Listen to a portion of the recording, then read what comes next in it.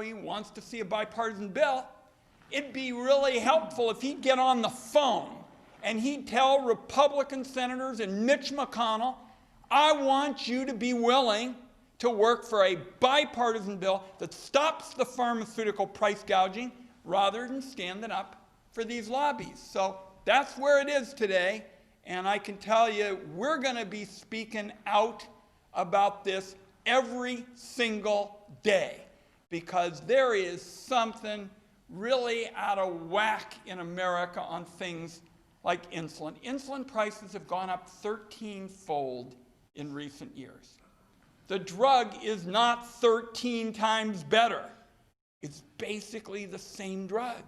And the reason the price gouging is going on is because Big Pharma works so hard with all their lobbyists to keep it in place. We're going to take it on, and that's what we hope all of you in the news media will do, is get the word out about what the fight's about. What's your opinion of the House bill?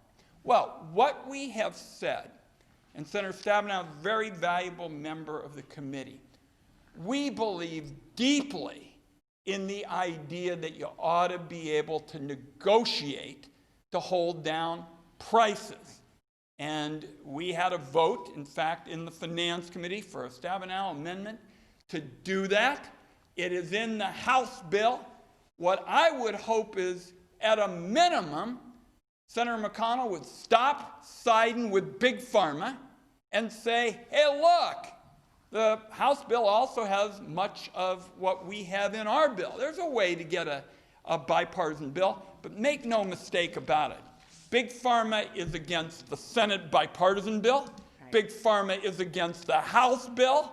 Big Pharma basically does not show that they'll support anything except business as usual with their price hikes, and then they'll blame so-and-so and so-and-so and so-and-so, and they can keep doing business as usual. We're up here to say we're going to end business as usual, and obviously the House wants to too. And let me just stress as well, and Senator Wyden said this so well, I mean, it starts with the basic, which is Medicare should be able to negotiate group prices. I mean, the VA does that for veterans and cuts prices about 40%.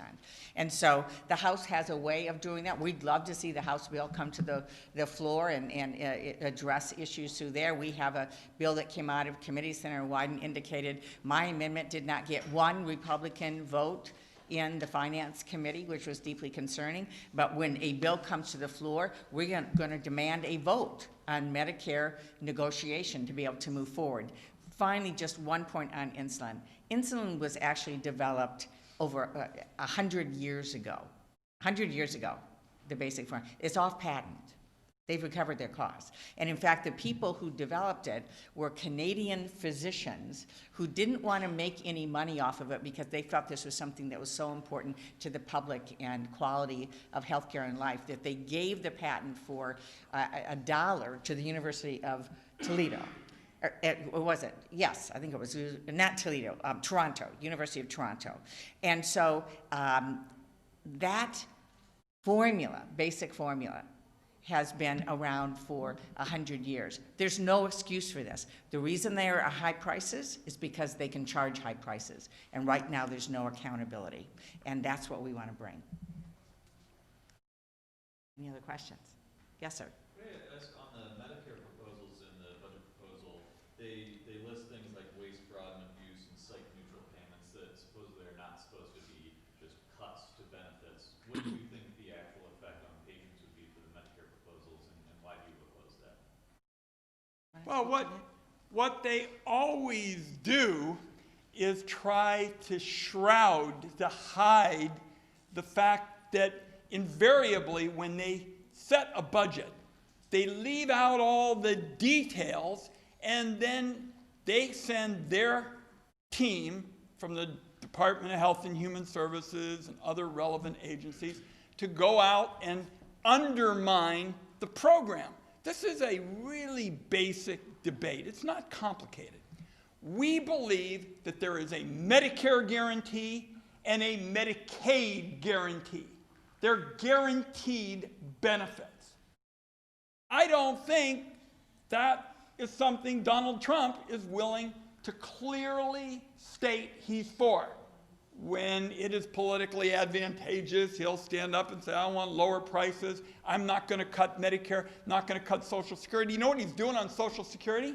Made a big deal. Oh, I'm not going to cut Social Security. He's going after the most vulnerable people, the disabled folks on Social Security, because he thinks that that's something he can get away with. So you're going to hear, as has always been the case, a lot of vague language about protecting Social Security and Medicare and Medicaid and the like, and that he's not going to hurt anybody, but he's going to get it all out of fraud and abuse, and we have seen what that means. In terms of Medicaid, he is going to cut the guarantee for benefits like nursing home coverage. 2 out of 3 patients depend on it. We can be sure that the tax breaks for the people at the top aren't written in vague, nebulous language. They've been in black letter law. And in fact, Senator Brown and I will shortly be introducing legislation, because as if that wasn't enough for these greedy special interests, now they're going behind closed doors and trying to wring out even more breaks. And Senator Brown and I will have something to say about that very, very shortly. So appreciate the question. All right. Do we have any other questions? One more question. All right. Well, thank you very much. And thank you, Doctor, for being here. Thank you so much. It's a pleasure to have you here. Thank you. Thank you. Christina, thank you. Let's go re-register. All right, thank you very much. It's too early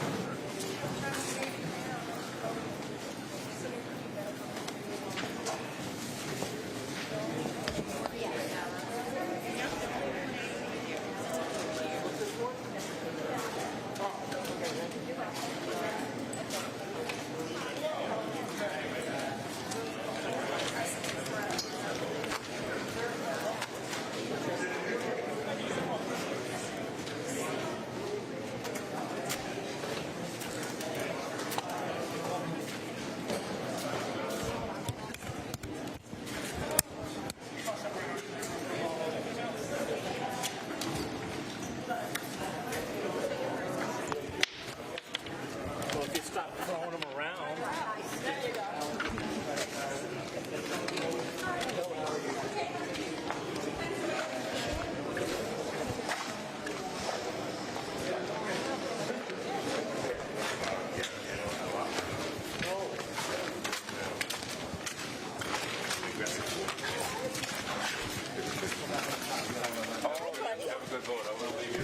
It broke it down.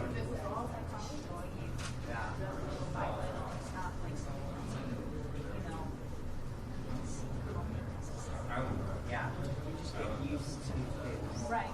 Like And then slowly, slowly by stages.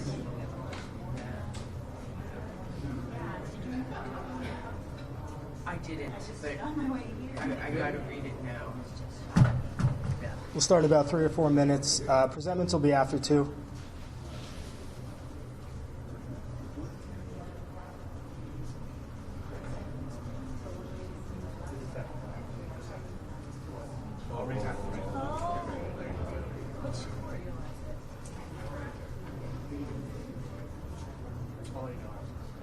It's a new judge. Okay, no problem. Are you asking for a high bail? From the, would you like me to come out? Is it like me to come out? I don't know. Will you walk? It's gonna be federal court. No. You don't need to waive or anything.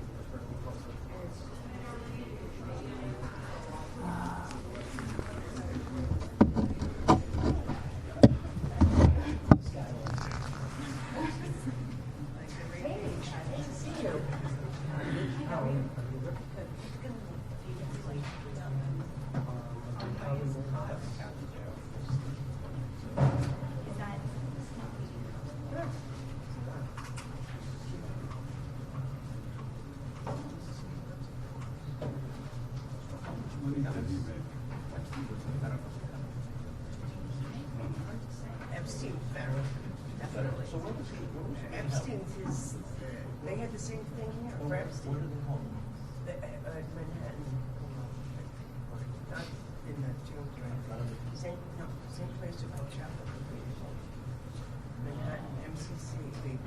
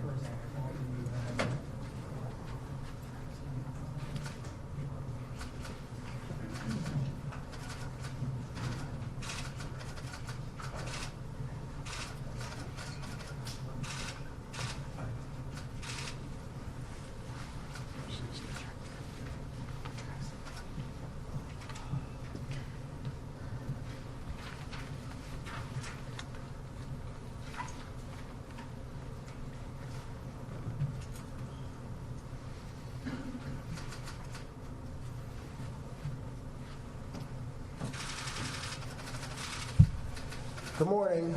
I'm Jeff Berman, U.S. Attorney for the Southern District of New York.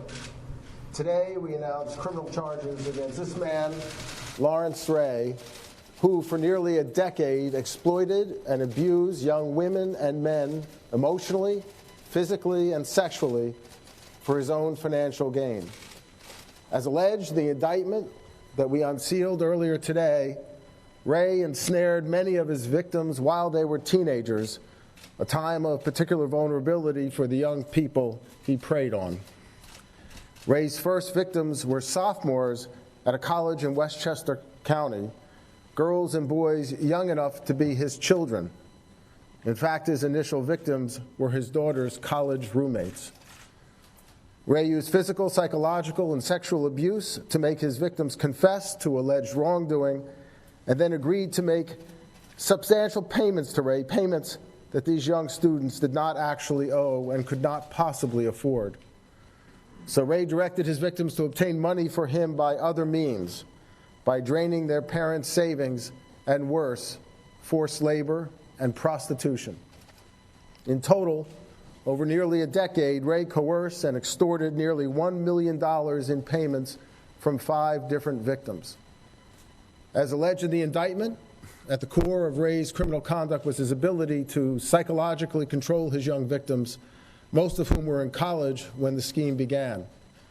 Ray initially befriended his victims, moving into their on-campus housing before encouraging them the summer after their sophomore year to move in with him to a Manhattan apartment, which many of them did. Under the pretense of counseling the victims, Ray inquired about intimate aspects of their lives and mental health, managing to convince several of them that they were broken and that only Ray could fix them. Ray also sought to alienate these college students from their parents, fueling their dependence on him.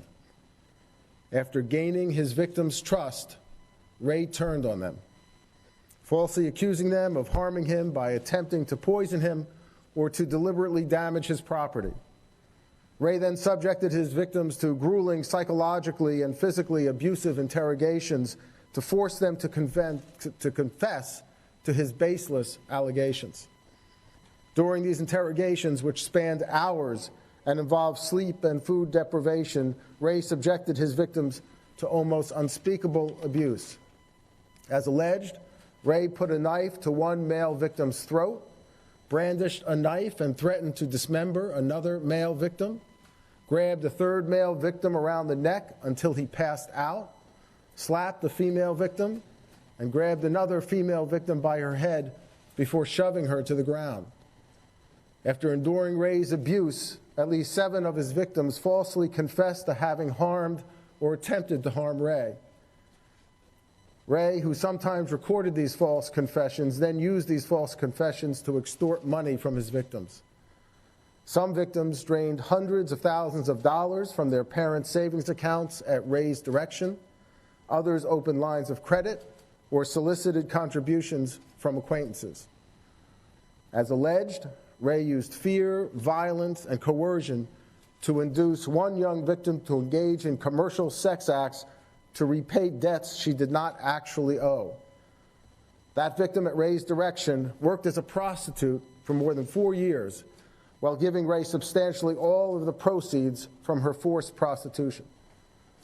Beginning when she was just a college student, Ray sexually groomed this victim, collecting sexually explicit photographs and other personal information he then used to coerce her into engaging in commercial sex acts.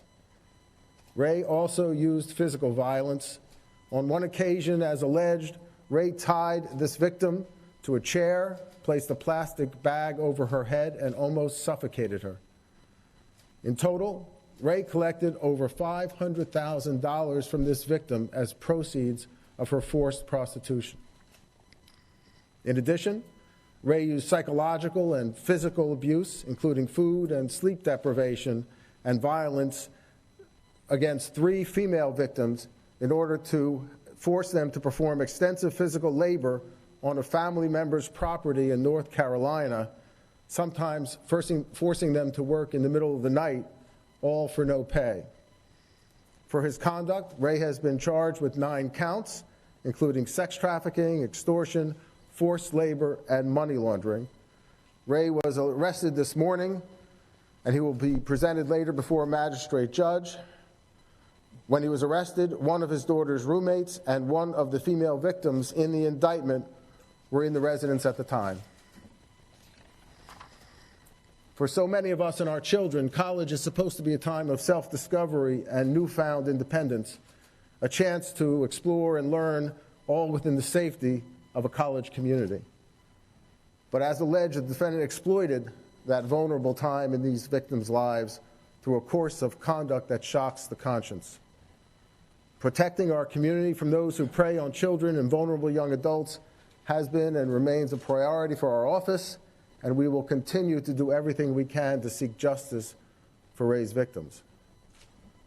Now, I'd like to acknowledge and thank the prosecutors in our office who have been working on this case. To my right is Danielle Sassoon, Lindsay Keenan, and the co-chiefs of the violent and organized crime squads, Lauren Potter and Michael Gerber. And we can't do these cases alone. We rely on the partnership of our federal agencies. And to my left is the FBI representatives who are partners in this case in so many of our important cases, and I want to thank them as well. Bill Sweeney, who is to my left, the Assistant Director in charge of the FBI's New York office, and Jackie McGuire, who is the agent in charge of the criminal division. I want to thank them very much. Now I'd like to welcome to the podium Bill Sweeney. Thanks, Jeff. Good morning, everybody. To my left is Jackie McGuire, who's the agent in charge of our criminal division, and to her left is Kevin Ponder, who is the acting head of our violent crime branch. Around 2010, a college in Westchester County, New York, a group of sophomore students welcomed a new roommate to their on-campus dorm. The roommate was Lawrence Ray, and the arrangement was anything but traditional. Ray, the father of one of the students, made himself at home among the group of teens and young adults. Their living arrangements shifted over time from the college campus in Westchester to an apartment on the Upper East Side of Manhattan, then on to Pinehurst, North Carolina, and elsewhere. Soon after joining the group, Ray, as we alleged, started therapy sessions with the students to address what he claimed to be their psychological problems. It was here that he laid the groundwork for psychological conditioning that would eventually lead these young adults to become unwitting victims of sexual exploitation, verbal and physical abuse, extortion, forced labor, and prostitution. As alleged, for the better part of the last 10 years, Ray has continued to mentally and physically torture his victims. There was no limit to the abuse that Ray's victims received, and there's no knowing the amount of damage he may have caused them in the years to come. For the victims of human trafficking, I'm not entirely sure justice ever served is easily defined. Ray was arrested earlier this morning. He faces a maximum sentence of life in prison. Our investigation is still ongoing, and our work does not stop with an arrest. If you're a victim of Lawrence Ray, or if you have additional information related to the charges announced today, we're asking you to call us at 1-800-CALL-FBI. In the eyes of the FBI, the victim always comes first. There is no excuse for the kind of behavior alleged here, and society as a whole should loudly reject it. Jeff, many thanks to you and your team. Exceptional work in this and many other investigations. I also want to extend my sincere thanks to the entire task force, the FBI NYPD Child Exploitation and Human Trafficking Task Force, specifically FBI Special Agent Kelly McGuire from our office. The public needs to know that to be on this task force, you need to volunteer. The work they do on behalf of victims is one of the most noble missions that we engage in. I don't think people appreciate that, and I wanted to thank Dermot in particular for the amount of detectives that he assigns to this task force. There's a lot of work to do out there, and we're eternally grateful for the partnership. Thank you. Okay, we'll take your questions. Yes. Is the college culpable in any way, or are you investigating them? We have no comment with respect to the college. Ray was only picked up this morning. How recent were his crimes and other additional crimes? Well, the indictment charges crimes from 2010 to 2018, and that's what's currently charged in the indictment. Our investigation was prompted by a magazine article that was published in April of 2019. And you're asking for more information rather than giving out phone numbers. So is it your belief that There could be additional victims out there, and we're urging those victims to call 1-800-call-FBI, and we really are encourage all potential victims of Ray to come forward. Yes.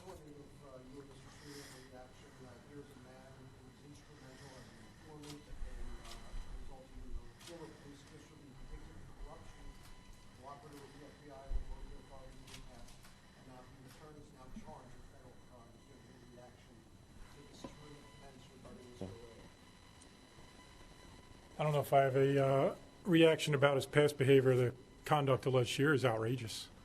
Makes you angry. If you're not angry, you don't have a soul. We'll figure out everything from there, and we just encourage victims to call in. And we brought up the poisoning question. Mr. Ray had gone around showing medical records. He appeared to be very sick for a time.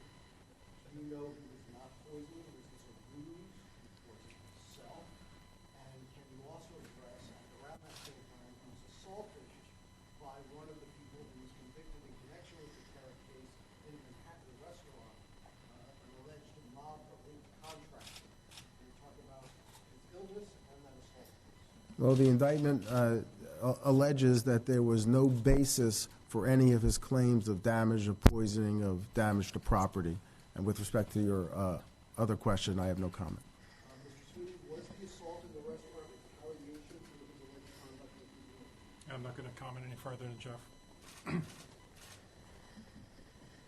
Was he with any of his victims when he was arrested? I'm sorry? Was Mr. Ray with his victims, any victims? Yes, as I said, when he was arrested at the residence, he was with one of the victims identified in the indictment and one of his daughter's college roommates. And is this the East 93rd Street address where he was arrested? No, it was in New Jersey.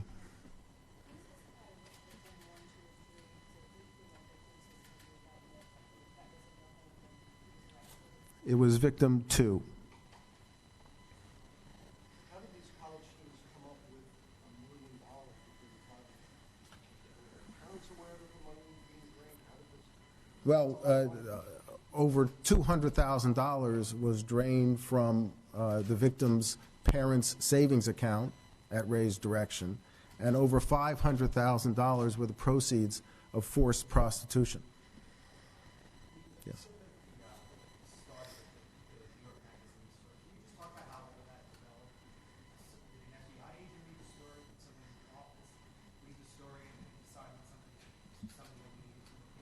I can't comment any further on that. Thank you very much.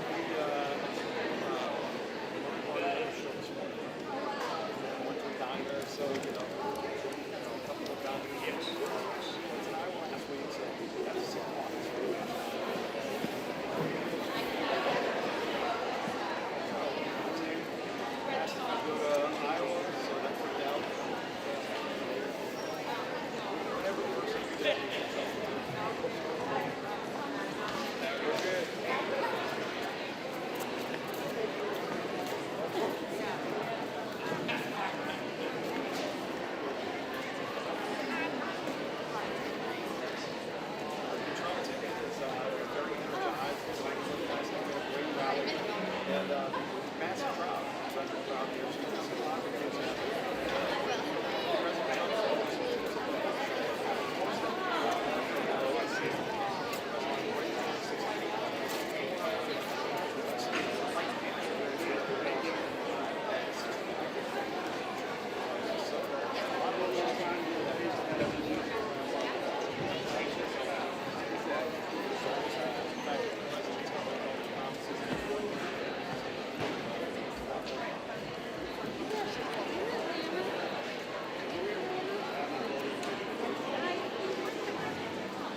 Oh yeah, this is Jenna.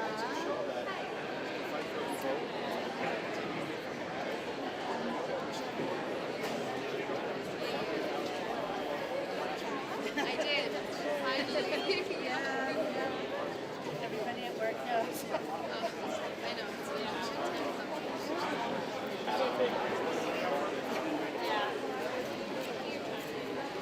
yeah. It was incredible. It was very, very You're screaming it in the car while you're waiting. I actually had a nice dinner in Dover. Yeah, I kind of like that restaurant. What was it? It was called 3rd Street. I liked it. I know. Yeah. Well, she was in Durham. So I was talking to Carolyn about restaurants in Durham. And I said, well, maybe we should go out. What's outside of Durham? She said, Dover. I said, oh, yeah, I've always wanted to check out Dover a little bit. So we went there. Yeah. Yeah, we had to wait a little while, but read a book and stuff like that. But her line, have you been to the Whittemore Center before? Oh, yeah. So the line completely circled the building and came out to the sidewalk, down the sidewalk as you got there. The doors opened at 5:30 and I was in line for an hour. So I got there at 5:30 and I didn't get inside. The guy behind her, what did he say? The guy behind me like did the math of the amount of people per foot or kilometer, and then he was like, "No, we'll get it." And so then I like trusted him.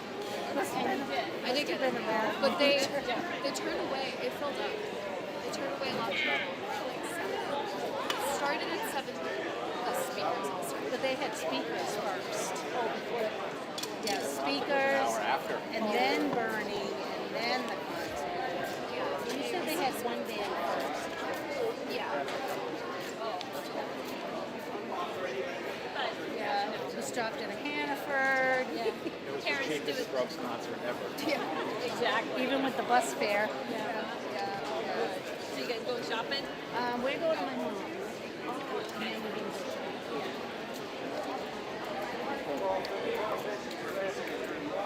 Look, I Jumbo, baby. I was just down in Brazil and Fox.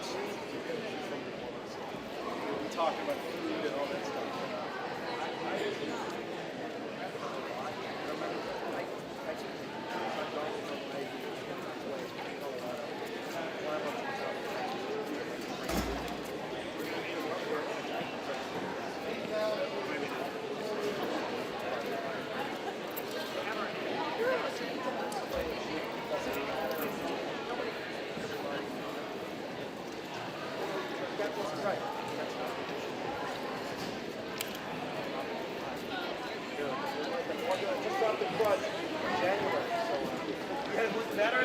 I've been getting more fun stuff over that, but I didn't cancel that. How bad was I before?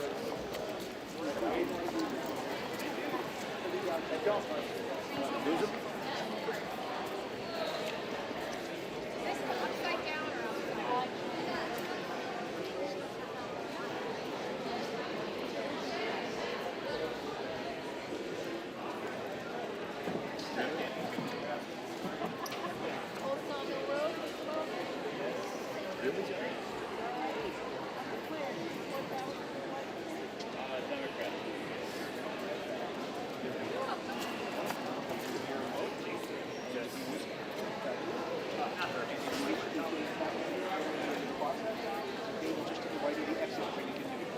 Oh, great. Thank you.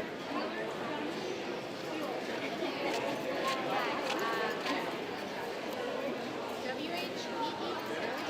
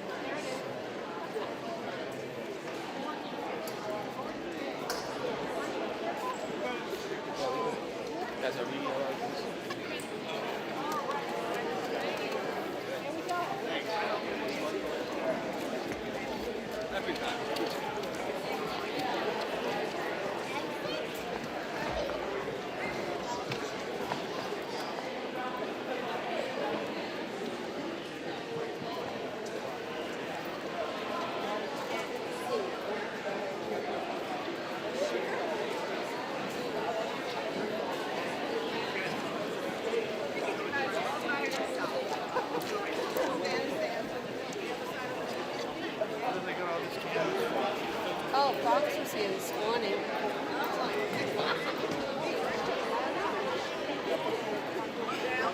It's all empty.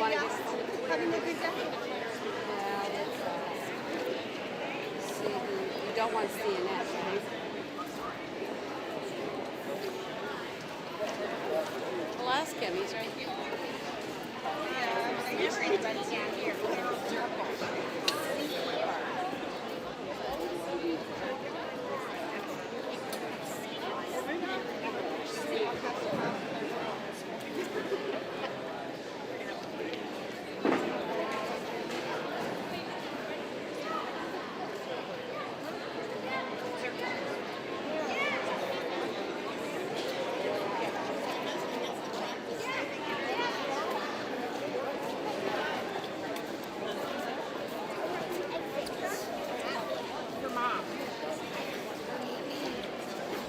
Don't worry.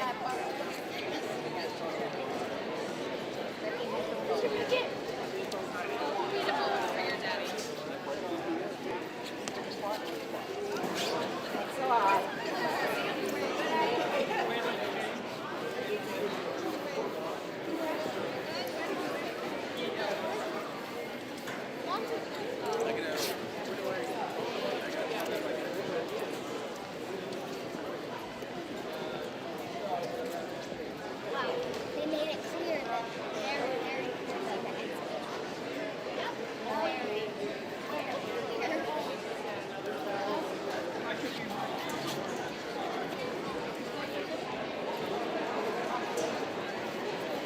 I'll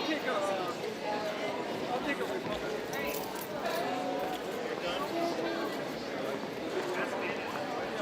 Oh, I'm still an independent, right? Can I change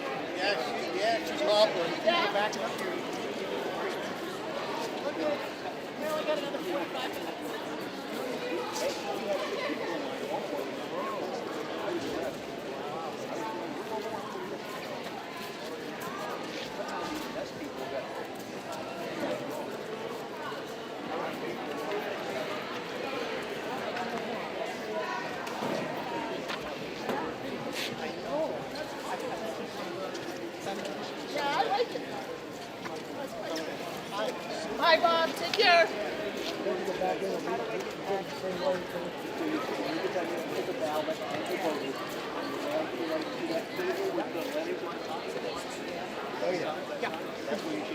You can come this way.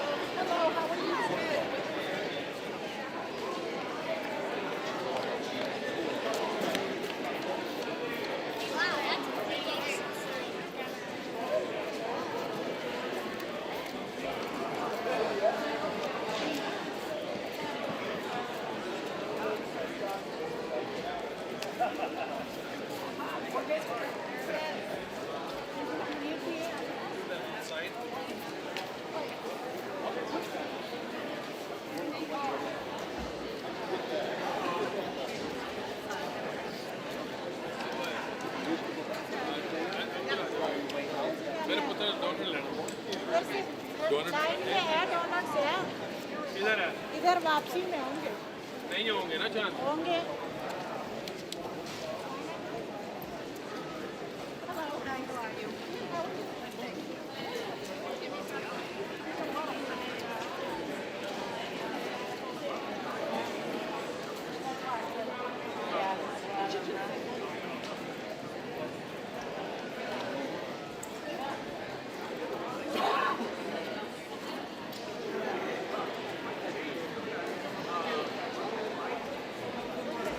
जो बना क्या मैंने वाला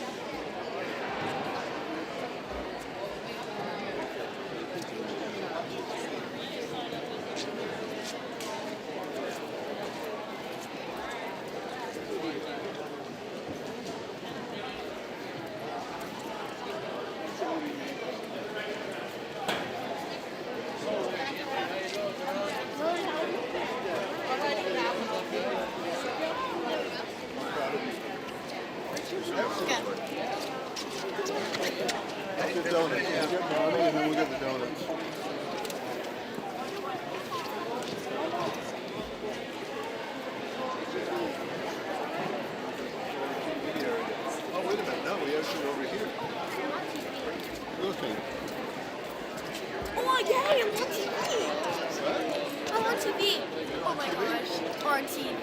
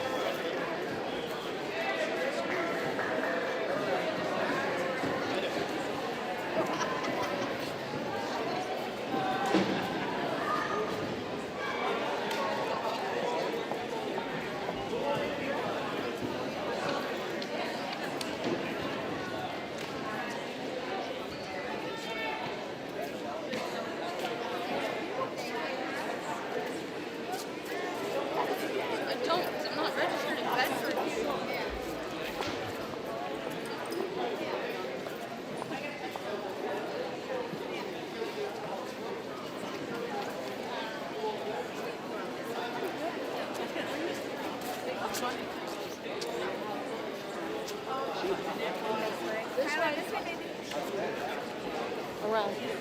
Go back that way? Yeah, this way.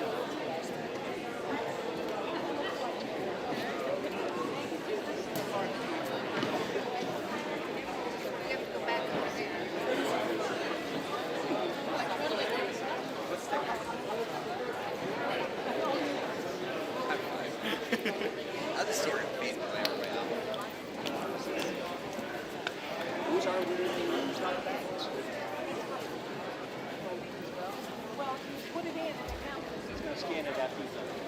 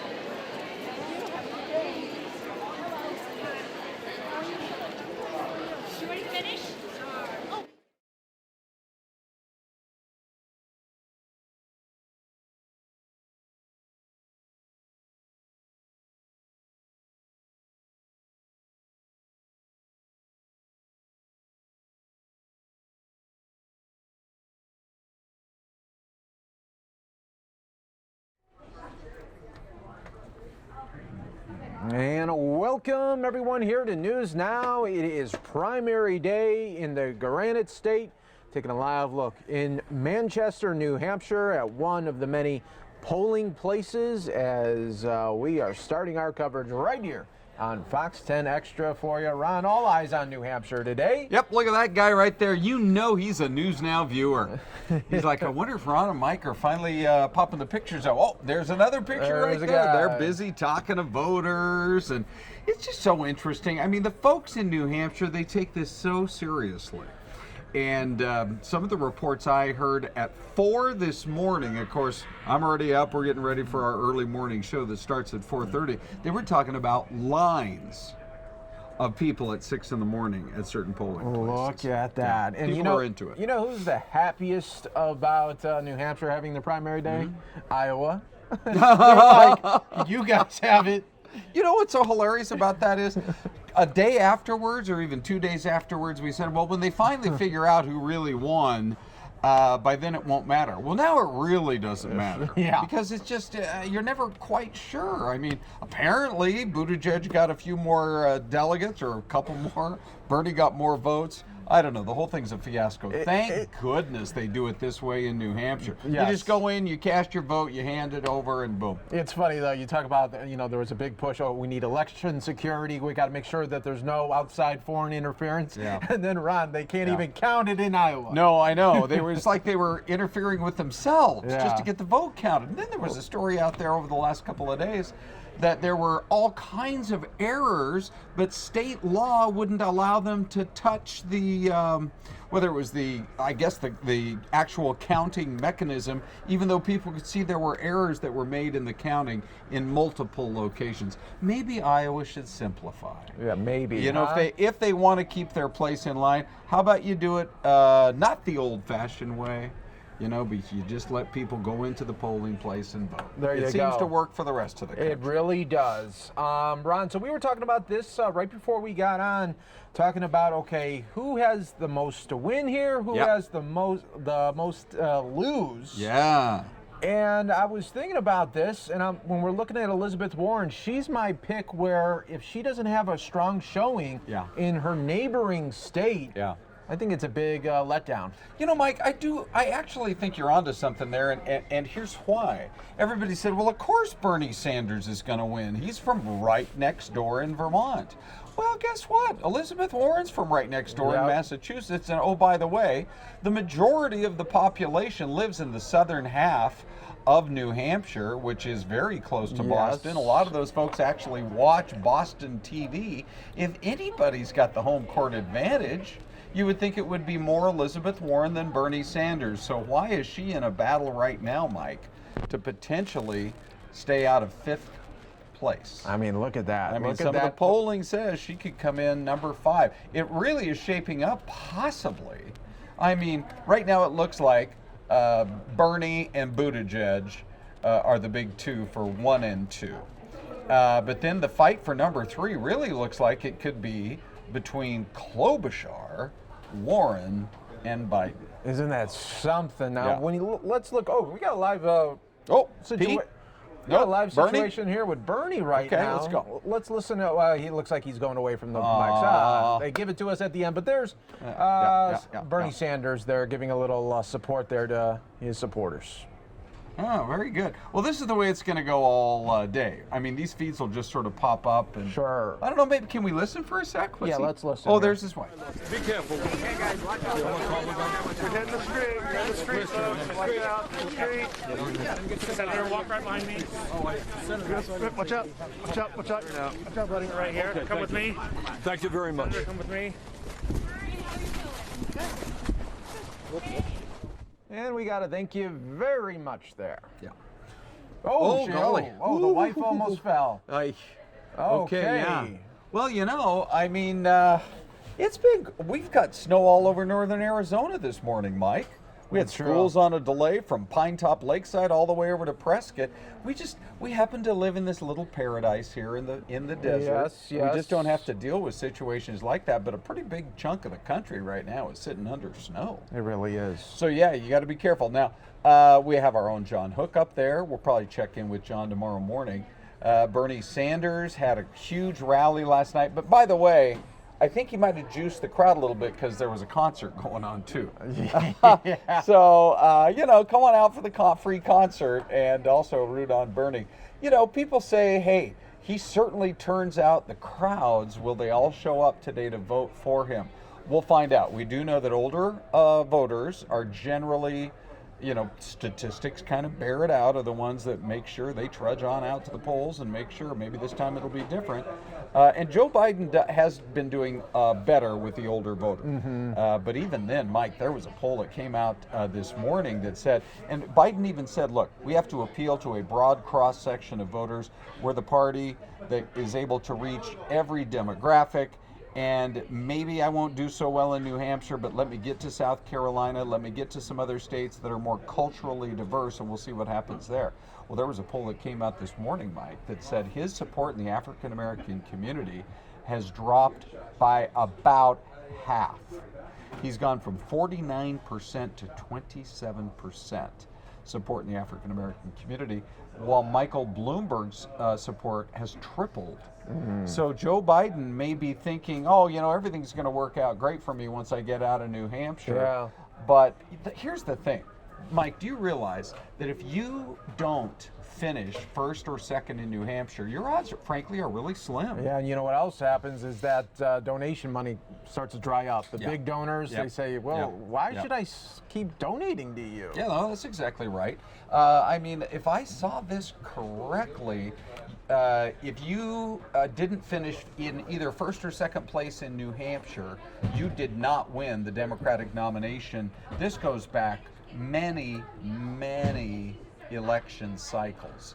So it's kind of been proven time and time again. So it really will be, despite all of the drama out of Iowa, in a funny way, they still sort of did their job because they showed that support was already starting to wane a little bit for Joe Biden. And you know what? You guys remember this. We talked about this, 6 months ago. Joe Biden's one argument, his one argument was, I'm the guy who's the most electable. Yes. You need to vote for me because I'm the most electable. But if you can't even win amongst your fellow Democrats, you're probably not going to do very well in a general election. So the inevitability argument, if it fades quickly for Biden, and this is kind of mind-blowing to think, he could actually be one of the names that fades away, Mike, fairly quickly in the race. Isn't that something? A former VP, and that would be, Ron, his third time going down as a presidential contender there. Yeah, no kidding. So he has not had as good a debate performance as I actually thought his last debate performance was pretty good. But nobody had a better debate performance, according to a lot of the online chatter I saw, than the person you just saw on screen, Amy Klobuchar. Yeah, Amy. And the polling showing that she potentially could come in third place or even more. Now look, you can't put more than about 15 seconds attention, which is about all we're going to give it, to the midnight votes. But in the three little towns, including Dixville Notch, in New Hampshire. I always love to mention Dixville Notch because my wife and I were on a vacation one fall driving through the pretty leaves of New England. We were about an hour and a half away, and I said, honey, do you mind if we do like a 90-minute detour? I got to go see Dixville Notch. Oh, and you saw it. And really all it is just a hotel there. And so, anyway, Dixville Notch and a couple of other, Hart's Location at another town. And Amy Klobuchar came in first place in the just a few dozen votes that were cast. So, that's a little bit of a bump for her to start the morning, and it's such a small sample, you really don't know. And none of it, we're not sitting here predicting she's going to win New Hampshire, even though she won the midnight vote. But if she were to come in a solid third, or Mike, even potentially a second place. Oh, that would be a total win. Oh, it would reshape the entire race. It would. Wouldn't it? Yeah, it really would. And especially because, she really needed a strong showing in Iowa, which she got, to really kind of continue her on, and she needs to win on. Mike, that's such a good point, too. Amongst all the problems coming out of Iowa, frankly, the system is not that good. Yeah, I know they didn't figure out a way to accurately count the votes for a very long time, and they had all kinds of internal problems. But, I watched some of that coverage, and I saw a number of interviews of people who were showing up to the caucuses saying, well, I wish I could vote for Amy Klobuchar, because I really like what she has to say. but I don't know if she's viable. So I have to already decide who my second place person is going to be. So when you imagine if that's the way it was in New Hampshire, and you showed up to the polls, and the lady, you're registering to vote. She says, "Now, who are you going to vote for?" Before you go to the polls, and you say, "Well, I was kind of thinking Amy," and the lady at the table who's taking your name says, "Nah, don't vote for her. She's not viable." That's the system in Iowa. That's the way they've been doing it for years and years. So Klobuchar's numbers would have actually been better in Iowa. Now you have a fair, system here where everybody can go in and just vote. She probably is going to do fairly well. That clearly is going to be one of the big headlines, no matter where she comes out, 1, 2, 3, or 4, or even 5 in Iowa. Yeah, definitely. And I want to show everybody, yesterday, President Trump, we all know, had a massive rally in New Hampshire, but I got to show you what happened earlier this morning, still in New Hampshire.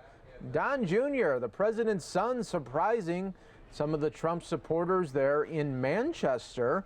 Take a look at that. That was a moment that we captured earlier. And I already have it on our YouTube page, Ron, and it's already the #1 video of the day. This surprise there of him and his girlfriend, Kimberly, a former Fox News Channel anchor, now on the campaign trail for the president. Now, when you said it's the #1 video of the day, have you put up a bunch of videos? I put up about 3 videos so far, and this one is the winner. Okay, Mike. Just because it was a surprise moment for the supporters out there. Yeah. Well, sure. In the follow-up coming out of specifically with the president's big rally last night, and I listened to some of what he had to say. He said, we have the enthusiasm on our side. Our side is fired up.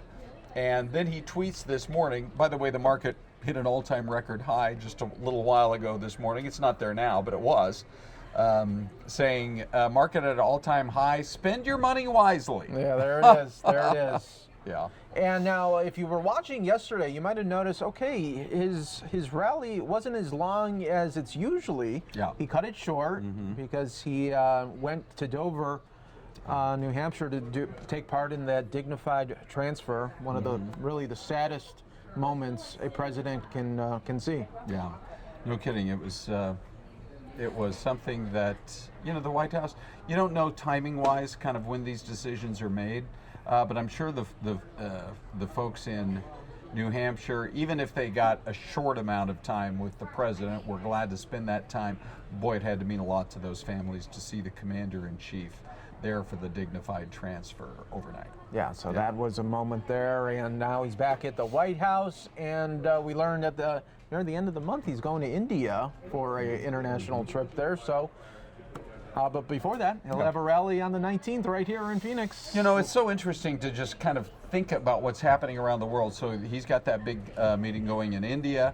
There's a story kind of percolating out there today of this huge tech conference that is in Spain that is really reeling because of concerns about travel regarding the coronavirus, which there are 1,018 deaths total now attributed to the coronavirus. Wow. And of those 1,018, 1,016 are in China. Look at that. 2 other people on the entire planet have died from the coronavirus. There are many cases. I mean, we're well above 40,000. But the numbers are starting to show a potential little bit of a leveling off, and we do believe that was part of the reason why the market was doing better this morning. But I mean, still, so you have a conference in Spain, which is so far away from China, but you would have people traveling in from all over the globe for it. Right. And all these companies are pulling out of it now. So you have that. You've got a story of literally like a stranded cruise ship called the Westerdam from I believe it's the Holland America Cruise Line, that has now been rejected by a number of different ports. I mean, it's floating out there at sea trying to find some place to pull into port, and they don't even have a single confirmed case of the coronavirus. But Thailand just refused them entry, and they had other places where they were trying to get. It's just that some of the places they had been earlier had seen some instances there in those cities of the coronavirus. So, I mean, I don't know, Mike. It almost feels like the level of panic, and I'm not just talking about individual people, I'm talking about governments and nations Yes, here. yes. Sometimes you just wonder about it. So hopefully at some point that cruise ship will be allowed to pull into some port somewhere. I'm sure they'll get something worked out, but that has to be a bit of an unsettling feeling on board there. It really does, does. And obviously the world is watching. Yeah, for sure.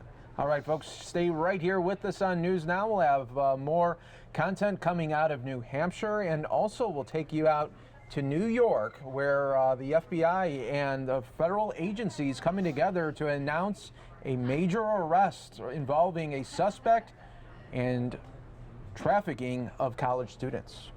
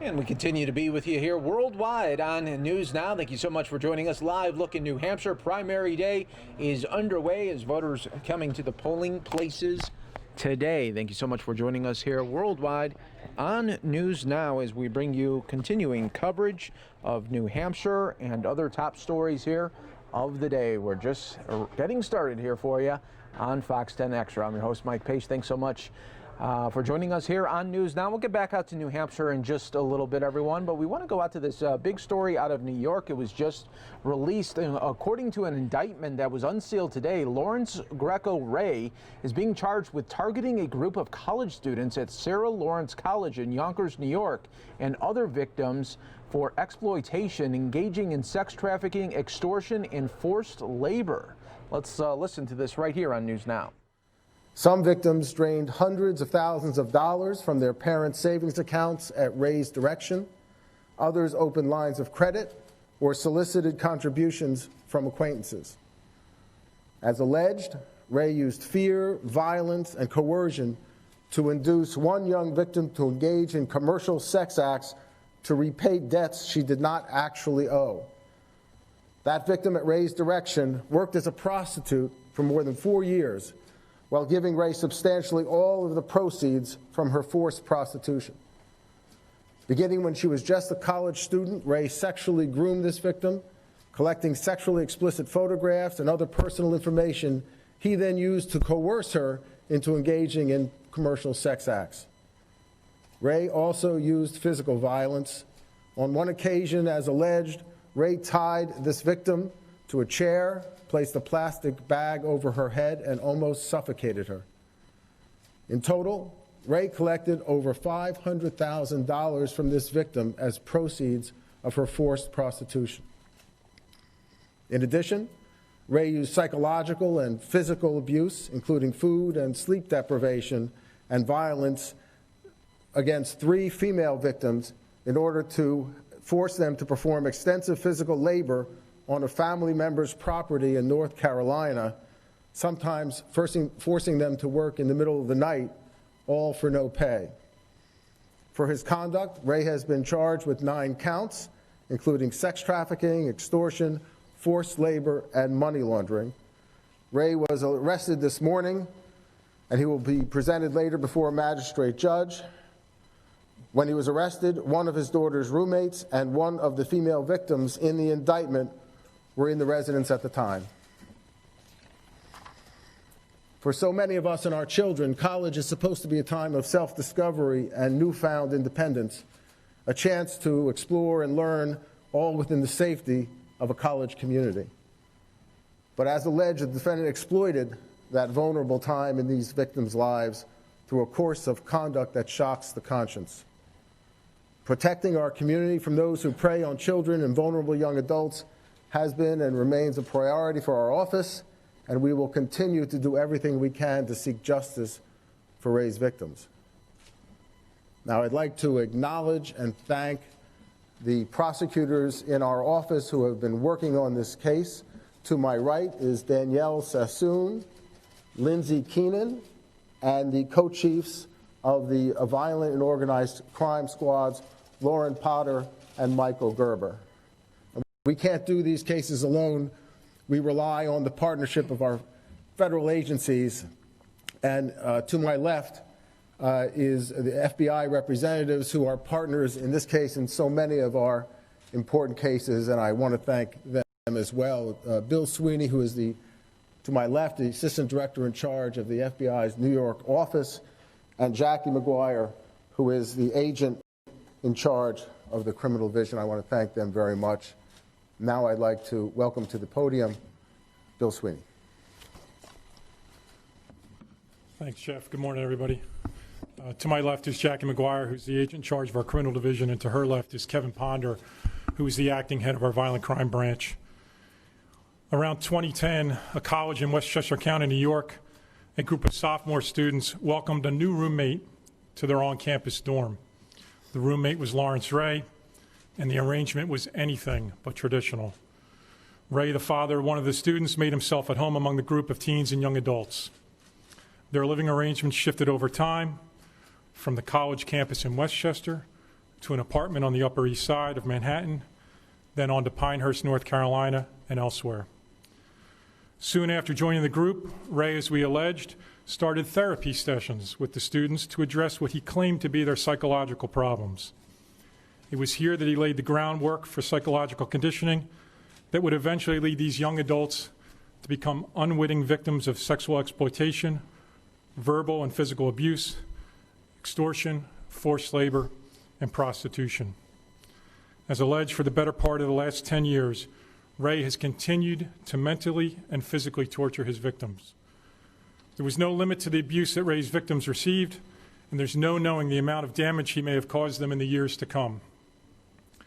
For the victims of human trafficking, I'm not entirely sure justice ever served is easily defined. Ray was arrested earlier this morning. He faces a maximum sentence of life in prison. Our investigation is still ongoing, and our work does not stop with an arrest. If you're a victim of Lawrence Ray, or if you have additional information related to the charges announced today, we're asking you to call us at 1-800-CALL-FBI. In the eyes of the FBI, the victim always comes first. There is no excuse for the kind of behavior alleged here, and society as a whole should loudly reject it. Jeff, many thanks to you and your team. Exceptional work in this and many other investigations. I also want to extend my sincere thanks to the entire task force, the FBI NYPD Child Exploitation and Human Trafficking Task Force, specifically FBI Special Agent Kelly McGuire from our office. The public needs to know that to be on this task force, you need to volunteer. The work they do on behalf of victims is one of the most noble missions that we engage in. I don't think people appreciate that, and I wanted to thank Dermot in particular for the amount of detectives that he assigns to this task force. There's a lot of work to do out there, and we're eternally grateful for the partnership. Thank you. Okay, we'll take your questions. Yes. The college culpable in any way, or are you investigating them? We have no comment with respect to the college. Attorney Zelny picked up this moment. How recent were his crimes and are there additional crimes? Well, the indictment charges crimes from 2010 to 2018, and that's what's currently charged in the indictment. Our investigation was prompted by a magazine article that was published in April of 2019. And you're asking for more information rather than giving out phone numbers. So is it your belief that There could be additional victims out there, and we're urging those victims to call 1-800-call-FBI, and we really are encourage all potential victims of Ray to come forward. Yes. I was wondering if you or Mr. Sweeney have a reaction. Here's a man who was instrumental as an informant and resulting in the former police official being convicted of corruption, cooperated with the FBI and local authorities in the past, and now he returns now charged with federal crimes. Do you have any reaction to this turn of events regarding Mr. Ray? I don't know if I have a reaction about his past behavior. The conduct alleged here is outrageous. Makes you angry. If you're not angry, you don't have a soul. We'll figure out everything from there, and we just encourage victims to call in. And you brought up the poisoning question. Mr. Ray has gone around showing medical records. He appeared to be very sick for a time. You know he was not poisoned. Was this a ruse? Was it himself? And can you also address, and around that same time, he was assaulted by one of the people who was convicted in connection with the Carrot case in a Manhattan restaurant, an alleged mob-linked contract. Can you talk about his illness and that assault? Well, the indictment alleges that there was no basis for any of his claims of damage, of poisoning, of damage to property. And with respect to your other question, I have no comment. Mr. Sweeney, was the assault in the restaurant a retaliation for his alleged conduct with the I'm not going to comment any further than Jeff. Was he with any of his victims when he was arrested? I'm sorry? Was Mr. Ray with his victims, any victims? Yes, as I said, when he was arrested at the residence, he was with one of the victims identified in the indictment and one of his daughter's college roommates. And is this the East 93rd Street address where he was arrested? No, it was in New Jersey.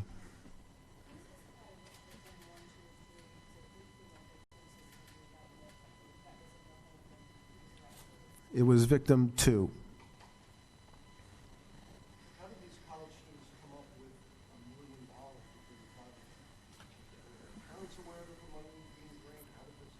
Well, over $200,000 was drained from the victim's parents' savings account at Ray's direction, and over $500,000 were the proceeds of forced prostitution.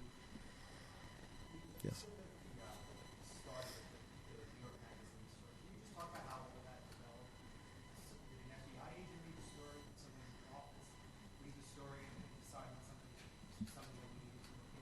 I can't comment any further on that.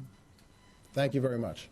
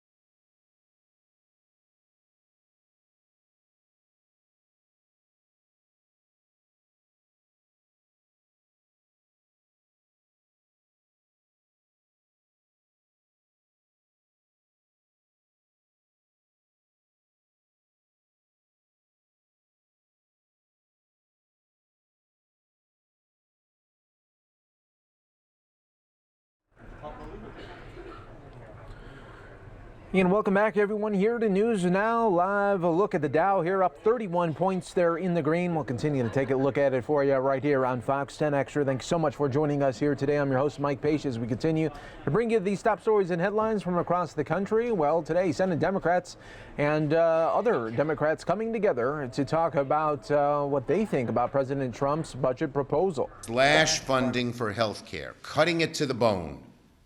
$1 trillion in cuts to Medicaid and Affordable Care Act tax credits, hundreds of billions in cuts to Medicare, and millions of American lives in jeopardy over the next 10 years.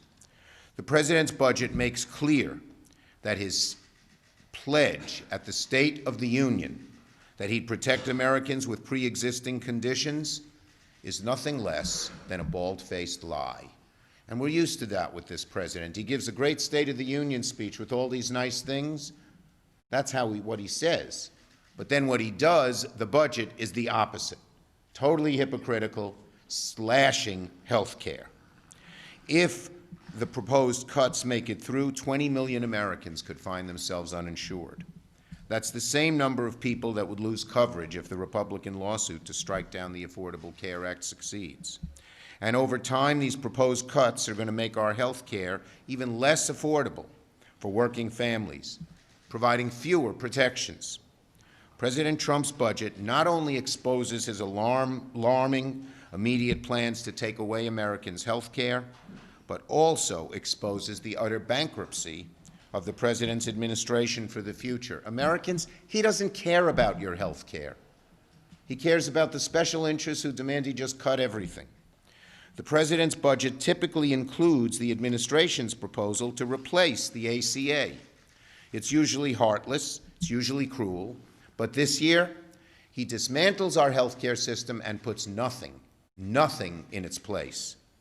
The American people made clear that their real priority is for healthcare. The Trump administration makes clear that their real priority is the complete destruction of healthcare and the healthcare system. Another point, President Trump's budget proposes a $35 million cut to the CDC's Infectious Disease Rapid Response Reserve Fund. This is the fund that we use to deal with infectious diseases like the coronavirus outbreak. The administration has the audacity to frame these cuts as, quote, cost-saving measures, cost-saving on the backs of the American people, on the health of members of your families, Americans.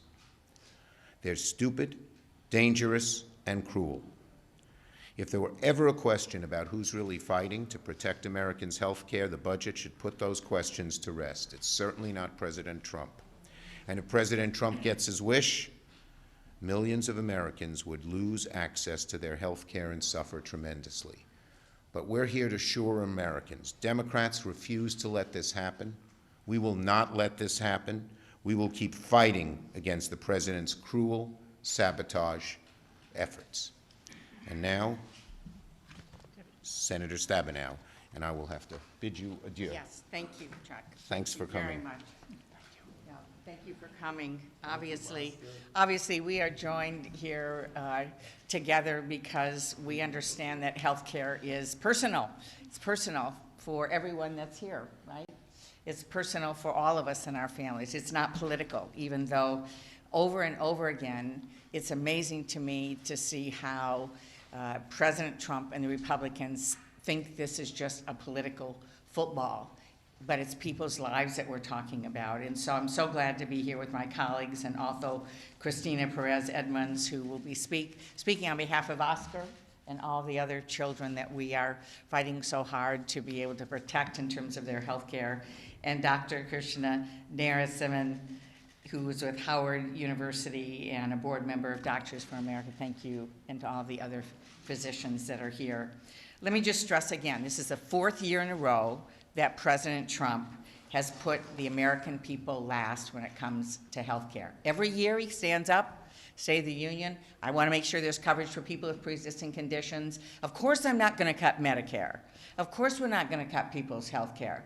And then they turn right around in the budget and do it. When they couldn't get it through the Congress at the repeal, then they ran to the courts. and they're doing everything they can to undermine people's health care. As was said, in the budget, President Trump cuts health care spending by $1.6 trillion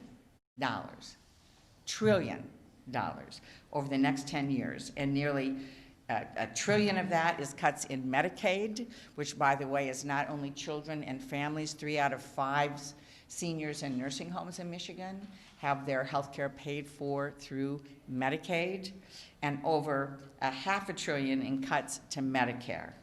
And these cover millions and millions of families.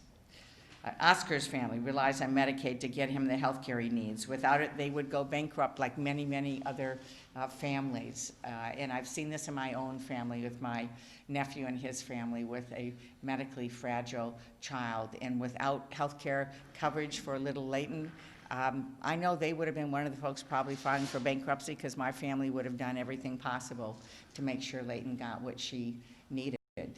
That's what happens to families over and over again. So in the State of the Union, he promised he would protect people with pre-existing conditions, yet nothing in this budget stops the Trump administration's unending attack on health care, as I mentioned, including a lawsuit that will rip away health care coverage. And he's done everything within his power, from undermining the insurance plans on the market by selling these cheap plans that we call junk plans that are less expensive. Why? Because they don't cover anything. Families don't know. They think, great, I'm signing up for this plan that just costs a little bit a month, and then somebody gets sick and they find out it doesn't cover them. They can get dropped if they get sick.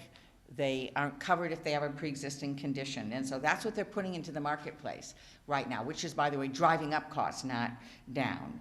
They've eliminated funding for the folks that help people sign up for health care. On the first day in office, President Trump actually slashed the funding for folks to let them know when open enrollment was. You know, if you sign up for insurance, you get a notice open enrollment. They've tried to hide the open enrollment process, and now they are cutting Medicare and Medicaid again. So let me just close by saying healthcare is personal to everyone. It is not political. And when President Trump and the Republicans try to take healthcare away from families, the people up here take it personally. We take it personally. The people in this room take it personally. Every family in Michigan and across the country deserves high quality, affordable health care. We know there's work to do to truly make that happen, but it's not by ripping health care away from children and families. So it's time for this president to put people above politics. Senator Patty Murray, our great ranking member in the Health Committee. All right. Well, thank you, Senator Stabenow, and to everyone up here, but especially to Christina and Dr. Narasimhan, who you will hear from just shortly, for sharing their experience and expertise. I've always said that a budget is a statement of your values and your priorities, and that is certainly true of the president's budget, which we just got, which shows his values and priorities, which are completely backward. We know President Trump likes to pick winners and losers. This budget does that. It picks winners of the very few who are very wealthy, and the biggest corporations, they're the winners. But who the losers are families nationwide who need affordable, quality health care. This budget extends unnecessary tax cuts for those at the very top and those who are least in need of our taxpayer dollars. But how he does that is by cutting more than $1.5 trillion in Medicare, Medicaid, and other health care programs. $1 trillion which will come from Medicaid alone. We've now had 3 years of this president making and breaking promises on health care at every single turn and jeopardizing people's coverage in the process. In fact, just last week in the State of the Union address, he falsely again claimed to be champion of protections for pre-existing conditions, even as this administration is in court spearheading an effort to take those protections away. Now, I'm sure the president is hoping people will not notice his lies or will not look at how hard these harmful policies are, but they are. And we are here today to make very clear that Democrats do notice. And we know people across this country notice. And we are not going to stop standing up for patients or shining a spotlight on how badly his plans would hurt people that we represent. So that's why we're here today, and we really appreciate all of our guests, but first we're going to hear from Senator Ron Wyden. Thank you, Senator Murray and Senator Stabenow, and to Christina and the good doctor. The first point, and Senator Murray touched on this, the president spends an enormous amount of time running about the country saying that he is the champ of the working person, the hardworking, working person. Make no mistake about what that person is getting right now. That person is, in effect, seeing tax breaks go out to all of those folks at the top, and the people that we care so deeply about, in effect, a lot of working families subsidize those breaks for people at the top. So my colleagues have said it very well, and I've just got a couple of quick points. First, at the exact moment Donald Trump said that he was going to be defending pre-existing condition protections, he had his lawyers off in federal court pushing to rip them away from all Americans. Big gap between the promise and what his lawyers were all about. That is what my kids, and we have small children, would call a really big whopper. Now, my colleagues have done an excellent job laying out what the budget is all about for families, and I just want to give you a couple of additional examples. Our committee has jurisdiction over Medicaid, which is a lifeline for so many poor and vulnerable people. On top of the hundreds of billions in cuts to Medicaid in his budget, Donald Trump has proposed cutting Medicaid by an additional $50 billion a year. There is no way that long-term care programs, nursing home programs, can handle those losses without shutting down or reducing services to frightening levels. The fact is, apparently, this is something that has not found its way to the president's radar. Medicaid helps pay for 2/3 of the seniors who are in nursing homes. So once again, somebody who says he's the champ of working families, many of whom rely on that long-term care benefit, they're going to see it slashed, while the tax breaks go to the folks at the top. It doesn't stop there. Donald Trump's vision for American health care says you can block grant Medicaid. In effect, what that means is you're going to basically unravel the safety net.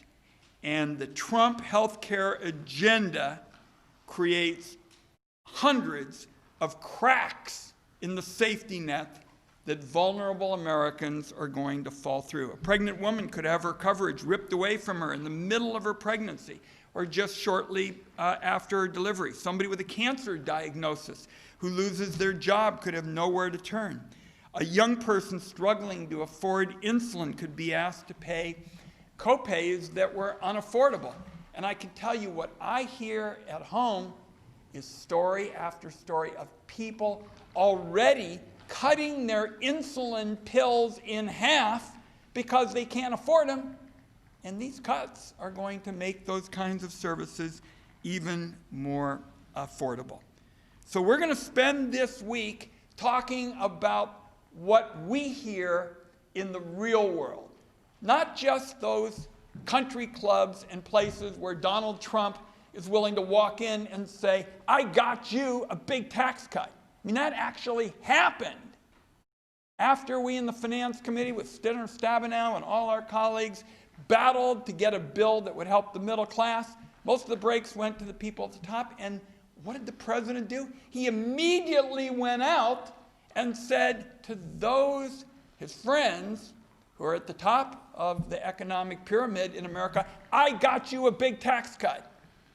And we're saying we're going to make sure that the American people understand how out of whack these priorities are.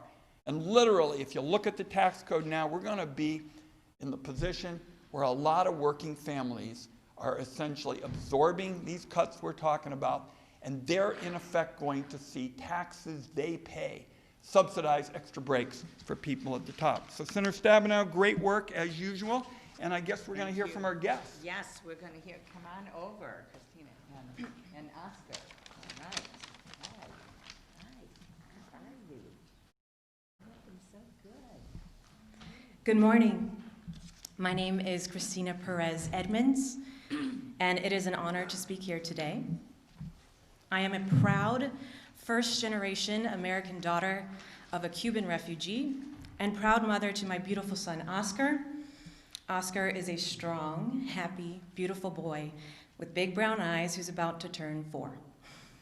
He loves books and bath time and has amazing hair. Oscar was born with an extremely rare chromosomal deletion. There is only one other person in the entire world with the exact same missing genetic material. Because of this diagnosis, Oscar lives with stage 3 kidney disease, heart disease, and brain abnormalities, which has required endless testing, appointments, and even surgeries. He requires a feeding tube for nutrition, as he has trouble swallowing and is a wheelchair user, although he works extremely hard to gain mobility in his many therapy appointments. Oscar was born prematurely, and his father and I thought he just needed some time to catch up. Unfortunately, it became quite clear that we had a much longer road ahead of us than we anticipated. As parents, our ultimate goal is to raise a son who is independent, and any milestone towards that is a cause for huge celebration. I want you to think of your own children asleep at night in their cribs or beds. Perhaps the temperature has dropped in the house and their blanket has made its way to the other side of the bed. I'd imagine your children might wake up, grab their blanket, get themselves cozy, and fall back asleep. Or perhaps they'd walk into your room and say, "Mommy, Daddy, I'm cold. Can you come tuck me in?" This is a privilege that many of us parents of medically complex children do not take for granted. My child is nonverbal and does not have independent mobility. He cannot walk into our room in the middle of the night to tell us if he's cold or uncomfortable or having a bad dream. It has been 4 years of intensive therapies to get where we are so far. It would be a year before Oski could sit on his own, 2 years before he could say mama and dada, 3 years before he would figure out how to go forward in his walker, and this year he's learned how to scoot forward. But the ability to learn these things comes at a hefty price. An initial consultation for therapy is $500. That's just for someone to watch him for an hour and discern what he needs from therapy. Each session after that is $150 each, 2 to 3 times a week, all year round.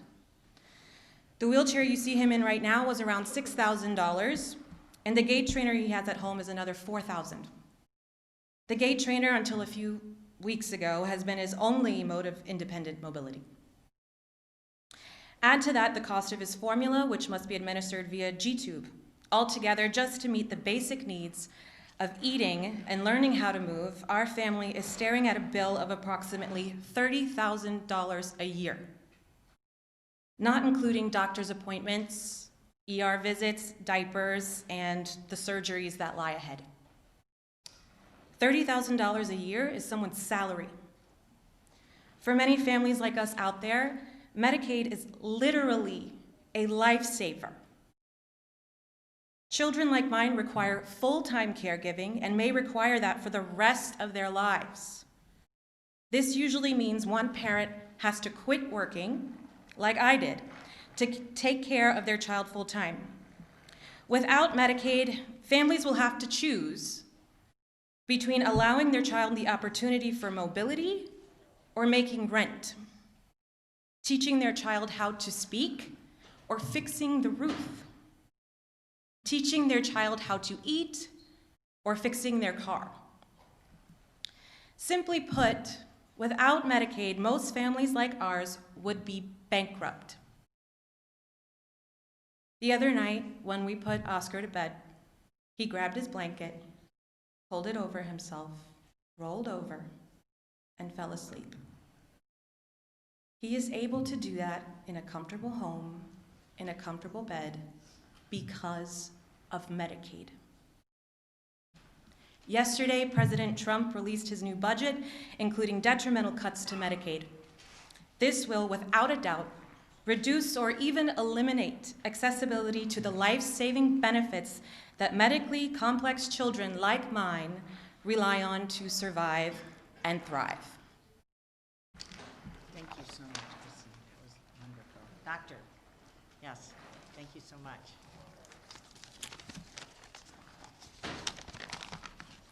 Well, thank you, Christine. Thank you, Oscar. My name is Krishnan Narasimhan, and I'm a family medicine physician. So I'll tell you what I know. Okay, I know that my patients tell me every day that they're worried about coverage and affordability. And if they don't have both of those things, the consequences for their lives can be devastating. Let me tell you about one of my patients. She's a 43-year-old woman who did not go to a doctor for 10 years. Because of the Medicaid expansion through the Affordable Care Act, she came to see me for a regular physical. We did a simple pap smear and found out she had advanced cervical cancer. Luckily, she had Medicaid and was able to get the cancer care that was life-saving for her. But what happens if the massive cuts to Medicaid and Medicare go through as are proposed in the administration's budget? Well, if the block grant money runs out, or if my patient doesn't work, she doesn't get the cancer care that she needs to live a long and happy life. That's the reality for millions of Americans.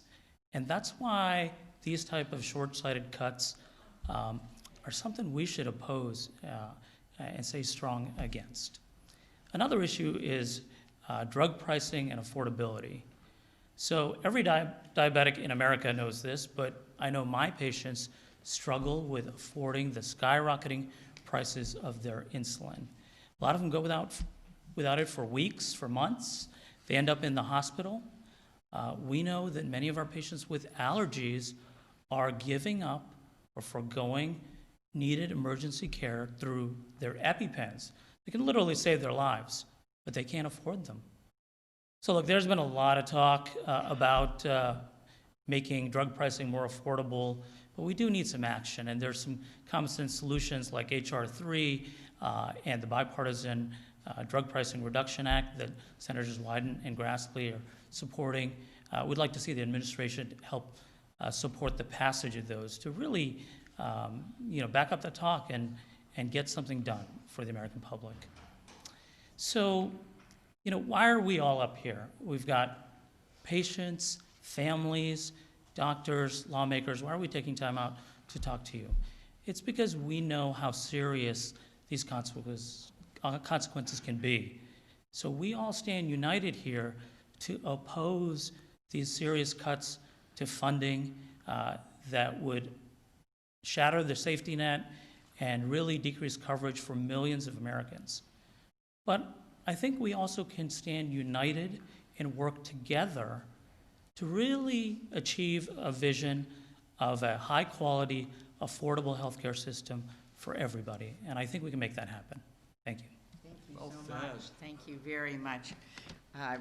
Before opening questions, let me just emphasize again that this is really about a budget that's betraying children, families, seniors, all of us, people that are counting on having the opportunity to have affordable quality health care. And as the doctor mentions, instead of ripping healthcare apart, we want to be working together on lowering the cost of prescription drugs.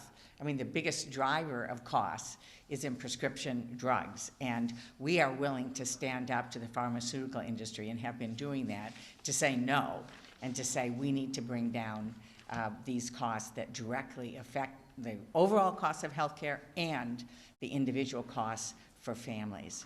So we're happy to take any questions. Yes.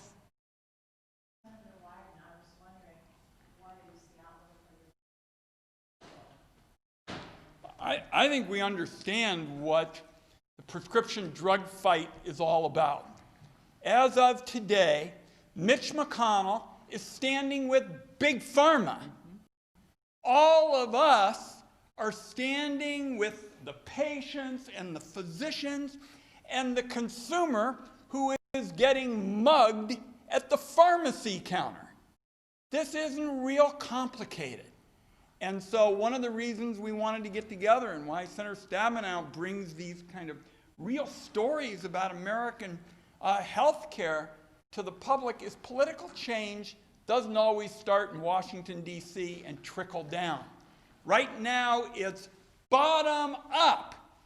And I heard mention, the president said that, he wants to see a bipartisan bill. It'd be really helpful if he'd get on the phone and he'd tell Republican senators and Mitch McConnell, I want you to be willing to work for a bipartisan bill that stops the pharmaceutical price gouging rather than standing up for these lobbies. So that's where it is today. And I can tell you, we're going to be speaking out about this every single day because there is something really out of whack in America on things like insulin. Insulin prices have gone up 13-fold in recent years. The drug is not 13 times better. It's basically the same drug. And the reason the price gouging is going on is because Big Pharma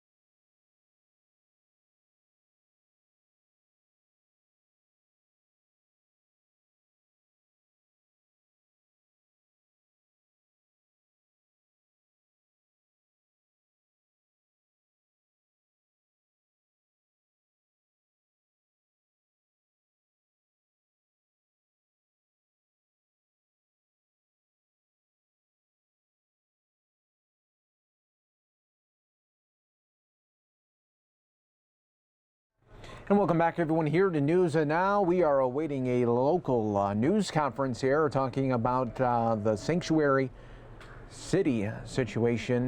We will bring that to you right here on News Now as that happens just moments away. Welcome everyone here to News Now, taking a live look at the markets here, up 47 points there in the green. We continue to bring you the very latest here on News Now. Thanks so much for joining us here. I'm your host, Mike Page. We have one more hour for you loaded up right here on Fox 10 Extra. Always great to be here with you. Now let's show you just a look in New Hampshire right now as the polling continues there. It is primary day there right now. Taking a look at polling places throughout the state there in the Granite State, and we will have full coverage for you a little later this evening when the returns come, as well as the speeches by the candidates, and hopefully there will be a victory speech. Last time there was no victory speech in Iowa. Hopefully they'll know who a winner is tonight there. It's much different than a caucus, so have high hopes on that. All right, everyone, let's continue on here on News Now. Just moments ago, Nancy Pelosi and Chuck Schumer came together to talk a little bit more about President Trump's budget proposal. Budget agreement in a bipartisan way, House and Senate, and that's what we will do again. One more on this subject, and then we'll stray a bit. Yes. Are you actually saying that Medicare benefits are cut? Because the administration says these are cost control items. Are you really arguing here that Medicare? We'll get you the details. There are cuts in programs that benefit Medicare, that go to Medicare. Absolutely. Yeah. Yes. Thank you. So both of you have said that campaign finance is a priority of yours. What do you make of the fact that Michael Bloomberg is spending $1 billion or more, could upend the Democratic primary system? Is that good and okay for... Look, both of us stand strongly, and our whole caucuses do, from one end to the other, that we want to do everything we can to get rid of Citizens United, that we want to go back to the days of real campaign finance reform, and we stand for that, plain and simple. And we will, if we get the majority, if, God willing, the Speaker keeps the majority, I think both have a good chance of happening, that's going to be a top priority. It is a top priority for us now. We passed H.R. 1, and H.R. 1, we did three things when we ran in 2018. For the people, we said we were going to lower the cost of health care for America's families by lowering the cost of prescription drugs as we protected the pre-existing condition benefit. Lower health care, bigger paychecks by building the infrastructure of America in a green way, a resilient way for the future. We thought in those two areas we could find some common ground with the administration because the president said he was going to negotiate like crazy on reducing cost of a prescription drug. I guess like crazy means not at all.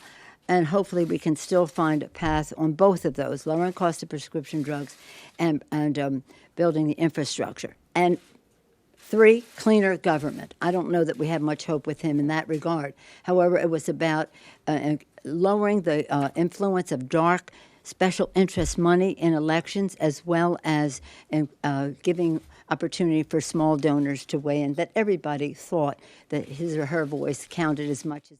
All right, folks, we are going to step away from this, take you out live here on the News Now. We are going to bring you the very latest regarding a sanctuary city here as the Sanctuary City News Conference is underway. United States Attorney Michael Bailey and federal, state, and local law enforcement partners are holding this news conference on Attorney General Barr's Sanctuary City announcement. This is happening in Phoenix right here locally on News Now.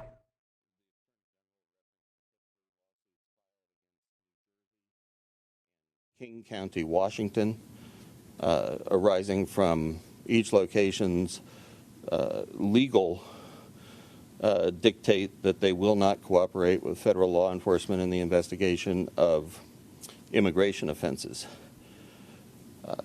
The Attorney General noted that these actions followed some actions from a few weeks earlier, other legal actions against other state and local jurisdictions. And I thought it would be important to note that one of his concluding lines was, "Today is a significant escalation in the federal government's efforts to confront the resistance of sanctuary cities, but by no means do the efforts outlined above signify the culmination of our fight to ensure the rule of law." And that is a clear direction that the hope of the Department of Justice is that state and local jurisdictions will fall in line and aid our federal agencies in the enforcement of our criminal immigration laws. And for those that don't, more action will no doubt come. Now, one of the common arguments that occurs and often occurs in the sanctuary city setting is the question of the easy why and why especially are these folks dangerous or not dangerous and so on. And so I wanted to give you some numbers that we have recently started compiling just to give you a sense of what we're doing and criminal histories of some of the immigrants we're prosecuting. We, for the first time as an office, started in January of this year tracking some underlying information on cases that we are prosecuting, specifically our illegal reentry cases, which relate to prosecutions of individuals who have been deported at least once, maybe more in many cases, but prosecutions of individuals who've been deported and who are these folks that are coming back into the country after being deported. And we began to keep numbers tracking the criminal history of those, and I handed out a sheet of our January Immigration and Border Report giving you a sense of those numbers. So in January, our office brought 1,074 cases of illegal reentry. Of the 1,074 individuals we prosecuted in January, we filed charges against in January, 336 had a state or local criminal record, or I should say a criminal history, that was not immigration related. So some other crime other than immigration crime was committed by 336 out of 1,000. Now, some of those 336, but not even a majority, are attributable to Agent Carter's work with ICE, where ICE will do sweeps of jails and prisons to determine whether there is immigration charge or deportation to be brought against somebody who'd been convicted of a crime. But most of those 336 are people who've been deported and are caught by the Border Patrol coming back across the border. Of the 336 with criminal records, 67 had a conviction for a violent crime of one kind or another. 53 had property crime convictions, 107 DUIs, and 119 drug crime convictions. And I think the value of seeing these numbers is the lesson that if we don't have the cooperation of state and local authorities, some large number of illegal aliens with a criminal history are going to be walking free on the streets of our community, and many times very dangerous criminals walking free on the streets of our community. We had a recent case that's pending now, and so I will not go into additional detail at this point other than to say that as a result of a state and local traffic stop, we found a convicted murderer, somebody who'd served 16 years in prison for second-degree murder, had been released and deported and had re-entered the country. And so presently, today, we are prosecuting somebody who'd been convicted of murder for illegal re-entry. And it was through the cooperation of state and local authorities in that case that we were able to prosecute the individual. If you compare, for the sake of argument, California, you can see how counterintuitive any sanctuary city policy is, because the policy keeps the community safe. The cooperation with federal law enforcement keeps the community safe from dangerous individual prior felons. My colleague in the Eastern District of California, the U.S. Attorney Greg Scott, recently told me that this is where California's sanctuary city policy is led. Now, the Eastern District covers the Broad Valley all the way through to the state line east to Tahoe from the beginning of the valley. And 10 years ago, let me step back for a second, most of their cases would have come exactly from the work that Mr. Carter's doing, which is making sure that we're seeing people in the jails and prisons, and when they're released, because of the cooperation of the state and local authorities who run the jails and prisons, we are able to take immigration action against those individuals who are released after convictions for whatever types of crime they are.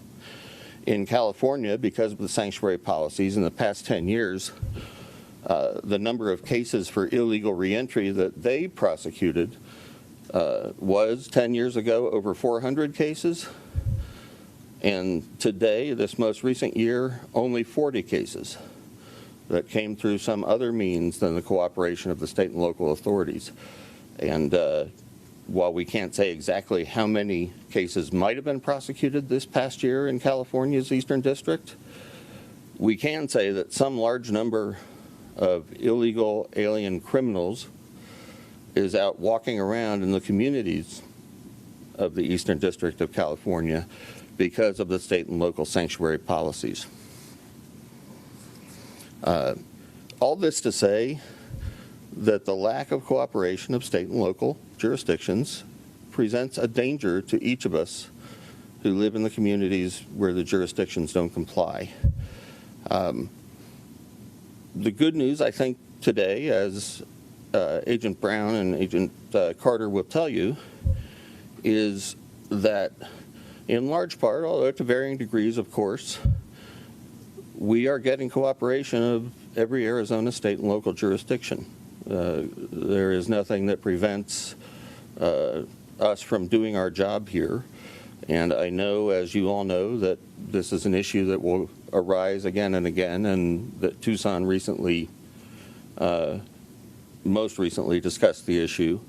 But we encourage all of our state and local law enforcement partners and governments to continue cooperating with us, and to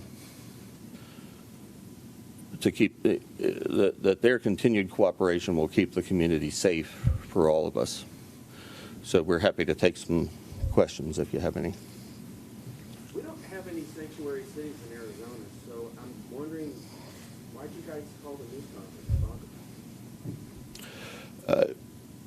We think it's important in light of the action that we want to make it clear that the Justice Department is addressing problems of sanctuary cities, and when this is a common topic of discussion in Arizona, we thought it was the appropriate time in light of the recent action to make it clear that we need to continue along the path we're on, and also to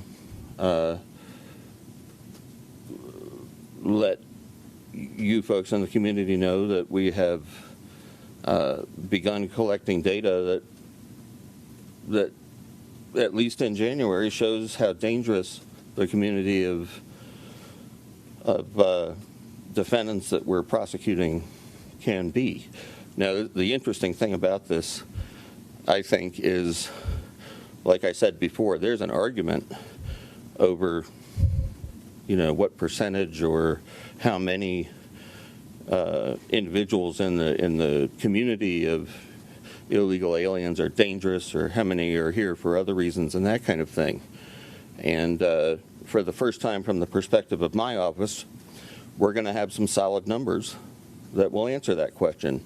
And I don't know what next month's answers are going to be, or the month after that, but I know what January's were, and the numbers will be out there for everybody to see, and there will be no more need to argue, at least to the extent of what the numbers are. We can argue over what they mean, but we'll know what they are.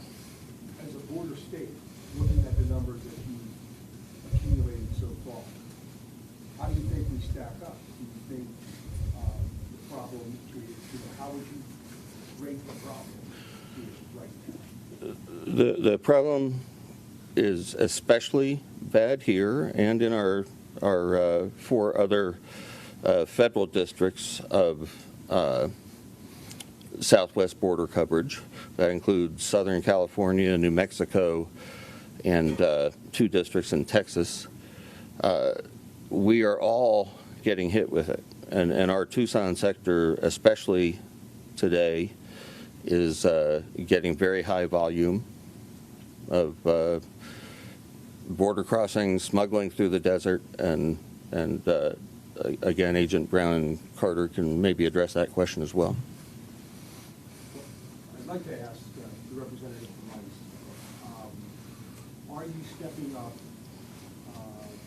enforcement practices like we've seen in New York City and elsewhere, where agents are going to people's homes or to their places of work or stopping them on traffic stops for whatever reason and making apprehensions there? Are you stepping up that effort in the metropolitan area? I'll speak to that. And can I get your name? My name's Albert Carter.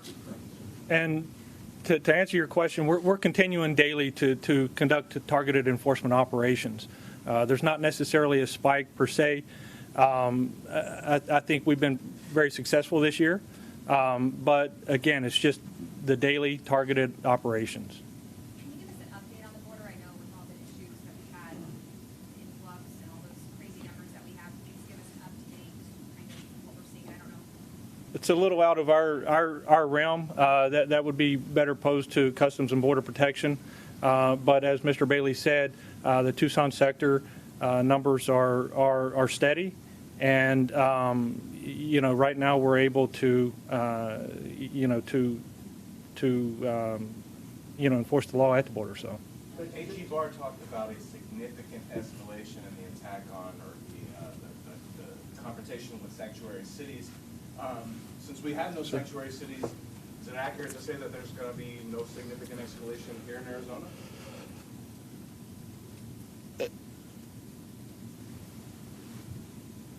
On the basis of what we're seeing today, these folks are not being impeded in conducting their work and their investigations, and the same is true of the Border Patrol. And I would not expect any action in the near future in Arizona. Again, the issue is always on the forefront, though, as you can see from Tucson last fall. What are you about Tucson? We're pleased that Tucson is continuing to work, and in fact, on the part of the sheriffs, the border sheriffs and those closest are some of our strongest cooperators in the state, including Sheriff Daniels and Sheriff Wilmot and Sheriff Napier and Sheriff Lamb. Why aren't Sheriff Daniels and Lamb here today? We got a release yesterday that they would be here. No, we changed course for reasons that aren't interesting. And regarding sanctuary cities, it's not only that there aren't any here, but under state law, it's virtually illegal. Isn't that right? To have a sanctuary city. Sure. That hasn't stopped people from trying, though. And you'll have cities that we have decided we don't want to call anybody out particularly other than that those are the most helpful and thanking them. But of course you hear cities regularly making a show as if they are opposed to immigration enforcement, but in fact they cooperate. There was a Pew study over the summer that said that there were approximately 230,000 undocumented people living in Arizona. To your point about making these routine arrests, that's the right word. How many are you doing a day? Do you have any on average? It varies. Again, keeping in mind that I haven't seen that particular study, but we have a finite number of resources here. So, we'll prioritize those resources and take a case as it comes. Through whatever lead there may be. Again, keeping in mind that there's a lot of investigative work that goes into it. to ensure that, for one, we located the right individual, and that we effect the arrest in a safe manner for all. Can you remind me of the procedures for local law enforcement, state and counties, to even DPS for the state, in capturing or going after illegal immigrants, especially the most violent of the criminals? Do they need a secondary or a primary reason to stop somebody who might be a suspected illegal immigrant, and they cannot hold these people on their own? They have to call federal agents to come process the suspects. Can you remind me of the process? Presently now, with the state of the law following all of the SB 1070 action and the litigation that followed that, state and local law enforcement officers are not making an initial contact with anyone on the basis of immigration violations. However, if they are in contact with individuals for state and local reasons, as was the case I referenced earlier with the convicted second-degree murderer who we are presently charging, and they learn of the immigration offense within the time limits of the law, in other words, the Supreme Court said no extended detention. If they're able to learn of that, they can then call in the ICE officers to take part in the immigration investigation as well. I want to note when we're talking about all these questions that ICE gets the bulk of their work from local authorities. The prisons, the jails, and those kind of contacts with law enforcement where they have had contact with somebody on state law reasons and in turn find an immigration issue and contact ICE and alert them to it. And ICE, I believe, Al, you indicated in the fiscal year, talking about numbers in response to your question, they have done over 200, we've prosecuted over 200 illegal reentry cases out of this fiscal year, which goes back to October 1st. Yes, sir. Is that right? Mr. Carter, I want to share this with you. You said these numbers are just a snapshot of 1 month. But do I understand you right? You said there hasn't been a spike in these numbers? Just not here to get steady being used. Bram, let me also make it clear to you, these numbers are my office's numbers, and these numbers are coming both from ICE locally, like we're talking about with the contact with the local jurisdictions, and from the Border Patrol in both Tucson sector and Yuma sector. And in the 9 months I've been now in this office, those two sectors have fluctuated in the amount of crossing they're getting and the amount of interdiction they're making. And so, for example, when I made my first visit to the Yuma Border Patrol sector shortly after arriving at the office, it was at the height of the family unit immigration, and they were getting 450 a day, I was told, just in the family units, which obviously hampered how much they were able to process for prosecution of the people who weren't family units, because the family units were not being prosecuted. One more question. Can you explain how SB 1070 is helping the Trump administration investigate and deport immigrants? I don't understand the question. I'm sorry, can you? How is SB 1070 helping your guys' efforts to deport immigrants? Has it made, I assume it's made it easier compared to other states?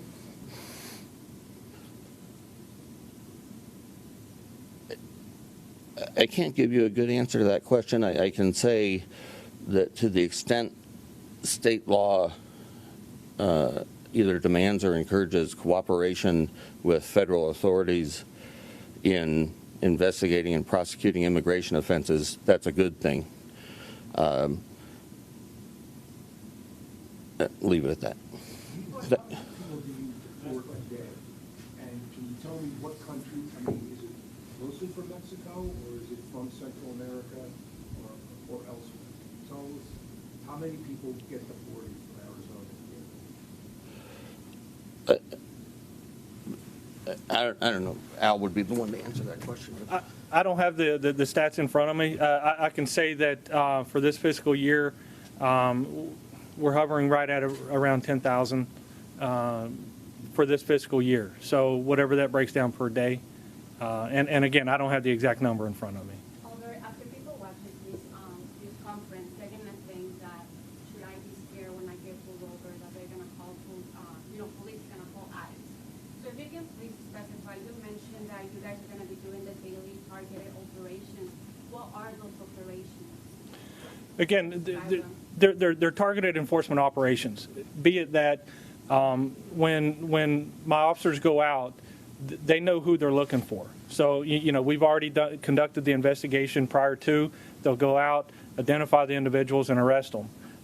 As far as, anyone in the general public, if they're pulled over by the police, first and foremost, cooperate with the police. Secondly, if we're notified, we're going to respond and assist state, local, and federal law enforcement in any way we can. If the individual is deemed to be here in the country illegally, then we'll take the appropriate enforcement action at that point. But again, I mean, the community needs to realize, cooperate with the police. It doesn't always mean that we're going to that they're going to be amenable to removal. How is this going to affect, for victims of a crime, calling the police, being scared now that, Department of Justice and ICE are taking action, which means they're going to report me to ICE. So have you guys already thought about this? Absolutely. I would encourage any victim of a crime to report it. Make sure that justice is served. There are other things. There are visas and relief available for victims. So, I know there's a narrative out there that says that the victims are going to be left behind. That's not the case. Keeping in mind that we enforce the law compassionately, against the narrative, but we do, and there are avenues for those individuals. So please, if you're a victim of a crime, do report it. And to be clear, I'm not aware of any state or local jurisdiction in Arizona that would be a concern with respect to victims of crime. We are certainly looking at it as a baseline, and this, I think, what is the Department of Justice is looking for is to demand on a first level the cooperation of the jails and prisons who are releasing convicted criminals back into the community, and in the case of California, they're just continuing to walk around and be a danger to the community. A next step would be the kind of example that we were talking about earlier with the case we have with the convicted murderer pending right now, where you were talking about the state or local law enforcement having contact with a suspect and something else, and then we'd hope that in such a case where they've stopped the suspect and learned that there's an immigration, and especially a dangerous immigration history and criminal history, that they would contact ICE and cooperate. But I don't think Arizona's even necessarily at that level broadly or statewide or exclusively. But no one is going in the area that you're concerned about. That's all we have for today. If you have any further questions, contact the PAOs from each of our respective offices and they'll talk to you. Thank you all. You're on live.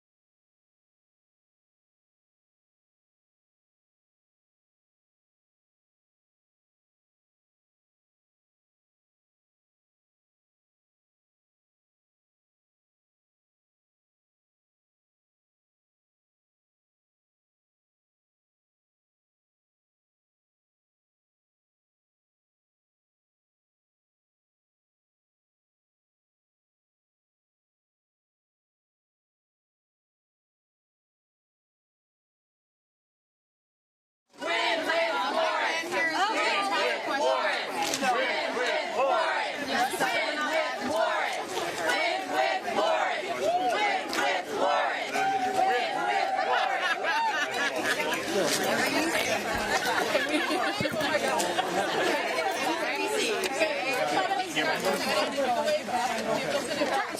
worries. Are we doing It's you're on standby.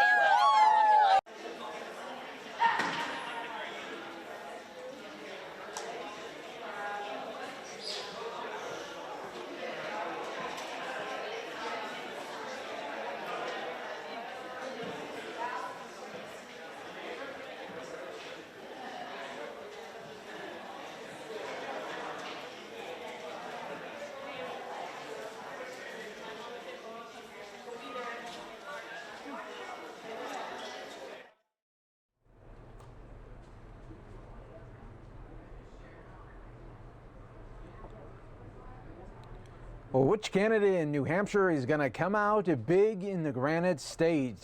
This is primary day in New Hampshire. Welcome everyone here to News Now. Taking a look at some polling places across New Hampshire right now as you take a look at voters going to the polls.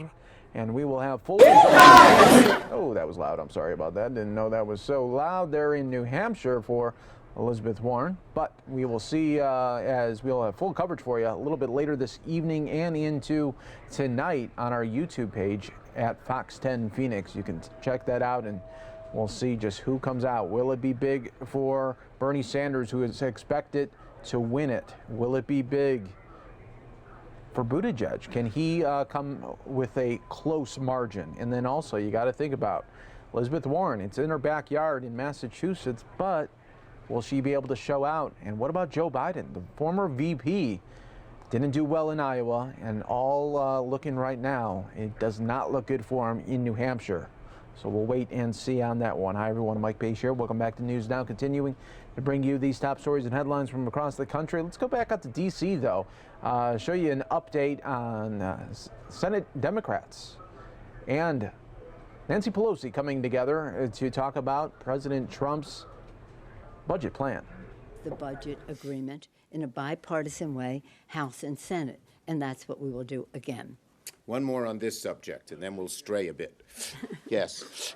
Are you actually saying that Medicare benefits are cut? Because the administration says these are cost control items. Are you really arguing here that Medicare? We'll get you the details. There are cuts in programs that benefit Medicare, that go to Medicare. Absolutely. Yeah. Yes. Thank you. So both of you have said that campaign finance is a priority of yours. What do you make of the fact that Michael Bloomberg is spending $1 billion or more, could upend the Democratic primary system? Is that good and okay for... Look, both of us stand strongly, and our whole caucuses do, from one end to the other, that we want to do everything we can to get rid of Citizens United, that we want to go back to the days of real campaign finance reform, and we stand for that, plain and simple. And we will, if we get the majority, if God willing, the Speaker keeps the majority, I think both have a good chance of happening, that's going to be a top priority. It is a top priority for us now. We passed H.R. 1, and H.R. 1, we did three things when we ran in 2018. For the people, we said we were going to lower the cost of health care for America's families by lowering the cost of prescription drugs as we protected the pre-existing condition benefit. Lower health care, bigger paychecks by building the infrastructure of America in a green way, a resilient way for the future. We thought in those two areas we could find some common ground with the administration because the president said he was going to negotiate like crazy on reducing cost of a prescription drug. I guess like crazy means not at all. And hopefully we can still find a path on both of those, lowering cost of prescription drugs and building the infrastructure. And 3, cleaner government. I don't know that we have much hope with him in that regard. However, it was about lowering the influence of dark special interest money in elections, as well as giving opportunity for small donors to weigh in, that everybody thought that his or her voice counted as much as anyone else's, with John Lewis's provisions in there to end voter suppression and the rest of that. We have 3 bills. You have 3 bills on the floor right now in terms of election security, and that is the SHIELD Act, the SAFE Act, elements of H.R. 1. Why are the Republicans so afraid of stopping foreign interference in our elections. Why are the Republicans so afraid of protecting the integrity of our elections and protecting the? We did get money, over $400 million in the.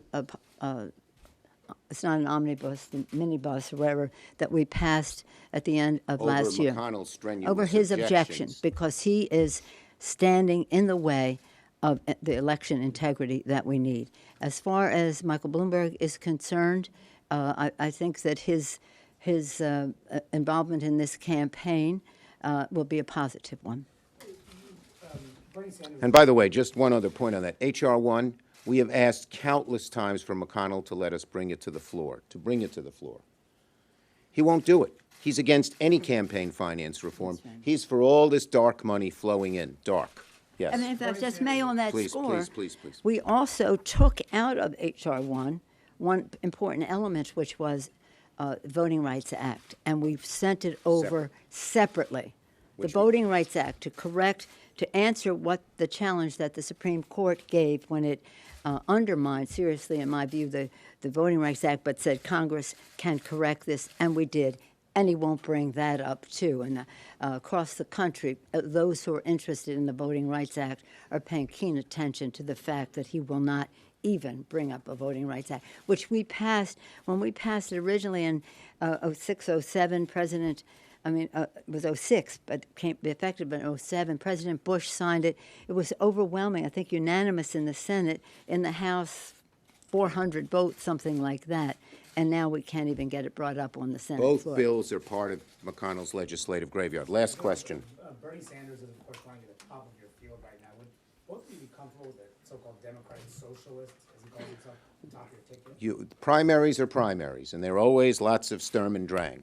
You will see in a few months, Democrats will be strongly united together, and we will be focused like a laser on beating Donald Trump. The enthusiasm that you last saw in 2008 to elect Barack Obama, you will see among Democrats this summer and fall to get Donald Trump out of office. And we in the House feel that we set a model for how to win elections by winning in the most gerrymandered, voter-suppressed political arena you could ever put together, net gain of 40 seats. So we think we are an engine that can help us win that election, whoever our nominee is. Thank you.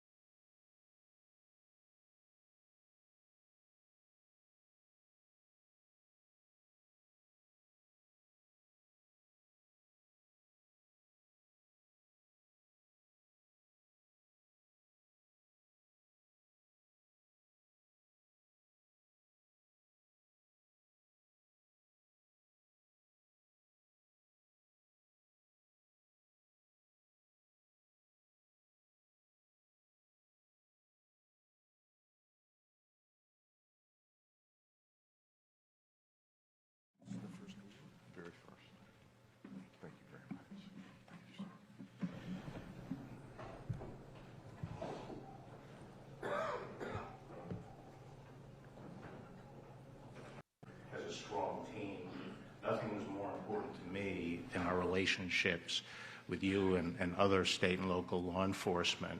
And I set up a unit in those days that would have constant outreach and communication and a completely open door, an open conversation.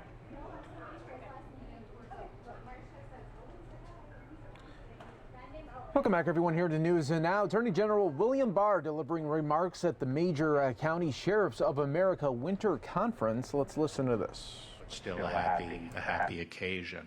I can't help but remember now, for those of you who may have seen my Notre Dame speech, I'll be repetitive and tell a little vignette because it happened here a year ago.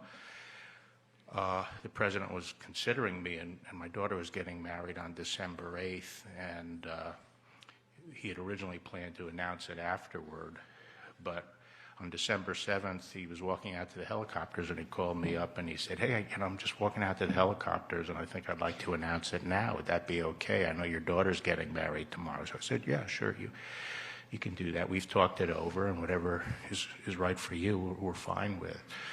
So that was sort of a outer body experience for me, because I turned on the television, and there he was announcing me by the helicopter as Attorney General. So the next day, when we were having the wedding reception here, my daughter said to me, Pop, you're the only father I know who would upstage his daughter at his own wedding. But when I was toasting them, I said, Meg, it's really okay, because just as the name Barr is about to be dragged through the mud, you're changing your name to McGaughey.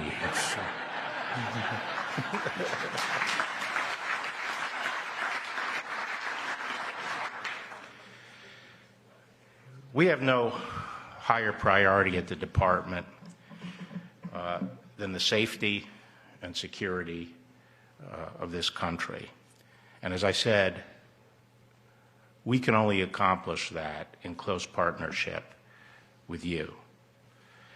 This administration is dedicated to strengthening that partnership, enhancing our cooperation, and delivering the resources that our state, local, and tribal partners need to succeed. Each of you has selflessly chosen to devote your lives to law enforcement. And as I have said many times before, there is no more noble profession in our country today than serving as a law enforcement officer. You and your deputies face unprecedented challenges. Every day, at the beginning of the day, deputies head out on patrol, never knowing precisely what trials they will face. And the list of assignments we give our deputies and our officers keeps getting longer and longer. We no longer merely ask them to keep us safe. We ask them to manage the fallout from a vast range of social pathologies such as mental illness and widespread homelessness, drug abuse. And it's quite a lot to ask men and women trained to protect the public from dangerous criminals to simultaneously do that job and the job of social workers and psychiatrists. Yet our committed law enforcement officers do their best to carry on these ever-expanding duties. This administration understands that, and rest assured that we will continue to have your back as we work together to protect the public. A week ago, President Trump delivered his third State of the Union address, and he said there, as he has said many times before, that we need to support the men and women of law enforcement at every level. And indeed, I think I can safely say that our law enforcement people in the United States have no greater champion than President Trump. And we all know that unlike most politicians, when this president promises to do something, he does it. He loves this country. He especially loves you and those who strive every day to keep the American people safe. In his State of the Union, President Trump delivered a message of genuine optimism filled with an unapologetic faith in God, in American greatness, and in the common virtues of the American people: altruism, industriousness, self-reliance, and generosity. But he also emphasized something that I fully believe, That is that the people cannot enjoy freedom or achieve prosperity without the rule of law to protect them. And there can be no rule of law without brave deputies and police officers on the front lines upholding it. Our shared commitment to the rule of law is central to the Department of Justice initiatives in which many of you participate. The Project Safe Neighborhood, Operation Relentless Pursuit, Project Guardian, they're all working to reduce crime across our country. And together we've been battling gun violence, gangs, human trafficking. We're aggressively fighting the drug war. As the President mentioned last week, we've begun to successfully overcome the opioid epidemic. Drug overdose deaths have declined for the first time in nearly 3 decades.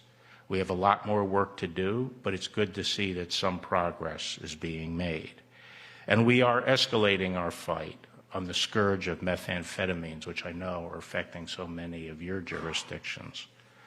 Last month, we implemented President Trump's executive order directing us to establish the President's Commission on Law Enforcement and the Administration of Justice. This is the first commission on law enforcement since President Lyndon Johnson's commission in 1965, and I think we can all agree it's a long overdue. This commission is bringing together all of the law enforcement community of our country to study the unique challenges facing us today and develop strategies to address them. And I'm looking forward to working with major county sheriffs on this important effort.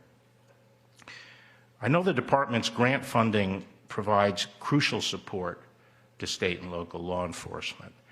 After I took office, I directed the Office of Justice Programs and COPS to implement a series of changes designed to streamline the grant-making process.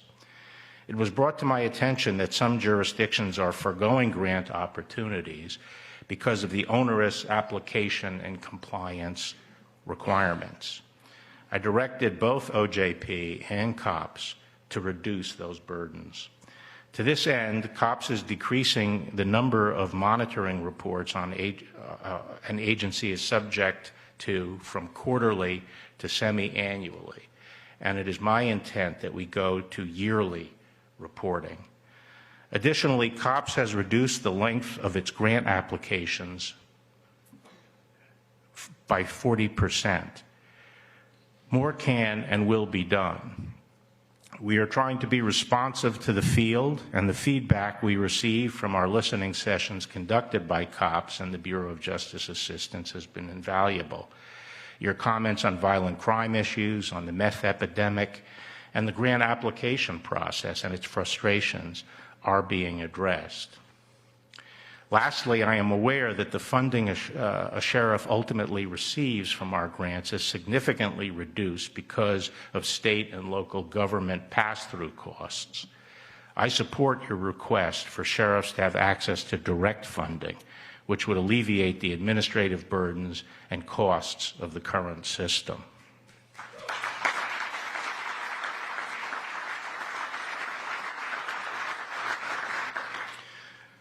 Now let me turn my attention to 2 substantial challenges to the rule of law we face today, so-called sanctuary jurisdictions and what I've been calling the rogue DAs, who undermine rather than advance our ability to carry out effective law enforcement. We will only be able to effectively support our overburdened police and sheriffs and overcome their daunting challenge if state, federal, local law enforcement agencies trust each other and work together. But some state and local politicians have taken the precise opposite approach. Rather than work together with federal law enforcement to discharge our shared duties, they do everything they can to impede the federal government. The politicians who have established sanctuary jurisdictions apparently believe it is more important to help criminal aliens evade the law than it is to protect the safety of their law-abiding citizens. And I want to be clear what we are talking about. These policies are designed to protect and do protect criminal aliens. That is, aliens whom state and local police have arrested for committing crimes. These policies have nothing to do with people who came to this country illegally but have otherwise tried to be productive and peaceful members of our society. The very purpose of the sanctuary policies is to release criminals onto the streets rather than turn them over to federal law enforcement for deportation, as federal law requires. Americans everywhere bear the cost of these policies. Innocent people are threatened and hurt by criminal aliens whom local jurisdictions have set free in the face of a federal immigration detainer. Law enforcement officers in the field are put in harm's way when criminals are freed rather than deported. And tragically, it is often the very immigrant communities that these policies supposedly protect who are most harmed when criminal aliens are returned to the streets. These sorts of sanctuary policies also put several of you in impossible positions. State and local political leaders pass laws or enact policies that forbid you from cooperating or providing information to federal law enforcement. And you are then caught between these misguided rules and your duty to protect your community by turning over criminals to federal law enforcement. But help is on the way. We at the Justice Department believe, and are currently arguing in court, that many of the laws and rules in sanctuary jurisdictions are unlawful. States do not have the power to regulate the presence of aliens in the United States in a way that obstructs Congress's regulation of aliens. The Department of Justice has therefore taken concrete steps to eliminate the dangerous laws and policies in these sanctuary jurisdictions. Foremost, the department sued the state of California to enjoy numerous state laws that attempt to frustrate federal immigration enforcement. We prevailed on several of our claims in the lower courts, and we are hopeful that the Supreme Court will grant our request to review the remaining issues and side with us against California's obstructionist policies. The department yesterday filed a complaint, this was yesterday, against the state of New Jersey, seeking declaratory and injunctive relief against its laws that forbid state and local law enforcement from sharing vital information about criminal aliens with the DHS. Yesterday, we also filed a complaint seeking declaratory and injunctive relief against King County, Washington State, which includes the city of Seattle, for a policy it recently adopted that forbids DHS from deporting aliens from its county airport. We have filed legal briefs in dozens of cases at the federal, state, and local level to defend the lawful authority of our state and local colleagues to work with DHS. We filed the most recent brief about 2 weeks ago to support Sheriff Robert A. Nolan of Cape May County, New Jersey. We are reviewing the practices, policies, and laws of other jurisdictions across the country and across the board. This includes assessing whether jurisdictions are complying with our criminal laws, in particular, the criminal laws that prohibit the harboring or shielding of aliens in the United States. We are supporting DHS in its efforts to use all lawful means to obtain the information it needs to carry out its mission, and that includes the use of federal subpoenas to access information about criminal aliens in the custody of uncooperative jurisdictions. We have taken and will take all appropriate action in federal court to ensure compliance with these federal subpoenas. We have prioritized our discretionary grant programs to give preference to jurisdictions that cooperate with federal immigration enforcement efforts, and the Ninth Circuit has upheld our authority to do this. We are continuing to fight for our authority to condition certain formula grants upon compliance with all applicable federal laws, including statutes prohibiting states from enacting laws and policies that restrict information sharing with the federal government. And we have made clear to various jurisdictions that public areas relating to public facilities like courthouses must be accessible to federal law enforcement officers. The Department of Justice will continue to be vigilant and will take action against any jurisdiction or individual politician who unlawfully obstructs the enforcement of federal immigration laws.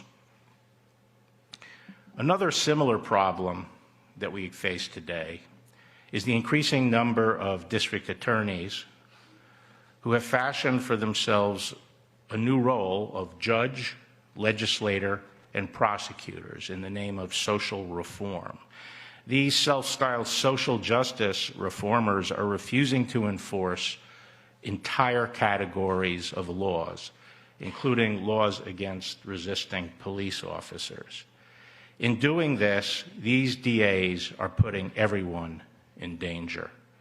Their policies are pushing a number of American cities back toward a more dangerous past.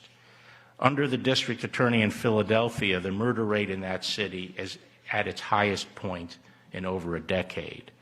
Other cities with these progressive DAs, like San Francisco, Seattle, St. Louis, Chicago, and Baltimore, have suffered historic levels of homicide and other violent crime.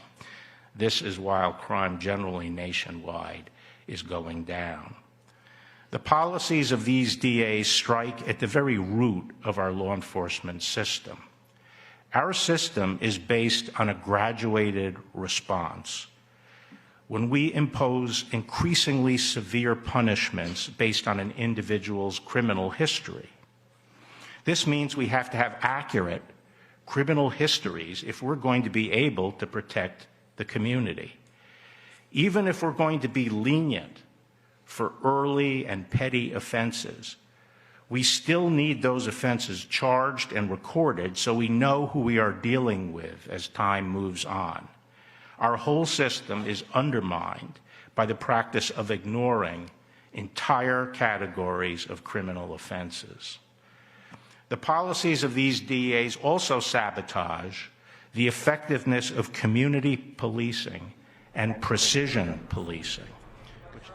And that was Attorney General William Barr at an annual conference discussing, well, really what law enforcement has to deal with on an everyday basis across our country. We saw what happened just over the weekend in New York City, where 2 police officers were ambushed while they were working. Our thoughts are always with them and every law enforcement officer across this great country. All right, live look right now in the Capitol, awaiting to hear from senators, both Democrat and Republican. We'll have that for you, as well as later tonight we will have full results for you from New Hampshire. Who's going to take the Granite State?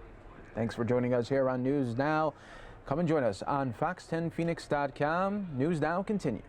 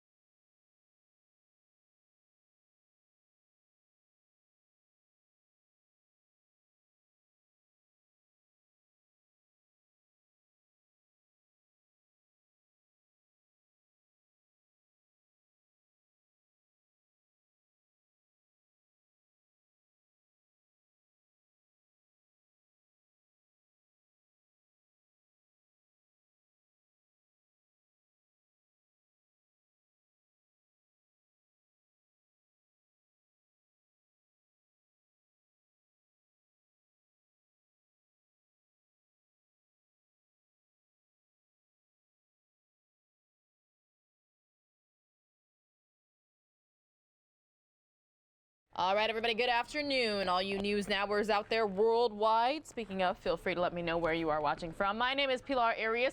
Just hopping on a mission control. That's what we like to call the Fox News Now set. At least that's what I call it anyway. Hey, way more green than red today on the big board, Dow Jones Industrial. We'll keep a very close eye on stocks. What else are we waiting for? Congressmen, women to come on up to that podium and speak to the media there on Capitol Hill. Keeping a very close eye on New Hampshire as well. So lots of moving parts here today on Fox News Now. Appreciate each and every one of you being here. I also have some top stories pulled from across the country. So plenty of news and things happening. We are so glad that you are here. Friendly reminder, please like, share, subscribe. Let your friends, your family, your coworkers, your neighbors, everybody you know about us right here. The more, the merrier. There's currently about 1,600 of you watching, 1,656 to be exact. Don't forget, if any news breaks across the country, we'll have you covered right here on Fox News Now. Hello to all of you saying hello to me in the YouTube chat. I will say hello back in just a few moments. The Pilar of the community. That's funny. One of my best friend's dads used to call me the pillar of the community when I was growing up. It is Tuesday, February 11th. Friendly reminder for everybody, anybody who is celebrating Valentine's Day that it is on Friday. Okay, moving on. Hope you all are having a great day. You guys refer to it, is that Round, short for remote. Meaning you kind of, everything's kind of feeding back most things. And then you're going to take a live air, it has to kind of be in a remote. And that way, everything has, it's like a particular, think of it as just a pipe. And then that pipe can go right in here. Okay. Oh, okay. And so when you track, are you tracking and someone from your own studio is getting it in real time? Yeah. You mean when if it's something that we're recording? Yeah, like for a package. Yes, exactly. And, you know, you might do anything like that? Yes. What mic? Okay. Seeing that, you want a different mic, if possible, because obviously these places up here are not exactly, this is not exactly the Mormon Tavern for acoustics. And so there are some microphones which make the sound less echoey and it focuses the sound, and so you can do it. It's not optimal.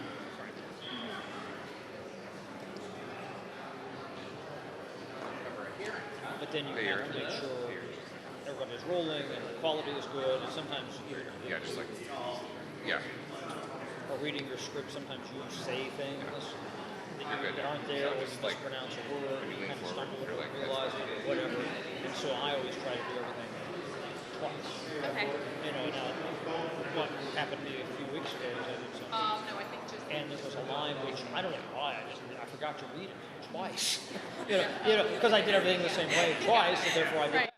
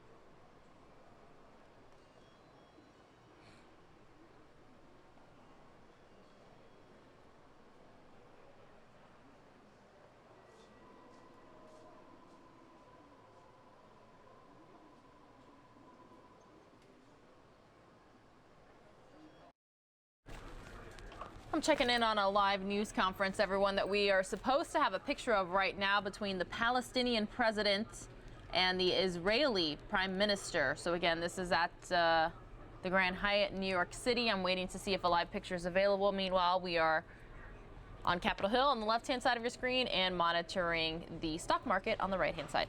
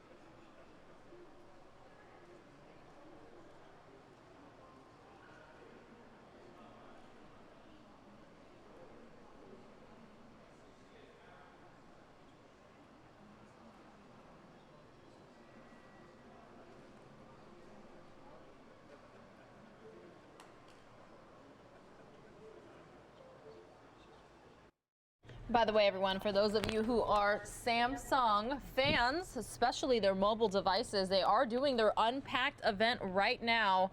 They are unveiling their newest flip phone. They just said you will be able to get it on Friday, Valentine's Day. So possible gift idea for some of you out there. And it'll be starting at $1,380, so almost $1,400 for a foldable phone. But guess what? It folds down into the shape of a little square, and it's going to be, at least when it's folded down, much smaller than most mobile devices these days. So let me know what you think. Would you buy one? Would you not? I happen to have a Samsung phone myself.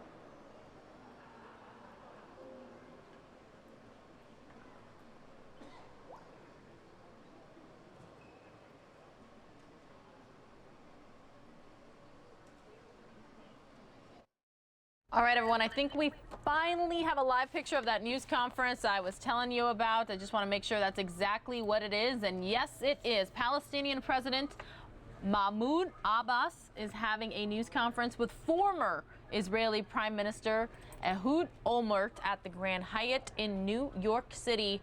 As soon as that gets underway, I'll bring it to you right here on Fox News Now. I will show you a live picture of it. There it is.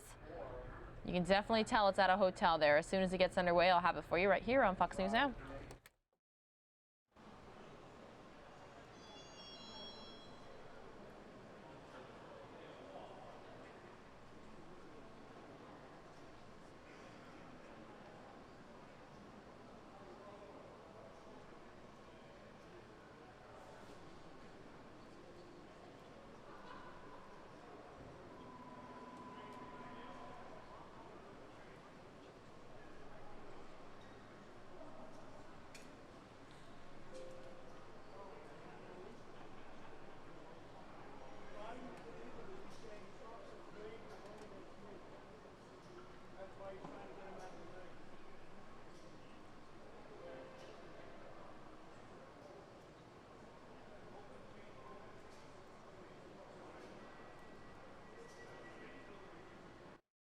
Tomorrow we'll also be dealing with Senator Kane's War Powers resolution.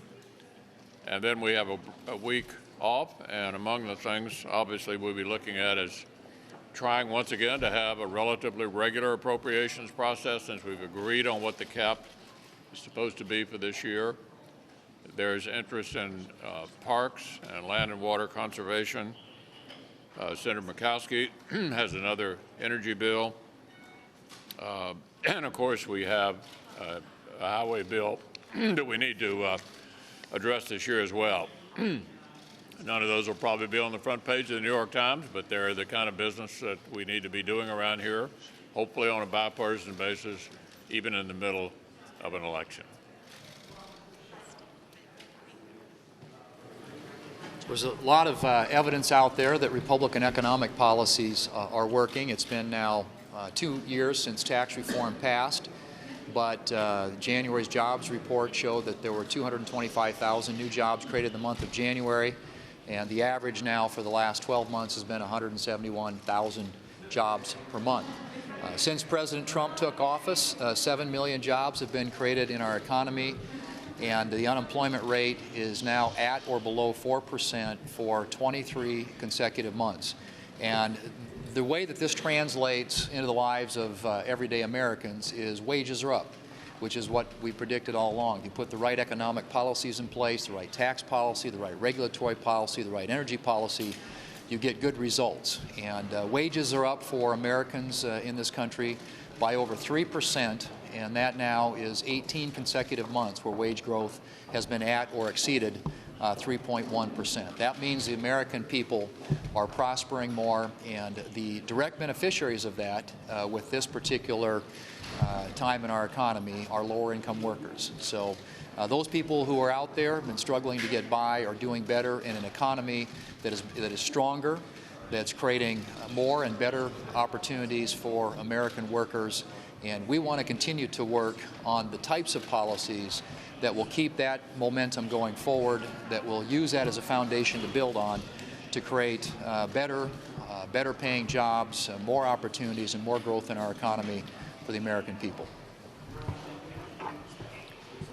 Well, the economy is strong, the economy is healthy, the economy is growing, and it's last month's numbers, 225,000 new jobs, but it is a blue-collar boom. Wages are way up for blue-collar workers. This is a record-breaking economy in terms of the unemployment rate, an all-time low, in terms of wages, never been higher, in terms of productivity. Across the board, we are breaking one record after another because of the Republican policies are in place. There is more that can be done. During the State of the Union, the President mentioned the highway bill that he'd like to see passed. Talked about bipartisan legislation. That is something that has passed the EPW committee in the Senate, 21-0, every Republican supporting it, every Democrat supporting it. So as we look at this strong, healthy, growing economy, and we look about the fact that people are realizing it is happening in their own lives. 6 out of 10 Americans say they are financially better off now than they were a year ago, and over 70% believe that they will be even better off a year from now. That is a kind of optimism that really tells a story. And 90% of them, 9 out of 10 Americans say that in terms of their personal life is better now than it has been before. So there's more to do to improve the quality of life, and that is to pass a bipartisan highway bill. Well, the leader mentioned the importance with a number of getting back to the appropriations process and setting priorities. In the 5 years of the Republican Senate, 3 of which we've had President Trump to sign those bills, the areas of increase have been the National Institute of Health increased by 39% over those 5 years. The national labs increased by 38%. Support for the National Park System increased by 29%, and defense by 25%. If everything's a priority, nothing's a priority. I think if you look carefully at what's happened over the last 5 years, you see a clear setting of priorities, particularly in the first couple of those 5 years. That meant eliminating and combining other programs. But if you look at the opportunities we have in research, the opportunities we have in health, the obligation we have to the park system and to defending the country, all of those are the significant areas of increase in the last 5 years. Well, the president gave a very strong State of the Union address last week, and it told a story of an American economic strength. And in some of those areas, they touch home in Iowa and in all of our states with record low unemployment. Iowa has had below 3% unemployment for months and months, which is very significant for all of our workers.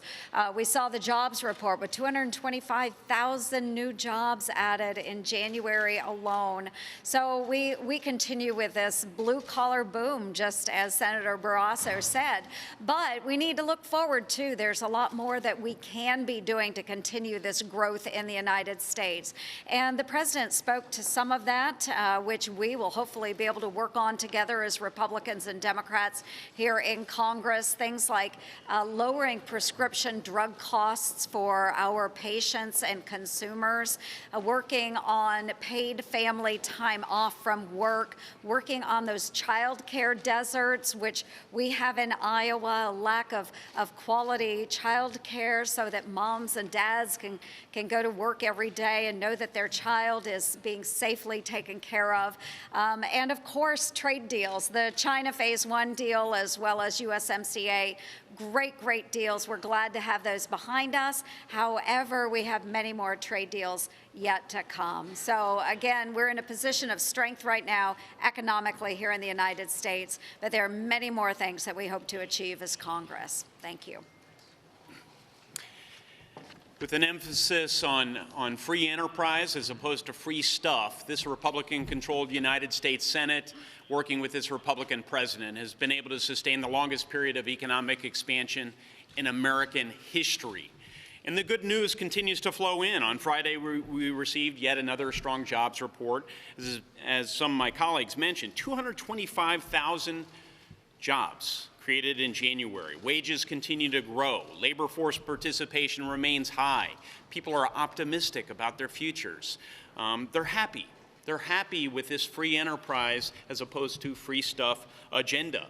Tax relief, regulatory reform, and our trade deals like USMCA are kicking in, and people are optimistic about the future. This Republican-controlled United States Senate will continue to work with this president on the people's agenda so that all of America can enjoy the fruits of prosperity. Leader McConnell. Leader McConnell. Chad. Good afternoon. Democrats concede that last week was a bad week for them. Outcome of the trial, what happened in Iowa. But do you think that there is a cockiness on the Republican side of the aisle, a schadenfreude, that they are, that Republicans are saying this was really bad for Democrats and they're going to rest on their laurels going into the election? Do you get a perception of that? No, I don't think there's any resting on laurels. This is going to be a very competitive race this fall, not only for the presidency, but for the Senate as well. I do think that Democrats had a really bad experience the last 3 weeks. It underscores why the Speaker was reluctant to go down that path to begin with. She and I both remember that in 1999, we impeached President Clinton. His approval rating went up and ours went down. And if you look at the only thing that dominated the news for the last 3 weeks, and then compare that to the president's highest approval rating since he's been in office, and I can tell you, in all of our competitive Senate races, they're in better shape today than they were a month ago.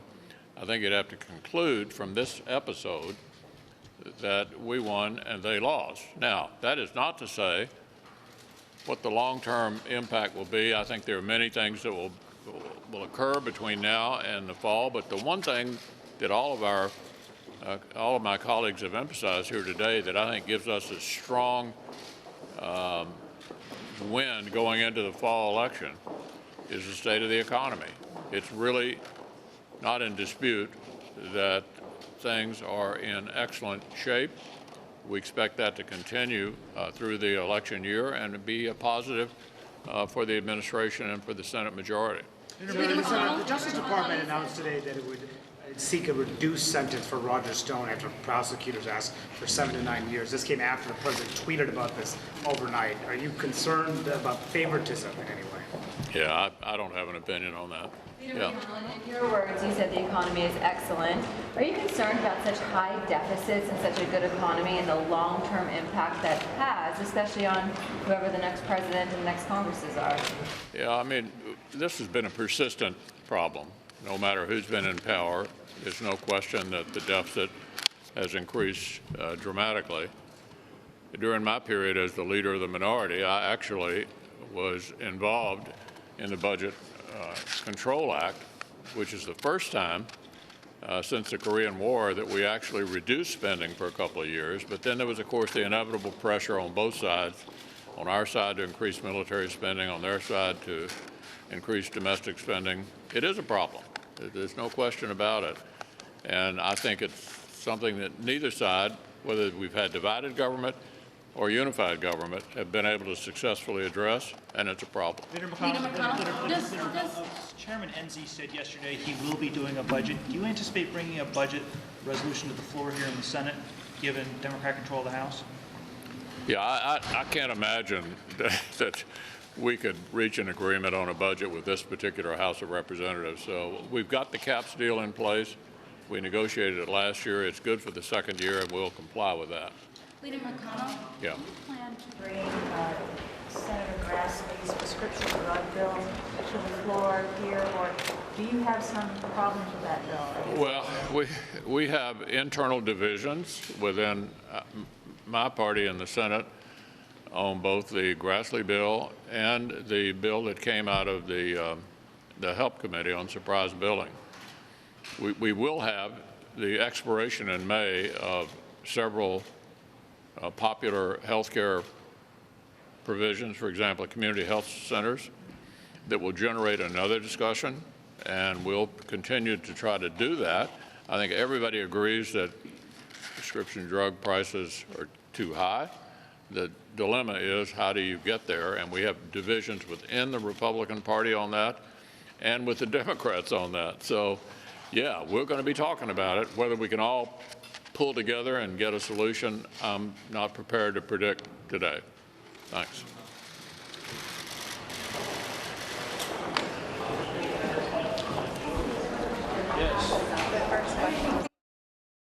All right, everybody, we're going to head on over to that news conference. It is still live, but I have been recording since the beginning.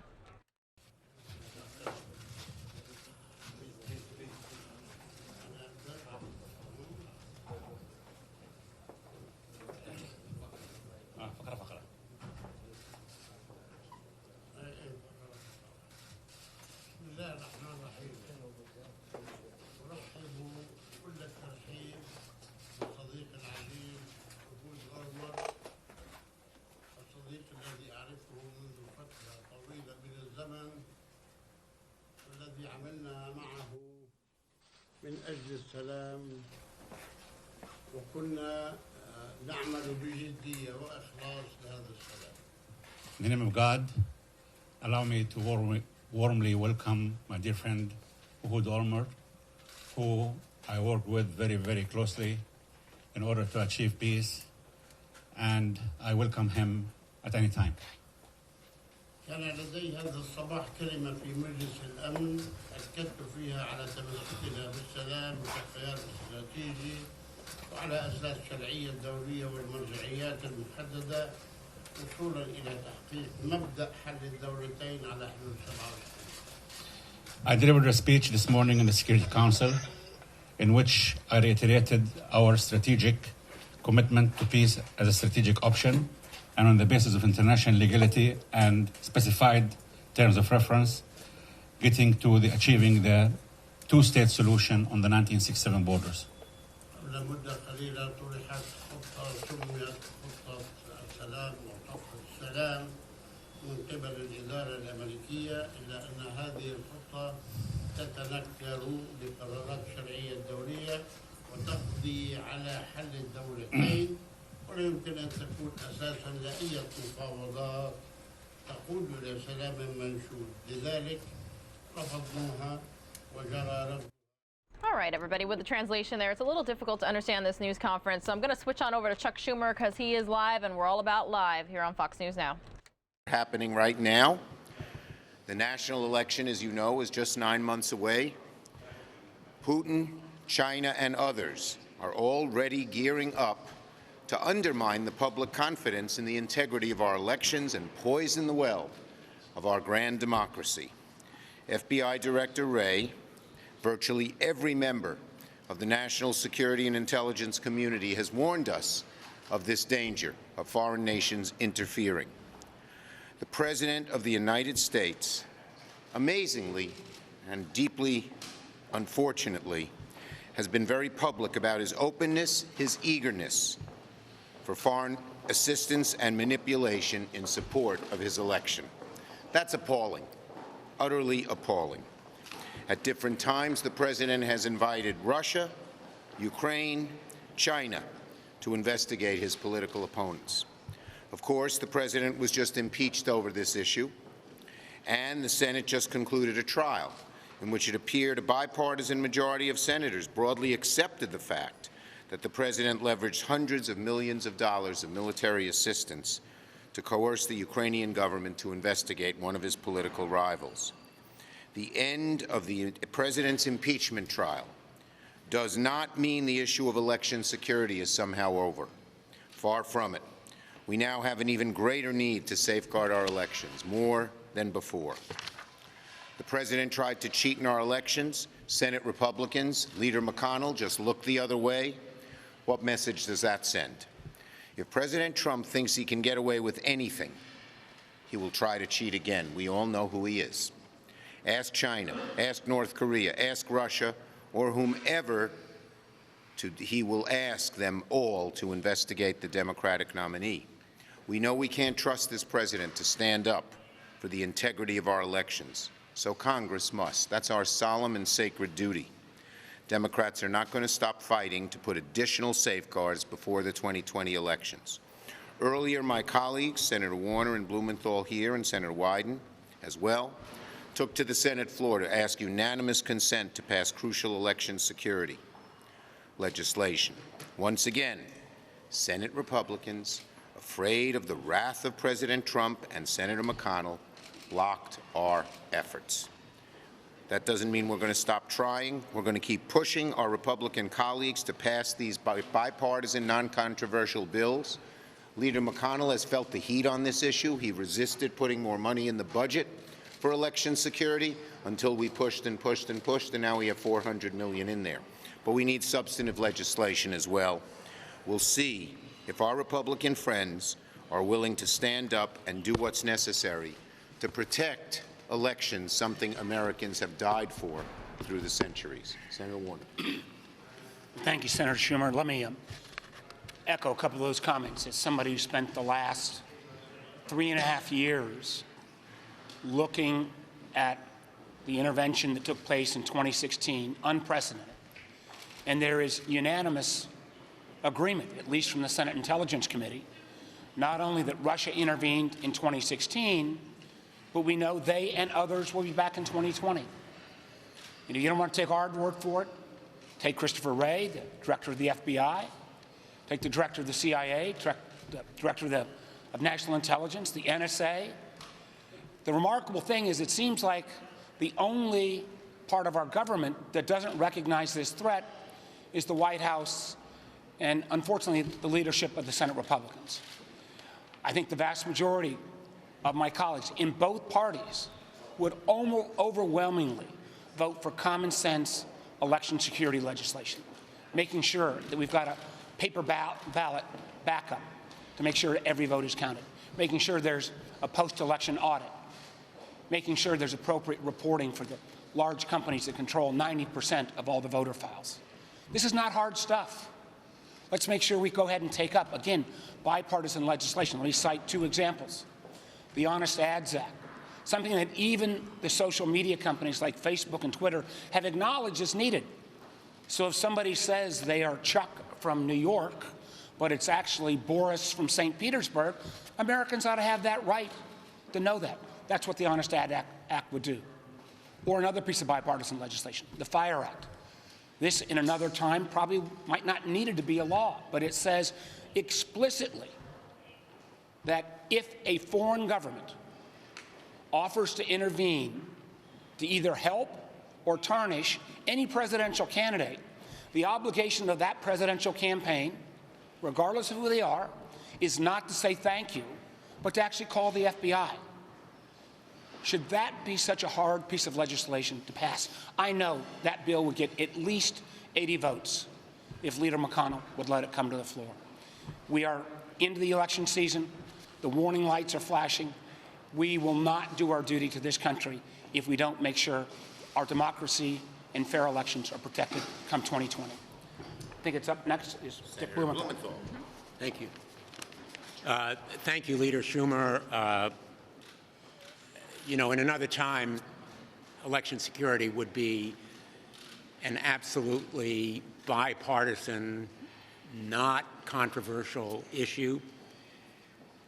As we came here, I learned, I think we all learned, that the President, again, is interfering in the rule of law and Department of Justice, overruling frontline prosecutors to seek a more lenient sentence for Roger Stone. Absolutely stomach-turning. For anyone like myself who has been a federal prosecutor, I was U.S. attorney, not to mention member of the Judiciary Committee, again, political interference through his henchman, William Barr, in the justice system. Absolutely abhorrent to the rule of law.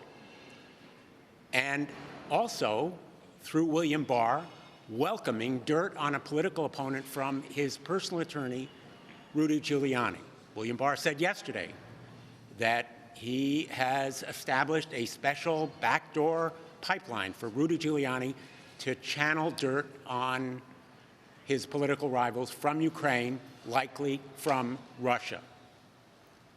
Nobody needs a complicated playbook to see what is happening again in America. 2016 was just a dress rehearsal from what we are seeing now in plain sight foreign interference in our free elections. And that is why we're here today on all of these measures. In particular, I'm here on the Duty to Report Act. It's already illegal to solicit foreign interference. It's already illegal to accept foreign interference or aid in an election. Reporting it is a moral duty, it's a patriotic duty, it's common sense. But we need to make it a matter of law so that a president of the United States who says there apparently is nothing wrong with accepting or soliciting foreign assistance and interference in a political campaign is made to report it. And this kind of lawlessness gravely imperils our free elections. We're in the midst of them right now. We're seeing a repeat of 2016. We need to take action right now for political interference that our intelligence community says is taking place in real time right now. Thank you. Senator Blumenthal. Senator Smith. Good afternoon. So how is it that protecting our election from foreign interference, protecting the integrity of our democratic process, has become a partisan issue? Well, Mitch McConnell has made it so. We have overwhelming evidence, as you've heard, that hostile foreign powers like Russia are interfering in our election, in our democratic elections, and we should be doing everything we can to stop that from happening. And that is why we need to pass Senator Klobuchar's bill, the Election Security Act, which would ensure that those on the front lines of our elections have the resources they need to protect the integrity of our democratic process. Now, this bill has common sense measures like requiring paper backup ballots, like testing, like cybersecurity standards to ensure the integrity of our election process. And this bill provides grants to states to help states who run our elections make sure that those elections work for democracy. And yet, Mitch McConnell refuses to bring this bipartisan bill forward for a vote. Election security is an American issue. It is not a partisan issue. And Mitch McConnell needs to stop blocking this bill? Thank you, Senator Smith. One other point I want to make, just augmenting what Senator Blumenthal said about Roger Stone and the interference. The President seems to think the entire Justice Department is just his personal lawsuit to prosecute his enemies and help his friends. Rule of law in this grand tradition in this wonderful Justice Department is just being totally perverted to Donald Trump's own personal desires and needs, and it's a disgrace. Roger Stone should get the full amount of time the prosecutors recommended, and we're going to do some oversight of that. Chad. Thank you. Good afternoon. Why will we not have echoes of impeachment affecting Democrats adversely as we go into the fall? Senator Smith is up, swing state. Why is that not going to be a negative? The American, it's been a positive for us. Overwhelmingly, the American people, including in all of the tougher states, wanted both witnesses and documents.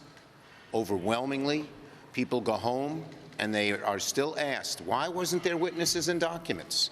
I just had an instance where someone came over to me, staunch Republican, Trump person, said, what was that all about? And a lady came over and said, I'm a Republican, but I don't see anything wrong with witnesses and documents. Contrary to what Leader McConnell said, our data shows every one of the Republicans in difficult races is hurting because of it. On that, do you think impeachment has hurt Joe Biden in the presidential? I have no idea. But do you think did that play? No, that's I don't know. Do you think that just the overall narrative, though, has been damaging to the Democratic primary and No, Joe Biden? I don't. I think overall, the American people realized that it was a sham trial, and whether they agreed that the president should be thrown out of office or not, and a small majority did, 50%, they overwhelmingly said there ought to be witnesses and documents. Why are Republican senators hiding the truth? Yes. Late last night, the Federal Transit Administration raised the rating for the Portal Bridge, but kept Gateway as a very low rating. What do you think that's the case? This is once again Donald Trump being vindictive, nasty, and not doing what's in the national interest. And it always, always, always catches up with you. On the War Powers resolution this week, do you think you're going to get enough Republican support to pass it? And then what effect does it have if the president is just going to veto it? Tim Kaine has done a great job here. There are 4 Republican co-sponsors. We expect every one of the 47 Democrats to be for it. So, yes, there will be a majority. The president will veto it, but it sends a shot across his bow that the majority of the Senate and the majority of the House do not want the president waging war without congressional approval. And once again, the American people are overwhelmingly on our side. Yes. Okay. Where do you stand? Where does the Democratic caucus stand on Senator Grassley and Wyden's prescription drug bills? Leader McConnell was out here before, and he said the Republican caucus is divided. Yeah. Is the Democratic caucus all of one mind? Look, we are strongly for H.R. 3. We believe that is the strongest way to deal with high prescription drug prices, and there's tremendous support in our caucus, as there is in the House, for H.R. 3. That's what we want. We don't want to settle. And we've also told Leader McConnell that if he wants to bring any drug bill to the floor, we will demand a vote on H.R. 3. Yes. Yes. No. War Powers vote, is it happening tomorrow? Are you sure the presidential candidates will be here tomorrow? Okay. It is not, the debate will be tomorrow. I believe the ultimate vote will be Thursday. You know, you do have the power, members have the power to offer amendments to the War Powers Act. That has to be worked out. But I believe the vote will be Thursday, and I believe every one of the Democrats will be here, barring illness or something like that. Okay, thank you. We'll take, yes, I didn't call you before, yes. On the ground in Iowa last week, some Democratic voters told me that they feel like this impeachment has been a waste of time that's only emboldened and helped President Trump. What is your response to those Our response is what I said before. The American people were overwhelmingly on the side of witnesses and documents. The majority of Republicans are. And I think most Americans realized that there was a giant cover-up which Republican senators participated in. That is not serving them well in the numbers now, and it will not serve them well in the numbers later. Thank you, everybody. Thank you.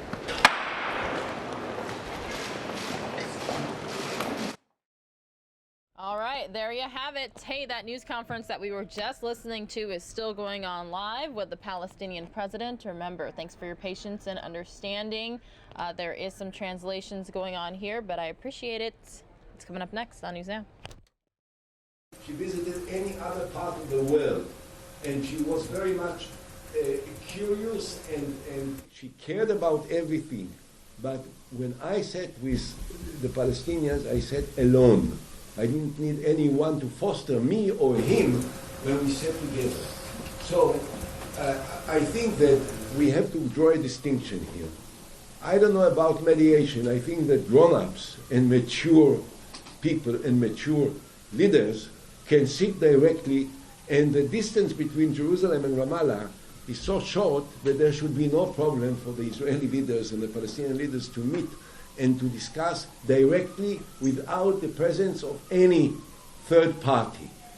However, I would not suggest that we will ignore the most important friend that we have in the world, which is the United States of America. And President Trump is a very good friend of the State of Israel, and I have no reason to complain about him or to criticize him. On the contrary, I mean, he has manifested his friendship to Israel in many different ways, which can be respected. As I said, the basic thing is that the bottom line of negotiations is a two-state solution. What will be the shape? What will be the size of territories?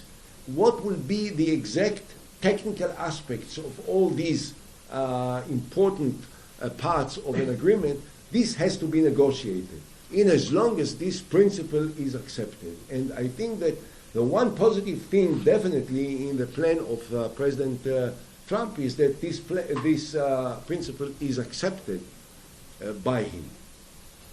Mr. Prime Minister, you said... who are you? May I ask? Pardon? Jacob Cromwell, Jewish insider. Yes. You said that you met constantly with Abbas. I said that I was in constant contact with Abbas. I met with him several times and I talked to him a lot. Have you tried to influence him to engage with the U.S. administration based on certain principles of this plan? And as a follow-up, how do you respond to critics saying that by you standing with Abbas here in New York, you're interfering in the Israeli political process? Well, number one, I interfere with the Israeli political process every day because all the different channels and networks want to interview me, not just because of this meeting, but on a regular basis, and to hear my position. And I speak in a very clear voice. There can be no doubt as to what my position is about the Israeli politics, about the outcome of the desired outcome of the elections. So, I mean, all these comments about interfering with Israeli politics is, I think, ridiculous and really do not deserve even a serious answer. The other thing is, what did I say to Abbas? I think I said it here, that if the principle of the two-state solution, as is spelled out in a very clear way at the plan of President Trump, is indeed a commitment, is a firm commitment, and this is the goal of the potential solution, then there should be ways to advance negotiations on that basis. Mr. Prime Minister, Ben Sales from Jewish Telegraphic Agency.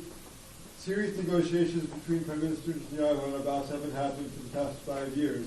Now, with the Why only 5 years? Palestinians toward the U.S., what makes you think that the negotiations are going to happen now? I can express my hopes. But I'm not sure that the next partner for negotiations on the Israeli side will necessarily be the one who is now in government. Have you heard from Gantz that he's ready to negotiate with Abbas? I'm not speaking for Gantz, and I'm not working for Gantz, I'm not speaking for Gantz, I'm not advising Gantz, and he's not working for me, and I have no authority to express what he may think because I don't know. You can judge what he may do by just listening to what he says, but I'm certainly not someone that can speak for him. Sir, Nabil Abisab again from Al Arabi TV. Yeah. Mr. Abbas said that he can have a partner, someone like you from the Israeli side. So who's the partner now on the Israeli side? Just want to give you all a heads up. We are moments away from a coronavirus news conference starting in Riverside, California. As soon as that gets underway, I'm going to cut on over there here live on Fox News Now. Position to choose the partner from the Israeli side, just as I think the Israeli government is not free to disqualify anyone that is representing the Palestinian people. And the one who represents the Palestinian people is Abu Mazen. The Israeli representative will be the Prime Minister of Israel, whoever he will be. Now, the Prime Minister is Netanyahu. And months from now, I don't know. Mr. Omar, are you considering to go back into politics to advance the It's not on the agenda. One last question from me. You said that Don't limit yourself.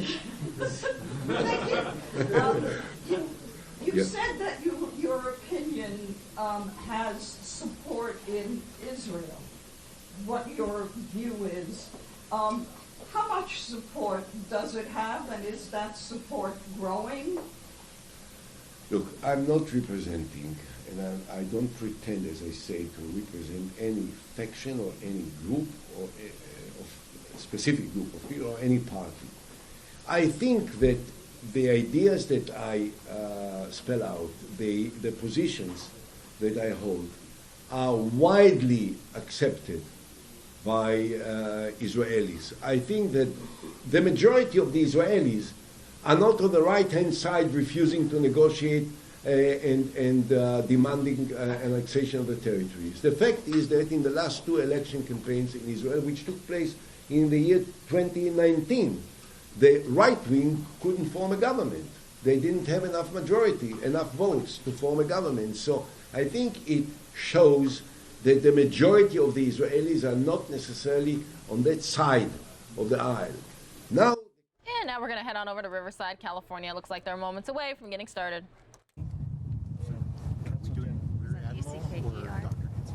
Rear Admiral. I'm going to say. Okay, so that's Rear Admiral. On Nancy or on Kaiser? Nancy Knight. Okay. And when he will say Rear Admiral, just so you know it's covered. Is this ECKER? I'm not going to tell you for sure because it's his writing, so.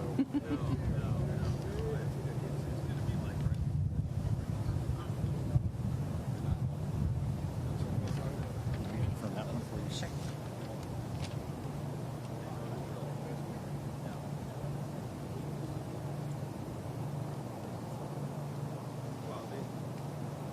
They live here in Riverside. They go there a lot. Do you remember?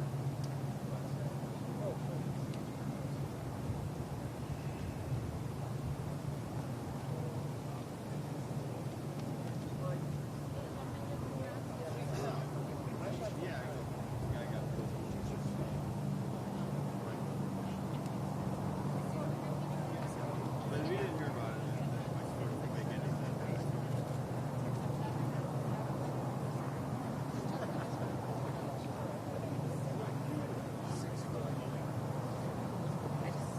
As long as he's standing there, it's okay. But when he moved, the glare right behind this gentleman off that windshield.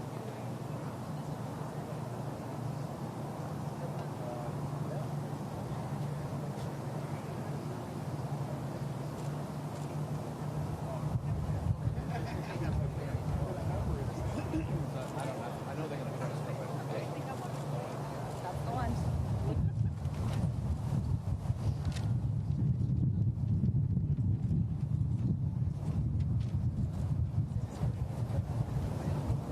But the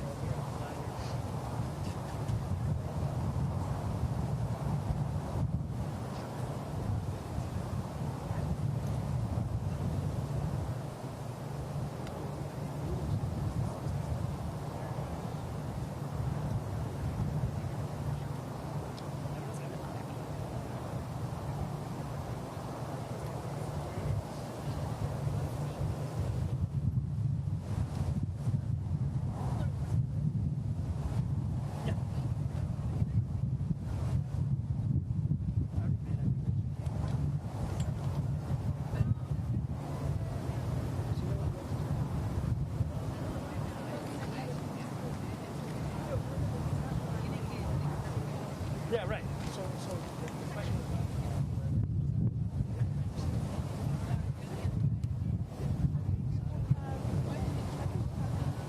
you said there were 24 who didn't make it on. 24 Dr. Magazine. 24 are still here. Sorry? 24 that didn't. And 195 altogether. And then just to double check the numbers.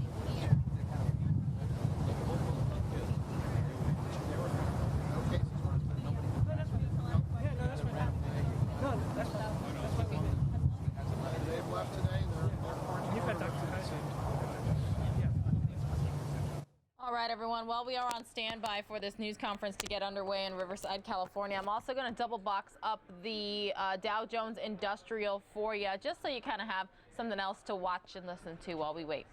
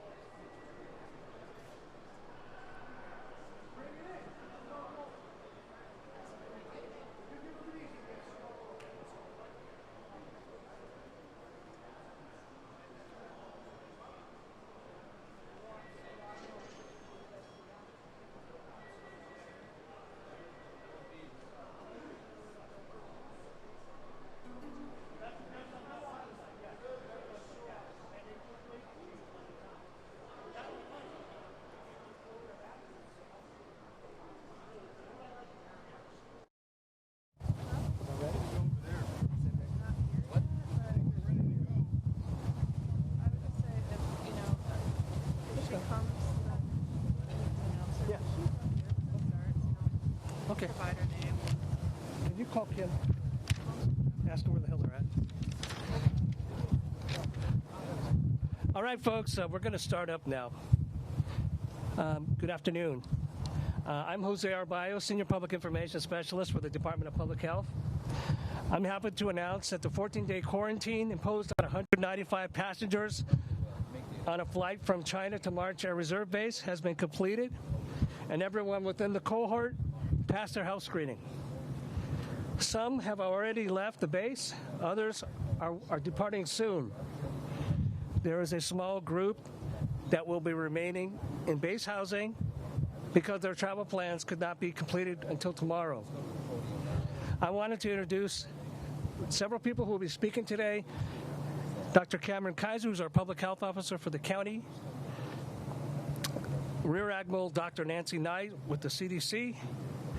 And Consul General Jamie Faust, one of the individuals who was housed for those 2 weeks at March Air Reserve Base. First, Dr. Kaiser.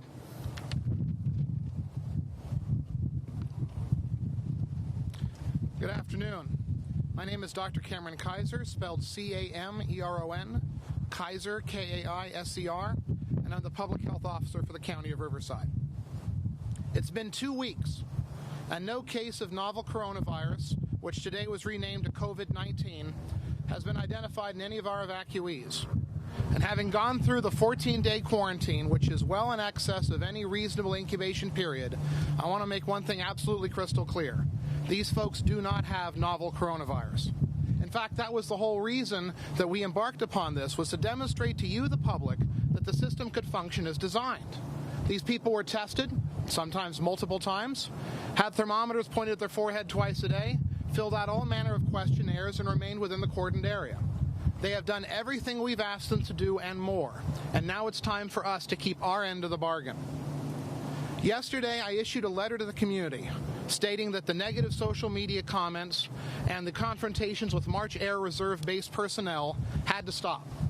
I get why people are concerned. I understand that, and we're trying to address those concerns. But actions like that are not productive, not justified, and not acceptable. And by the same token, I don't want somebody to be attacked or ostracized or outed for having been part of this quarantine group. They don't need additional testing. They don't need to be shunned. They don't have novel coronavirus. That was the whole reason for this quarantine, and that quarantine has now run. Fortunately, most of you have been very supportive and understanding of everything that these people have been through. And throughout the entire quarantine, we have maintained the utmost precautions and care to keep the public safe during this process. Our work here is done. These people are going home, and I expect every single one of us to let them. For some final comments, I will now hand it over to Rear Admiral Dr. Nancy Wright, Director of the Division of Global Health Protection with the U.S. Centers for Disease Control and Prevention. Thank you very much, Dr. Kaiser. My name is Nancy Knight. I'm a Rear Admiral in the U.S. Public Health Service, and I have been the lead for CDC's field team here at March Air Reserve Base during the past 2 weeks. As you know, on January 29th, we had 195 individuals who arrived here at the base from Wuhan, China, and they were placed shortly thereafter under federal quarantine. Today, as you have heard, we are extremely happy to announce that all 195 of these evacuees have completed their quarantine period. They have completed their final health check this morning, which included their symptom check and their temperature check, and they have deemed to be safe to re-enter their communities. This is a huge celebration for all of us here at March Air Reserve Base. It is important to understand, as Dr. Kaiser said, these individuals have completed their quarantine. They pose no health risk to themselves, to their families, to their places of work, to schools or their communities. No health risk of novel coronavirus from these individuals whatsoever. They have been through a lot during these last few weeks, not just the 2 weeks of quarantine, but also during their time in Wuhan before flying to the United States. I have been extremely impressed by the level of professionalism that we have seen from these evacuees, from the degree of cooperation that we have had with our monitoring checks throughout their 2 weeks of quarantine. I really want to thank all of them as well for making this process go smoothly as the first quarantine that the United States has had since 1963. We know, as you have just heard Dr. Kaiser talk about, that there is a lot of fear and concern across the United States about novel coronavirus. Many Americans have seen some images from China that have made this fear seem to escalate. And we understand that there's a lot of concern around novel coronavirus in China. We want to make sure, though, that you understand there should be no concern about novel coronavirus from these 195 individuals.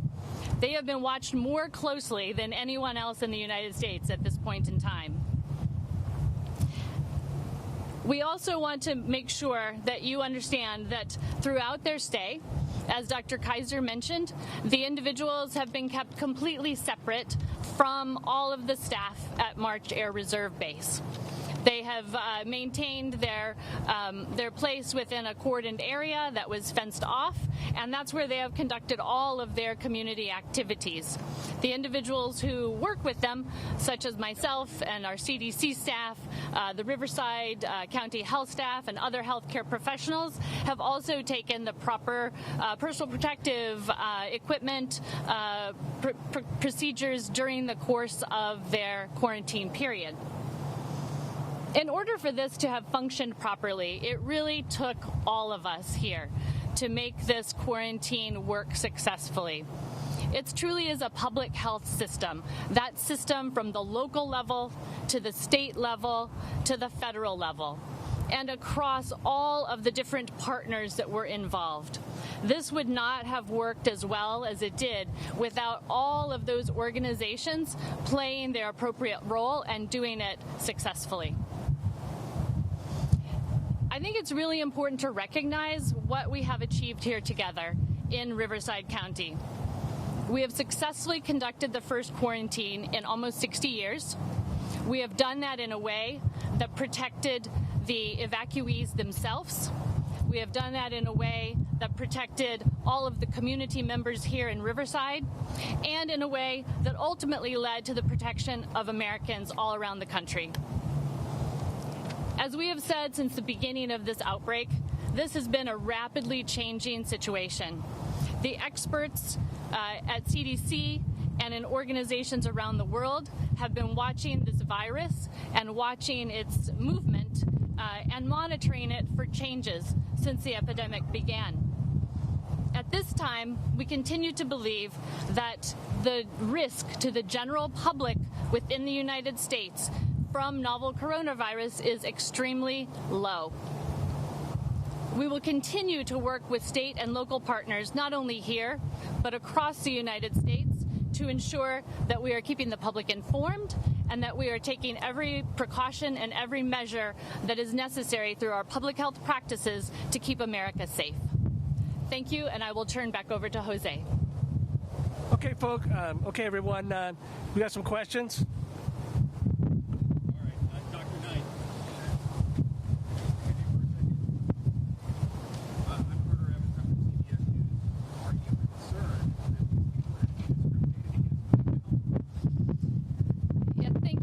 Question. Discrimination has been a significant problem, and we are doing everything we can to educate our evacuees, provide them with information on how to access mental health services should they be needed, and also to educate the communities.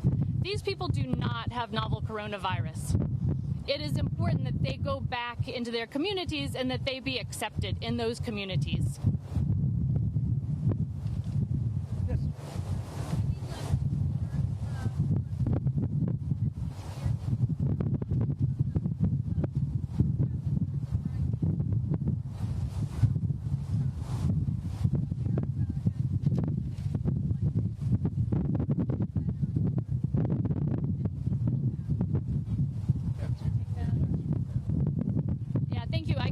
Comment, and then if some of the other partners would like to as well. Yeah, I think that we have a number of lessons learned here from the quarantine period. One thing that was really important was our communication, not just across all of the organizations that were collaborating to effectively implement the quarantine, but also with the evacuees themselves. We needed to have regular communication with them so that we could hear what their concerns and their needs were, and they could hear from us the updates that they needed to be provided about themselves as a community and about what was happening around them. So that was an extremely important point for us.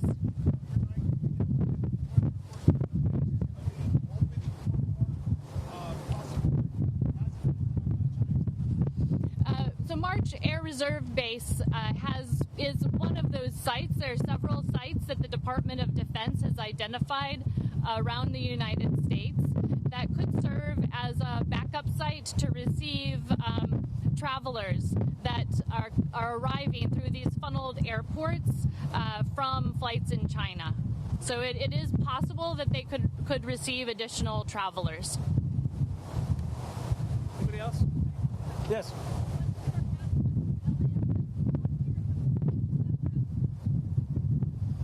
Yes, we have had 3 passengers from LAX during the course of this period. Of those, because their quarantine period is based on their departure from Hubei province. So one of those 3 already successfully completed the quarantine period and already left the base. We have 2 others that are in the process of completing their quarantine period and are being monitored just as we have done for our 195 evacuees. I think another important point to note is that the way in which the base and our incident management team have worked here is that the space where the travelers are being housed has been completely separate from the space where our 195 evacuees were housed, so that we were not mixing individuals that had different quarantine periods and quarantine dates. Yes.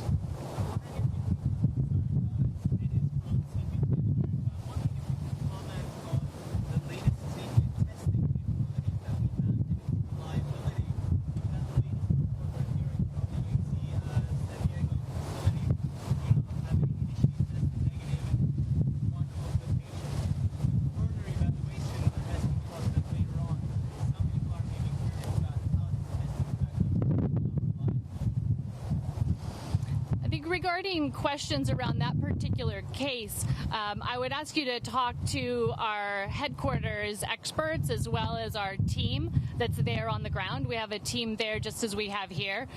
Talking about the testing capacity overall, the CDC received approval from the FDA for the test to be able to be sent out to to approved labs within states, so that states will have that testing capacity locally going forward.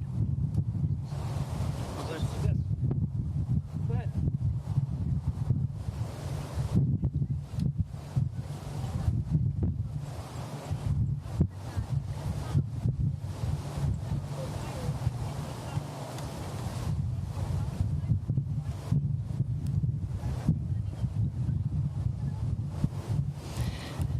The question is around the duration of the quarantine period, and that being 14 days. Because this virus and this outbreak is continuing to evolve on a daily basis, we have experts that are monitoring the information about cases as they arise. That information includes looking at when the symptoms onset was and when they may have had any previous exposures. So through using that information, we are comfortable with the 14-day quarantine period being long enough to capture the incubation period for this virus.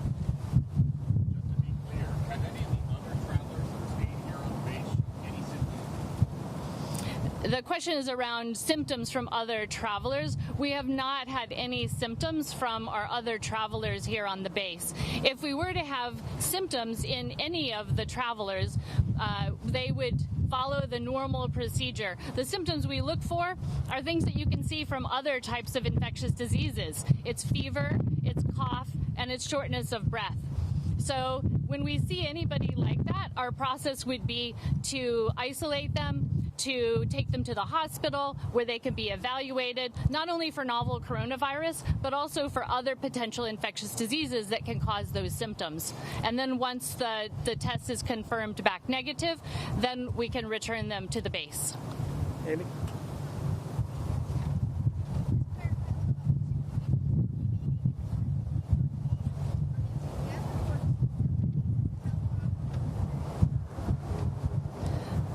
So the question is around the two individual travelers that we currently have on the base. Those individual travelers have the same quarantine date. They arrived on the same flight. Anybody else? Over here, Dave. Can you just handle more? I mean, I know this about people who work at the base being subjected to harassment. Was that just the fact that they were at the base? I mean, I know you said here, but how do you convince people because they're around someone that has they're not going to get it? Yeah, so the question is around the fear and stigma, and particularly those individuals that are working on the base. I think it's really unfortunate that the workers at the base have had to endure this fear and discrimination in their communities here. We've met with these workers and had town halls with them to hear some of their questions and their concerns, and we've heard things like a young girl, their daughter, being discriminated against and called names at school when she went into school because her mom worked at the base. We heard another employee who was denied housing because she worked at the base. It's really important, and we can use all of your help in helping us at CDC and helping the Riverside Health Department on making sure that Americans understand that when someone is quarantined, they are being very closely watched. People who are going in there with the strictest of precautions, and other people, if you're more than 6 feet away, there is no risk of contracting novel coronavirus. So all of the workers here, they have been far away from that quarantined area and have absolutely no risk to them.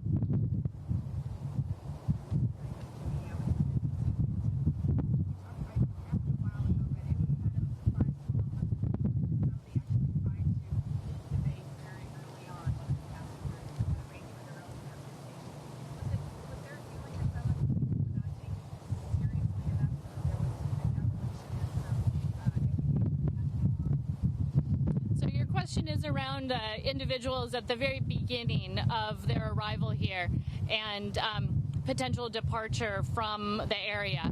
I think, we were still learning at that time as well, and our recommendations evolved during that time. When they first arrived, we did not institute a quarantine immediately.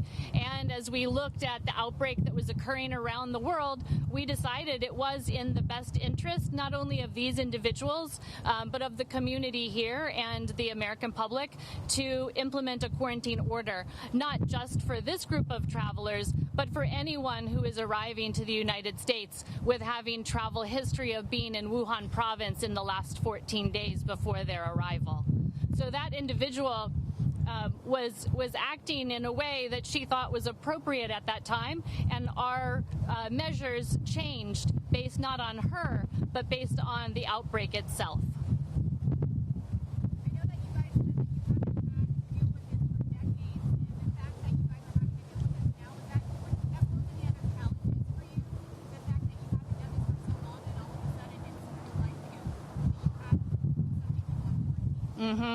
So your question is around instituting quarantine and the fact that we haven't done it in such a long time. Does it pose any difficulties for us? I think this outbreak and the response that we as CDC have had to this outbreak is quite significant. We have more than 800 people at CDC who are working full-time in one way or another around this outbreak. Individuals like myself and my team members here who are out in the field as well as at headquarters. We have more than 260 people who are out in the field.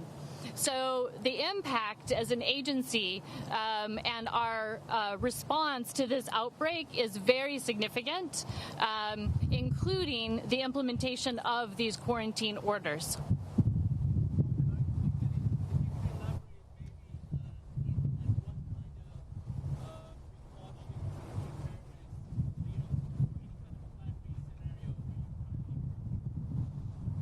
I'm not quite sure what you mean by Plan B.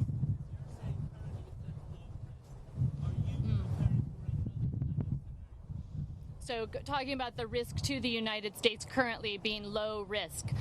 That's why we have implemented the very aggressive stance towards quarantine and, for individuals who are arriving having had travel from Hubei province within the last 14 days.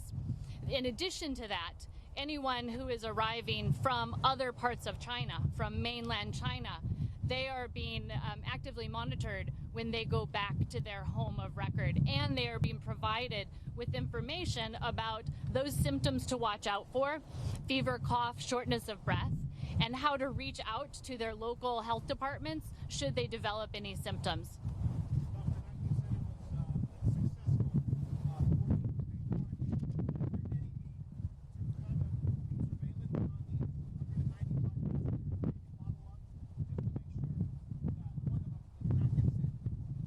So your questions around follow-up for our 195 travelers who are leaving the base today.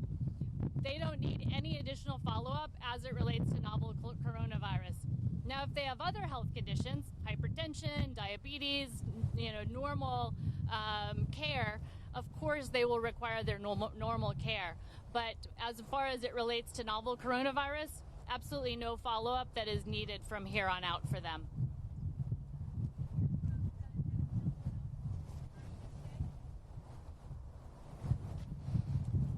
Good afternoon, everybody. My name is Jamie Faust. I'm the U.S. Consul General in Wuhan.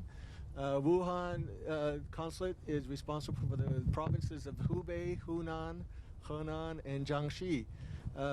That area in central China is about this, has a GDP and population of Brazil, so it's quite a large area. Our consulate was responsible for the evacuation of the first plane of American citizens who departed. We had the help of our embassy in Beijing, who helped to create the manifest of passengers. We had the help of Washington, D.C. Task Force, who helped to organize this. It was a real team effort. It was an amazing. It was a little bit different type of departure than you would normally see at a when you go to an airport. We basically had to do it ourselves. We had to check the passengers against the manifest. We had to check their bags. We had to load them onto the plane. We had to make sure that everybody was healthy, did not have a temperature, and could travel. We received a really warm welcome here at March Air Force Base, and I'd like to read off the number of organizations that did take care of us. They showed us their kindness, their humanity, and their charity. The first is the Department of Health and Human Services, the Administration for Children and Families, Centers for Disease Control, U.S. Public Health Service, the Assistant Secretary for Preparedness and Response, Department of Defense at March Air Force Base, the U.S. Marshals, the officers and spouses of Consulate Wuhan and the embassy and Maine State, and the Department, the State of Alaska, and customs officials who welcomed us. I must say that the CDC was extremely professional. They were organized. We appreciate the communication that they had with us. Everybody felt like the quarantine was their civic duty to do what they need to do to keep themselves and their communities safe. The quarantine was something that when I first imagined was going to be a challenge for everybody, but it turned out to be much better and easier than I and most everybody that was with me imagined. So thank you very much, and if you have any questions, I'll take some questions.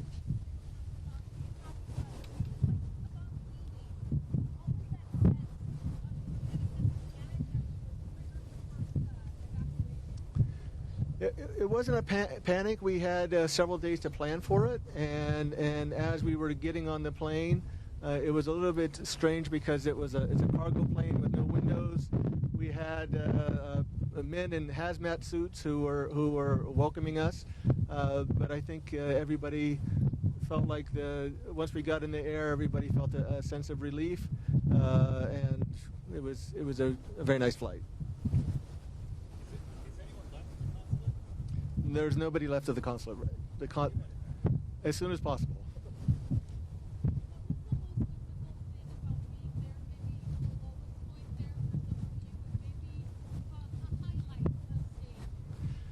Well, when the number of cases started to increase, and then the city of Wuhan started clamping down on transportation and services, we became concerned that it was time to close down the consulate.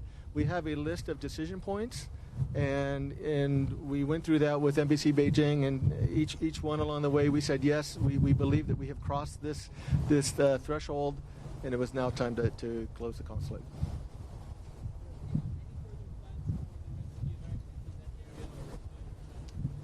I can't. I don't know.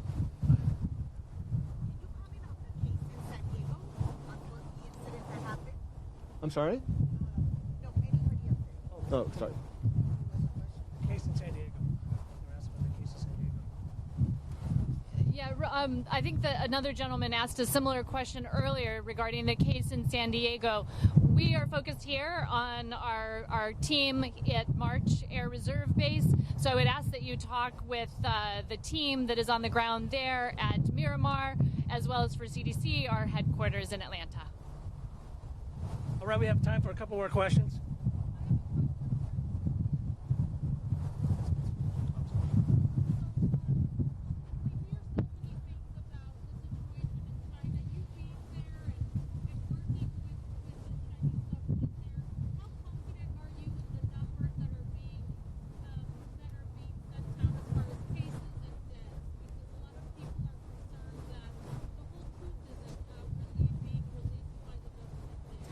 I'll leave that to our CDC colleagues to comment on that. I know that the Chinese government is doing the best that they can to try to control the spread of this virus, and they do things a little bit differently than we do. But my heart goes out to the people of Wuhan, and we appreciate the support that the government gave us to leaving. One last question.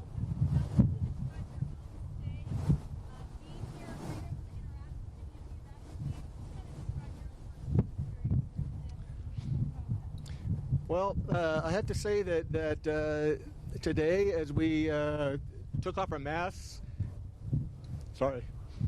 and we're given a clean bill of health, we all realized that we had gone through this experience together, and we made good friends. We kept ourselves busy. One of our staff did a Zumba class. We had trivia games. We had a master artist who gave art classes. The kids had a school. It was we tried to do as normal of a life as we could. It was actually quite a good experience, and we hope to have a reunion soon.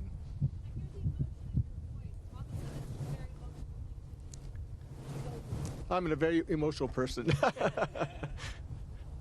I cry easily, so. Thank you very much, everybody. The Dr. Knight and Dr. Kaiser will be here for stand-ups if you want.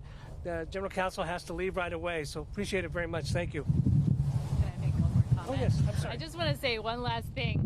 It was really exciting after everyone got their final health check done to see them celebrate, throw their masks in the air, and to be able to hug everyone and take lots of selfies. It was really exciting. Thank you, everybody. Like I said, they'll be around for stand-ups if you want.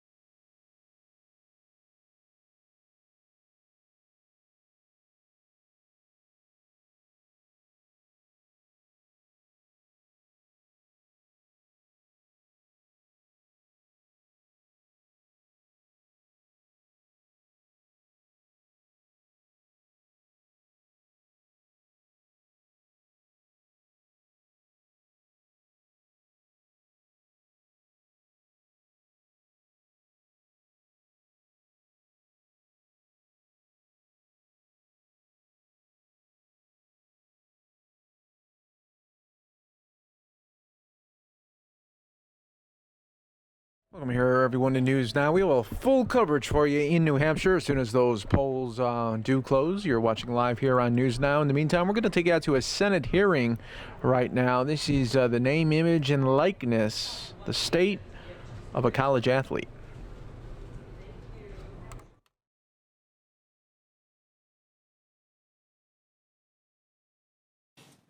With the conclusion of my opening statement, I turn to the ranking member, Senator Blumenthal, for his. Thank you so much, Chairman Moran. I want to express my special appreciation to you and to Chairman Wicker, who is with us, as well as to Ranking Member Cantwell, for addressing an issue that I think will grow in importance. Already it has preoccupied the minds and hearts of many who are interested in college athletics and the future of the great individuals who participate in college sports. And we are now holding the Senate's first ever hearing on compensating college athletes. Thanks to you, Representative Gonzalez, for advancing a number of very promising ideas, which I hope we will take into account in our work. We have a highly significant opportunity today to better understand how we can protect college athletes while promoting intercollegiate sports. Our college athletes fuel the $14 billion industry that literally makes money for countless companies and agents, and almost nothing for the athletes themselves. We should ensure they receive equitable compensation for their hard work and the value that they create. Across the country, college athletes are being taken advantage of by a financial model that has allowed the NCAA and its members to profit off athletes' names, images, and likenesses without allowing those athletes to receive any compensation in return. College athletes risk their health and safety to play these sports, but in return, their compensation is capped at the cost of attending their college or university. Athletes are not even guaranteed to have costs for sports-related injuries to be covered by their schools, and they can have their scholarships revoked in the event of a college and career-ending injury. This system is deeply unfair, repugnant to the very ideals that the colleges so actively espouse, and inherently flawed as an economic matter, as well as marred with inconsistencies. Only student athletes are barred from compensation, whereas other students are able to monetize their skills in their free time by working, such as music students who teach budding musicians, or math majors who tutor high school students. College athletes receive no remuneration, no compensation, no financial recognition at all. That has to change. So we are here to hear from some of the experts and to begin this consideration. The kinds of egregious unfairness are multiple. We know well that college coaches are paid multi-million-dollar salaries, outpacing the pay of many corporate executives, and almost all the teachers at their schools. Many of the college coaches rank as the highest paid public employees. In fact, they do so in 41 out of 50 states. When universities are not turning their coaches into millionaires, they pump millions of dollars into lavish new athletic facilities. In fact, tens of millions of dollars that can cost upwards of $130 million. In short, everyone is profiting off the fame, image, likeness, and accomplishments of college athletes, except for the athletes themselves. And it's during a period when their prowess and, in effect, earning capacity may be at one of its heights. Amateurism cannot be a means to monopolize college athleticism for lucrative media deals. I hope that states like the California Fair Pay to Play Act will be part of our consideration. Among other things, these laws provide new opportunities for women athletes who have less professional sports options after college than men, allowing them to be compensated for their athletic achievements while in college. And I look forward to continuing this work because we have a responsibility especially in the absence of leadership elsewhere. But I hope there will be leadership. I hope the NCAA will take advantage of the real opportunity it has to do right by hundreds of thousands of athletes across the country whose talents generate billions of dollars for the college sports industry.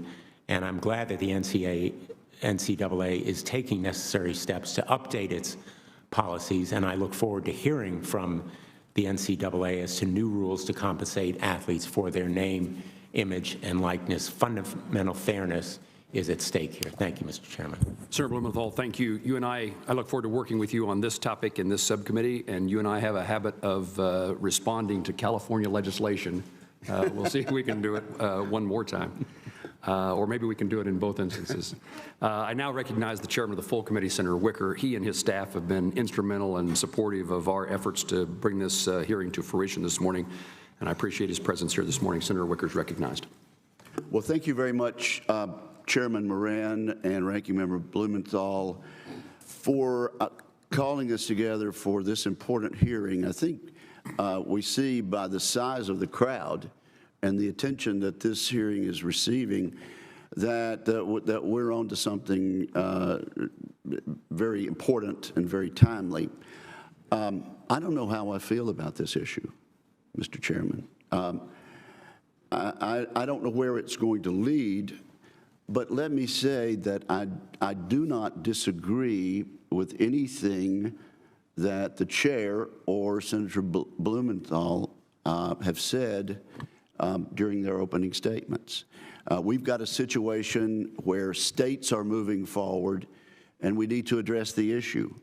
I'm as proud of my state's history of intercollegiate athletics as Senator Moran is and pointed out in his opening statement. And if Senator Blumenthal had taken the time to do so, he could have pointed to great accomplishments in Connecticut also.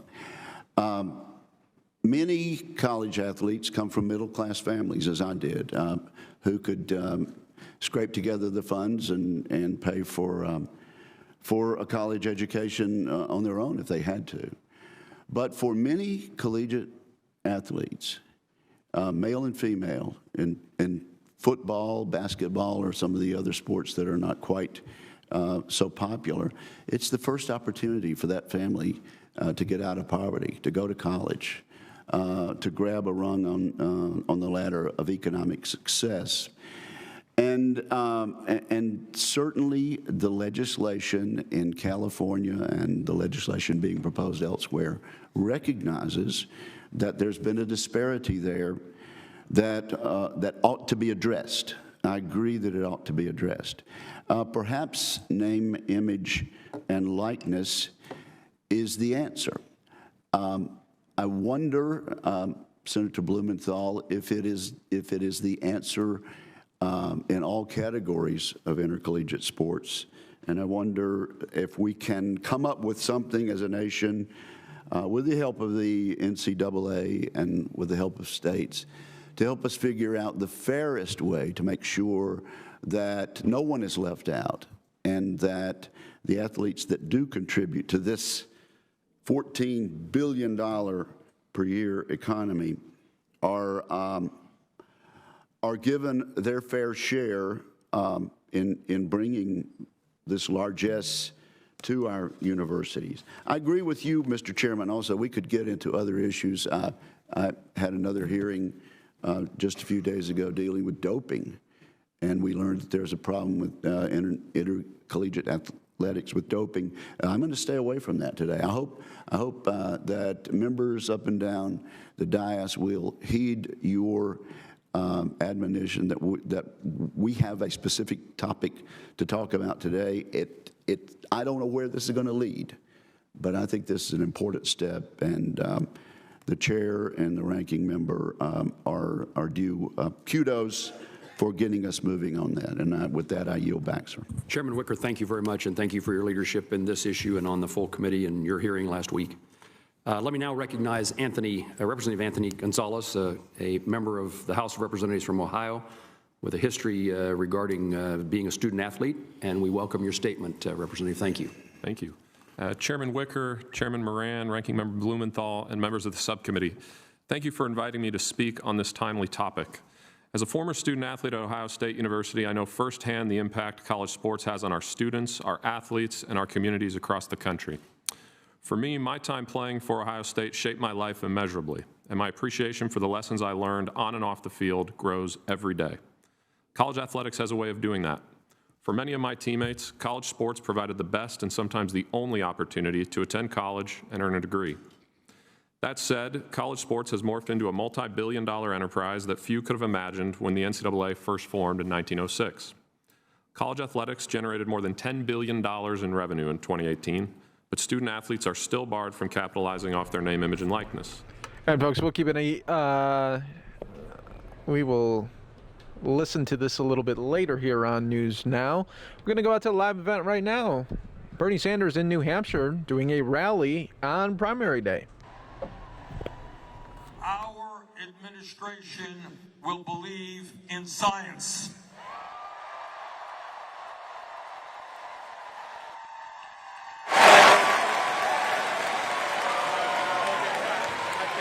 And what the scientists are telling us, as all of you know, is not just that climate change is, of course, real, that it's caused by human activity, and that it's already causing terrible problems in America and around the world. What they are now telling us is they have underestimated the speed and degree to which climate change is ravaging the planet. They underestimated the degree to which the polar ice caps are melting and the oceans are warming, the degree to which drought is becoming worse and worse, more and more extreme weather disturbances, more acidification of the ocean.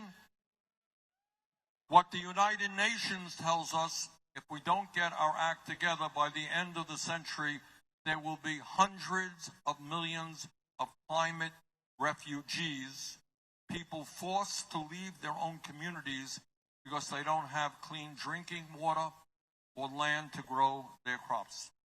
Anybody who doubts what climate change is about, turn on the TV and look at what's going on in Australia. Look at what went on in California in the terrible wildfires that took place there. That is the future not only of our country, but of the world, unless we get our act together. And I'm proud to tell you that our campaign has introduced the most comprehensive climate change proposal ever introduced.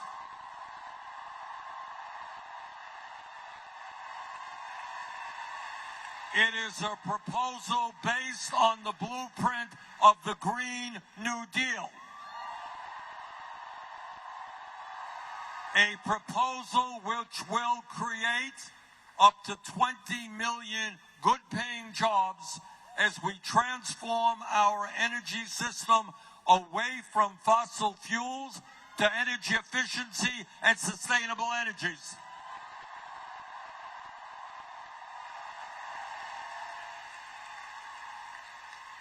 Together, we have a message to the fossil fuel industry, and that is that your short-term profits are not more important than the future of this planet.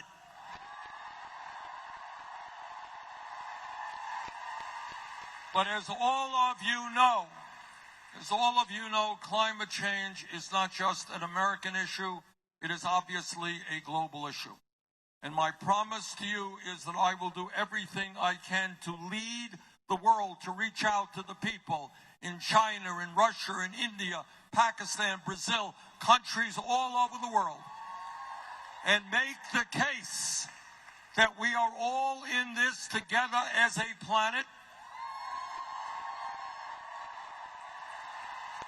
and that maybe, just maybe, instead of spending $1.8 trillion a year on weapons of destruction, maybe we should pool our resources and fight our common enemy, which is climate change.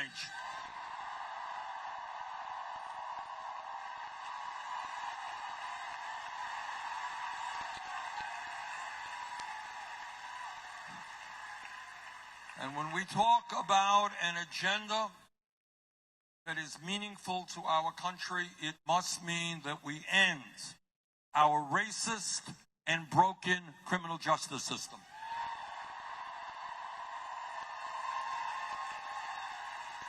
It is not acceptable to me that we have more people in jail tonight than any other country on earth, including China.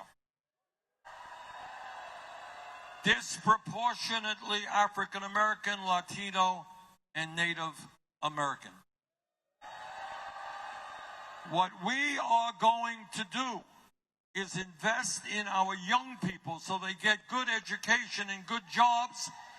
We're going to invest in our young people, not in more jails and incarceration.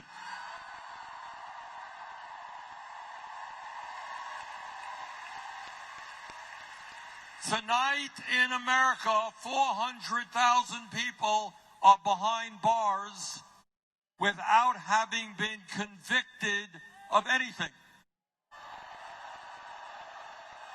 They were arrested but not convicted. They are in jail because they cannot afford cash bail. We're going to end the cash bail system.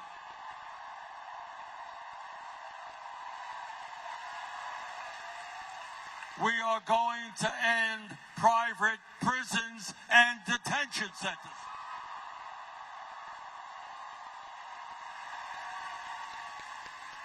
Corporations should not be making profits imprisoning fellow Americans.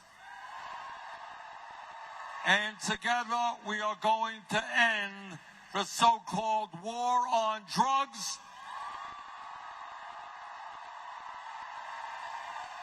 We are going to legalize marijuana in every state in this country.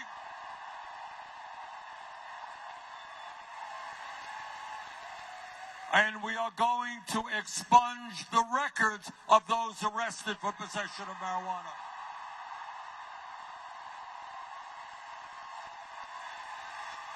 And when marijuana is legal all across this country, we're not going to let a handful of corporations dominate the industry.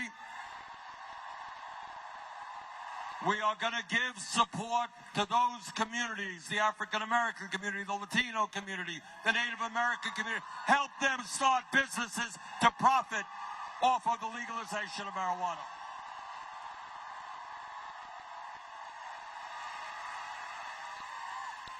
And when we talk about broken systems, unjust systems, we are going to end the demonization of the undocumented in this country.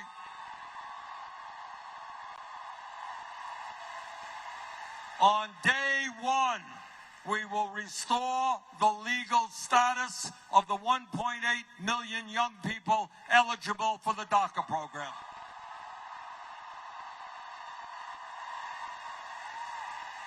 Under our administration, federal agents will never snatch babies away from the arms of their mothers.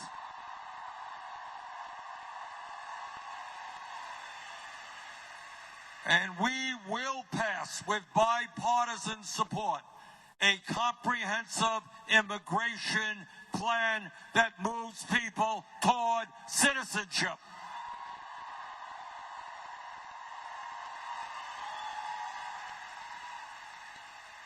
And at a time when the American people are disgusted and horrified by the amount of gun violence in this country, our gun safety legislation will be determined by the American people, not the NRA.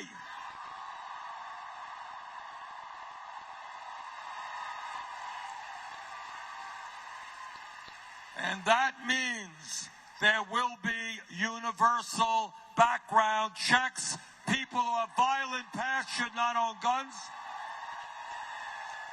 It means we do away with the gun show loophole and the straw man provision. And it means we do what a strong majority of Americans want us to do: ban the sale and distribution of assault weapons in this country.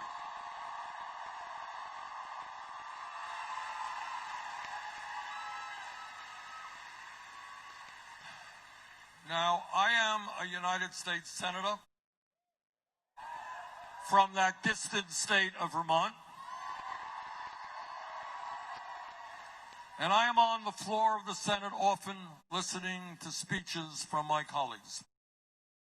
And at a time of mass hypocrisy, one of the worst examples of that is when we have conservative Republicans come to the floor of the Senate and they say, hey, we believe in small government. We believe in getting government off the backs of the American people.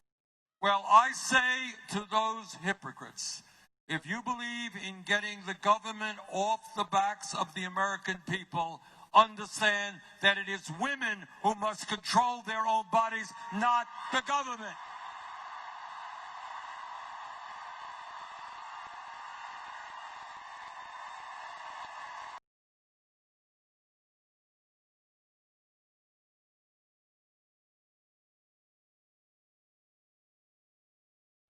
All right, so we just lost the shot right there. We'll keep an eye on it, see if we can get it back.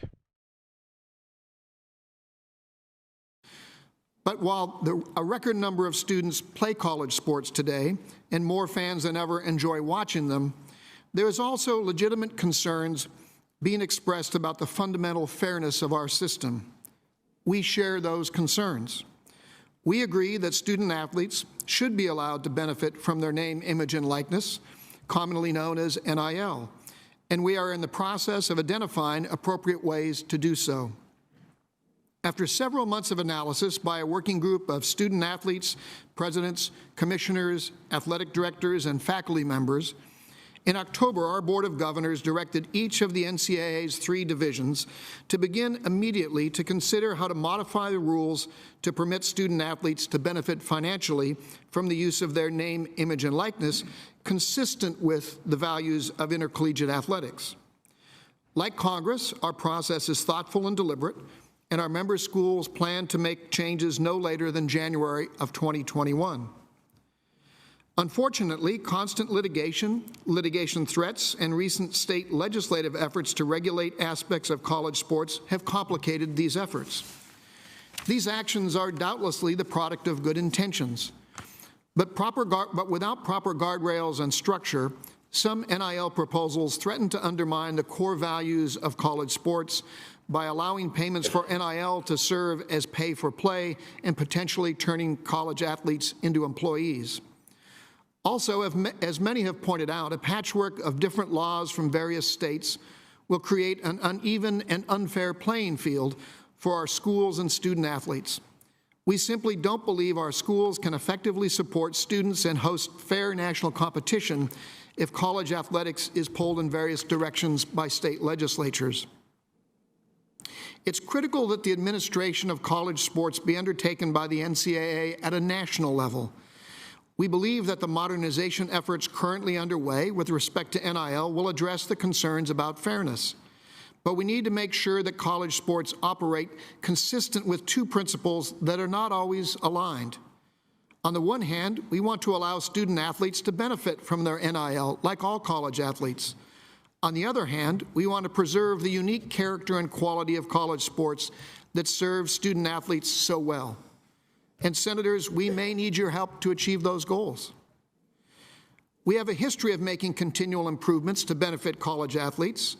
Our member schools now award nearly $3.5 billion in athletic scholarships each year, and more students are earning degrees than ever before, including many whose financial circumstances would have otherwise prevented them from attending college. The past decade has seen enormous enhancements in the support for student athletes, including in healthcare, nutritional programs, academic assistance, prevention of sexual violence, and covering the costs of attending school entirely.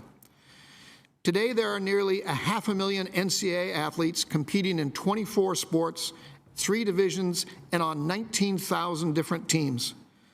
Regardless of their sport, their gender, their division, regardless of whether their school is big or small, rural or urban, public or private, we seek to support all students and help them be successful. We know we're not perfect. We know that the world is constantly changing, and we want to change accordingly. I'm confident that there is a path forward on this issue of NIL that preserves what we love about college sports while creating even greater opportunities for our students. That's what we are seeking, and that's what brings us here today, Mr. Chairman. Thank you again, and I look forward to your questions. Thank you, Dr. Emmert. Now, Dr. Girard. Good morning, Chairman Wicker, Chairman Moran, Ranking Member Blumenthal, and members of the subcommittee.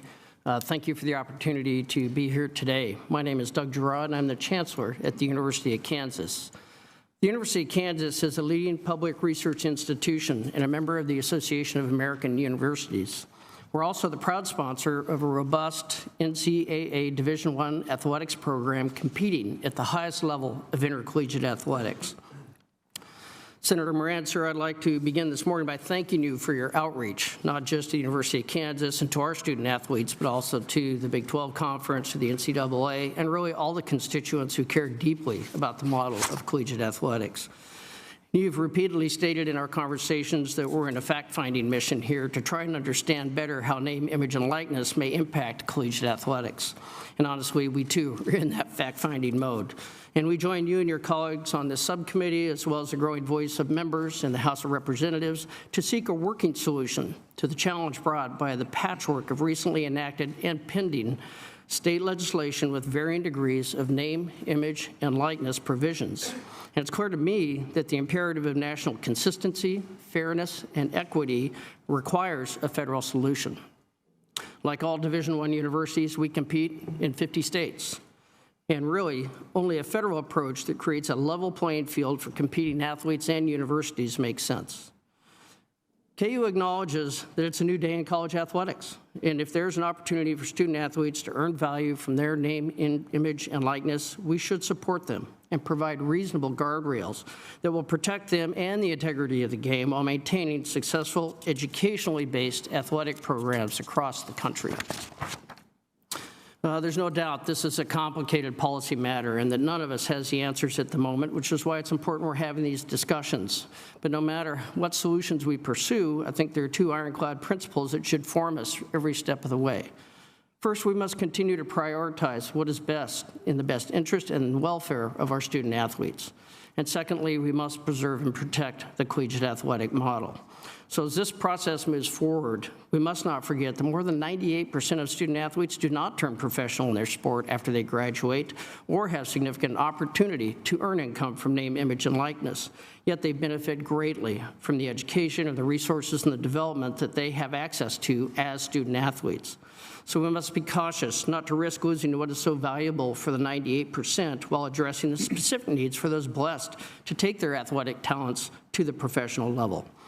And additionally, we must preserve access for first-generation students and underrepresented minorities to an education through sports and continue to enhance gender equity in compliance with Title IX.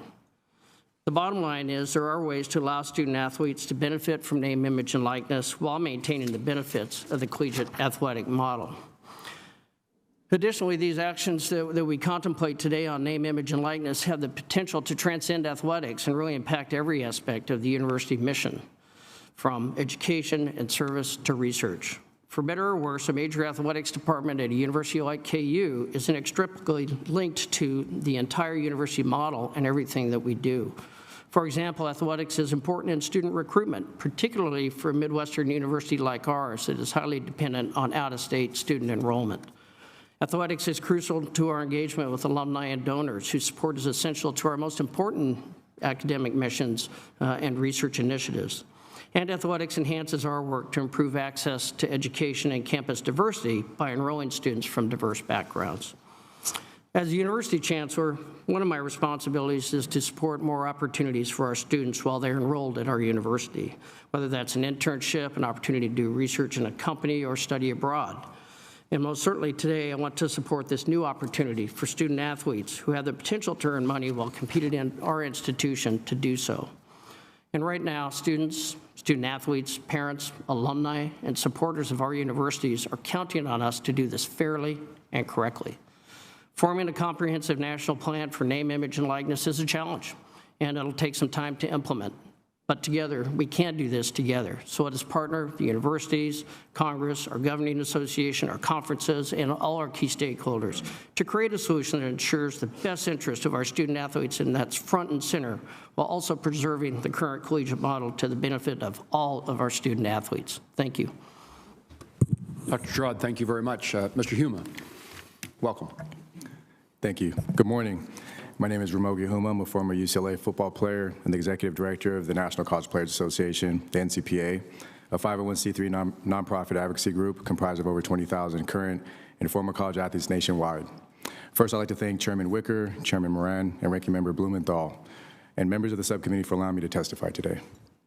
College sports is a $14 billion per year commercial industry, where multi-billion-dollar TV revenues fuel multi-million-dollar salaries for coaches, administrators, and commissioners. The NCAA's basketball tournament alone generates over $1 billion per year. Under Armour is paying UCLA $280 million to require UCLA players to serve as walking billboards to advertise its apparel. Meanwhile, the NCAA denies players third-party compensation, claiming it's to protect players from forces of commercialization. This double standard has inflicted serious economic harm on countless college athletes, many of whom are from low-income backgrounds. The NCPA is a co-sponsor of California SB 206, known as the Fair Pay to Play Act, and is currently assisting 14 of an estimated 28 states that are pursuing similar legislation. In short, a wave of bipartisan action is sweeping across this nation in response to long-standing, unjust NCAA rules that deny college athletes economic freedoms afforded to other students and Americans. As part of my written testimony for today, I submitted an updated white paper on this issue that was published last Friday, and I'll cover some of the key advocacy positions included in that document. First, federal legislation is not necessary for positive reform in this area, but there are some reasonable provisions or guardrails that could be positive.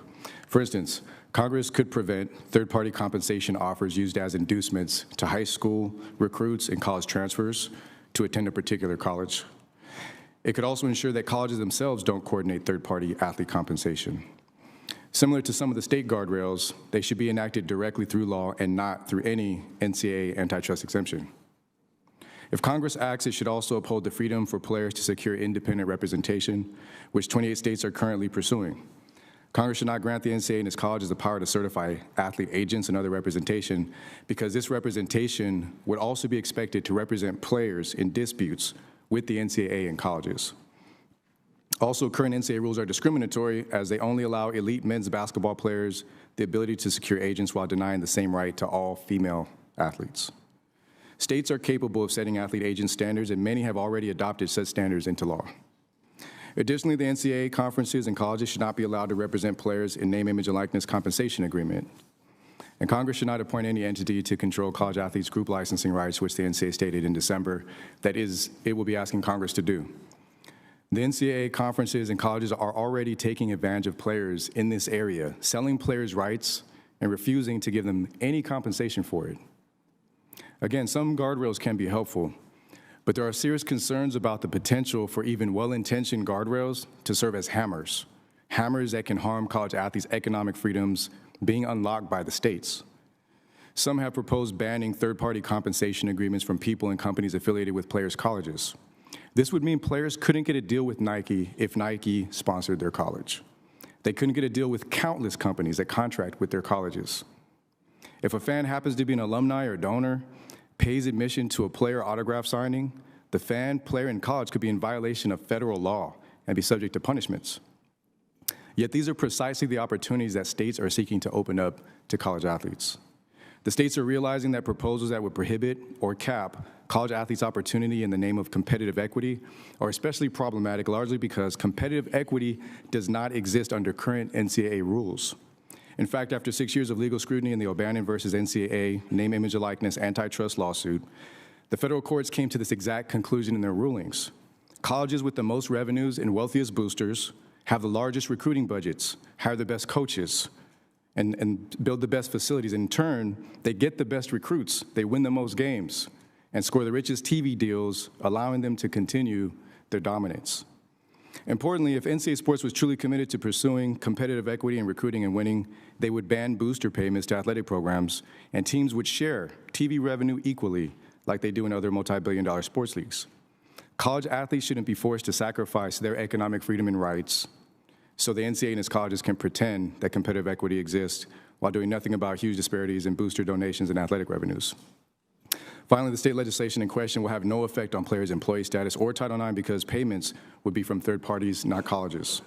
If Congress does act, it should advance college athlete freedoms being pursued by the states, not roll them back. Thank you. Thank you for your testimony. Mr. Spencer. Chairman Wicker, Chairman Moran, and Ranking Member Blumenthal, thank you for inviting me to speak on behalf of the hundreds of thousands of men and women who represent the current, former, and future student athletes, some of whom are sitting behind me today. My name is Kendall Spencer. As a Division I track and field student athlete at the University of New Mexico, I've won national championships, secured multiple All-American honors both academically and athletically, and represented my country abroad in international competition. Today, my advocacy on behalf of student athletes starts with the Student Athlete Advisory Committee. In this capacity, I led my group to numerous policy decisions that were set to benefit the student athlete welfare that eventually led to my appointment as the first student athlete to serve on the NCAA's board of directors. Today, I'm a third-year law student at Georgetown University, where I'm a technology, law, and policy scholar, focusing on privacy, election security, and the role that emerging technologies play in shaping this current digital economy. I continue to train competitively while in law school with my eyes firmly set on making the 2020 Olympic team. In this testimony, I will discuss the name, image, and likeness through the lens of today's modern student athlete, giving strict emphasis to the technological framework that we live in today. Now, as many of you know, NIL is the right to publicity, which as a result of our federalist system is determined by the extent of its recognition at the state level. Consequently, we're left with a patchwork of state laws designed to regulate NIL. Members of the committee, let me illustrate for you what this actually looks like. It looks like a 17-year-old high school student athlete choosing between two institutions, not because of the educational value, but rather because of which state has the fewest restrictions on the financial benefit they can gain from their NIL. If within intercollegiate athletics and as a nation we value education, this is not something that we should allow to happen so freely. Now, today's discussion is not for me to comment on the strain this places on interstate commerce or to describe the burden this places on institutions that conduct business throughout the country, but I can illustrate the glaring danger looming in the shadows for student athletes. In all of these conversations, we must understand that today's student athlete lives in this innovation economy driven by social media influencers and emerging technology platforms. A student athlete's NIL, however, is inextricably tethered to technology, and this makes the value and protection of this right incredibly complex. The social media landscape that all student athletes today live in is grossly underregulated, leaving many of the users without protection when their NIL is misappropriated. Additionally, a student athlete will have to monitor the use of his or her potential misappropriation and ensure that he or she is compliant with this myriad of state laws that may or may not recognize these rights. The assumption that student athletes, many of whom already spend upwards of 60 hours a week on athletically related activities, will have the time to monitor the use of their NIL in order to protect their profit is absurd. The notion of expecting student athletes to potentially hire an agent to manage their brand on top of perhaps an attorney to ensure compliance with this patchwork of state laws is unreasonable. This expectation that community members will continue to be able to support student athletes at such a high level without fear of violating a student athlete's NIL agreement is absurd. Members of the committee, this isn't just a matter of protecting the student athlete experience. This is about maintaining the welfare of students who happen to be athletes. So what is the student athlete experience? So it's the flashcards we take into the ice bath. It's the textbooks that we take with us on long road trips to games. It's the term papers that my teammates reviewed for me when we were in the hotel rooms. It is in this moment that we see the distinction between college sports and the professional leagues. This is the moment that we see the value in protecting the student athlete experience and, more importantly, the welfare of all student athletes. Here we recognize the role of education. Members of the committee, when it comes to protecting the welfare and the success of student athletes, it's not enough to get it done. We have to get it right.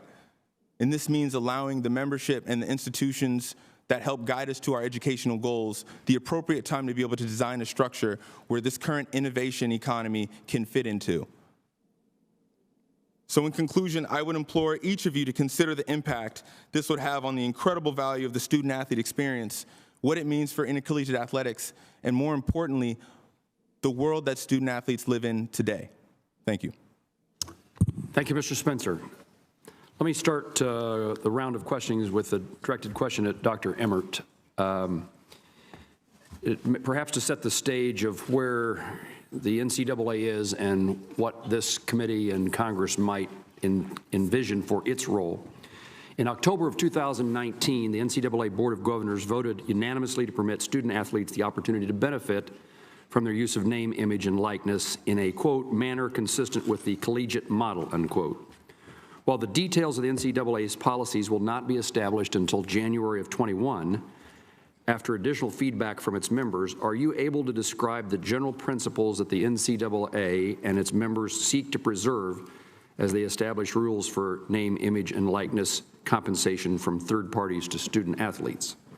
How do you foresee the NCAA's internal input-seeking and policy-making timeline aligning with the actions now taking place in states? As has been acknowledged, states have clearly made known their interest to be active in this matter.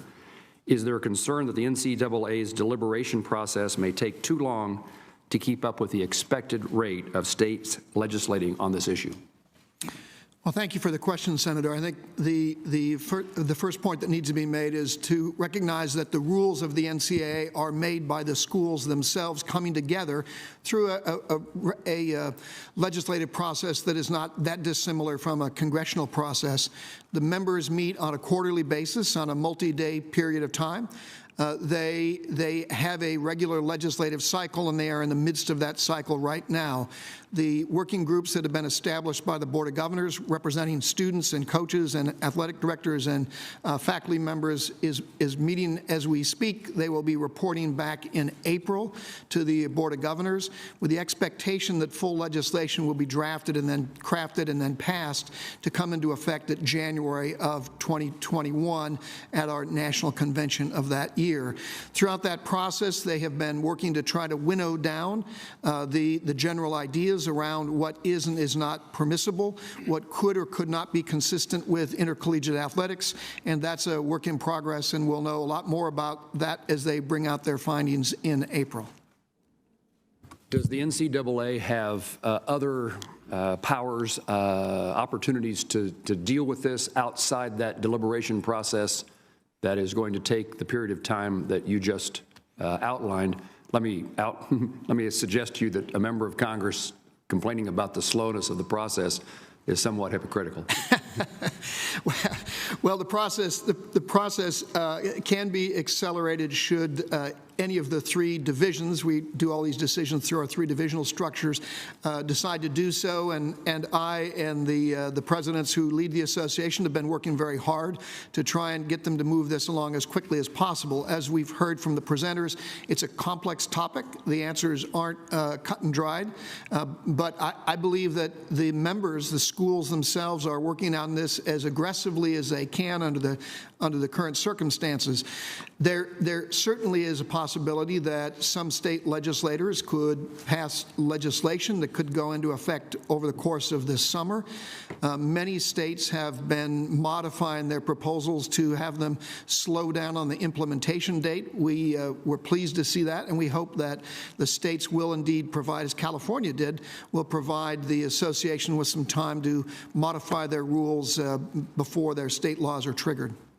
Mr. Huma in particular addressed this question, but I would ask the rest of you, what role for Congress exists to legislate in this issue? I think Dr. Emmert indicated there may be a role for Congress. What do you each envision as a request of us? Mr. Bowlesby. I believe at this point our request would be some assistance on creating a time window within which we can complete our work. I serve on the task force that's been working on this topic, and we continue to make progress. I think we have a better vision of what the guardrails that have been mentioned look like. We have some near-term implementation dates that are problematic for all the reasons that have been noted. So I think some set aside that would allow us an opportunity to have some time to work would be altogether appropriate. And then as we seek to shape the future of intercollegiate athletics, we ask your consideration and indulgence in allowing institutions to act in concert.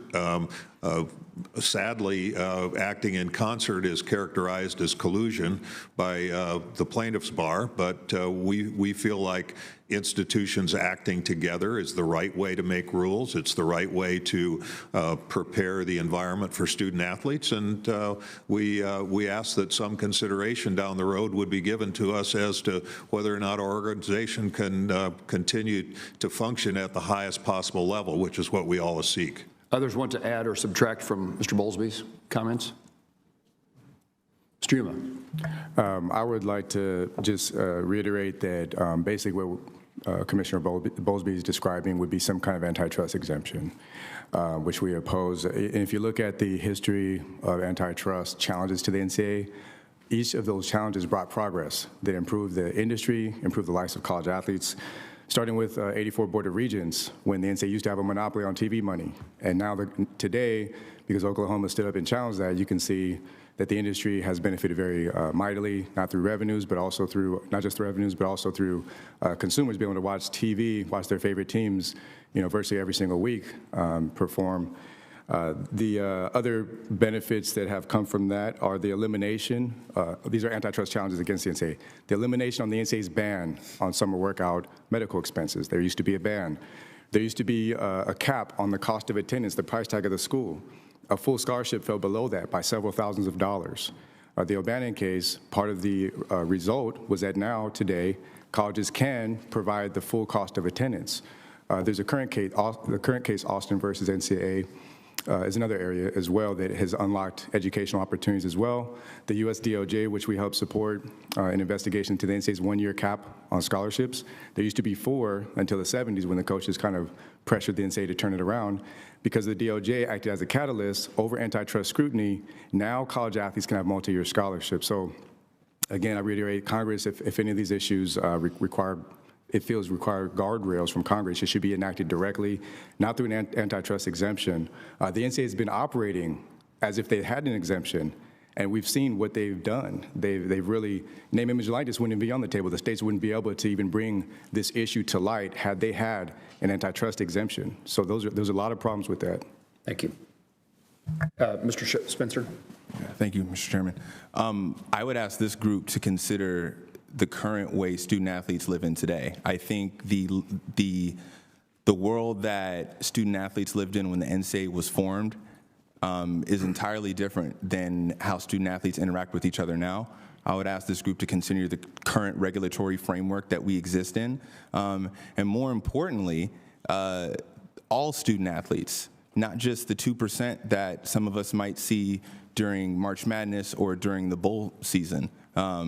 And the role that our education plays in shaping that experience and how NIL fits into that equation more broadly. Thank you.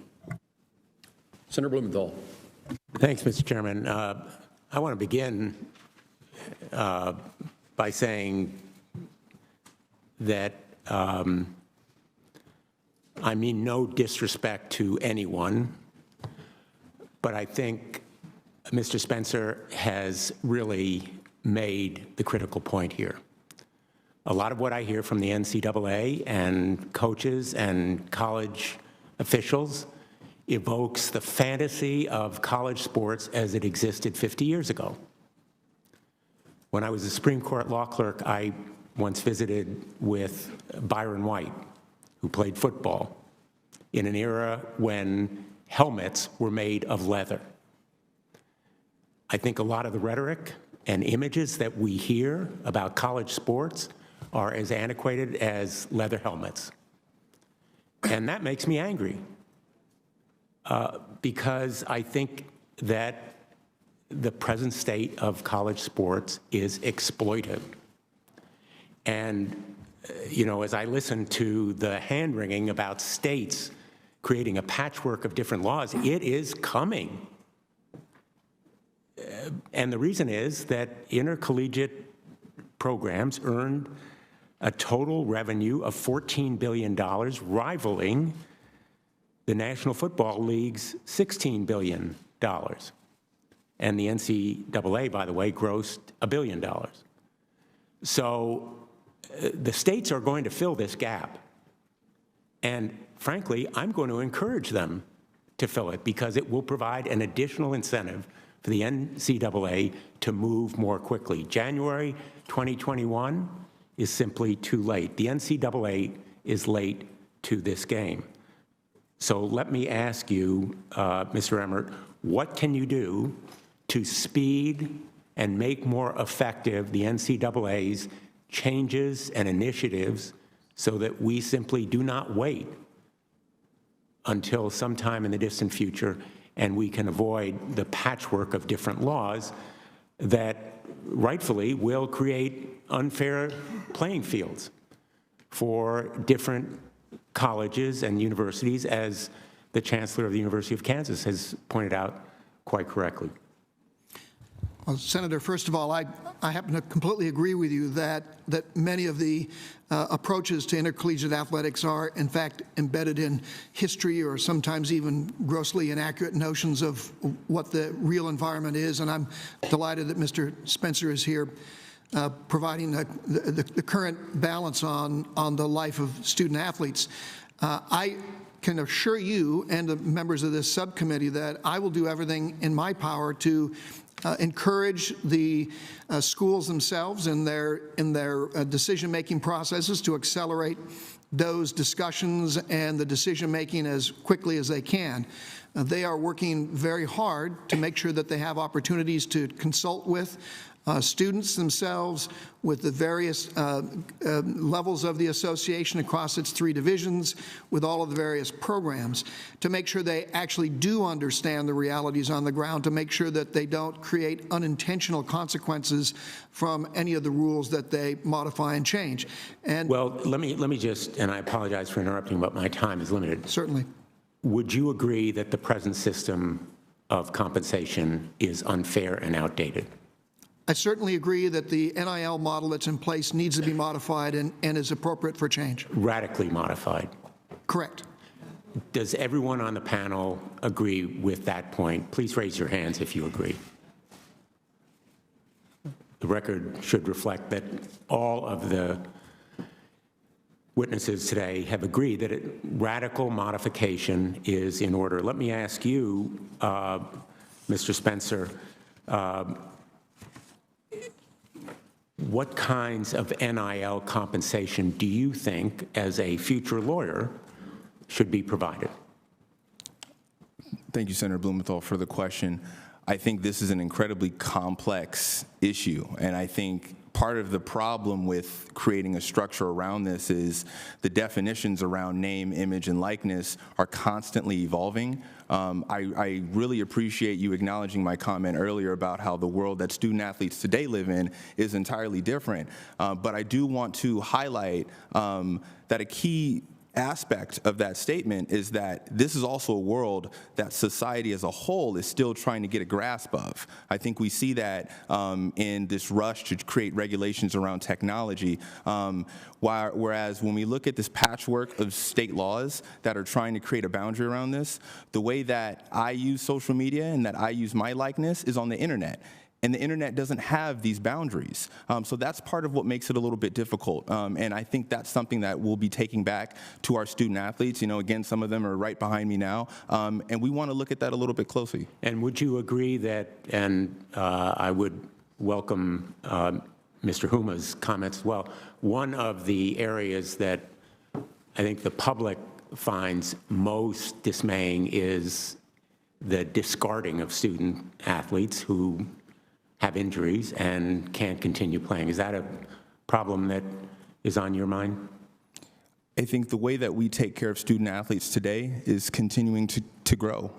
The university students that I'm in touch with, the way that I see athletic training rooms and coaching staffs take care of their athletes is quite frankly amazing. It's one of the reasons why I'm here today, not because of the scholarship that I would receive, but because of how enriching that experience was and how that was able to propel me to where I am today. Thank you for asking that question. Under current NCAA rules, the minimum scholarship is a one-year scholarship that can be non-renewed for any reason, including injury. The injury rate in Division I athletes across all sports is 66% suffer a major injury, 50% go on to have chronic. Many coaches use that as an excuse to not renew the scholarships, which is very difficult for those players, especially some of them are being forced back into play too early with serious medical conditions. So there is, and you know, if you look at, again, big picture, the nature of whether or not to entrust the NCAA with an antitrust exemption and other things, the priorities of NCAA sports don't align with the priorities to protect players, even on health and safety.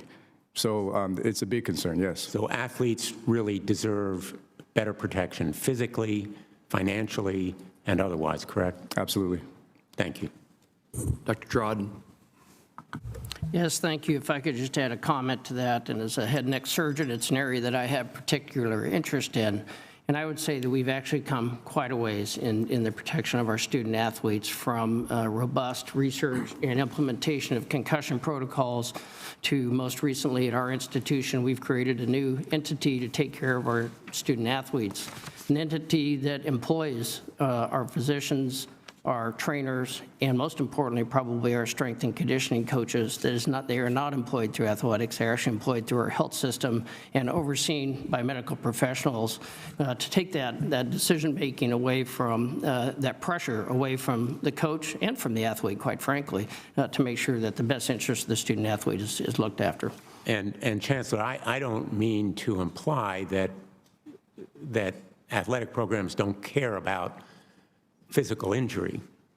Preventing physical injury is the best way of keeping those players on the field, right? Absolutely. So they have an economic incentive in making sure those players get back to the game, just as professional sports teams do.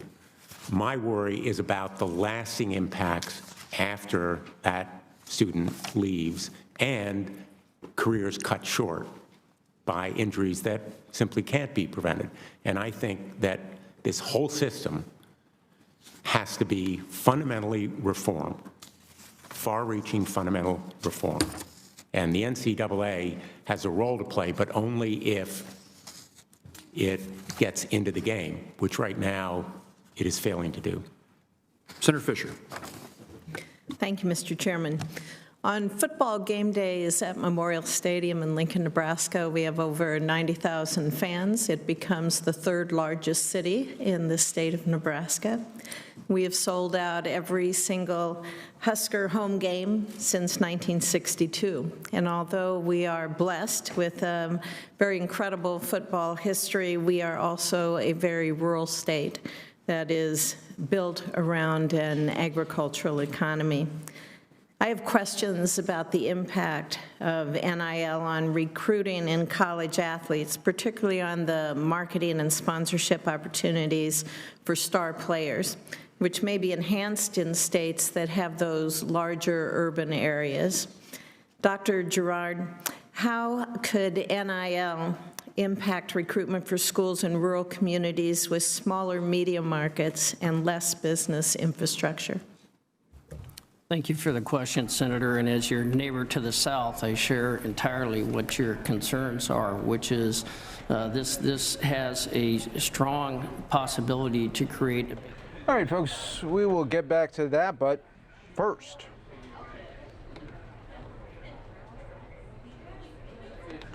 We do have some breaking news to bring you exclusively right here on News Now. Thank you so much for joining us. It all has to do with Jussie Smollett. Remember him? Well, he has been indicted today by a special prosecutor in Chicago. The former Empire actor was indicted today in Chicago by Special Prosecutor Dan Webb, stemming from the alleged racist and anti-gay attack on him that occurred in January of 2019. A source confirms to our sister station, Fox 32 News in Chicago. Smollett told Chicago police last year that two men physically attacked him and yelled racial and homophobic slurs. Prosecutors insist Smollett faked the racist anti-gay attack on himself in the hopes that the attention would advance his acting career. But with little explanation, authorities last year abruptly dropped all charges against Smollett, abandoning the criminal case only 5 weeks after the allegations were filed.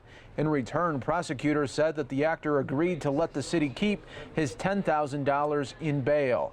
The dismissal drew a swift backlash from the mayor and police chief and raised questions about why Smollett was not forced to admit that prosecutors had said that they could prove in court that the entire episode was a publicity stunt. Among those sure to keep pressing for answers was then Chicago Mayor Rahm Emanuel, who appeared blindsided by the decision, his voice rising in anger at times. Emanuel called the deal a, quote, whitewash of justice and lashed out at Smollett. He said Smollett had exploited hate crime laws meant to protect minorities by turning the laws inside out, upside down for only one thing, himself. So Smollett has become a household name as a result of the case, but it's unclear if the dropped charges will diminish the taint that followed his arrest last month.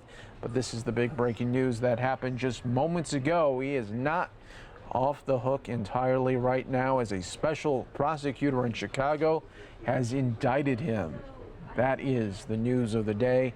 We'll continue to follow this. Looks like he will be back in court February 24th for the latest. Always head on over to fox10phoenix.com.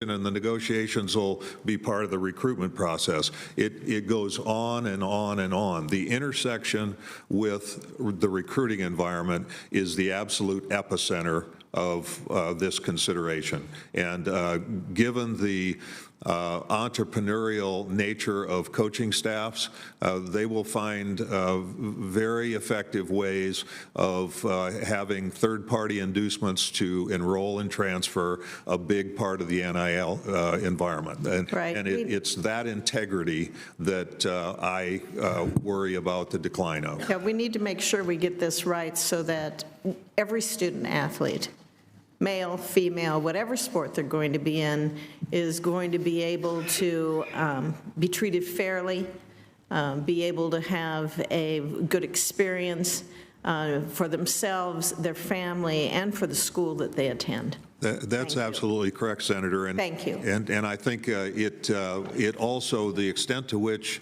institutional representatives become involved in helping with NIL reintroduces Title IX to the root of your question into the conversation, because the 13 components of Title IX certainly bear on the recruitment environment. Thank you. Thank you, Mr. Chairman. You were slightly more effective than the chairman in enforcing the time limits. Senator Tester.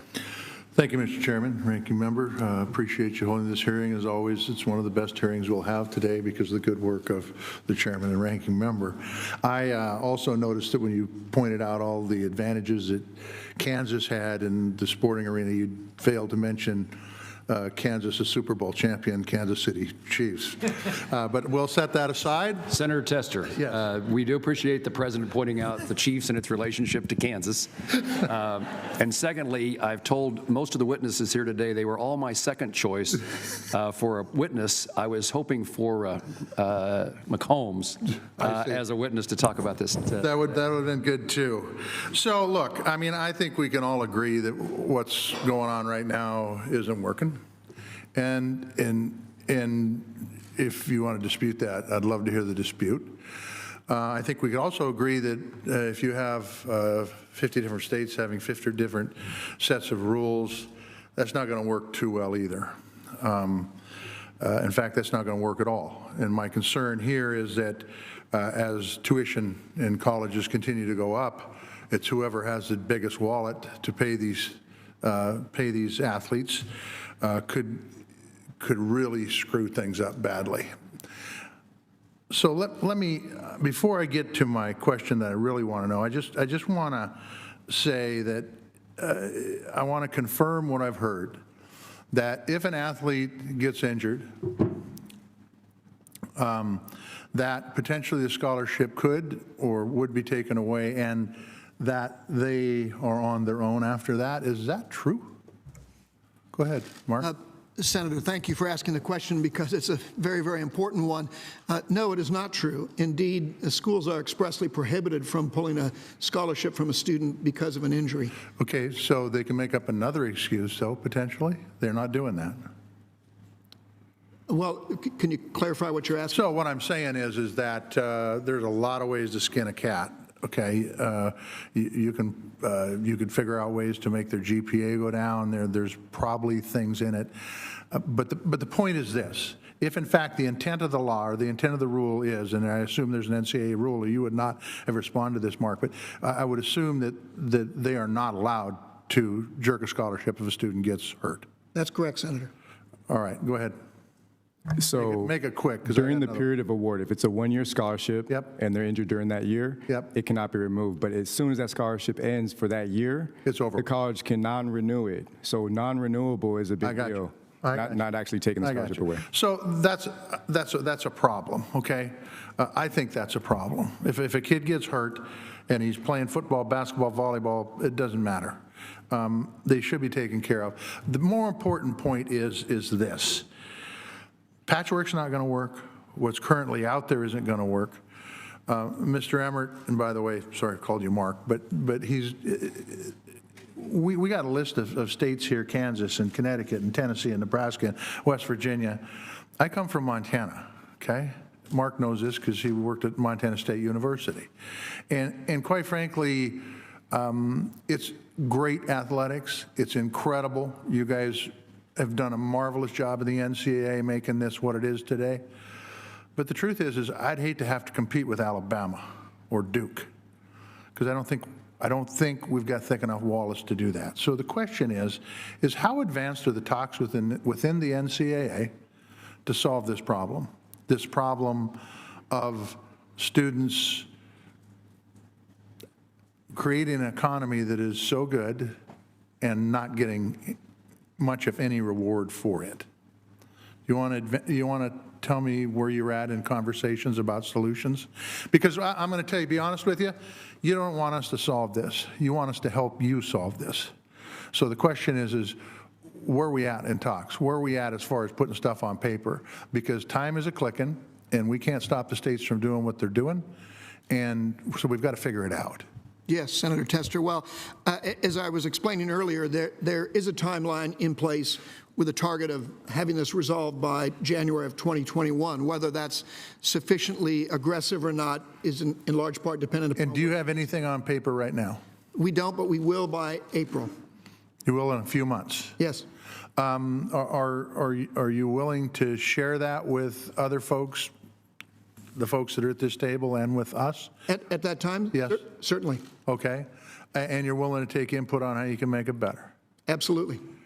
Okay. Could you just very quickly, 20 seconds, Mr. Bowlesley, just tell me what impact a patchwork solution like California would have something, Montana might have something, North Carolina might have something. What does that, Texas might have something, and what does that do to the ecosystem? Well, thank you for the question. And once again, this is the very epicenter of the challenge. I think the coin of the realm becomes what can you offer under the state laws that you have in effect. What can the description of the California-Arizona situation that was mentioned earlier is a good example. That's one that's within an individual conference. But when Oklahoma comes to Texas to recruit in my conference, if the laws are different in Oklahoma than they are in Texas, you'll find a disparate recruiting environment, right. and that's problematic. So I'm going to wrap this real quick, Mr. Chairman. It was touched on a little bit about the pay of coaches. I think we're going to end up doing the same thing for the players if we're not careful. That you're going to have schools that can pay players a lot of money, and they probably should earn it. But the truth is that if we're not careful what we're doing, it might be on somebody else's back. I think right now it's on all the student athletes' back, so we got to figure out how to make it fair for everybody moving forward. I'm not even going to get into northern latitudes or rural schools, because I think if we don't do it right, it further puts them behind, and I don't want to see that. Education's education. I think athletics is a part of education. I hope it remains that way. Although, in a lot of cases, if you're playing football or basketball in these bigger schools, it's hard. It's hard to get an education. You can get an education, but it's hard to get an education because so much of your time is dedicated to that sport. And that's why we're here. Thank you, Mr. Chairman. Senator Tester, thank you. Senator Thune. Thank you, Mr. Chairman, for having this important hearing on a subject that many on this committee and all around the country care deeply about. And I will get into northern latitudes and rural schools. The Summit League, Dr. Emmert, is comprised, as you know, of 9 schools throughout 7 states, and it's home to South Dakota State University and the University of South Dakota. Several of the states where the Summit League has schools are contemplating legislation to address student-athlete compensation. Are conferences today equipped to comply with a patchwork of state laws that seek to address the issue of name, image, and likeness? Thank you for the question, Senator, and I think your question applies to both urban and rural environments, and the answer is, in short, no, they're not. In large part, most conferences, indeed virtually all of them, have interstate boundaries, as does the Summit Conference. Having states having conferences with multiple state rules within them would be incredibly dysfunctional for the reasons we've been discussing. And it is also true that it brings to bear competition between rural and urban areas, even within those conferences that currently exist, that would be very, very problematic. Yeah, Commissioner Bowlesby, the Big 12 Conference, another good example of that. Is the Big 12 prepared to comply with several state laws? We are not. Okay. Dr. Emmert, as I understand it, the NCAA ban on athletes profiting from the use of their names, images, and likenesses violates federal antitrust law, but the federal appellate court in the Ninth Circuit has ruled that the NC2A essentially holds an antitrust exemption so long as it allows its member schools the chance to offer college athletes the full cost of attendance. How would the name, image, and likeness rules that you're considering likely impact the NC2A's antitrust exemption? Part of the conversation that's going on right now, Senator, and again, thank you for that equally important question. Part of the discussions that are going on right now is to try and address precisely the question you're asking. The association schools are deeply committed to maintaining the college model and making sure that we can adhere to the values that are consistent with the legal precedents that exist and how college sports has gone on for a great deal of time. So threading the needle is trying to determine how can we expand opportunities, because there is a general agreement that providing greater opportunity for students around their name, image, and likeness is a very good thing. But doing that in a way that doesn't immediately provoke antitrust litigation around the actions of the association. How can we make sure that we can do good without immediately being back in court is one of the greatest problems that we have right now.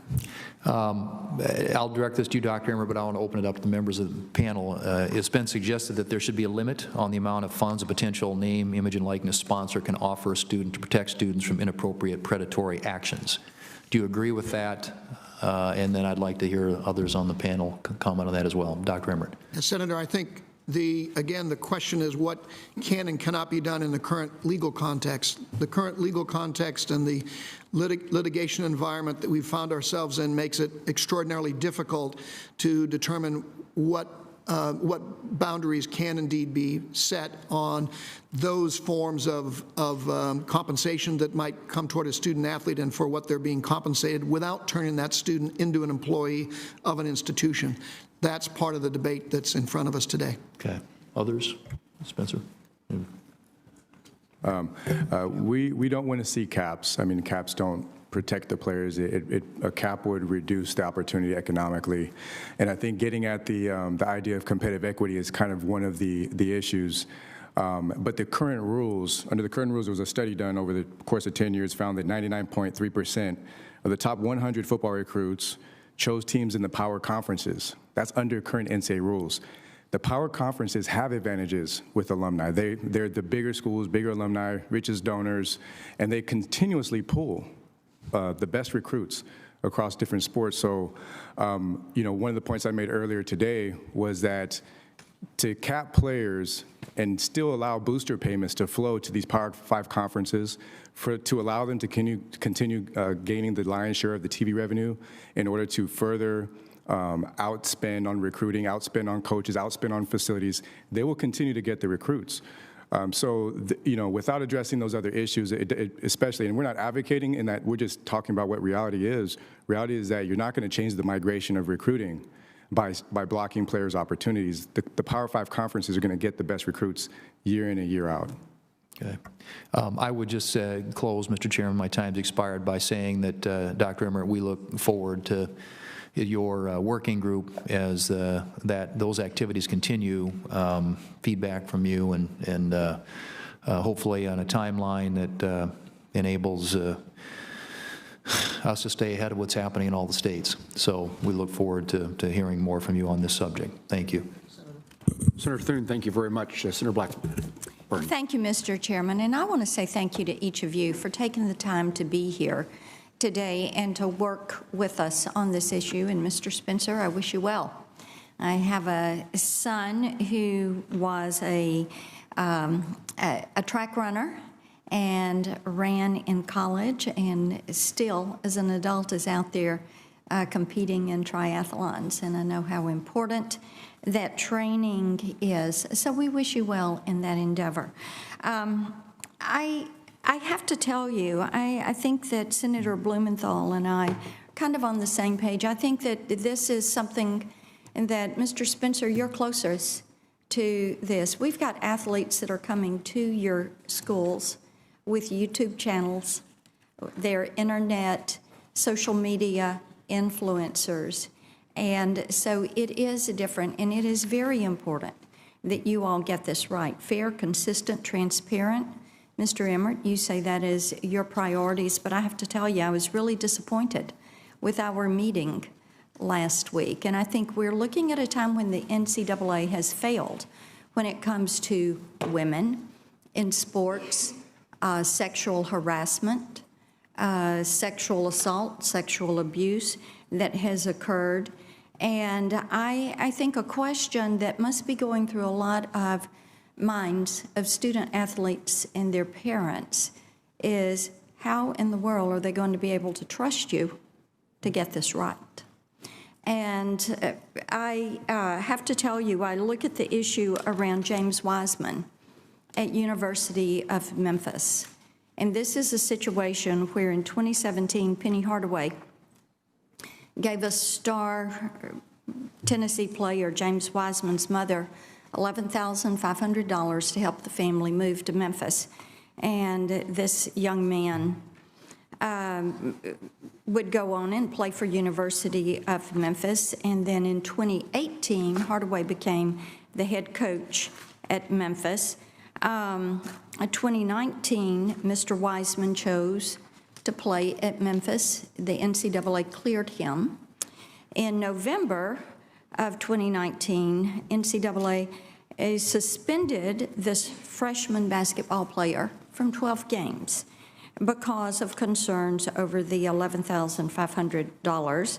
And I will tell you, I think there's been little, if any, transparency between James Wiseman, the University of Memphis, and your organization. And the way this went about, the way you arrived at your decision, I think that when you talk about student academic success, well-being, and fairness, this has been a failure for you all, and the way that you have handled this.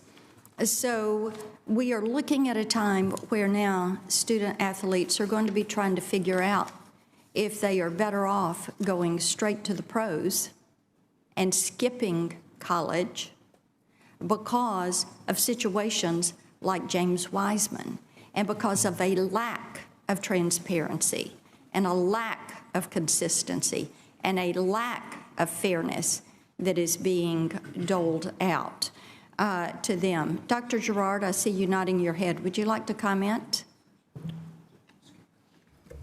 I guess I would just comment that, as probably most of you know, we are in an episode of notice of allegations within the NCAA, and I guess I would just say that as a member organization, we are part of the organizations that makes the rules. We understand those rules. We support those rules.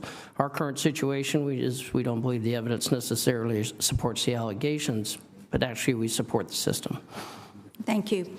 Mr. Emmert, if there was a potential conflict of interest, why wasn't the university and the Wiseman family informed earlier in the process? Senator, first of all, I respect and appreciate the concern that you've expressed over this issue. No one anywhere in the intercollegiate system takes any pleasure in sanctioning or punishing a university, or especially a young man or a young woman around these issues through an enforcement action. I'm not involved in the details enough of that particular case to be able to answer your specific question. But you're the CEO, and when there is a lack of transparency or subjectiveness, the objectivity should come to you. I yield back my time. Senator Capito. Thank you, Mr. Chairman, and thank you all for coming today. It's been a very interesting hearing.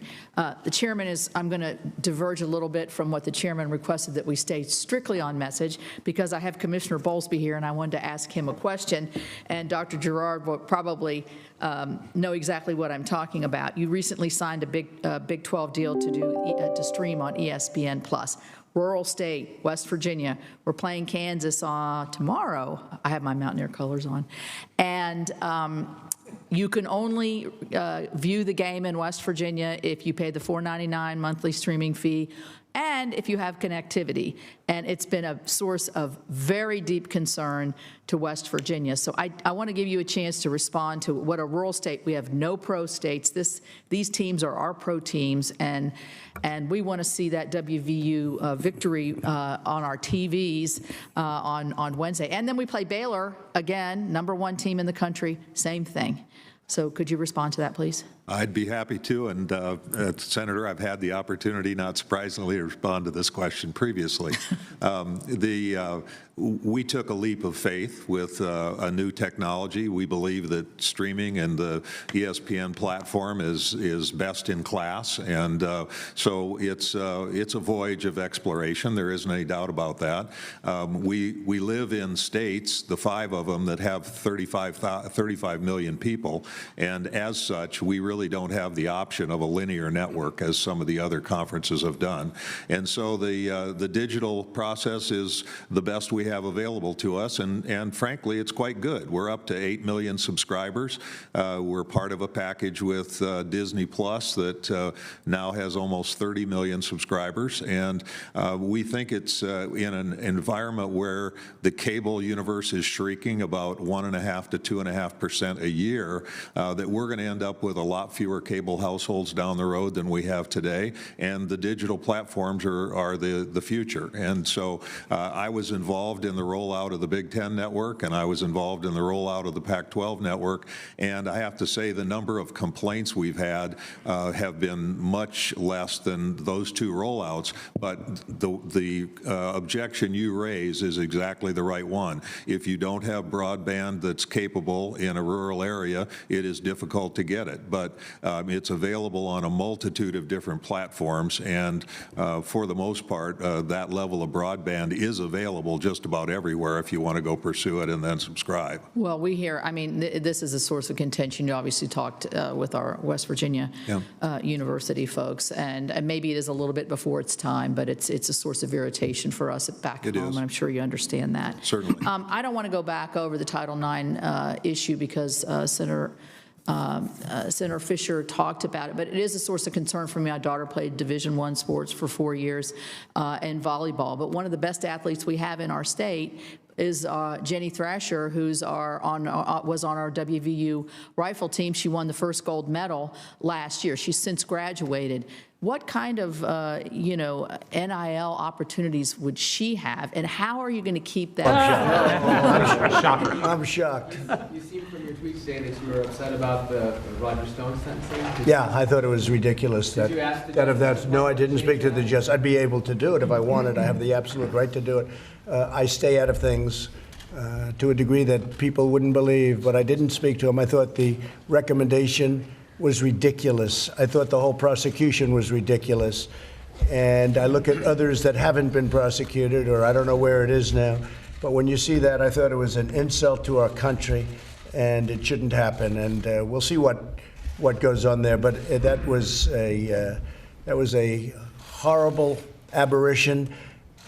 These are I guess the same Mueller people that put everybody through hell, and I think it's a disgrace. No, I have not been involved with it at all. Would you consider commuting or? I don't want to talk about that now. I think it was a disgraceful recommendation. They ought to be ashamed of themselves. What they've done to General Flynn, what they've done to others, and then the really guilty ones, people that have committed major crimes are getting away with it. I think it's a disgrace. See what happens. Go ahead, John. I was just going to say, Mr. President, you took on Michael Bloomberg and Brad Parscale did as well over stop and frisk. Yet in 2016 and 2018, you praised Rudy Giuliani for the stop and frisk program. So what's different about what Bloomberg said from what you believe? Well, I'll tell you what, I looked at it and I watched him pander at a church and practically beg for forgiveness. I wouldn't have begged for forgiveness. I mean, he was doing his job at the time. And then when he went up to the church, I thought it was disgraceful. But I put something out, and it was pretty nasty. And I thought, I'm looking to bring the country together, not divide the country further. But when he went up to a church and he apologized for everything he's ever done, that was only for getting votes. And I think probably people understand that. Yeah, please. I am. I just spoke with Prime Minister Modi, and it's going to be I don't know who's going, but he said we will have millions and millions of people. My only problem is, so last night we probably had 40 or 50,000 people, far more than anyone else. But when we have 50,000 people nowadays, fellas, I'm not going to feel so good because he thinks we'll have 5 to 7 million people just from the airport to the new stadium. And it's the largest stadium in the world. He's building it now. It's almost complete, and it's the largest in the world. And he's a friend of mine. He's a great gentleman, and I look forward to going to India. So we'll be going at the end of the month. Do you plan to sign a trade deal with the Indians? They want to do something, and we'll see if we can make the right deal. We'll do it. Mr. President, do you know who Anonymous is? I don't want to say, but you'd be surprised. Would you be surprised? But I don't want to say. And can you talk a little bit more about some of the recent departures from the White House, including the Vindman twins? And No, well, I obviously wasn't happy with the job he did. First of all, he reported a false call. That wasn't what was said on the call. What was said on the call was totally appropriate, and I call it a perfect call. I always will call it a perfect call. And it wasn't one call, it was two calls. There were two perfect calls. There was no setup, there was no anything, and he reported it totally differently. And then they all went wild when I said that we have transcripts of the calls, and they turned out to be totally accurate transcripts. And if anybody felt there was any changes, we let them make it because it didn't matter. So we had accurate, totally accurate transcripts, and it turned out that what he reported was very different. And also, when you look at Vindman's, the person he reports to said horrible things, avoided the chain of command, leaked, did a lot of bad things. And so we sent him on his way to a much different location, and the military can handle him any way they want. General Milley has him now. I congratulate General Milley. He can have him. And his brother also. So we'll find out what happened. I mean, we'll find out.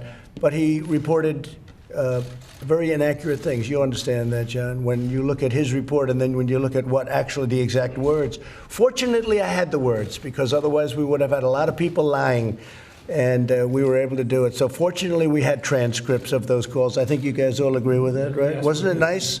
After they said these horrible things and made up these horrible, horrible lies about what was said in the call, and then I said, here's the call. I had a transcript. If I didn't have a transcript, it would have been my word against their word. But there were other people on that call, too, many people on that call, Mike Pompeo. And I know that when I speak to the head of state of countries, presidents, prime ministers, et cetera, there are always a lot of people on those calls, especially from the other countries, I imagine. I don't know that for a fact, but I know for a fact that we have a lot of people on those calls. Who would say something wrong? I wouldn't say it wrong anyway, but who would say wrong when a call is loaded up with, sometimes as many as 25 people, sometimes as many as 3 or 4 or 2, but there's always people on those calls. I fully know that. But that was a perfect call, and it wasn't reported the way it was reported, like, oh, it was so terrible. That was a very nice call. That was a very friendly call. A couple of things. The president, as you know, of Ukraine stated very strongly that there was no pressure, there was no anything, there was nothing wrong. And it was really a very sad state of affairs that our country wasted that much time on nothing. And I want to thank our 3 senators that are here for agreeing with me. I mean, you had one grandstander. He's always been a grandstander. Oh, sure. Oh, sure. Absolutely. There always are. When you say that the military can deal with Vindman any way that they want, Yeah, well, that's up to them. He is over with the military. Do you think he needs to face disciplinary? That's going to be up to the military. We'll have to see. But if you look at what happened, I mean, they're going to certainly, I would imagine, take a look at that. But no, I think what he did was just reported a false call. If you look at what he said, and I'll tell you, the one worse was you look at Shifty Schiff. Take a look at what he did. He made up my conversation. And then we dropped the transcript, and he almost had a heart attack. Didn't he say 8 quid pro quos? Think of it. So 8 times I said the same thing, according to Shifty Schiff. If I ever did that, so you say it once.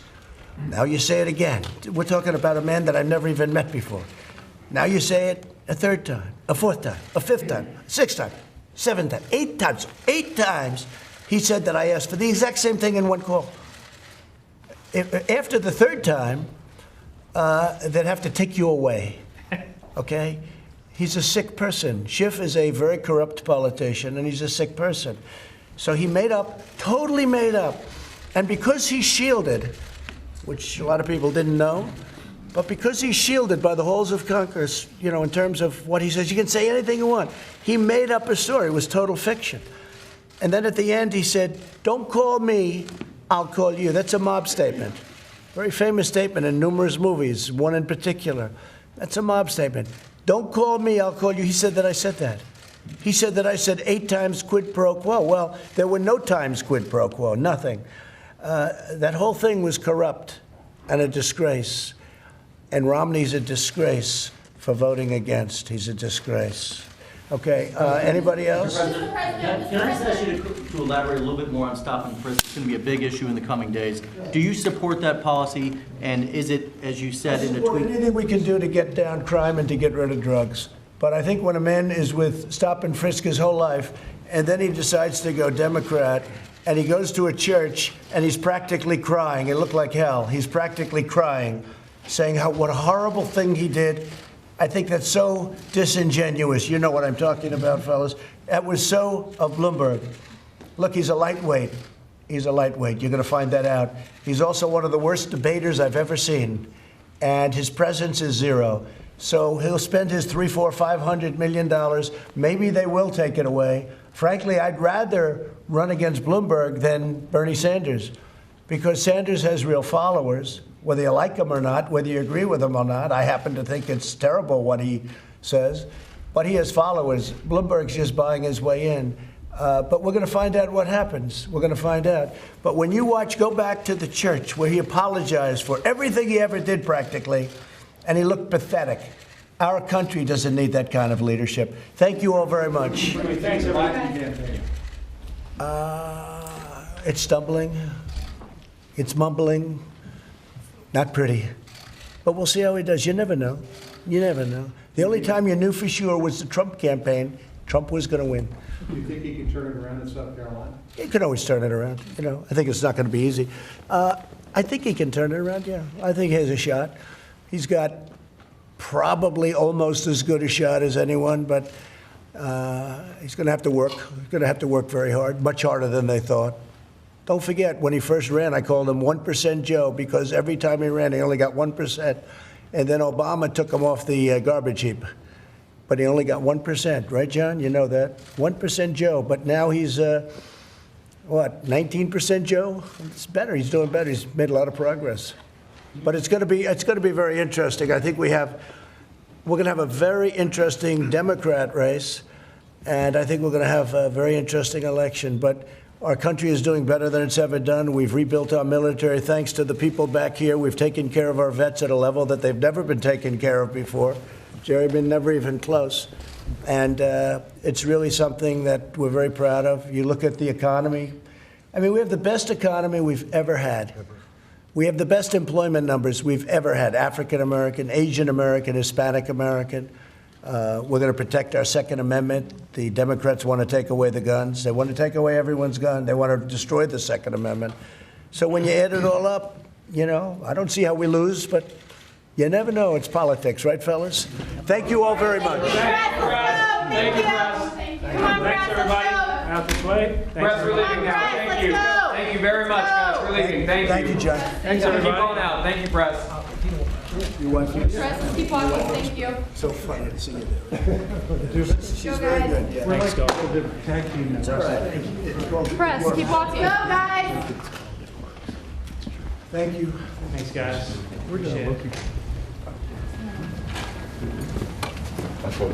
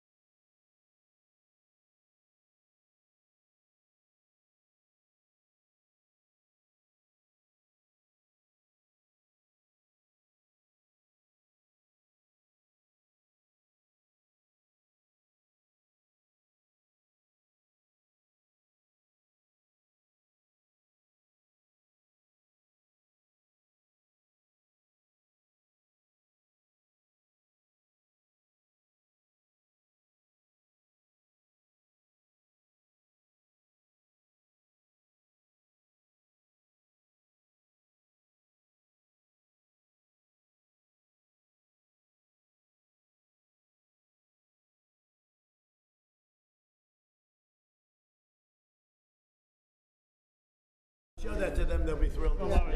They'll love it. Of course, they're going to hire all these veterans. So you guys, if you want, you can say something. Tell them to hire the veterans. Yeah, well, you'll have a chance. You'll have a chance to do it. Hey, John, be nice today, John, please. No.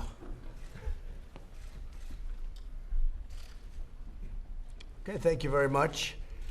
We are today signing the Supporting Veterans in STEM Careers Act. It's a big deal, and the people behind me have been so involved, our senators, our congressmen. We're missing a few great senators because we're approving, I think, 5 judges today. And Marco Rubio was very much involved in this process and helped everybody very much, and so I want to thank him. But we are taking action to increase access to education and job opportunities in science, technology, engineering, math, and computer science for our amazing veterans and our military spouses, their military spouses. I'm grateful to be joined today by Secretary Robert Wilkie and senators that are just fantastic people, and they've worked for us so hard, and this is one of the many things they've been doing. They just came from a great vote for those judges, some of the judges. There'll be 5 today. Senator Kevin Kramer of North Dakota, thank you very much, Kevin. Senator John Hoeven of North Dakota, and they're going to bring their tremendous football team to the White House very shortly because they won the championship for their division, and it's a big deal, and they've won it for a lot of years, right? 8 out of the last 9. Go Bison. So what's going on in North Dakota that you won it so much? It's a great program. I mean, 8 out of 9, they got a 30-some game winning streak going. And our first game next year is Oregon at Oregon. So it's going to be a lot of fun. They want to test that theory of winning too much. Yes, I like that winning thing. They're winning so much they can't stand it anymore, right? No, but we look forward to seeing the team. Thanks. We did it last year, and we look forward to it. We had LSU here. We're going to be having the Super Bowl champion very soon. They're really looking forward. Great coach. Andy Reid is a great coach, and he's been a great coach, and now he's got that big one, and that was an amazing game, but they'll be coming very shortly.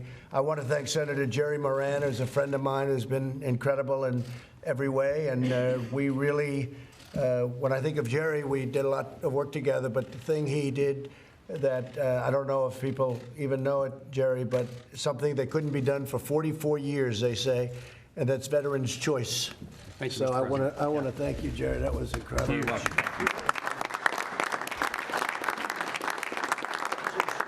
Crowning glory, right? I mean, it really, Jerry was so knowledgeable, active but knowledgeable. A lot of people are active, not a lot of people are knowledgeable. And they got Veterans Choice, and that's one of the reasons I think the VA is doing so well, because people don't have to wait around for 6 weeks to see a doctor. They go out and they get the doctor. We paid the bill, and it works out incredibly well. It's been a tremendous success. Representative Brian Babin, thank you very much, Brian. Yes, sir. Thank you, man. Good to Thank be here. you. Good to be here, Mr. President. Michael Waltz. Yes, Thank sir. you, Michael. Thank you, sir. Thanks, Michael. All right. Great job. And you're going to say a few words, a couple of you if you want. Andy Barr of Kentucky. Andy Barr, thank you very much. Hi, Andy. Good job today. I watched you at the hearing with our wonderful high interest man. He likes high interest rates, right? The Federal Reserve, he loves high interest rates. Neil Dunn, thank you. Thank you very Neil. much, Mr. Thank President. you very much. I appreciate it. Roger Marshall, Kansas. Good. Congratulations. Another win for the veterans. This is a good win. This is a really good. And B.J. Lawrence, I want to thank Veterans of Foreign Wars. Thank you, Mr. Right? President. Thank you very much. Good seeing you. Yeah, let me have a hand Good there. seeing you. Great job you're doing. Thank you, sir. Lou Celli and the American Legion. Thank you, Mr. President. Thank you, Lou. Thank you, Lou, very much.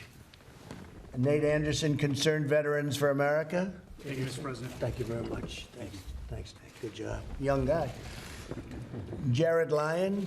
We have a Derek Lyons. I said, where is Derek Lyons? He's around here someplace, right? But I said, terrific lawyer. Look at him back there. They're off just with 2 letters, right? One of the first name, one of the second name. But Jared Lyon, thank you very much. Student Veterans of America. Thank you very much. Great job. Thank you, sir. Thank you. Mona Dexter, hiring our heroes. Thank you, Mr. And that's a fantastic thing you do. Thank you, Mona. Here it goes well. And Elizabeth O'Brien, and that's hiring, working along with Mona, hiring our heroes. So thank you. Sir. Thank you very much. Appreciate it very much. Great job. So this has been long in the making. They've wanted to do this for a long time. The bill directs the National Science Foundation to work with other federal agencies to expand veteran eligibility for STEM-related programs and encourages veteran participation in these critical fields. Incredible work, and it's so good for our veterans. Our veterans are doing so well because of what we just spoke of with Jerry, with choice. It's amazing. And the other thing, Jerry, we can talk about is accountability.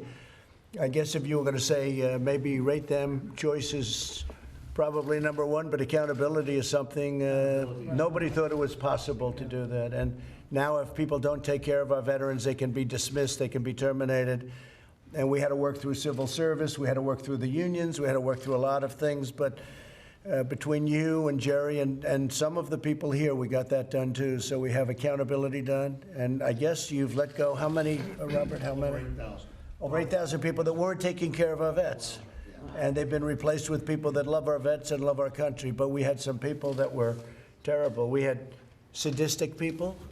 We had people that stole. We had a lot of people, and you couldn't get rid of them. And now you just say you're fired, get out. My first year in office, I signed legislation to encourage employers to hire American veterans who have risked their lives protecting us. The unemployment rate among veterans has reached a record low. Veteran homelessness has fallen by more than 5%. And totally and permanently disabled veterans have their federal student loan debt. And you know, saw that we discharged their loan debt. These are veterans that are very, very seriously disabled. And they go to war, they have loan debt before they go, and then they have a horrible thing happen to them. And then you'd have people coming after them for the money. And I'll tell you what, that was a discharge of loan debt. And I haven't heard one person say anything negative about it. And they leave. I mean, in almost all cases, they leave and they're healthy. They go to war, they come back and they have problems, but they had gone to college or they had gone to school. And we discharged that debt, and it's been a very great thing to do. It's something that everybody wanted to do, and very few people fought us on that. The signing of this bill takes us one step closer to giving our veterans and their families the support that they so richly earned and deserves. And I want to thank you, and I want to thank the great people behind me, because it was really them more than anybody else. And we had a couple of people that we're having a hard time with. I was able to call a couple of people, and we got their vote. But this was a tremendous thing that we have. And I'm going to ask a couple of people, this was just given to me by one of the folks. So in the United States, the market is setting a record. We set another record today. That will be the 144th time in a 3-year period that I'm president. So for 144 days, Kevin, we set a record stock market, which to me means 401k and it means jobs. That's what it means to me. To other people, it means other things, but it means we have a great economy.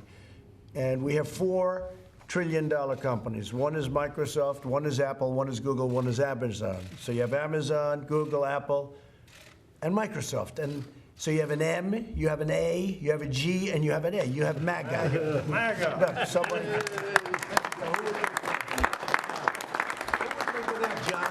Look at that, John. You better report that tonight on Fox, that great Fox. Not what it used to be, John, but it's still pretty good. Not like the old days, John.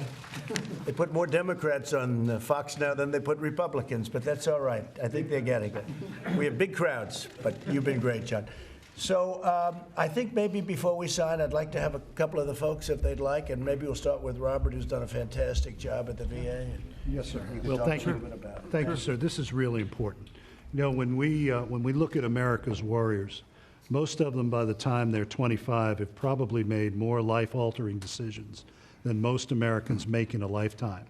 And when you look at sailors and airmen who are mixing complex chemicals for fuel for ships or planes, or artillerymen who are using complex calculus to send rounds downrange, they're the ones we need in science, technology, engineering, and math. They're the ones most ready to do it because they've actually done it in real life. And this is important for them, and this is important for their families. It's a great step forward. And you've done a great job.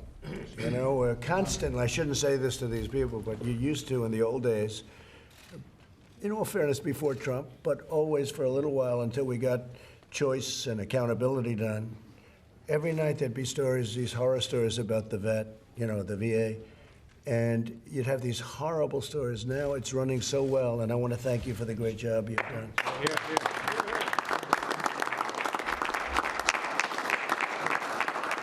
You're not finished. You have a lot of plans, and I know that. Thank you very much. Kevin, how about you? Well, I would just say I think it's interesting that you point out the mega companies, and these are some of the companies that are going to be looking for the type of talent that this program is going to help encourage. And it's great when you have a booming economy, but the biggest challenge is the workforce. And here you're merging a supply and a demand and more supply, which is, I think, a winning situation all the way around. Thank you. You know, Kevin won a race that was unwinnable. The opponent he beat was unbeatable. They said the only man that might do it, we discussed it, John, is Kevin Kramer, and couldn't get him to do it. Finally, he decided to do it. His wife is an incredible woman, and he decided to do it, and I think you won by like 12 points or something, right? Every time you talk, it gets a little better. So. He won by a lot. It was 11. It was 11. 11? Well, that's not bad. That's not too bad. Anyway, well, great job, and we appreciate it. You've been fantastic, really fantastic. John, please. Well, absolutely. There's a real shortage in these areas. So we're talking science, technology, energy, or engineering, mathematics. And so this is a double win, right? This is a win for our veterans, and this is a win for our economy because we need people in these professions. In North Dakota, we're a big ag state. We're a big energy state. We're tying it together with technology. What better way to do it than to help our vets get this STEM education and then get them in these great jobs? Again, double win for our veterans, for our economy. And you're a great football state, too. Yeah. Bison, go Bison, absolutely. Hey, Jerry, why don't you say something? We'll thank you, Mr. President. First, let me thank you from even before you're being sworn in. You prioritized veterans. You promised that you would serve those who served our country as a President of the United States, and you have done so. You have been a champion for those who served our nation. And your Secretary, Secretary Wilkie, has been a great ally in that regard. He is somebody that we appreciate working with. I'm honored now to chair the Senate Veterans Committee. I will do my best to do my duty to those who served. It's an honor to stand here beside those who not only served their country, but now spend their time serving other veterans.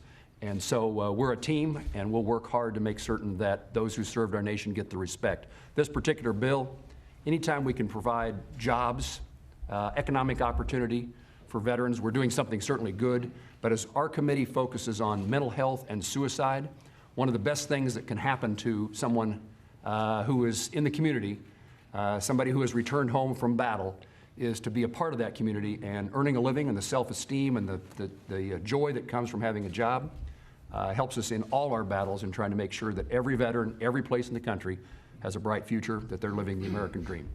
So thank you, Mr. President. Thank you, Jerry. Will you be making some little adjustments one way or the other to Veterans Choice? Do you see that happening over a period of time? Mr. President, we held a hearing last week in front of our committee in which we had the Deputy Secretary with us to talk about its implementation. We want to do oversight, make sure that it's being done in a way that meets the needs of these men and women and the veterans they serve. Fantastic. So, yes. Thank you, Thank Jerry. you. Appreciate Thank you it very much. Mike Pence, please. Well, I don't think there's ever been a president in my lifetime who's done more for the men and women who've worn the uniform of the United States than President Donald Trump. And today is just the latest installment, Mr. President, keeping the promises you made to the American people. In 2016, we've reformed the VA through Veterans Choice and through accountability. 8,000 people no longer at the VA because they weren't providing the level of care that you demanded. But these members of the House and the Senate, Chairman Moran, have a heart for our veterans, and today is just one more installment in your commitment and the American people's commitment to make sure that those who served our nation, they are our nation's best, get America's best. So thank you, Mr. President. Thank you, Mike, very much. Thank you very much, fellas. Please, go ahead. Mr. President, as a veteran of the war in Afghanistan, your veteran record, as the Vice President said, is second to none. I mean, from accountability at the VA to the largest investment in modernizing electronic health records, on top of everything else that your administration has done, you're always going to be known as the Veterans President. And I, as a younger veteran, I appreciate that very much.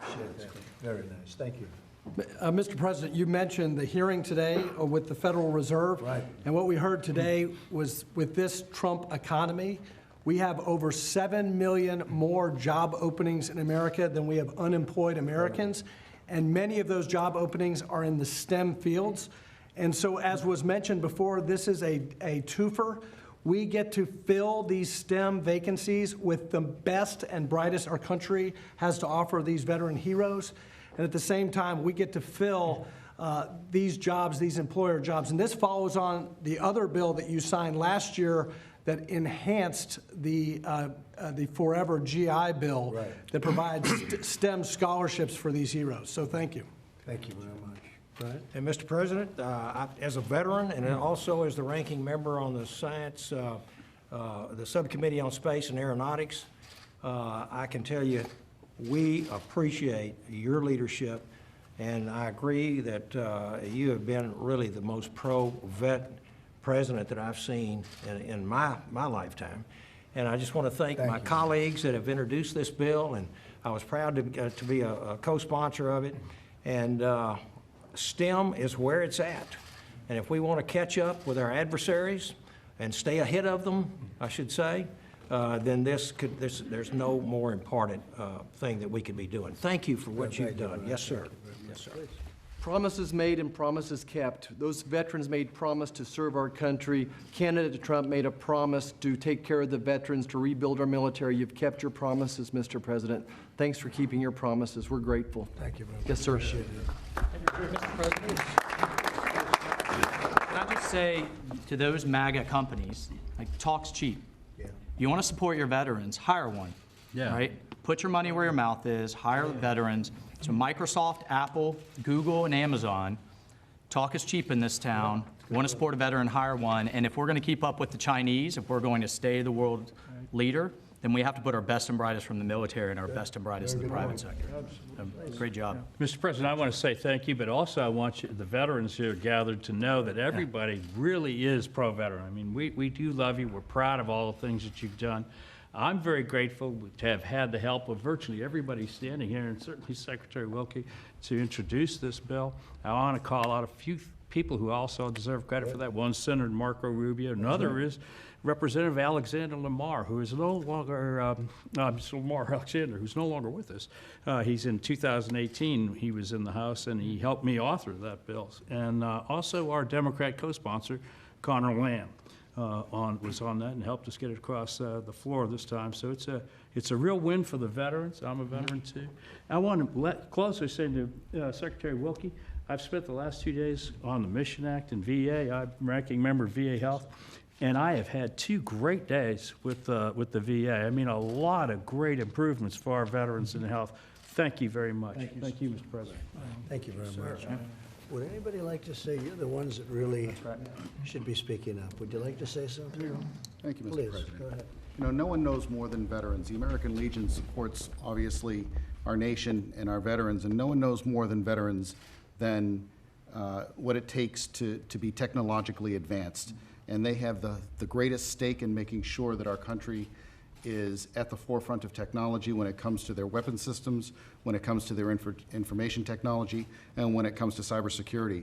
So this is really a win for every veteran that's out there. Thank you. Thank you very much. Please. Thank you. On behalf of Hiring Our Heroes, thank you to you and to your administration for what you have done. I want to point out this isn't only an opportunity for us to provide paths into STEM for veterans, it's also an opportunity for us to welcome a chronically underemployed and unemployed population in our military spouses and put them to work by upskilling and reskilling them. So thank you. Appreciate it. Thank you. Please, go ahead.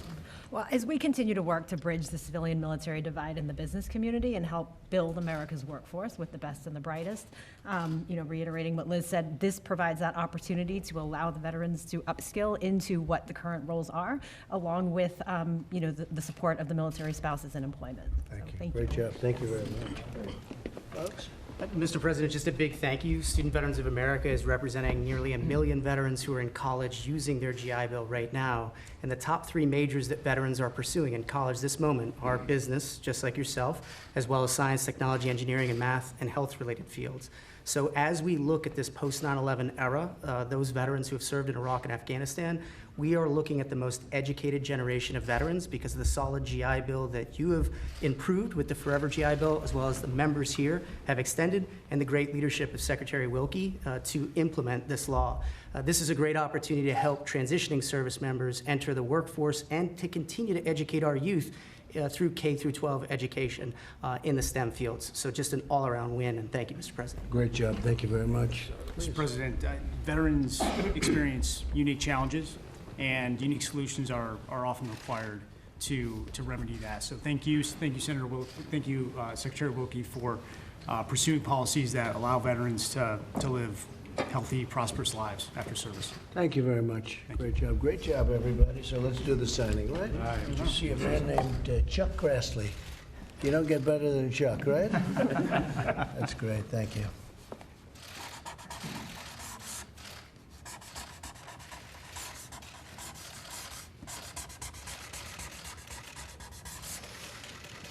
All right.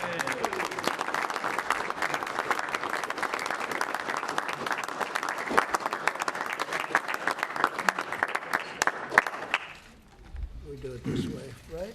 So you go ahead, just pass them out. So thank you very much. It's a great honor, and we'll just do this because some people like to see this.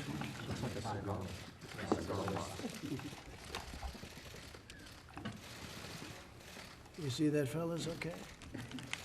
I don't know, they're going to ask questions, but it might not be on the subject. It should be on the subject. Go ahead, ask on stem cells. Oh, I'm shocked. I'm shocked.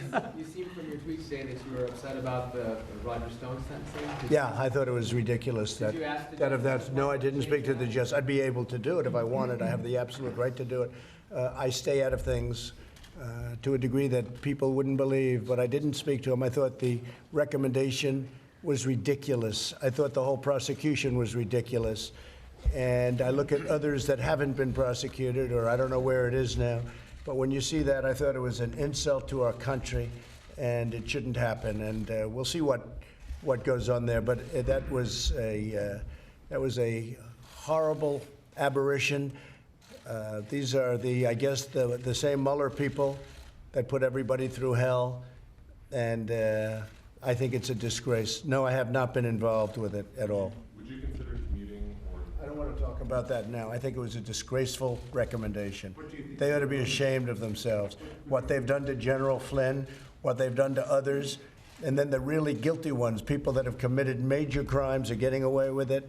I think it's a disgrace. See what happens. Go ahead, John. I was just going to say, Mr. President, you took on Michael Bloomberg and Brad Parscale did as well over stop and frisk.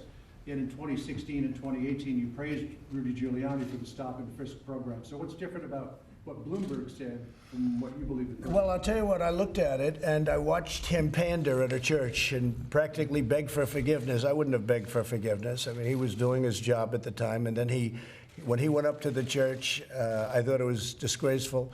But I put something out, and it was pretty nasty. And I thought, I'm looking to bring the country together, not divide the country further. But when he went up to a church and he apologized for everything he's ever done, that was only for getting votes. And I think probably people understand that.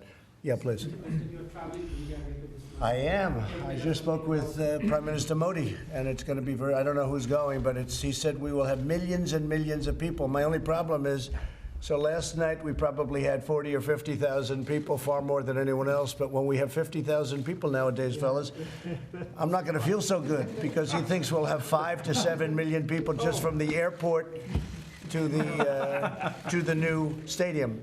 And it's the largest stadium in the world. He's building it now. It's almost complete, and it's the largest in the world. And he's a friend of mine. He's a great gentleman, and I look forward to going to India. So we'll be going at the end of the month. Do you plan to sign a trade deal with the Indians? They want to do something, and we'll see if we can make the right deal. We'll do it. Mr. President, do you know who Anonymous is? I don't want to say, but you'd be surprised. Would you be surprised? But I don't want to say. And can you talk a little bit more about some of the recent departures from the White House, putting the Vindman twins in? No, well, I obviously wasn't happy with the job he did. First of all, he reported a false call. That wasn't what was said on the call. What was said on the call was totally appropriate, and I call it a perfect call. I always will call it a perfect call. And it wasn't one call, it was two calls. There were two perfect calls. There was no setup, there was no anything, and he reported it totally differently. And then they all went wild when I said that we have transcripts of the calls, and they turned out to be totally accurate transcripts. And if anybody felt there was any changes, we let them make it because it didn't matter. So we had accurate, totally accurate transcripts, and it turned out that what he reported was very different. And also, when you look at Vindman's, the person he reports to said horrible things, avoided the chain of command, leaked, did a lot of bad things. And so we sent him on his way to a much different location, and the military can handle him any way they want. General Milley has him now. I congratulate General Milley. He can have him, and his brother also. So we'll find out what happened. I mean, we'll find out. But he reported very inaccurate things. You understand that, John? When you look at his report and then when you look at what actually the exact words. Fortunately, I had the words, because otherwise we would have had a lot of people lying. And we were able to do it. So fortunately, we had transcripts of those calls. I think you guys all agree with that, right? Wasn't it nice? After they said these horrible things and made up these horrible, horrible lies about what was said in the call, and then I said, here's the call. I had a transcript. If I didn't have a transcript, it would have been my word against their word. But there were other people on that call, too. Many people on that call, Mike Pompeo. And I know that.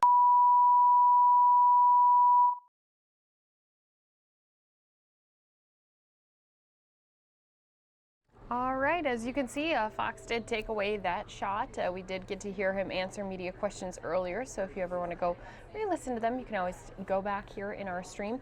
I'm going to continue on with more news that's been happening across our country, and not too long ago, House Republican leaders held a press conference after their closed-door conference meeting, and of course, some of the issues that they addressed was the budget that President Trump came out with for fiscal year 2021. So we're going to take you out to their presser, and because we like to be fair, after theirs we'll play the Democratic side of their presser after the closed door conference. So again, going to be going to some of our House Republican leaders in DC. Country, I'm sure you all saw on the debate stage, only one of their candidates, and it was with a lot of hesitation, raised her hand when the question was whether you'd be troubled by having a socialist at the top of the ticket. So we're going to continue to fight to make sure the American people don't forget the damage that the Democrats have done. It's particularly clear this week as the president has unveiled his budget request, and that's what we've got our members here to speak about. But don't forget, as you hear them talk about the president's budget, the fact that the Democrats once again don't have a budget. Once again, the Democrats haven't produced a budget. That is largely because of the cost of the proposals their presidential candidates and many of their members of Congress have put forward. $32 trillion health care plan that would eliminate all private insurance, at least $93 trillion, and frankly, probably much more in terms of the Green New Deal, which would abolish the use of fossil fuels, outlaw airplanes, cars, embracing socialism across the board, opening up borders, abolishing ICE. In addition to those and to the cost that they know they can't agree on and they know they can't put down on paper because the American people would absolutely reject it, their policies have refused to stand up for the state of Israel. They've refused to protect the unborn, and they've taken action that would violate our First Amendment rights, our Second Amendment rights, and put legislation forward and supported legislation that emboldens America's adversaries, weakens this president, weakens our ability to defend the nation.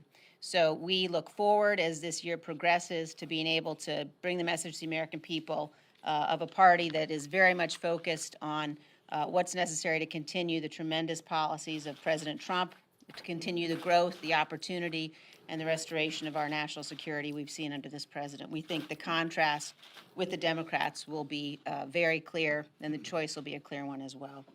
With that, I'm going to turn things over to the Republican leader of the Budget Committee, the gentleman from Arkansas, Mr. Womack, to talk a little bit about the president's budget.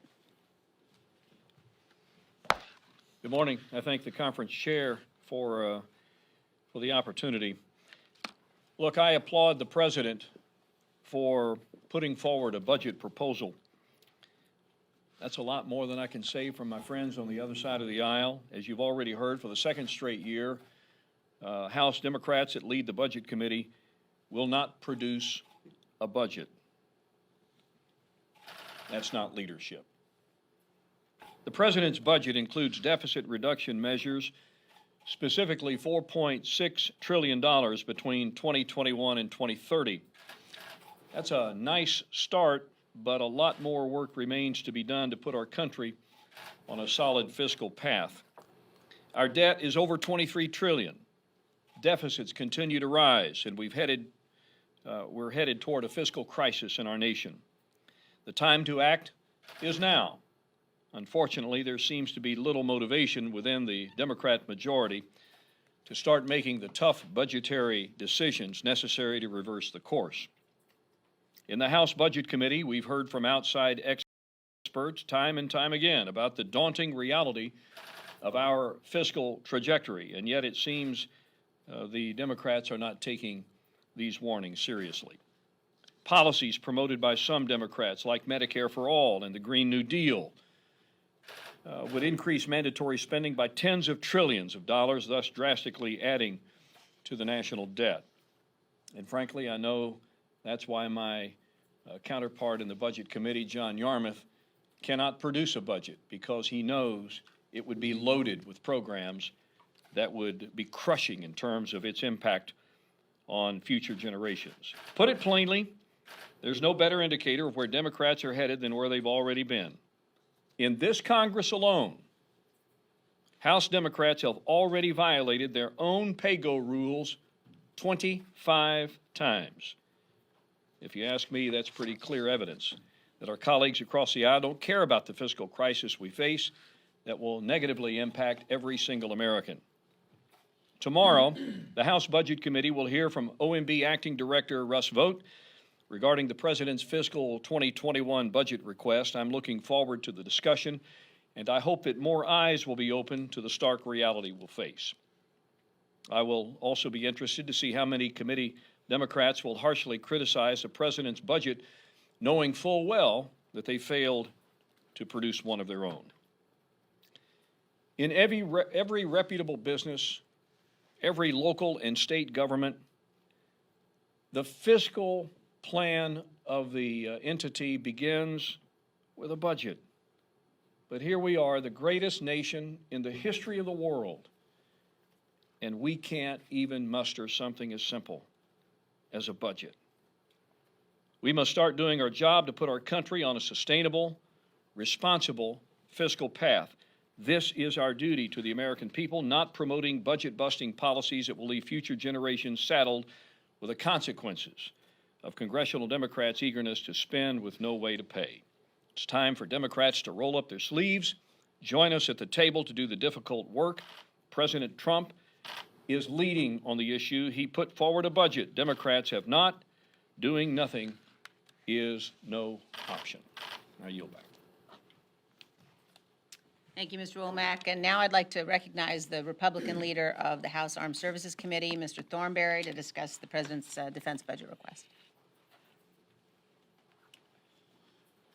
The administration's budget request for defense is consistent with the two-year budget deal that was reached last year. That means it's a 0.3% increase over this year's budget. Now, obviously, the world has gotten a lot more dangerous than 0.3%, thinking about the Iranian activities, North Korean missile launches, all of China's activities. And so what the Pentagon has done is looked internally for savings.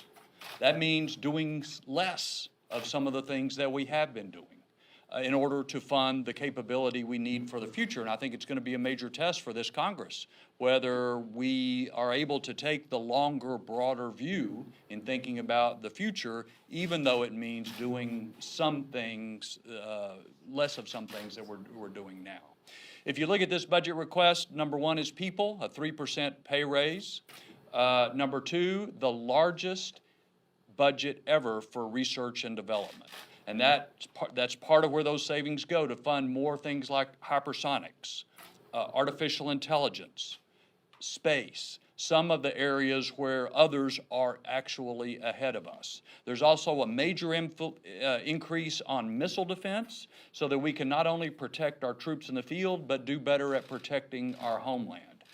And certainly the nuclear deterrent, increasing the credibility of the nuclear deterrent upon which we have depended for so long is a major priority. Through neglect and maybe wishfulness, we have let all aspects of the nuclear deterrent wear out at the same time. So we've got to buy new subs, new bombers, new missiles. We've got to fix the weapons. We've got to repair and replace nuclear command and control all at the same time. At no point does that take more than 6% of the defense budget, but it is the foundation upon which all the remainder of our defense efforts rest. One last point. You take all this, looks like, all this stuff we're doing for defense, it's still 15%, 15% of the federal budget. It was about 50%, of course, during John Kennedy's day. It is about 3% of the gross domestic product. That is close to the lowest it has ever been in the country's history. We got down to 2.7% in 1999. Not so much to ask to defend everything else that the country has and the American people. Thank you, Mac. Now I'd like to yield to the Chief Deputy Whip, Mr. Ferguson from Georgia. Thank you. Thank you. Good morning, everyone. And boy, what a week of contrast we had last week. When I was home this past weekend, the energy level among voters was really high, and the topics that they were talking about, quite candidly, were the contrast between the president's actions and where the socialist Democrats are. Simply look at on day one of last week and Monday. On Monday, you had the president in Iowa generating tremendous enthusiasm, high record turnout votes for the caucus there, and yet the Democrats still cannot count votes in Iowa. I think that was a sharp contrast. The State of the Union speech, boy, what a remarkable speech by the president, highlighting many of the accomplishments of this administration and really laying out a vision for the future. And that was a sharp contrast to Nancy Pelosi standing behind the podium and tearing up the speech like a petulant child. Another sharp contrast. And on Wednesday, as our colleagues Schiff and Nadler continued to push forth the narrative on impeachment and the hoax of impeachment, the president was acquitted in the Senate. And so I think that we had a very sharp contrast, and I think America is responding to that. If you look at what's going on this week, Nancy Pelosi is again asking her members to take an unconstitutional vote on the ERA bill that they're going to put forward this week. It is really nothing more than a messaging bill, and it is remarkable to me that in a week where we're going to also have where we've had the president's budget unveiled, the Democrats have failed to produce a budget, as Nancy Pelosi tends to try to wrap herself in the Constitution, and she seems to only do it when it's convenient. She is ignoring her constitutional responsibility of the leader of the Socialist Democratic Party to produce a budget, and really, quite candidly, the shameful acts of tearing up a speech at the State of the Union. Sharp contrast. America is responding. We're going to keep telling the story of a bright future for this country, and we're going to continue to show, along with the help of the Socialist Democrats, their vision of destroying this country. And with that, I will turn it over to our leader. Thank you. Thank you, Drew. I think Drew was right. The contrast was tremendous. Last week showed two directions for America. If you looked at the president from the State of the Union, one of the best I've ever heard. Then you watched him get acquitted for life. You watched the jobs report. Many people predicted around 100,000, more than doubling. Shows a continued growth. Then we received the good news. Our U.S. forces took out a terrorist leader that had claimed responsibility for the attacks that killed 3 of our service members in Naval Air Station Pensacola, and the president produced a budget. Compare that to the Democrat majority inside the House.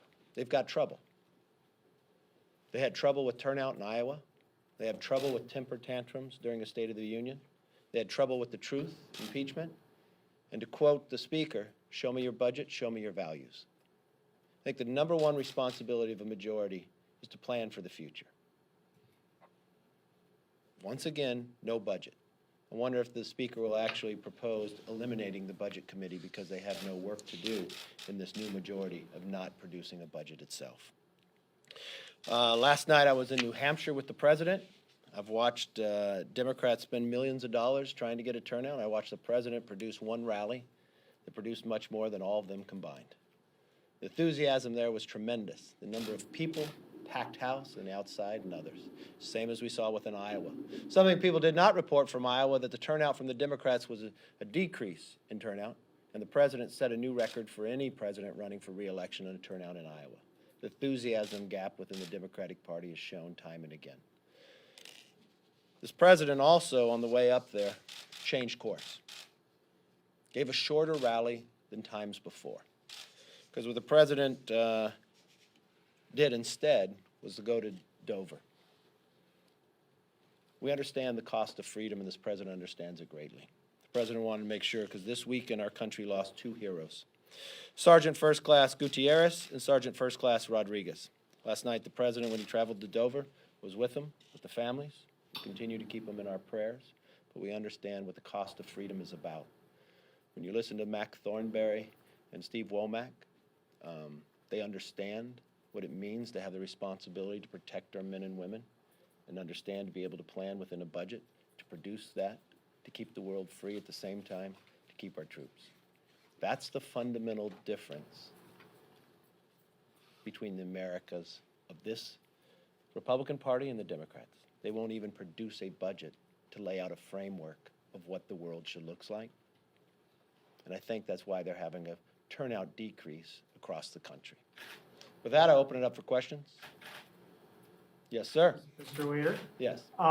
We haven't spoken to you since last Friday when the President dismissed Colonel Vindman and Ambassador Sondland. Your reaction to that, and also several senators in the wake of the verdict last week said that they had hoped that the President had learned a lesson. Some people said they thought he had learned a lesson. Do you think the President has learned a lesson from the impeachment saga? You know, I think there's a lot of lessons to learn. The first one, I'd go to the Intel Committee.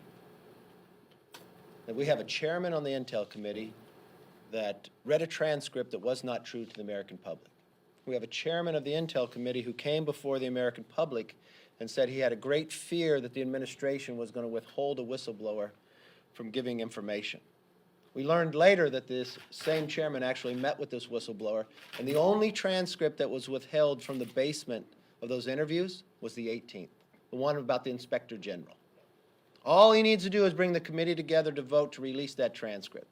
I wonder what that transcript would read. Could it possibly state out that the member who is the chairman of the Intel Committee could be a fact witness? Could it come forth that he met with this individual before, the only person in Congress who would know who the whistleblower is? Could he have just taken America through a second nightmare when we could have been focusing on so many other items? I think that's the biggest lesson for America to learn. And I think the Democratic Party, in their own civil war, based upon the speakers jumping to an impeachment, based upon following Adam Schiff, I think there's a great frustration. And when they talk about lessons, I believe that's the lesson. Why was it appropriate for the President to take the action he did against Colonel Vindman? Well, is it appropriate for the news to say he was fired when he was not? He was reassigned. I think that is appropriate.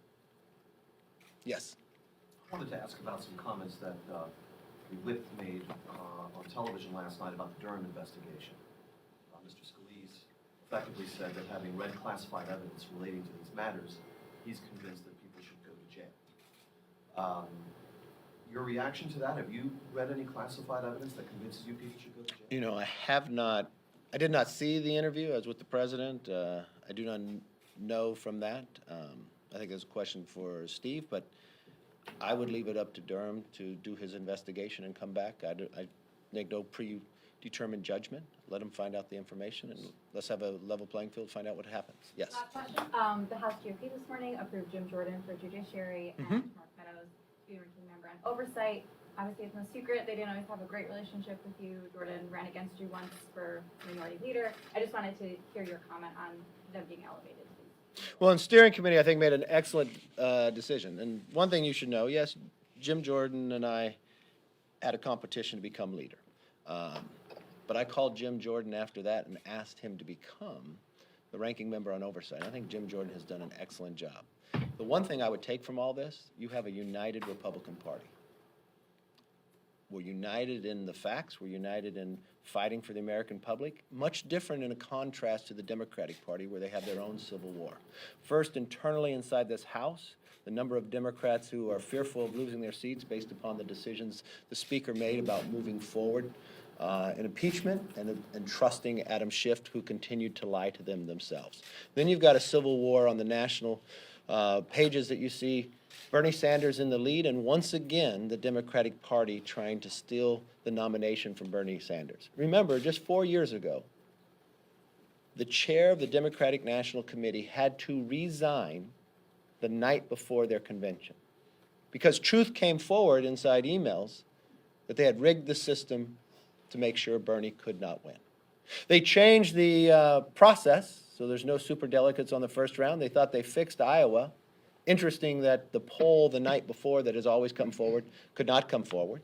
It's interesting the night of the election they could not report any who was winning from a lead within that Bernie Sanders had.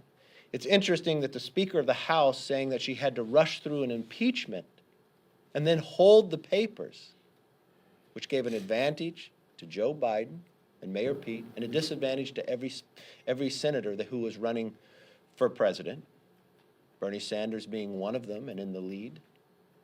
It's interesting to me how divided the Democratic Party. Even if you talk to Democrats inside Congress, they will not say they are Democrats. They will claim that they are socialist Democrats, and this is the new movement within the party. And I would take from the aspect of what you saw within our steering committee today, we are probably more unified as a party than we've ever been, and we're open to more people willing to join us, just as we had Jeff Van Drew join us from a Democrat to a Republican. I think that's probably one of the biggest signs you'll see that America is open and ready for a different direction inside the majority. I'll make you this one promise. If they would trust us with being the majority, we'd be a majority that gave you a budget, that wouldn't hide from the facts of the plans for the future. And we'd be a majority that would not use impeachment simply because of the animosities that you have for somebody else. We'd be a Congress that would work for the American public, not for their party. Thank you.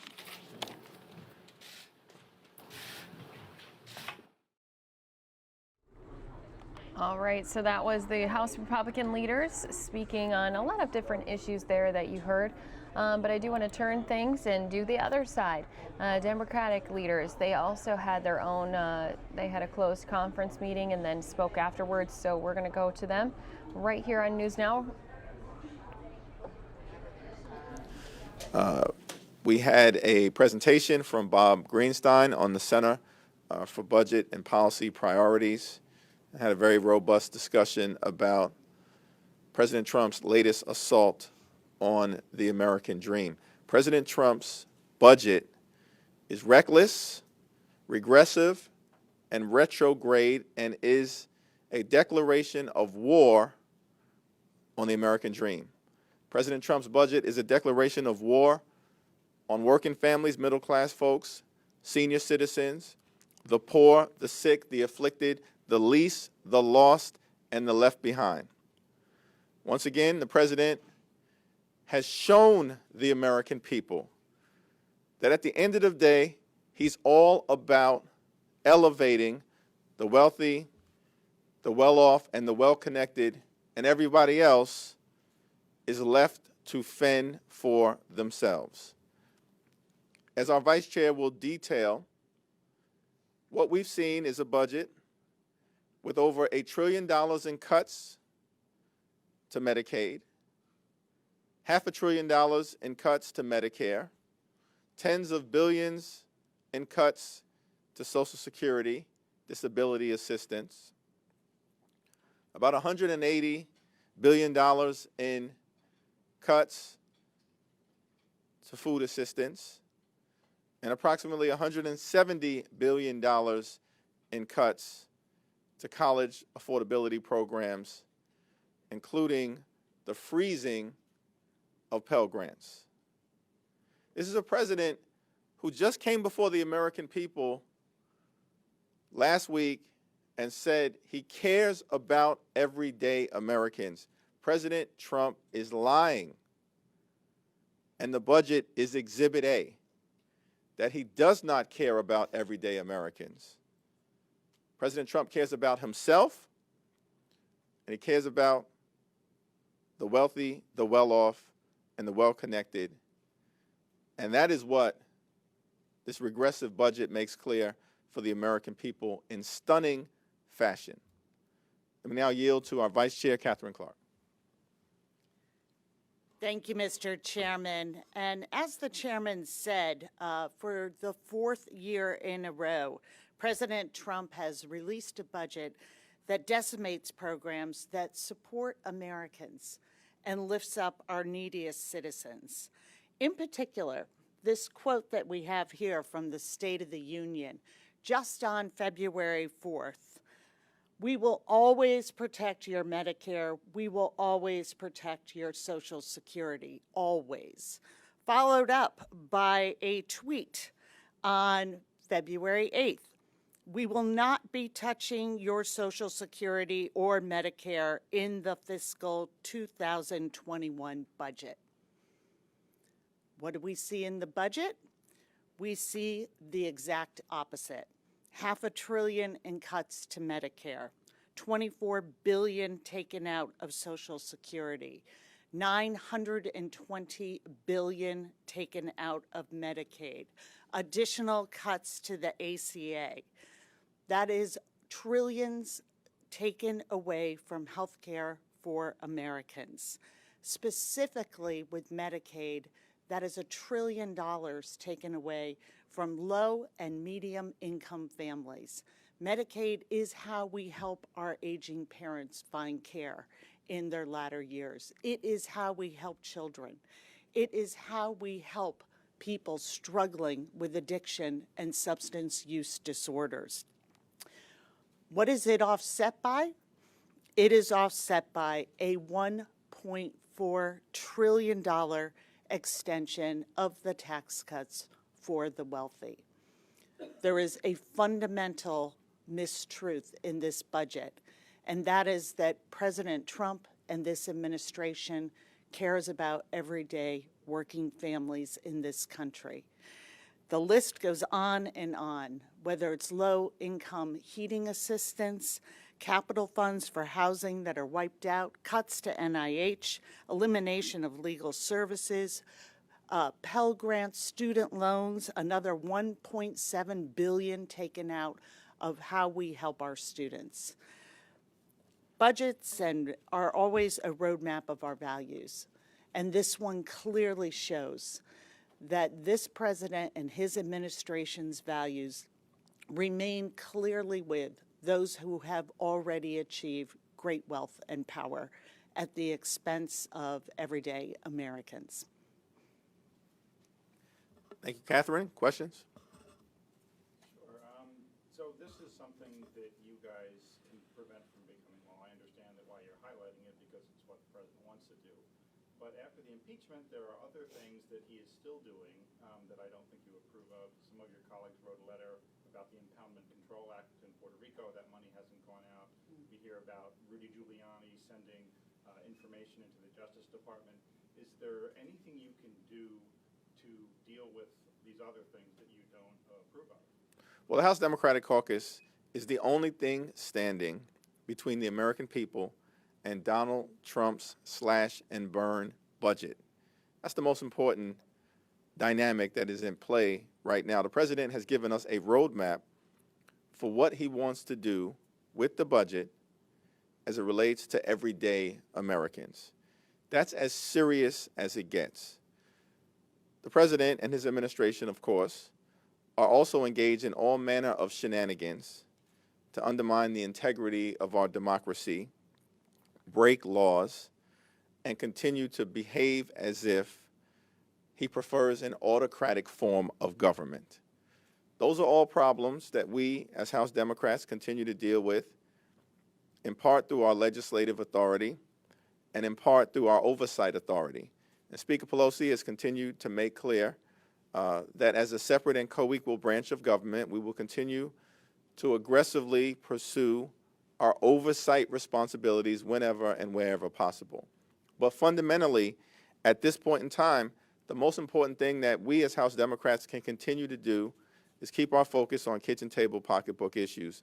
Deal with the fact that President Trump is lying to the American people in real time. His own budget is a fact check on the president's misrepresentations. This is extraordinary stuff. And we're going to continue to point it out to the American people.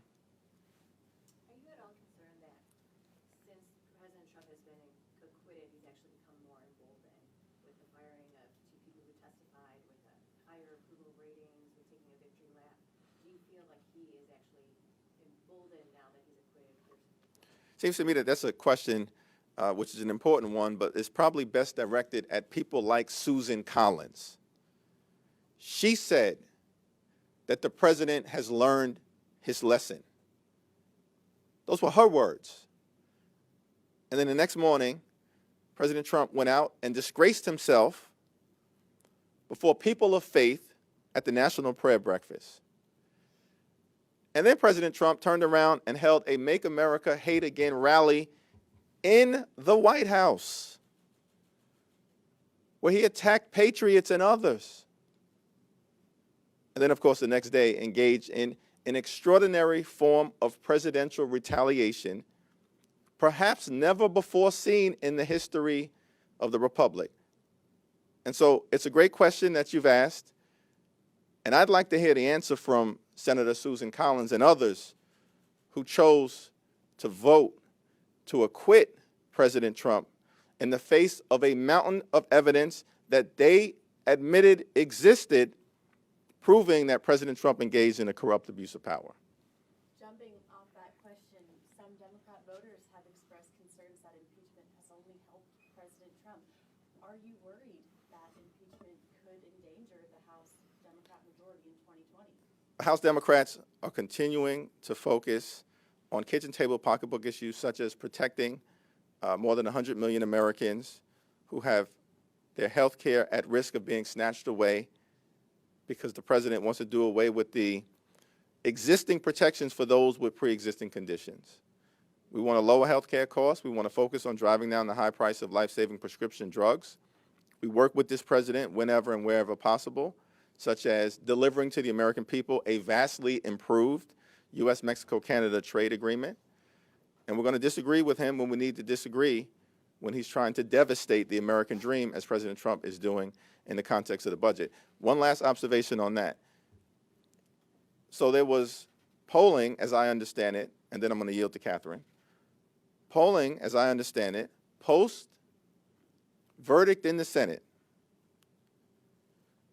Joe Biden beating Donald Trump, Bernie Sanders beating Donald Trump, Amy Klobuchar beating Donald Trump, Pete Buttigieg beating Donald Trump, Michael Bloomberg beating Donald Trump.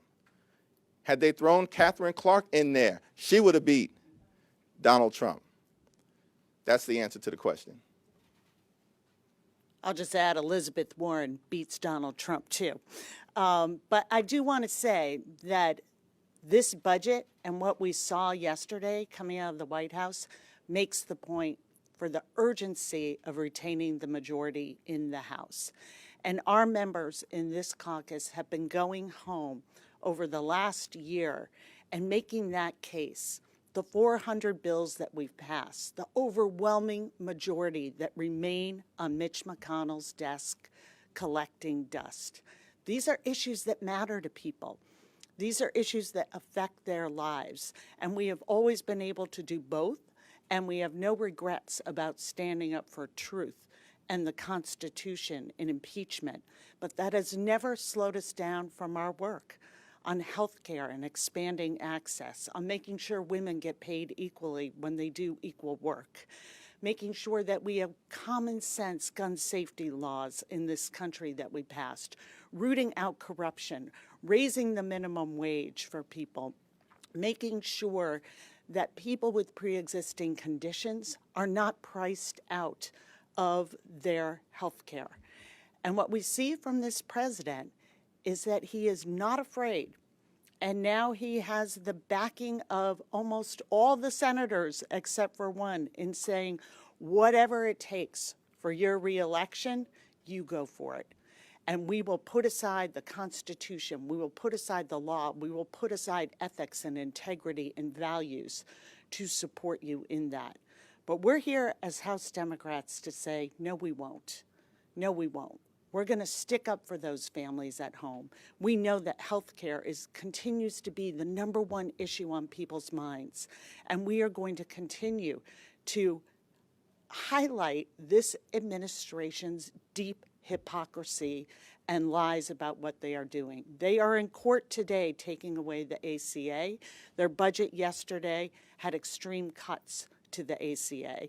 If they are serious about protecting people with pre-existing conditions, they are headed down a very wrong path. Medicaid, we know what it means to low-income families, but it's also middle-income families, like I said earlier, that have come to depend on it for how we take care of aging parents, how we take care of children. And this administration wants to say, you can have a junk plan. That will lower your premium costs. Not a single one of those plans that is offered covers maternal health. This is not what the American people are looking for, and they realize that it's House Democrats that are fighting for them. Look at where this budget puts the values of this president, and it is a clear path for House Democrats and the strength that we will show in the polls in November. Back row. Thank you. You mentioned the recent polling with the president and several candidates in the race. Last week, expectations of turnout in Iowa fell short of expectations in terms of caucus participation. What do you both make of that, going into the election and as it relates to maintaining the majority? Well, I was responding to an appropriate question, but I don't want to go too deep into the political side of the equation here in the Capitol, other than to say that it's important for every single American to get out and to vote as if your life depends on it, because your quality of life does depend on it, as Catherine has illustrated in such a compelling way here today. Everything is at stake in November. Medicare is on the ballot in November. Social Security is on the ballot in November. Protecting people with pre-existing conditions is on the ballot in November. Decency is on the ballot in November.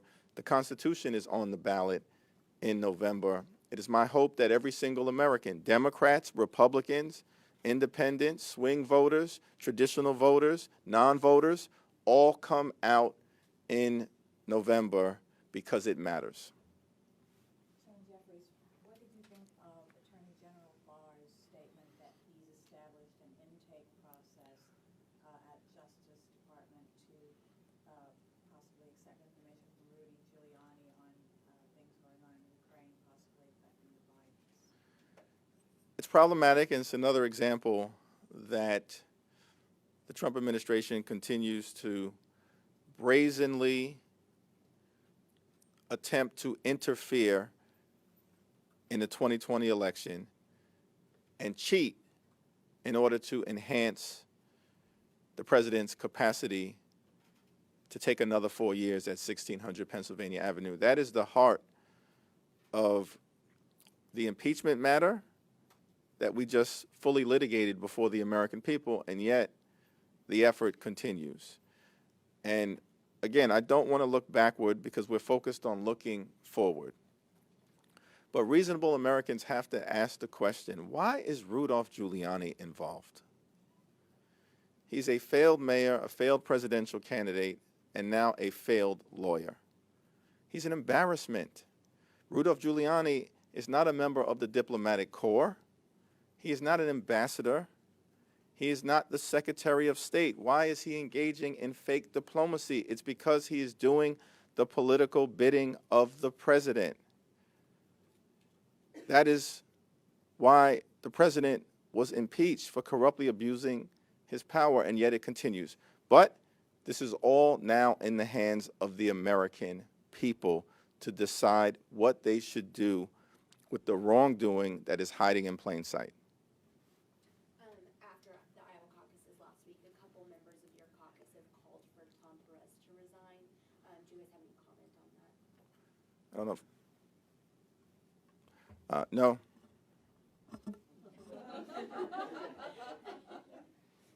So you have the Trump budget. Meanwhile, you have a bunch of your Democratic candidates in New Hampshire who are offering radically different visions from each other as far as what to do about deficits, government spending, these various programs that the president is cutting. Does that hamper your ability to present a unified front against the president's plans in the budget? Well, let me yield to Catherine, who has done a tremendous amount of work in this area as a member of our Appropriations Committee. But I think every single Democrat within Congress, certainly the members of the House Democratic Caucus, are focused on trying to make life better for the people. We're focused on trying to make life better for working families, for middle-class folks, for senior citizens, for young people starting out in pursuit of the American dream, and for older Americans who deserve to retire with grace and dignity. That is our focus as House Democrats, and I believe that is the center of gravity as it relates to all of those individuals who seek to be our nominee. I would just say that we are aligned both as candidates and as House Democrats, and that we understand what is at stake for the American people, the deep concerns about health care. And in administration, we will not soon forget, right after the House vote to take away health care from millions and millions of Americans, the celebration in the Rose Garden. That continues today. They may not have the champagne corks popping, but they have put into their budget the same values, that it's about increasing the wealth of the wealthy and making sure that American people don't get a fair shot. That's all people are asking for. Give me a fair shot. Give me a good working broadband in rural areas of this country. Make sure that farmers can plant and have some knowledge that trade agreements aren't going to totally upend what they're doing. Let's look and strengthen our unions and working people like we did last week with the PRO Act. Let's expand health care for everyone. Let's make sure that we are investing in our infrastructure, that we're looking at childcare, which can be more expensive than college for families with young children, and that we do our part to make sure not only can they go to work knowing their children are going to be well cared for, but that we can have that early education benefit to every single child in this country. These are the issues that unite us. And what the Republicans have shown and Donald Trump has shown is that he wins by dividing. So whatever candidate and the nuances of the difference, it is clear. Democrats are on the side of families, of the poor, of the median income, and hardworking families of this country. And we are not going to be taken in because once again, Donald Trump shows us almost every single day who he is and whose side he's on. It is clearly Donald Trump. That's who he works for, himself. And we are here and we are united with our candidates saying there's a better way.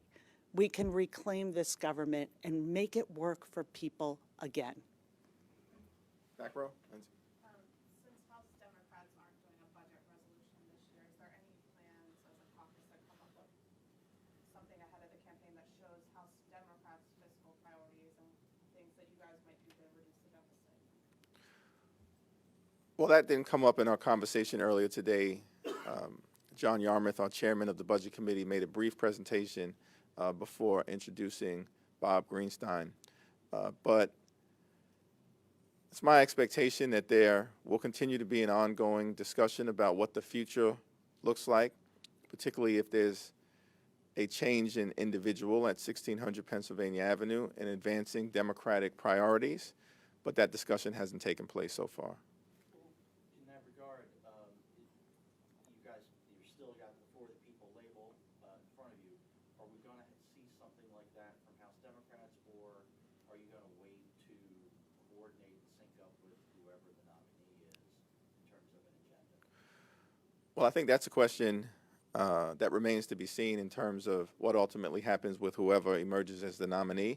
But we as House Democrats are going to continue to advance our For the People agenda. We articulated it in advance of November of 2018 to indicate that were the American people to decide to give us an opportunity to govern in the majority, we would focus on priorities like lowering health care costs, fixing our crumbling infrastructure, and bringing our democracy to life for everyday Americans. Promise made, promise kept. And we're going to continue to advance that For the People agenda, which we believe is an agenda that is shared from a value standpoint by all of the individuals who are competing for our presidential nomination. Last question.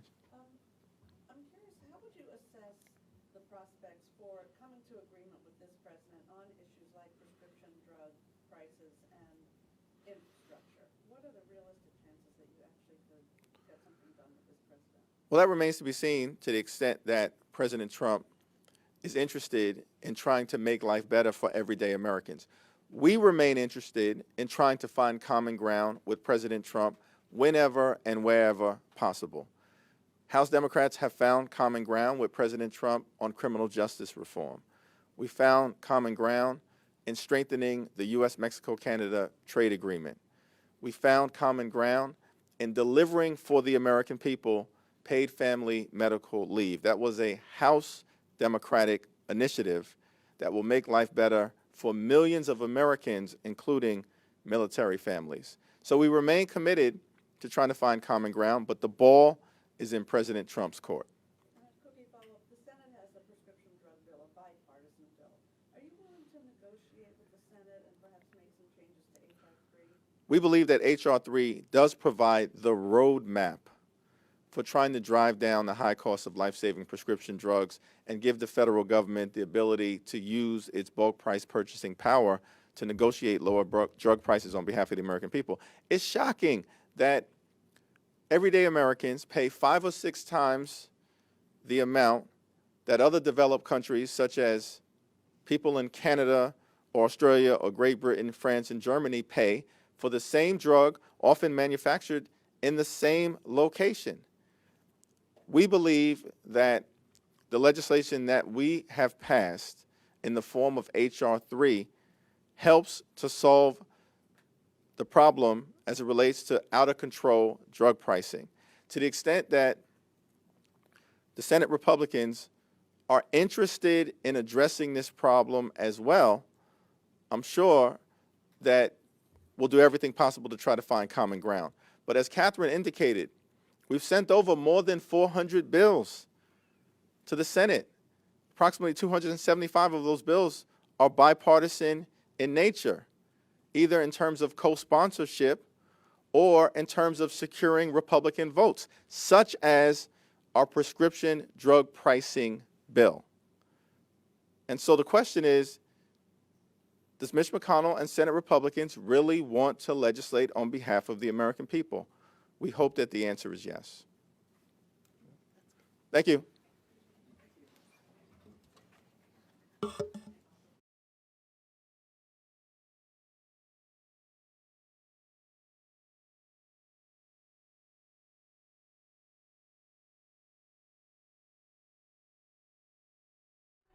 All right, guys, as you know, the primary is well underway in New Hampshire, and hopefully we will have those results for you on time here tonight. And if we do, of course, we'll bring you them to you on News Now. Just wanted to give you a quick look as well.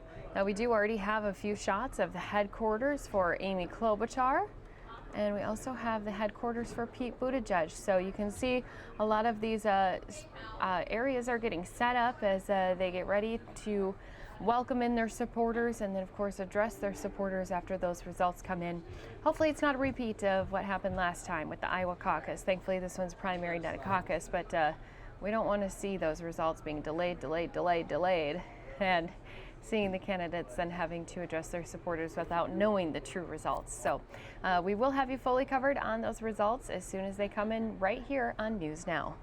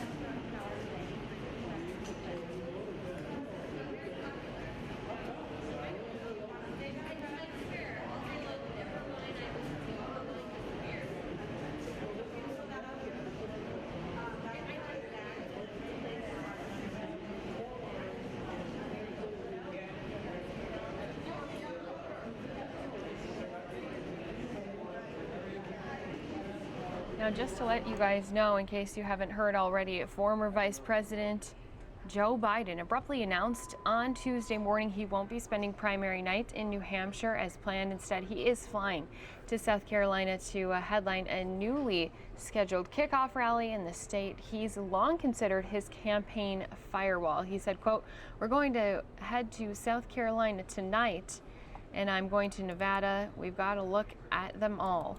Now, the campaign confirmed Biden is now canceling his originally scheduled appearance at a primary night party in Nashua, New Hampshire, and will be in South Carolina instead. And the New Hampshire party will go on as scheduled without him. But the campaign emphasized that Biden would continue to stop by polling stations during the afternoon. Now, Nevada and South Carolina follow New Hampshire, which is overwhelmingly a white state in the presidential nominating calendar. Now, Biden's campaign has long considered Nevada and South Carolina, with their far more diverse that they are much friendlier ground for this former vice president. So Biden, who limped into New Hampshire after that lackluster fourth place finish in last week's Iowa caucus, said Monday night to his supporters, quote, "Stick with me 24 hours and we're going to be just fine. We're going to win this nomination." Now, on Tuesday, he said he was still mildly hopeful about his prospects in New Hampshire, while also downplaying expectations consistently for the Granite State. And when asked by Fox News if he was writing off New Hampshire, the former vice president fired back saying, "I'm not writing off New Hampshire. I'm going to campaign like HE double hockey sticks here in New Hampshire, as I'm going to do in Nevada and South Carolina and beyond. Look, this is getting going here. This is a marathon." So as you hear, as we bring you that update, Joe Biden will not have a headquarters tonight, will not be addressing supporters in New Hampshire. Of course, though, we will still keep our eyes on those results. As we mentioned, he wasn't expecting to do very well here in New Hampshire, and it looks like he doesn't care. He's going to move on and is now on his way to South Carolina.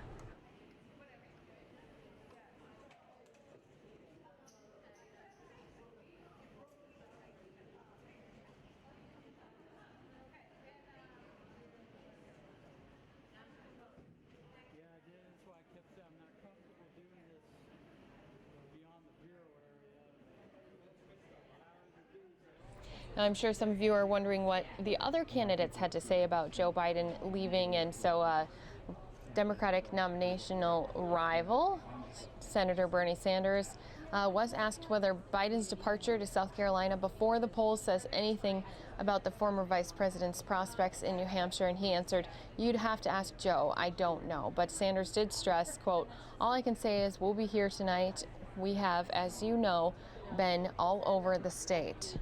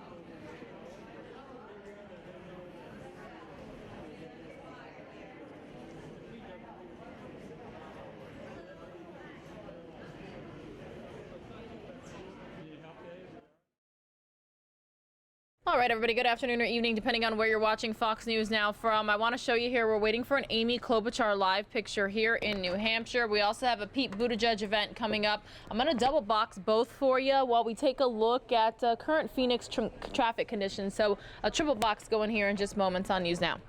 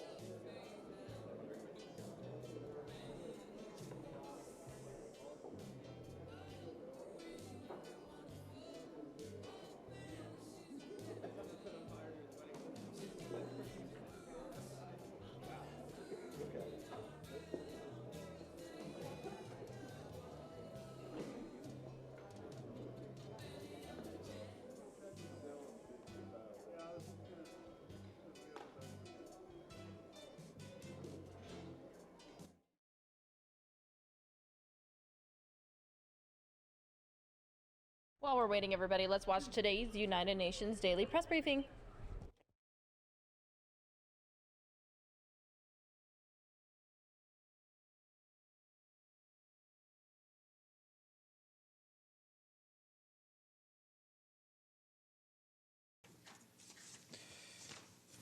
All right, good afternoon. I assume there's something else going on in this building today. The Secretary General opened today's Security Council meeting on the Middle East, and he expressed a deep sense of concern as we witness growing tensions and instability around the globe, particularly in the Middle East. The Secretary General said the position of the UN has been defined by resolutions of the Security Council and the General Assembly, by which the Secretariat is bound.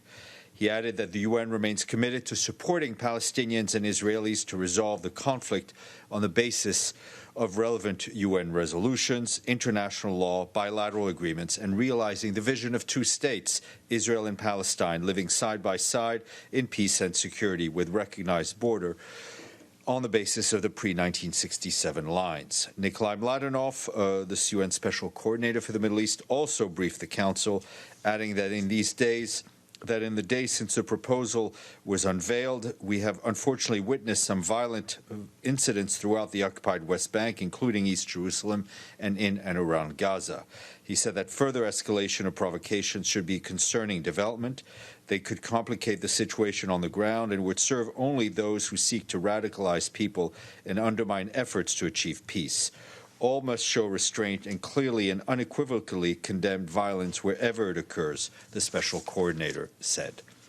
Since December, nearly 700,000 people have been forcibly displaced in Idlib and surrounding areas in the northwest of Syria. Most of these are women and children. This is from our initial analysis, but the larger number of displaced in a single period since the Syrian crisis began almost 9 years ago. Most civilians attempting to get out of harm's way are settling in already overcrowded areas near the Syria-Turkey border. Many families are reportedly seeking shelter in makeshift camps and unfinished buildings. The temperature in some parts of Idlib has now dipped to minus 11 degrees centigrade, making the living conditions for people in camps and unfinished structures even more unbearable. Several more hospitals and health care centers across Idlib and Aleppo governorates have reportedly shut, suspended, or reduced operations due to hostilities. Schools in Idlib and the countryside have also reportedly been closed until further notice, and that's impacting 160,000 students in 278 schools.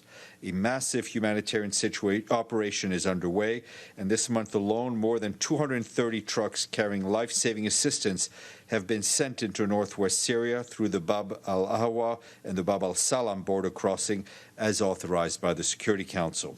The trucks have carried food, shelter, material, water, sanitation, and hygiene, as well as nutrition assistance for over 440,000 people in urgent need.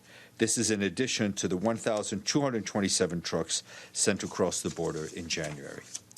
And Lise Grande, the humanitarian coordinator for Yemen, said that clashes that hit and badly damaged 2 hospitals in Marib on the 7th of February were a completely unacceptable breach of international humanitarian law. She said it was terrible that facilities upon which thousands of people depend to survive have been badly damaged. Ms. Grande said the health sector has been hit very hard during the war. Preventing further damage and helping to rebuild it are some of our highest priorities. Turning to Libya, in Cairo on the 9th and 10th of February, 28 Libyan economic experts gathered for the second round of talks under the Libyan Economic and Financial Track, one of the 3 intra-Libyan tracks that the UN support mission in Libya is organizing, along with the military and political. Representatives from across the Libyan political and geographical spectrum participated in the meeting, in addition to representatives of the main Libyan financial and economic institutions, as well as sector specialists and academic experts. Participants agreed on the terms of reference and for the Libyan Expert Economic Commission, as well as its mechanisms. They also agreed that Libya's prolonged institutional fragmentation and divergent policies were negatively impacting the economy, particularly in the banking sector. Given the country's worsening economic crisis, including the latest halt in oil productions, the participants concluded that the Commission was needed to work on issues of immediate concern until a unified government is established. And the Undersecretary General for Peace Operations, Jean-Pierre Lacroix, will visit Abyei from the 12th to the 13th of February as part of his regular visits to field missions to assess the situation on the ground.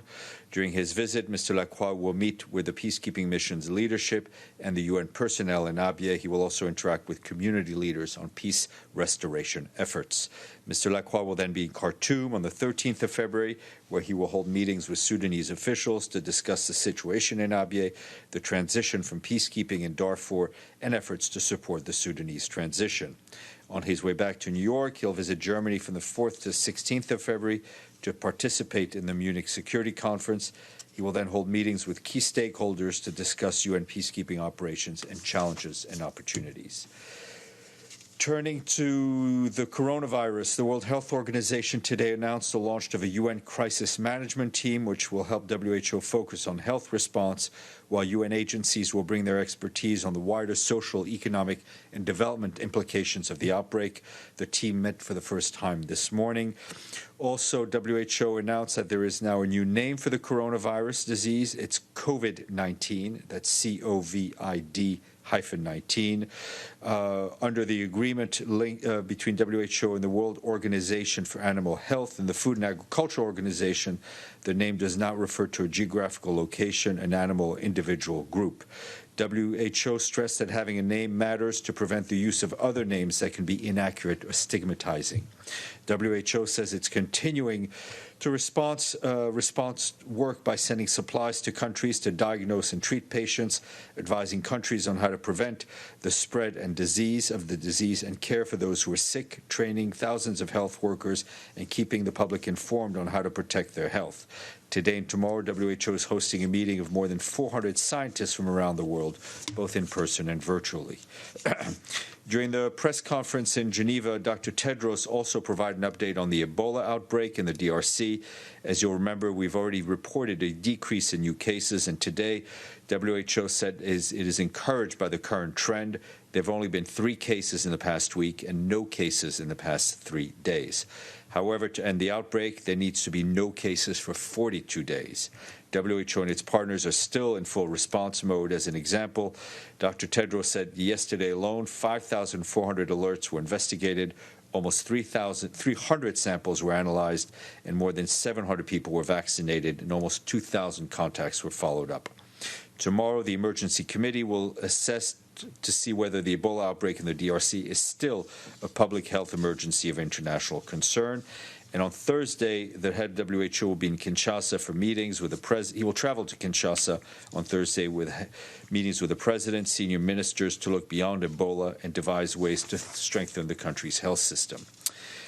And a note on the DPRK, our humanitarian colleagues tell us that they are seeking $107 million to support life-saving humanitarian operations. There are acute food, nutrition, health, water, and sanitation needs, but funding levels for humanitarian operations there remains historically low.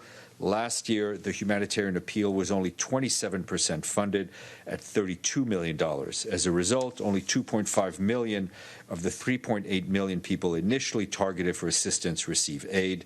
This year, the humanitarian assistance programs aim to reach 5.5 million people, with a particular focus on children and mothers. Couple of notes on displacement. First, in Burkina Faso, where the displacement crisis is continuing. It is now projected that over 1 million people will be displaced by the middle of the year. Currently, 600,000 people have been forced out of their homes, 10 times more than a year ago. The humanitarian community has expanded its operations in the country and named a humanitarian, the resident coordinator was named as humanitarian coordinator. And turning to the Democratic Republic of the Congo, the UN Refugee Agency said today they're concerned by the deteriorating humanitarian situation in eastern Beni. Over the past 2 months, more than 100,000 people have been forced out of their homes due to violence, most of them women and children. A majority of the displaced are now being sheltered in local communities. UNHCR is distributing tarpaulins to help 3,000 families and working to improve the safety of those displaced. And UNHCR is calling $150 million to respond to the needs of these families, but has only so far received 4% of the amount funded. The displacement in the DRC is Africa's largest number of internal displacement. And at 3 p.m. this afternoon in the Trusteeship Council chamber, the Secretary General will participate in the Drive for 5, a call to action for education of adolescent girls. Also present will be Mary Robinson, Chair of the Elders, and Bono, who is, as you know, musician and activist.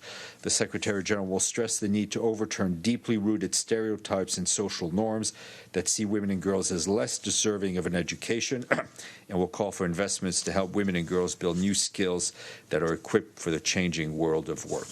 You're welcome to attend or watch the event. And today is also the International Day of Women and Girls in Science. In his message, the Secretary General said that being held back by gender gap, and added that we need to dismantle gender stereotypes and support career women scientists and researchers. At present, less than 30% of researchers worldwide are women. According to UNESCO, only about 30% of all female students select STEM-related fields in higher education, and globally, female students' enrollment is particularly low in ICT, math, and statistics, as well as engineering, manufacturing, and construction. 2 p.m. there'll be a briefing here organized by the Permanent Mission of Portugal to talk about the day. Participants will include the Permanent Representative of Montenegro, along with Princess Nesrine Al Hashemite, the Executive Director of the Royal Academy of Science International Trust, and Dr. Amal Katan, the editor from Saudi Arabia.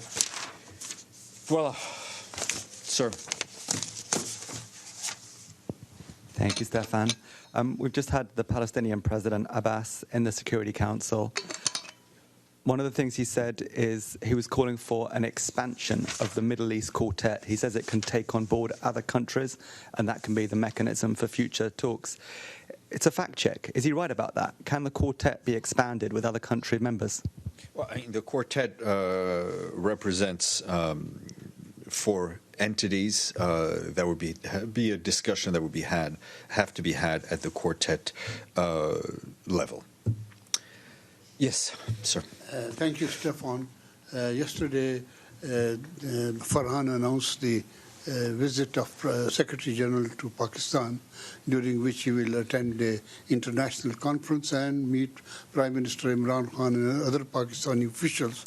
Will there be also a discussion on the situation in Kashmir, which has been under lockdown for nearly 6 months, with over 8 million people without internet facilities and under curfew? Well, you know, I have no doubt that the Secretary General and the Prime Minister will discuss a host of issues. What issues are raised obviously also depends on what issues the Prime Minister brings up. Thank you. No, thank you. Thank you for being here.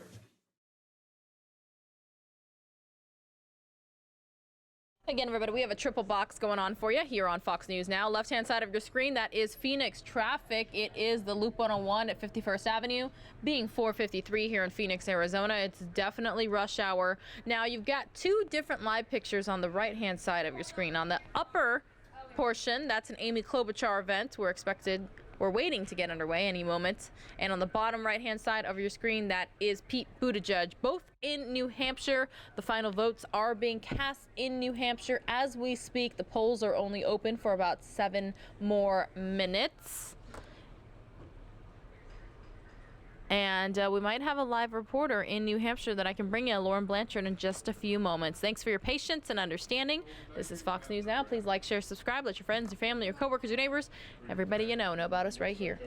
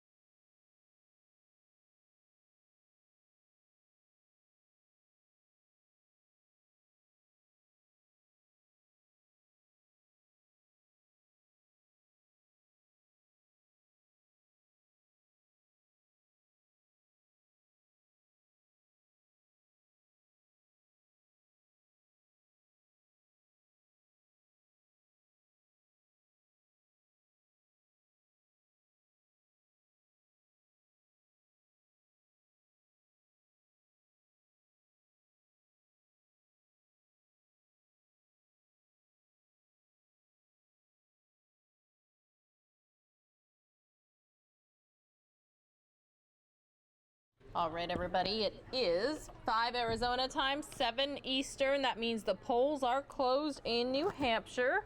They more than likely do what we do here. If you are in line by polls closing time, you can still cast your ballot. But polls are officially closed in New Hampshire. We're moments away from hearing from Lauren Blanchard live in New Hampshire.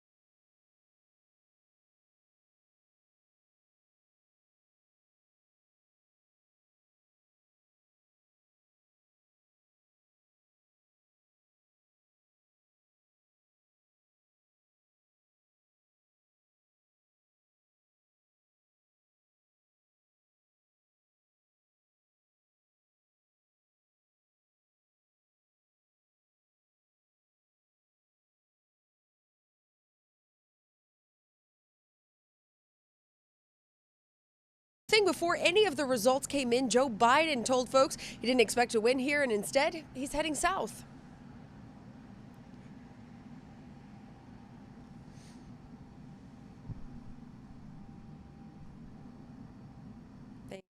All right, so we caught the tail end there of Lauren Blanchard's package intro. A package is a news story, so it is likely on air right now. And she'll be doing a reporter on camera tag here in just a moment. So again, we missed the intro there, but we should be getting the tag here in just moments.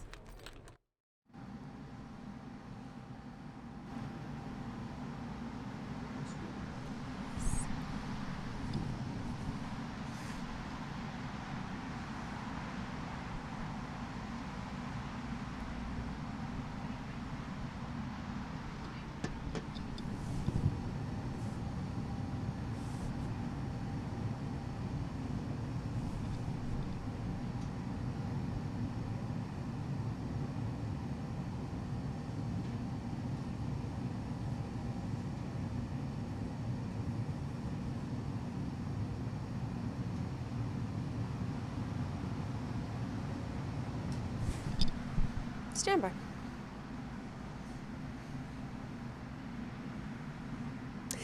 And so just 1 hour to go until all of the polls across the state of New Hampshire officially close. Now, unlike Iowa, here in New Hampshire, we do expect those results to come in pretty quickly. They are not caucusing. This is a primary, which means they are using paper ballots. So we expect it to go just a bit smoother this time around. Alex, Heather?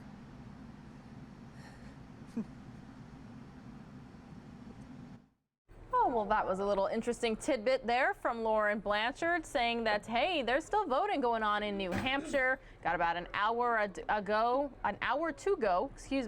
for all of the official polling places to close up there. So we were under the impression that voting ended at 7 Eastern, 5 Arizona time. But as you just heard Lauren Blanchard there, about an hour left to go for all of the polling places to close. So yes, the final votes are being cast in New Hampshire. What do you think the results are going to be? We got all your election coverage for you right here on Fox News Now. Again, we are waiting for Amy Klobuchar, Pete Buttigieg, kind of a standby mode to see which one comes out first. Meanwhile, though, everybody, I do have some top stories from across the country ready to go for you here on Fox News Now. So I'm going to make a little lower third, a little graphic that says top stories from Fox News Now. You can probably hear me typing away. There we go. I had them earlier for you, but I wasn't able to play them. And of course, now the set's like, no, I don't want to play any top stories, but I've got it ready to go for you. So the first one here, we're going to take a look at residents returning after those devastating floods in Oregon. Again, we're doing some top stories right here on Fox News Now. We're in one of the hardest hit areas in Pendleton. Just about everything in this area was hit by the flood. It was well over chest deep here. We spoke with two residents, a dad and a son, who said they just need help. There was water coming out of these heater vents. Monday morning, as Dan Dishman and his son Levi leave the Red Cross shelter and return to their home. It's so hard to not be emotional. I just want to cry and cry and cry. This is everything I own, you know? And as you can see, we tried. The damage to their trailer is likely beyond repair. Really scary, just watching the water rise up from our windows. Levi and Dan were rescued Friday night. Firefighters used a front loader to help them off their porch as water rushed around them. Today, that porch is gone. I was worried I was going to get swept off of my feet, and I was just done. 370 pounds of mud came out of here. For Dad, one question looms large. They were left with just the clothes on their back. Now he wants to know, will there be any help on the long road to recovery? With the realization of what happened, nowhere to go, nowhere to stay. Thank God for the Red Cross. But just everything I own, gone in a blink of an eye. Of course, the big question right now is what's going to happen to the hundreds of people that were permanently displaced. Most of the trailers here are a complete loss, and there are many homes upriver too that were submerged and won't be able to return to for some time. So a lot of the folks that are in the Red Cross shelter are staying elsewhere, just wondering what is next for them. Reporting in Pendleton, Zach Anders, Fox 12 Oregon.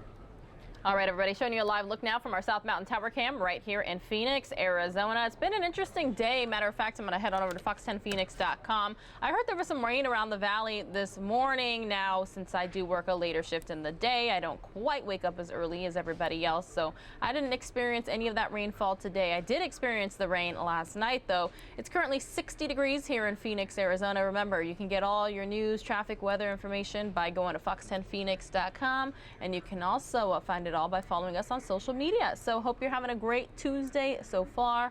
Hard to believe Valentine's Day is already on Friday. For this next top story, we're going to head on over to Florida. For many, running a marathon is a heroic undertaking, but for two brothers, both paramedics, running the race wasn't their only victory. Fox's Sheldon Fox explains.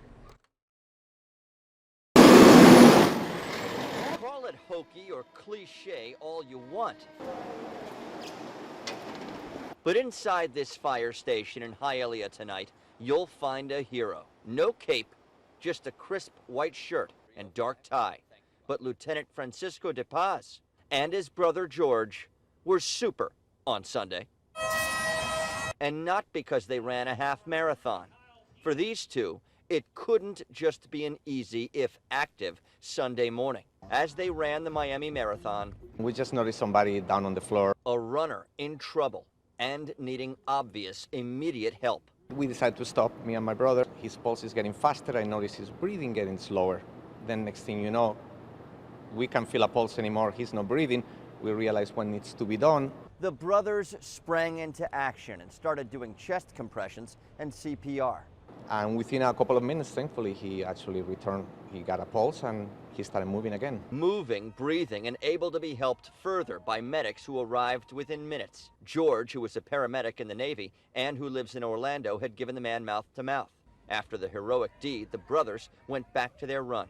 It's part of the job, and the job is 24/7. Whether you're really here on duty or you're home, it's part of the job. All in a day's work, even if off duty. We didn't care about the time on the race. We're just glad that we were making a difference and helping somebody out. I've actually been to Hialeah in Florida. It is a suburb of Miami. Here's a live look at Bernie Sanders' event in New Hampshire. So again, as soon as one of these Democratic candidates gets their event going, we'll show it to you right here on Fox News Now. Meanwhile, we're going to head on over to Utah, everybody, where it appears for many, using a wet wipe, it's a fast and easy way to get clean. However, plumbers would say it's a fast and easy way to go into debt. Clearing clogged sewers and drains can often cost thousands of dollars. The issue is so bad in the state of Utah that legislators, are considering a new campaign to educate the public on the issue. Now, Fox's Haley Higgins tells us more about the initiative, but I would like to warn you, I heard there's a 4-letter word in this story that might offend some people. So viewer discretion is advised. At the Central Davis Wastewater Treatment Facility in Kaysville, this is raw sewage. Flushed wet wipes get caught here. Then it gets dropped down into the tube and it goes to the dumpster. That is, if they don't get clogged in a pipe first. There's been numerous times that we have found pumps that have been plugged up with wet wipes. 2 weeks ago, this was pulled out from a pump station in Farmington. The price to fix it, $10,000. The cost goes way up when the clog doesn't even make it to a city pipe. It can cost a homeowner $30,000, $40,000 if it causes a backup into a home. To stop people from flushing wet wipes, Representative Carl Albrecht asked an appropriations committee for money to pay for a statewide education campaign. This request is a very crappy request, but it's a very important and necessary one. He argues all wet wipes, even those labeled as flushable, are harmful to sewer infrastructure. There's not one wet wipe on the market that's biodegradable. The Responsible Flushing Alliance disagrees, arguing flushable wipes are not part of the problem. The group, made up of the companies that make wet wipes, says that paper towels make up the largest portion of clogging debris. Flushable wet wipes only account for 8%. But Jill Jones thinks that's a bunch of crap. I say if it's not pee, poo, or paper, it should be thrown in the trash. Strong words there. If it's not pee, poo, or paper, it should be thrown in the trash. Taking another live look here at current traffic conditions in the valley. I mean, these Arizona Department of Transportation ADOT cameras for short, they're such high quality these days. You can tell the make and model of vehicles people are driving and sometimes even their facial expressions. It really just depends, but all of them are very unique vantage points for sure. All right, well, we are continuing on with our top stories from across the country, and I do know that we had a viewer request not too long ago to say, hey, News Now hosts, you know, me, Mike Pacer, Christy, will you guys let us know, please, exactly where these top stories that you show come from? So I'm trying to do a much better job there to let you know exactly which state or which area of the country that these top stories are coming from. Just want to let you know we did get that viewer feedback and we are doing what we can to oblige. So, a sweet surprise for one military family. You know, I love these stories, as their father, a Navy officer who has been deployed for nearly a year, shows up at his young son's gymnastic practice. Fox's Lindsay Klein has more on that reunion. I'm trying to figure out exactly where this is, though. I'm being told it's in the southeast portion of the country. Yes, it appears this is Charlotte, North Carolina. You can often find Matthew Alderetti swinging from bars at Foothills Gymnastics. But tonight, to his own shock, he swung right into the arms of his own father, Let's hand him back the tears. who has been deployed for nearly a year. I just wanted to hug him because I haven't seen him in so long, in almost a year. A moment of shock before a warm embrace as Chief Petty Officer Henry Alderetti returned home from deployment. It was awesome. I was just glad to come home. I hadn't seen them in 11 months. A little overwhelming. I knew he was going to be, he's the one that's been missing him the most. So he's the daddy's boy, and he's really missed him. Deployment is something the Alderetti family has become used to, but that doesn't mean it ever gets any easier. Proud of you, kiddo. It's been hard. It's good to finally see the ones that I love the most. The ones that I do a lot of this for, it's for them. Moved to tears. It was a reunion that the Alderetti family will never forget. Made me feel great. Because, you know, when you're out there at sea or wherever you're doing, usually you're always thinking about your family. I'm just glad he's home. I mean, I love him, and I wouldn't be the man that I am today without him. Lindsay Klein, Fox News. My heart, again, thank you to all who have served or who are currently serving. Our veterans are our nation's backbone for sure. All right, everybody, if any news breaks across the country, we'll have you covered for sure. And we just got a live picture of an Elizabeth Warren event. So again, we've got 4 different live pictures. We've got Warren, we've got Bernie Sanders, we've got Pete Buttigieg, we've got Amy Klobuchar, And as you've already heard, Joe Biden has already left the building. I mean, New Hampshire, headed for South Carolina. So yes, we're going to keep a very close eye, see which one of these candidates comes out first here on Fox News Now. Hope you all are having a fabulous Tuesday night. Appreciate you being here.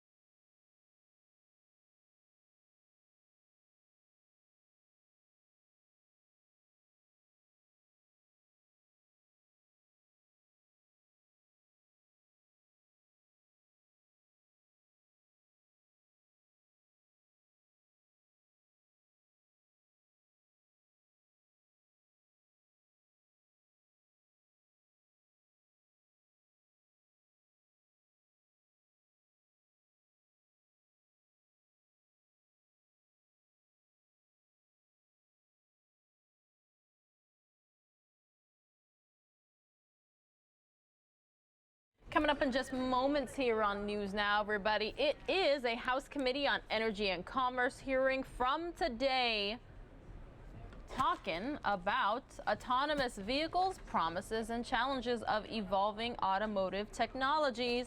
And speaking of, did you know that Waymo was right here in Arizona? Yeah, that's those driverless, essentially taxis, ride sharing. Now, I have not been able to hail a ride in one of them just yet, but perhaps some have. They've certainly been testing on the Valley streets. But again, the House Committee on Energy and Commerce, a hearing on autonomous vehicles, promises and challenges of evolving automotive technologies. That's coming up on Fox News Now.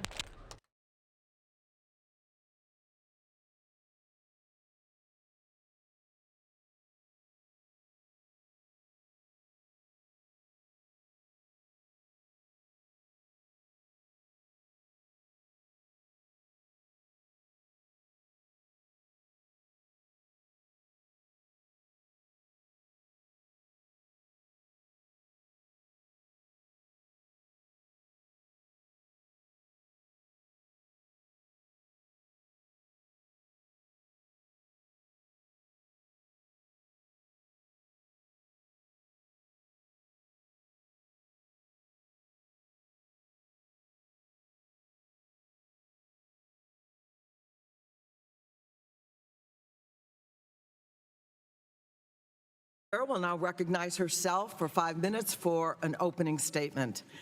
So I wish you good morning, and I thank you for being here to attend our hearing, much-awaited hearing on self-driving cars. In 1966, the year Ralph Nader published Unsafe at Any Speed, more than 50,000 Americans died in auto crashes.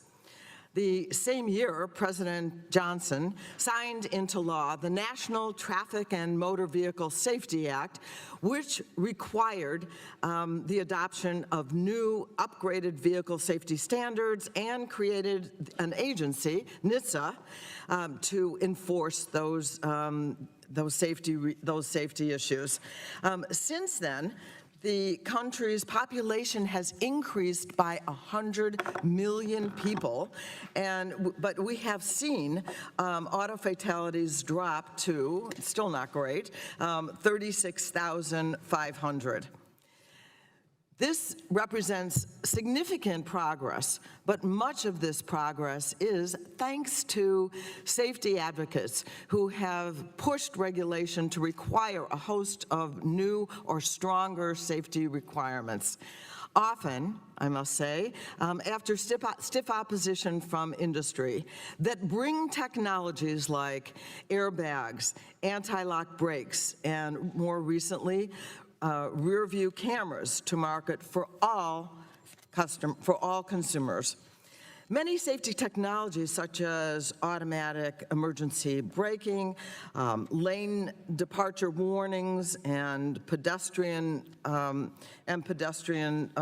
detection, those exist today and can dramatically reduce the number of auto fatalities and injuries every year. But deployment of such features is slow and often reserved for those who are willing to pay a premium for advanced safety features.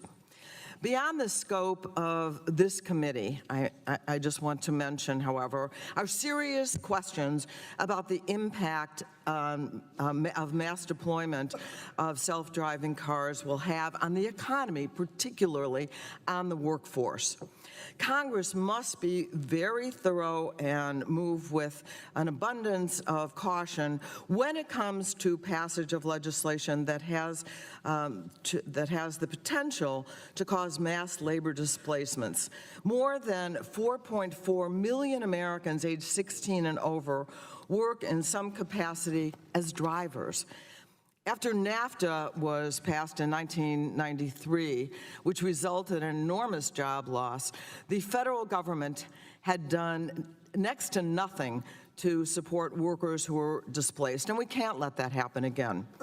But the job before this subcommittee is to work on legislation that will significantly reduce fatalities and injuries from vehicle accidents. This means smaller steps that can be done immediately and longer-term opportunities like self-driving cars, which have the potential to provide mobility to seniors and those with disabilities. It's my expectation that other committees will work on the issues affecting our workers. So I thank the witnesses for being here today and yield the balance of my time to my friend and colleague, Representative Mike Doyle. I want to thank the chair for yielding time to me and for holding this important hearing. Autonomous vehicles hold tremendous promise for the future of mobility and auto safety. In Pittsburgh, we have been leading the world in the development of autonomous vehicles at Carnegie Mellon University for decades, where companies like Argo AI, Aurora, Aptiv, Uber, and others have based their R&D efforts. Pittsburgh has also developed a set of principles in partnership with industry, academia, and local government for the testing and deployment of AVs in our community. The Pittsburgh principles prioritize human safety, transparency, cybersecurity, and public engagement.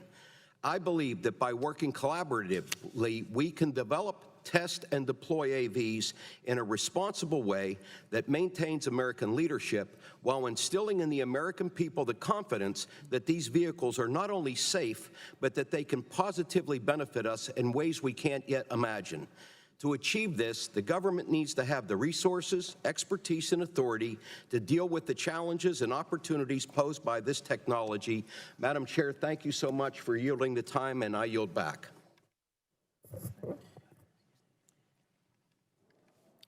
The gentleman yields back, and now the chair recognizes Ms. Rogers, our ranking member for the Subcommittee on Consumer Protection and Commerce, for 5 minutes. Good morning and welcome to the Consumer Protection and Commerce Subcommittee hearing on autonomous vehicles.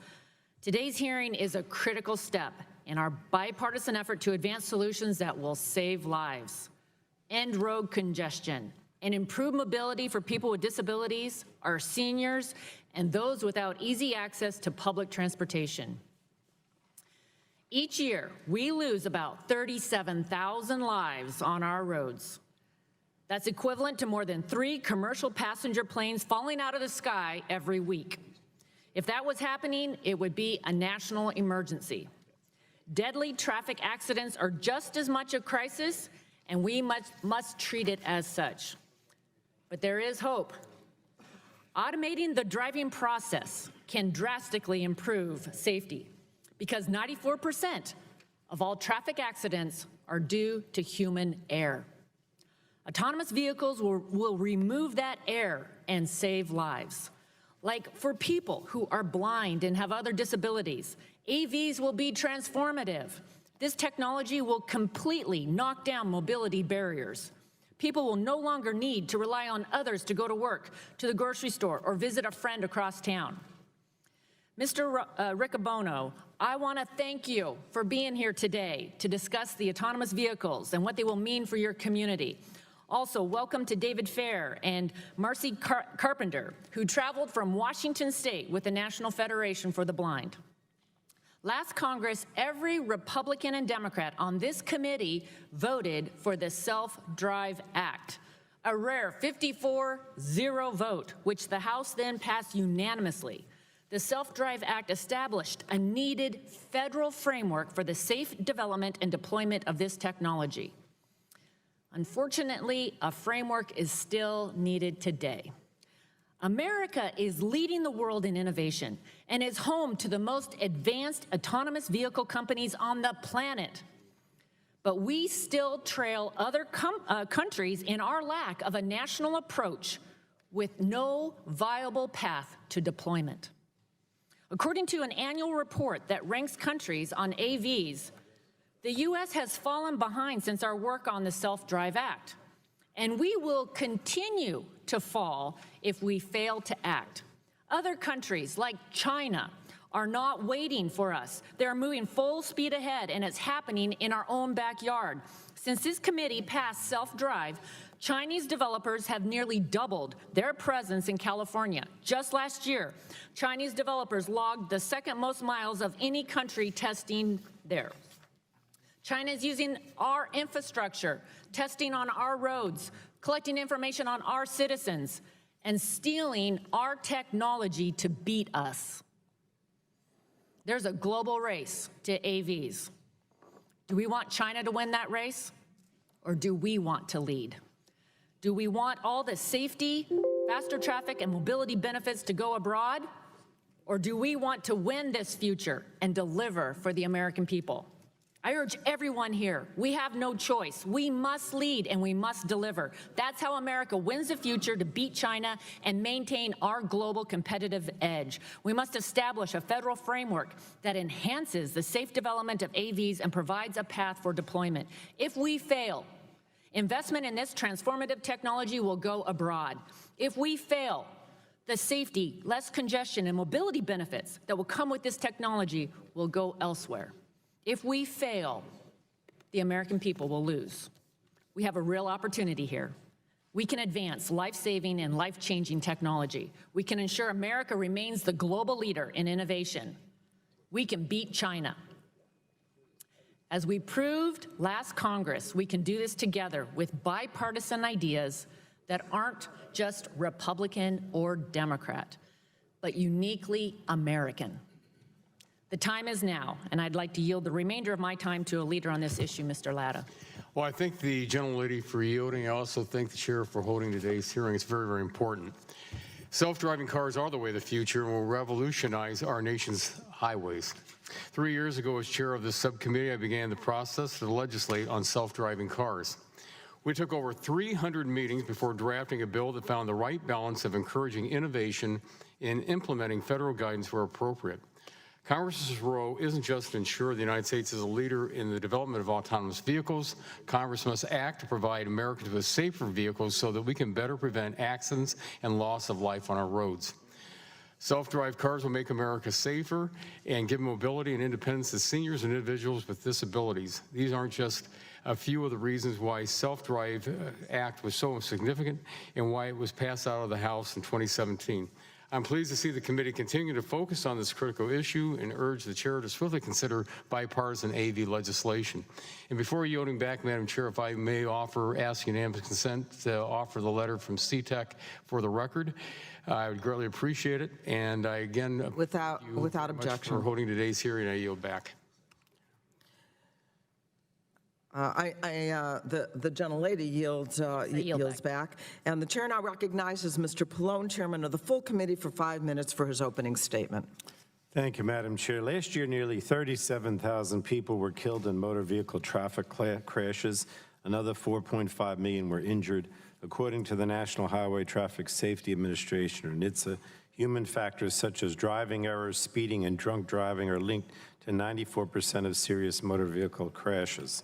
Automakers, often pushed by Congress and regulators, are integrating technology into vehicles that mitigate human error and save lives. Advanced driver assistance systems have arrived and are already reducing unnecessary motor vehicle deaths and injuries. Other technologies like automatic emergency braking, lane departure prevention, and blind spot detection are in luxury vehicles today and will hopefully be in all cars soon. These incremental technologies will save lives, and we must continue to advance these technologies. At the same time, we also must look to revolutionary advancements that may transform vehicle safety.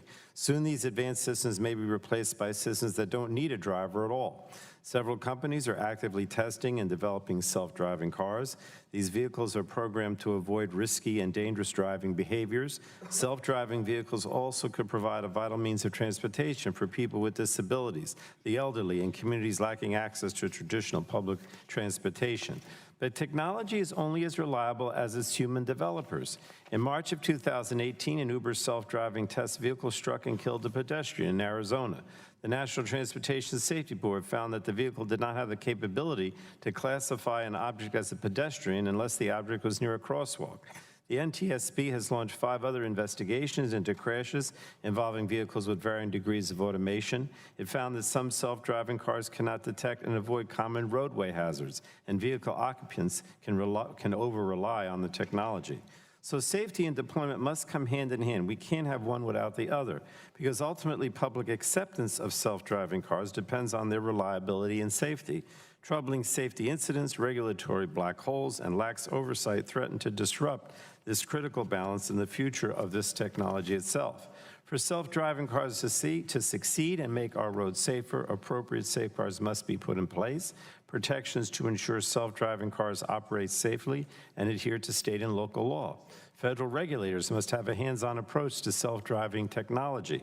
They must ensure that safety is ingrained in every sensor, feature, and line of code of a self-driving car. Regulators also must have the expertise to understand self-driving technology and not simply rely on the assurances of technology companies. And Congress plays an important role here. We can bridge safety gaps by creating a national roadmap for self-driving cars. We should pass legislation that establishes safety standards and regulations for the gradual deployment of self-driving cars.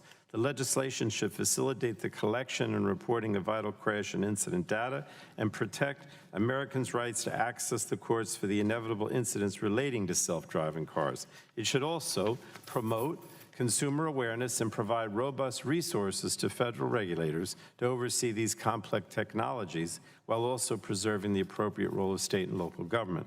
So we're working on a bipartisan, bicameral basis to draft a self-driving car bill that will help ensure that these life-saving technologies are safely deployed.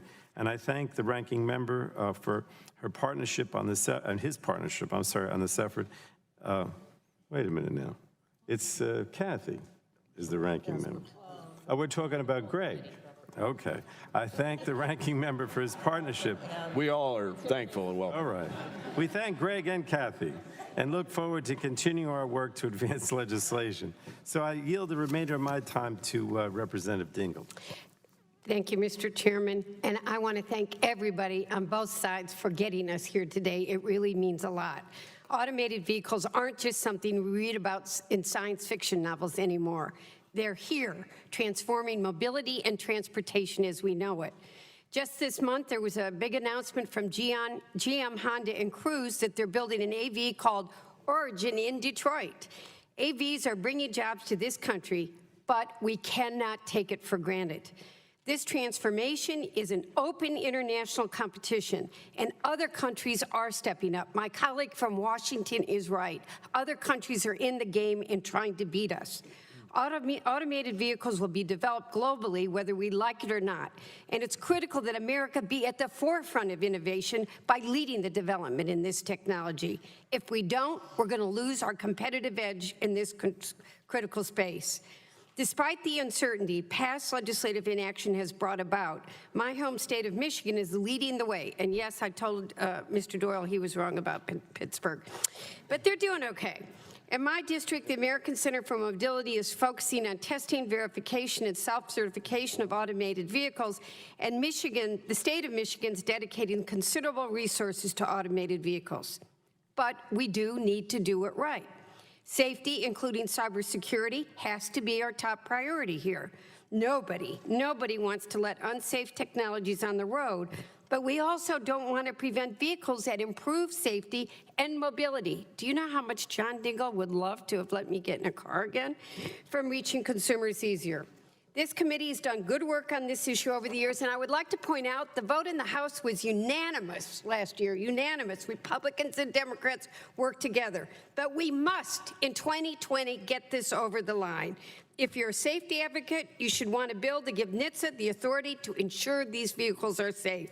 If you're an innovator, you need certainty to know what the rules of the road are. We've worked hard to find consensus over the last year, but now is the time for action. I beg my colleagues that we will do so, and I hope this hearing is the momentum for us getting it done. I yield back.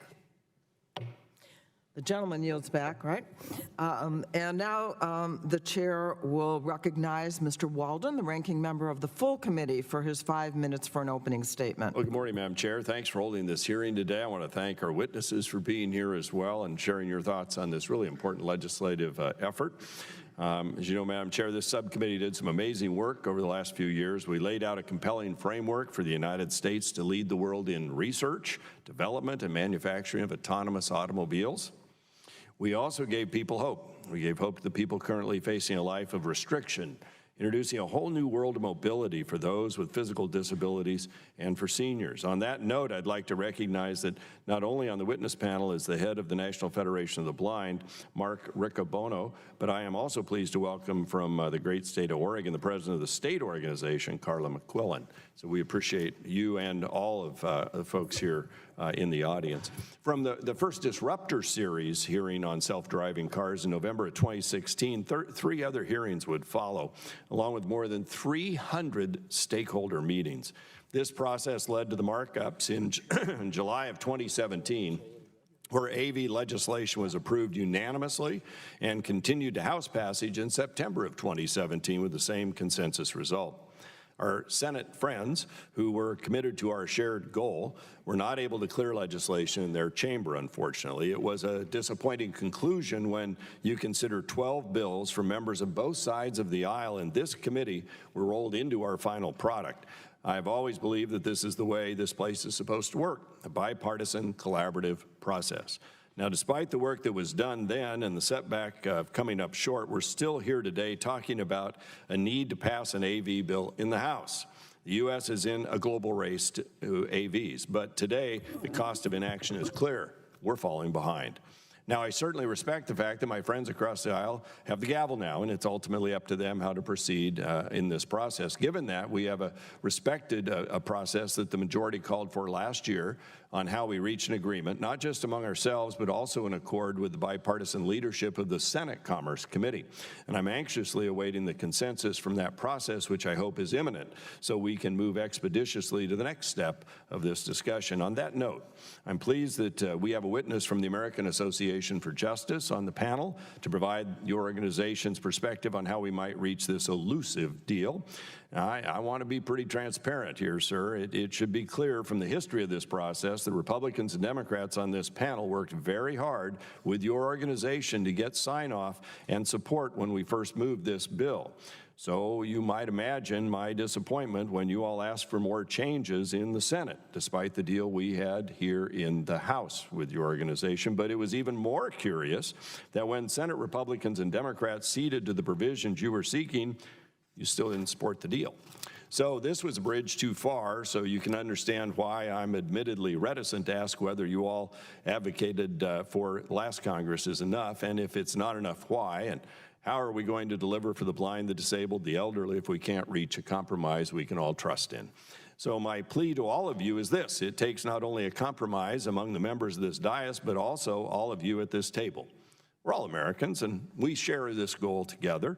We're talking about the United States leading the race and setting the rules, or frankly, having it dictated to us by other countries that are able to direct adoption and data collection, notably where citizens aren't lucky enough to have input from safety organizations, I might add. And we're talking about giving vulnerable populations an entirely new ability to live their lives at a new level of mobility. We're talking about how this initiative will lend itself to reducing emissions to protect our environment as well. All this can be done, and we don't have to compromise safety, and we won't. In fact, the roads actually will be safer. We have the opportunity to prevent a family from experiencing the overwhelming despair from the loss of a loved one due to human errors on the road. We lose something like 7,000 pedestrians. We have the ability to break down the barriers to mobility facing seniors and the disabled community, and we can create new economic opportunities by ensuring the United States can be a global leader in this emerging technology. So that's my ask to all of you. Work with us, and let's get this done this year. Thank you, Madam Chair, and I yield back. The gentleman yields back, and the chair would like to remind members that pursuant to committee rules, all members' written opening statements shall be made part of the record. And I would now like to introduce our witnesses for today's hearing, and I thank all of you for coming. Ms. Kathy Chase, Ms. Kathy Chase, President of the Advocates for Highway and Auto Safety. Mr. John Bozella, President and CEO of the Alliance for Automotive Innovation. Mr. Gary Shapiro, President and CEO of the Consumer Technology Association. Mr. Daniel Hinkle, State Affairs Counsel for the American Association of Justice. Mr. Mark Riccobono, got that right? Okay. President of the National Federation of the Blind. Mr. Jeffrey Tumlin, Director of Transportation for the San Diego Municipal Transportation Agency. Did I say San Francisco? San Francisco, what did I say? San Diego. Oh, sorry. Don't tell the speaker that I said that, okay, please. San Francisco Municipal Transportation Agency. We want to thank all the witnesses for joining us today. We look forward to your testimony. At this time, the chair will recognize each witness for 5 minutes to provide their opening statement. Before we begin, I would like to explain for those who haven't had the experience, the lighting system. In front of you are a series of lights. The light will initially be green at the start of your opening statement. The light will turn yellow when you have 1 minute remaining. I will, for Mr. Riccobono, I can tap the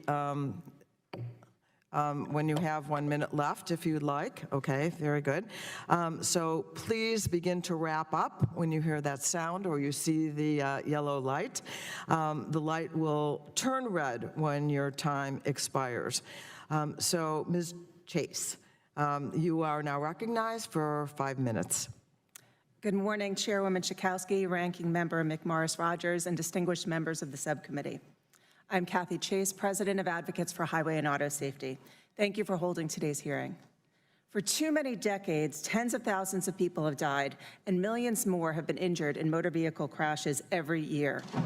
The direct economic crash cost is nearly $250 billion. That amounts to an annual crash tax of $784 for every American. However, we are now at a transformational time in transportation history. To be clear, advocates and many public health, safety, smart growth, first responder, and other organizations believe driverless cars, or autonomous vehicles known as AVs, hold tremendous potential to significantly mitigate preventable deaths and injuries on our roads in the future.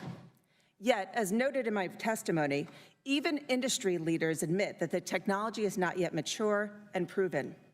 Already, missteps in rushing deployment of self-driving technologies have resulted in crashes, deaths, and injuries.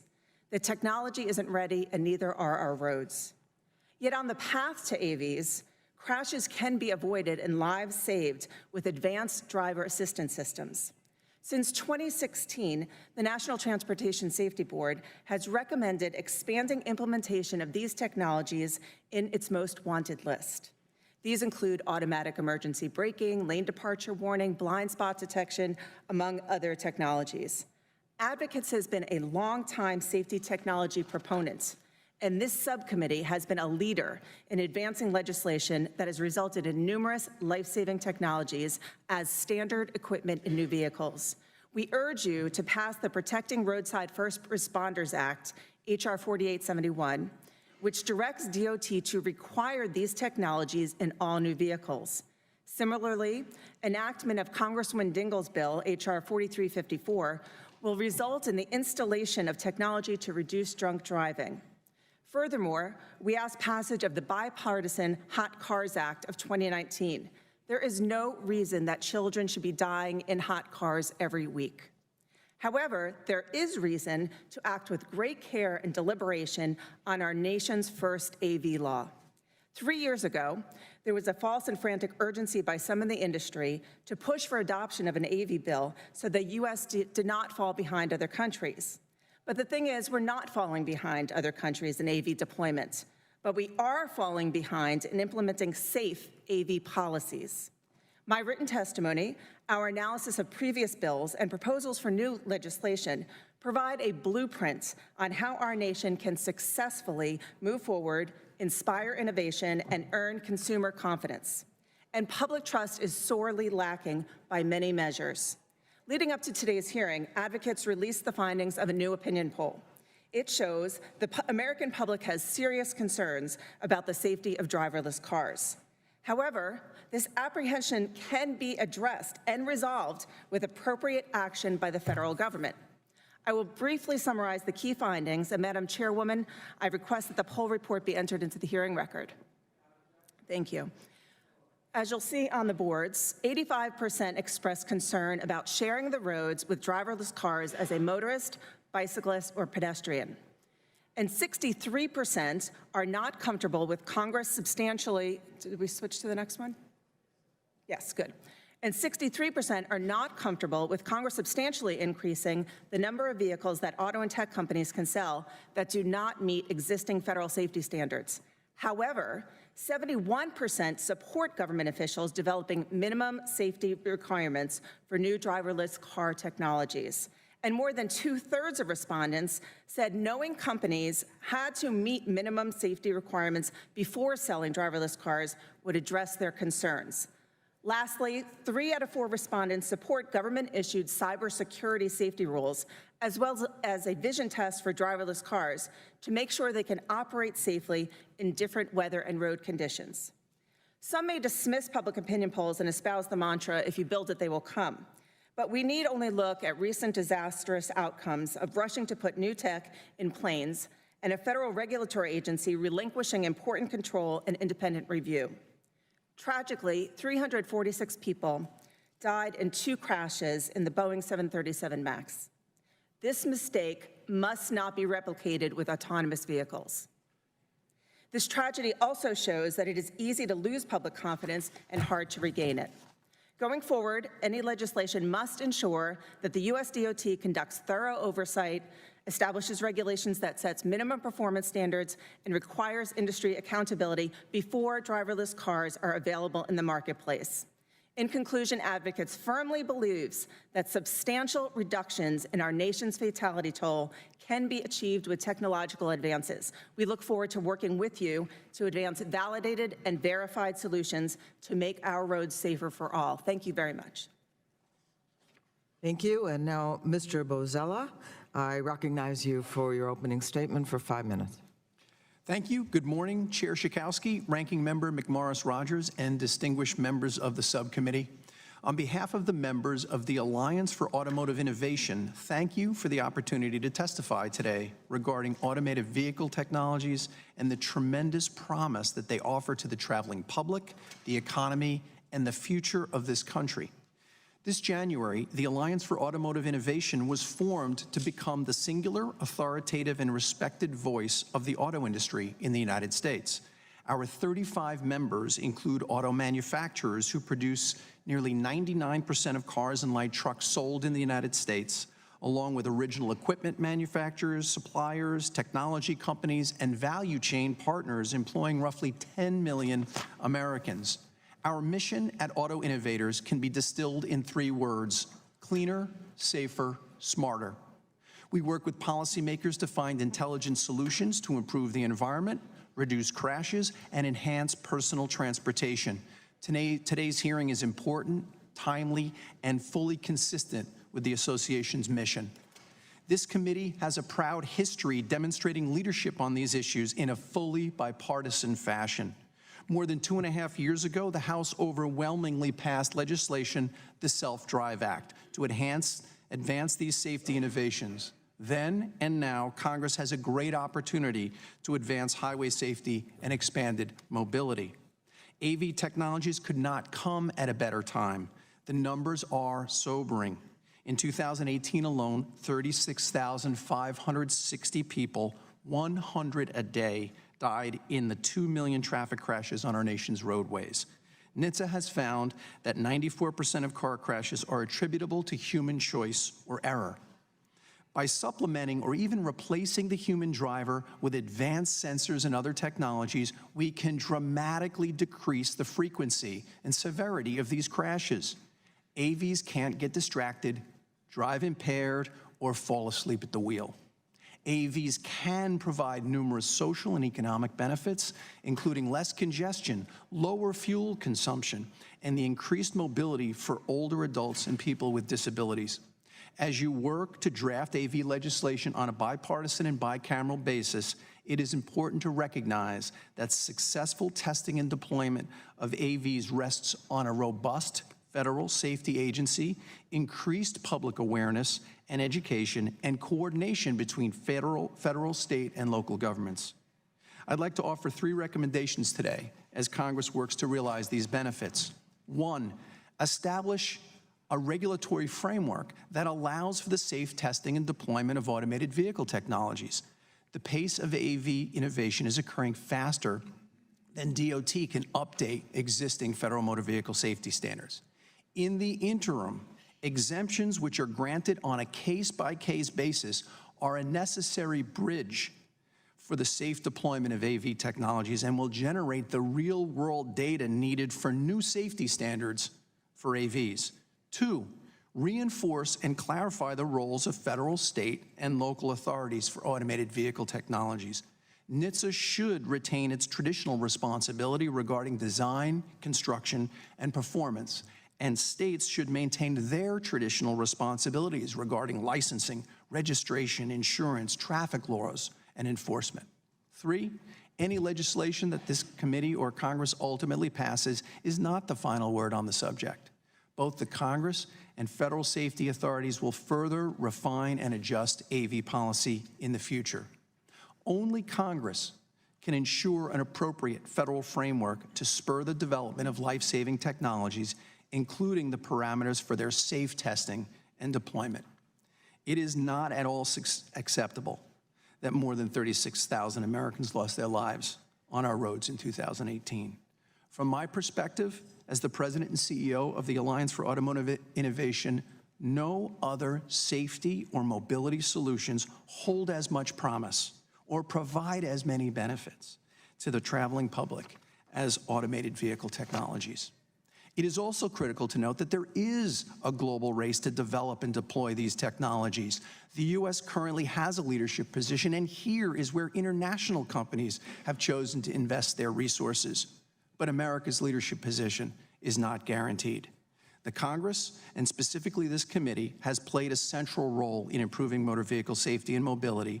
Legislation could provide the clarity and structure needed to allow the safe testing and deployment to go forward with appropriate protections. This hearing is part of that process. I thank you. We're grateful to be a part of it. Thank you. Mr. Shapiro, you are recognized for 5 minutes.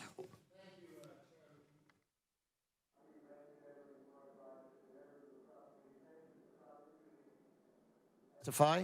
Still thank you for that opportunity to testify.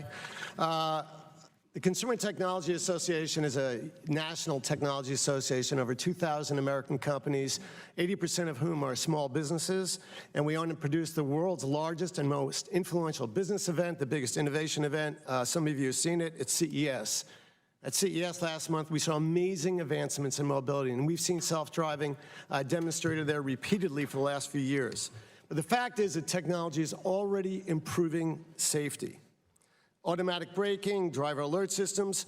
What we saw are results. Traffic deaths are down 3.4% in early 2019, despite a 0.8% increase in miles traveled, as well as marijuana legalization, distracted driving, other things like that. Advanced driver assistance systems can prevent nearly 30% of all crashes. Lane departure warnings lower certain crash rates by 11%, injury rates by 21%. And already today, actually in 2018, 93% of new vehicles sold have at least one of these features. The solution going forward is what we're all agreeing upon here, self-driving vehicles. They don't get distracted, they don't get tired, they don't drink too much. They save lives, prevent injuries, and empower seniors and people with disabilities. And I think that's more important than protecting lucrative contingency fee settlements for trial lawyers. Seniors no longer have to wait for family members to drive to doctor's appointments, and auto insurance premiums will be radically cut for all Americans. We will cut medical costs and productivity losses. We will waste less time in traffic and save billions of hours of productivity. There'll be fewer parking garages. There'll be more green space and development. There'll be greater green use of our scarce societal resources. And our research, contrary to what we heard, is slightly different. We see an American thirst for these. 60% of adults are interested in replacing their cars with self-driving vehicles, and they see all sorts of benefits, over 80 or 90% in various categories of these vehicles, including avoiding aggressive drivers and empowering disabled people.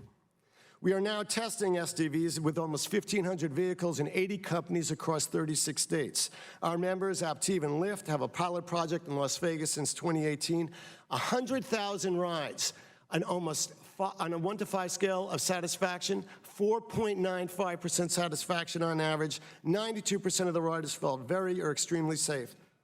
Our member Neuro received the first ever NHTSA exemption just last week, and delivery vehicle testing starts soon in Houston. As many of you mentioned, this is a global competition. It's an important issue where every developed nation is focusing on, but we're ahead.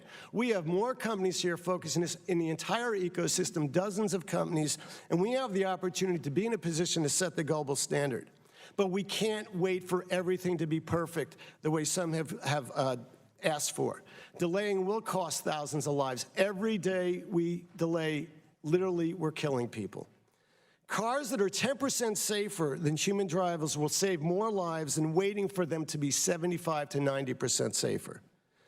As you have all described, last Congress, this committee and the Congress unanimously acted, or the House acted. But there are challenges. We have to update the safety rules. That's why this legislation is important. We have to inform the consumers of the benefits, as has been described, and we have to adapt our insurance and liability laws. We recommend that NHTSA update the outdated safety standards, that we clarify responsibility of who does what. There's a patchwork of laws states are passing every day that Congress does not act, and making it more difficult. There's 37 states and D.C. now have rules. Federal government safety standards, its job is safety standards. That's the job of Congress here. State governments have clear responsibilities as well in terms of insurance, liability, inspection, and traffic. But we have to expand the SDV testing exemption. We need parity, not only among OEMs, but on so many others that are part of this process, suppliers and developers of automated vehicles and systems. We have to expand NHTSA's exemption authority, which will help gather data to improve safety and performance and perform the agency oversight. We're an industry here actually coming to Congress and saying we want regulation for safety to move this important innovation forward to preserve our national competitiveness, and it should be a technology-neutral approach. We can't delay this testing. It'll hinder Americans' global leadership and our cost lives. We have an international scorecard where we analyze developed countries and how innovation-friendly they are. Friendliness to self-driving is one of the criteria we use, and there's countries like China, Japan, Germany, and Canada, which are moving forward very quickly while the U.S. seems to be marching in place. We appreciate the opportunity to testify. We need this legislation. We look forward working with you to make our roads safer and our country stronger, and I look forward to your questions. Mr. Hinkle, you are recognized for 5 minutes. Thank you, Chairwoman Schakowsky, Ranking Member Rogers, and members of the committee. Thank you for the opportunity to testify here today. The American Association for Justice, or AAJ, is the world's largest trial bar, and we are established to strengthen the civil justice system, foster public accountability, and safeguard victims' rights and survivors' rights. AAJ members represent the families whose lives are tragically altered when corporations fail to make safe choices. In 2010, Ken and Beth Melton lost their daughter, Brooke, when her car veered into another lane and crashed. It was her 29th birthday. The police report put Brooke at fault for that crash, but the Meltons thought differently. In a quest to understand what happened, they filed a lawsuit against General Motors. That lawsuit uncovered a defect related to the ignition switch in Brooke's Chevy Cobalt that left it without power steering and brakes. That lawsuit revealed that GM may have known about the problem as early as 2001 and that the potential fix cost 90 cents. NHTSA considered issuing a recall that on this affected vehicle in 2007, but ultimately did not. The Meltons fought with GM for years, and ultimately in 2014, GM initiated a recall of what has become over 2.6 million vehicles in the United States. Over 100 deaths are linked to that same faulty ignition switch as Brooke Melton's. The Melton story exemplifies why automated vehicle legislation must prioritize safety by preserving Americans' access to justice. Now, in understanding this issue, it's important to step back and acknowledge what exactly distinguishes an automated vehicle from a human-driven one. It isn't technology, as the technology used in automated driving is being installed on vehicles today. The difference between an automated vehicle and a human-driven vehicle is a promise. It is a promise from the manufacturer of that automated driving system that they will operate the vehicle safely on our roads. This promise is what gives cities and states and ultimately federal regulators the confidence to allow these vehicles on our roads. And this promise is essential in convincing the public to trust that automated driving will be safe. The key question is whether our laws will hold these companies accountable for that promise.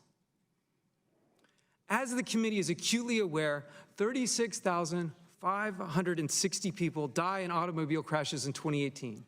AAJ's members see those deaths through the eyes of the parents and the spouses and the children who come to them for help. If automated driving is going to reduce this number, this committee must place the utmost priority on ensuring that automated driving is safe. And fundamental to safety is public accountability.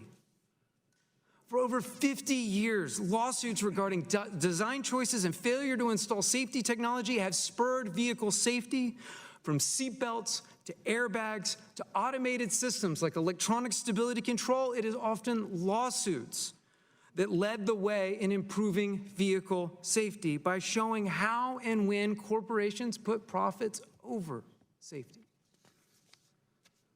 When corporations are held publicly accountable for the decisions they make, those decisions are made differently. In order to ensure public accountability, any legislation in this area must address three key issues. First, those hurt by automated driving must be able to hold the driver manufacturer accountable. This means any legislation must preserve remedies under state law. Second, the public must not be forced into arbitration.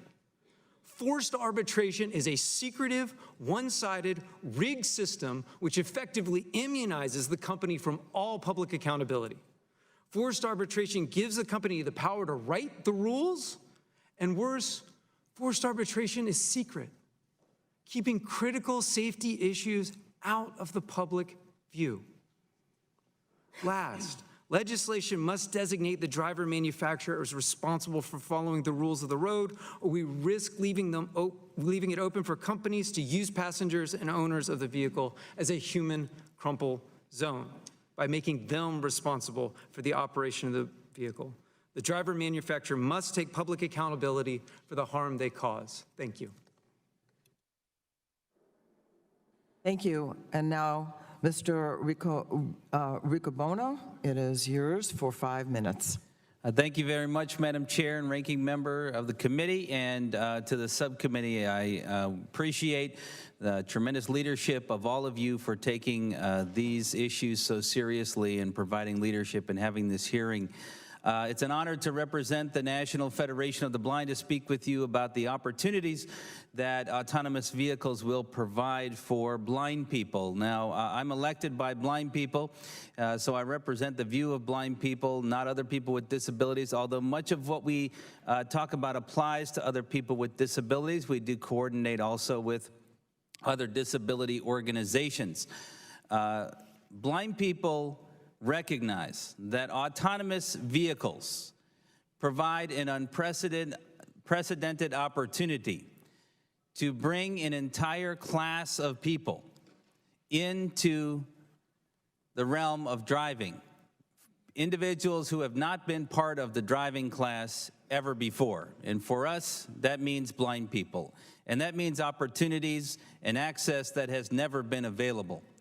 And we also support the notion of safety because we recognize, in due respect to all of the drivers in the room, that 100% of accidents today are caused by sighted drivers. You know, according to the American Community Survey of 2017, there's 7.5 million individuals who identify as having a visual disability, more than 1 million individuals who are legally blind. And if you follow the statistics and trends, those numbers are going up because of the aging population. In fact, we hope that each and every one of you lives long enough to be a blind person. You know, autonomous vehicles are a key to access to employment and independent living for blind people.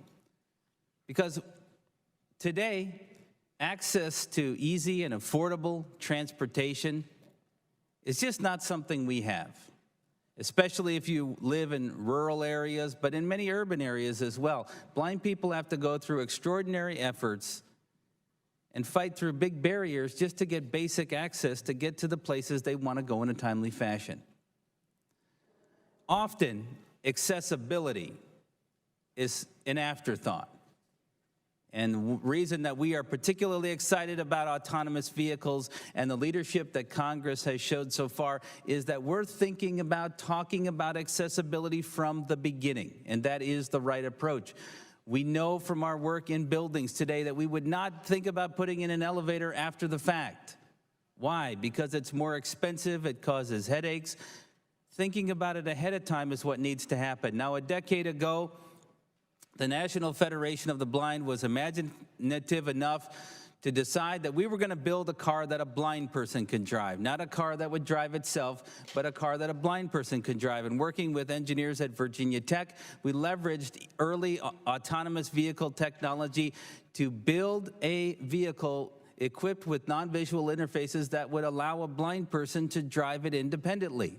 How do I know? Well, I was tasked with being the driver in the first public demonstration at the Daytona International Speedway on January 30th, 2011. You can watch it on YouTube, Blind Driver Challenge, no accidents. That technology was our springboard to introduce ourselves to the autonomous vehicle discussion. Although we would love to put blind drivers on the road, we recognize that autonomous vehicles present the real opportunity. And will be the President of the United States of this country. And here's the thing. We walked down the street after, bumped into a friend of mine right down here in Manchester, and that person said, "Hey, Steve, who's your friend?" And I said, "My friend, that's Andrew Yang. He's running for president." And the guy said, "No, he's not." That was 13 months ago. And how far we have traveled in the next 13 months. Now we walk down the street, bump into a friend, and they say, "Hey, Andrew, who is your friend?" And in the world of politics, that counts as progress. Somebody that the Washington Post, just a number of months ago, wrote a story about and said, random man runs for president. That's what you call starting from zero. Has been polling as high as 4th place by himself in national polls, because it turns out that when the people of this state and of this country find out what innovative and young and diverse and damn funny and authentic leadership can look like, what the next generation of the Democratic Party, the next generation of America can look like, they get excited too. Are you excited about that with Andrew Yang?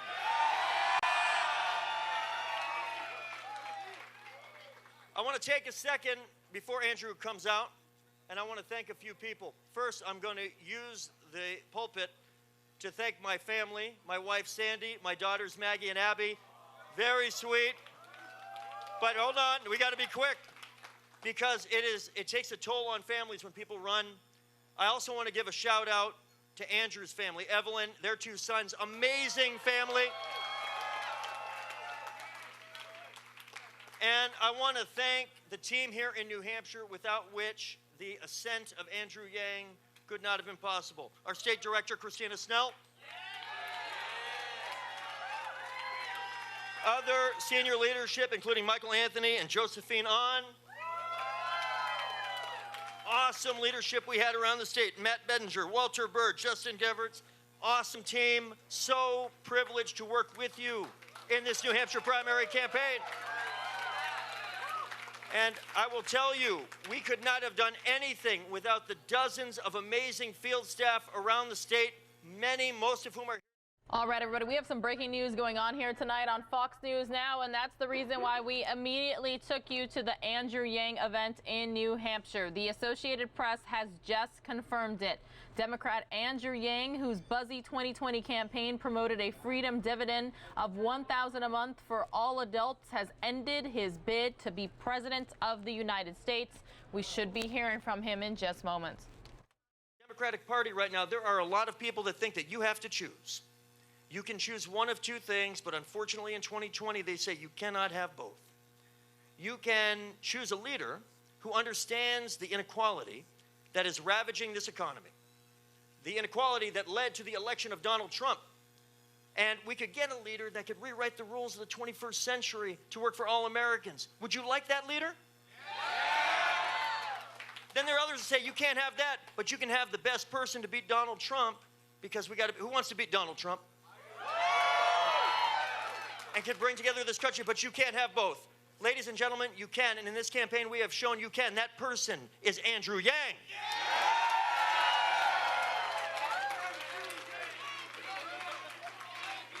Now, that's right. Andrew Yang. Save your vocal cords, baby. Because in a matter of seconds, I've been privileged to introduce him so many times, sometimes for 2 minutes, sometimes for 40 minutes. You're very lucky. Tonight is not 40 minutes. Tonight it is all done. Because your friend, my friend, New Hampshire's friend, he's walking in that door, Andrew Yang.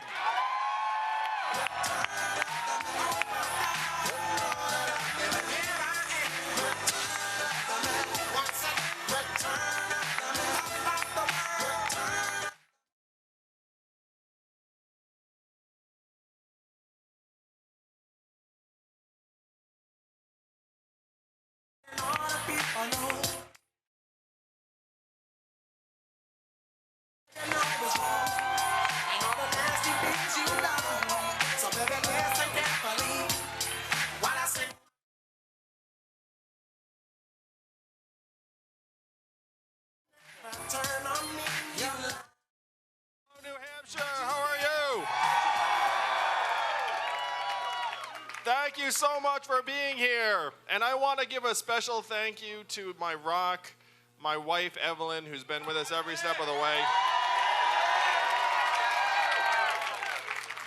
I love you and appreciate you so much, baby. Thank you so much.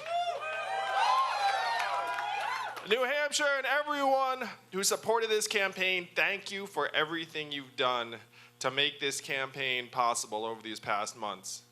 You all have uplifted me and inspired me and Evelyn in this campaign at every turn.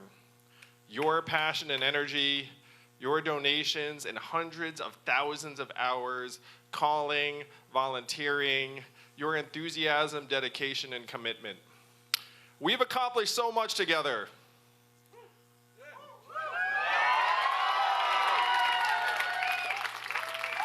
We have brought a message of humanity first and a vision of an economy and society that works for us and our families to millions of our fellow Americans. We went from a mailing list that started with just my Gmail contact list to receiving donations from over 400,000 people around the country and millions more who've supported this campaign.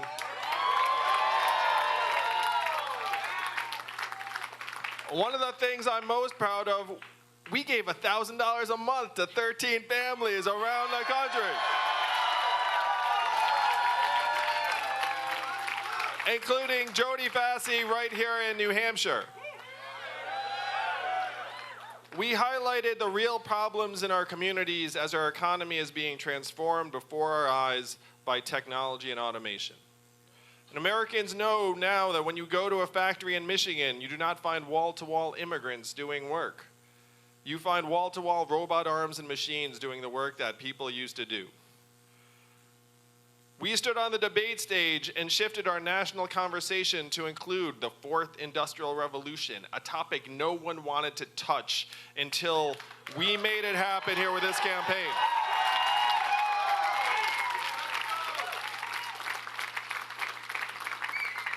Our signature proposal, universal basic income, has become part of the mainstream conversation.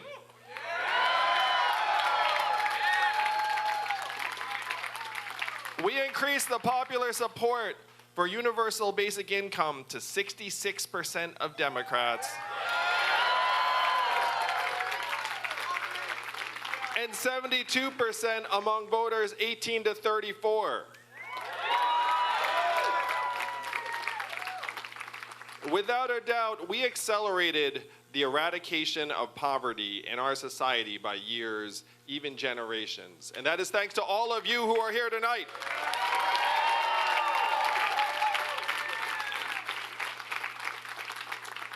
Though thousands of voters came out for our campaign tonight, tonight is not the outcome we fought so hard to achieve. It is bitterly disappointing for many of us, but it shouldn't be. Every single day I've been campaigning, I've had supporters say to me, "Your campaign helped me out of a depression. Thank you."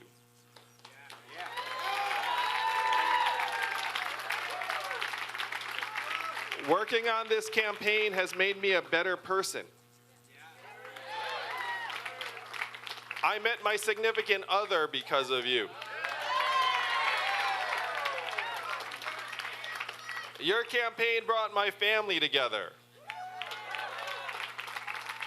Your campaign got me excited about politics for the first time.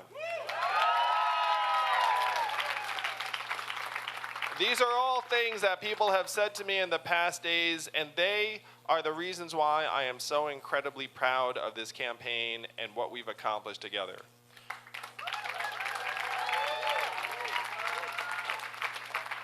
We have touched and improved millions of lives and moved this country we love so much in the right direction. And while there is great work left to be done, you know I am the math guy, and it is clear tonight from the numbers that we are not going to win this race. I am not someone who wants to accept donations and support in a race that we will not win. And so tonight I am announcing I am suspending my campaign for president. Thank you. I love you too. Thank you, New Hampshire. Thank you so much. Thank you.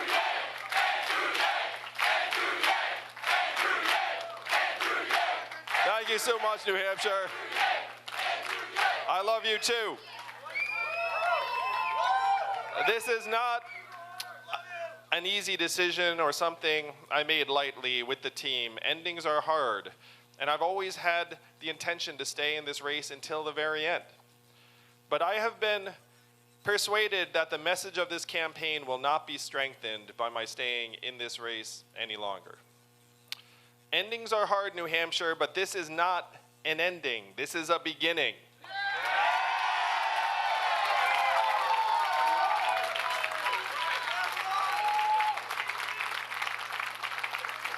This is just the starting line. This campaign has awakened something fundamental in this country and ourselves.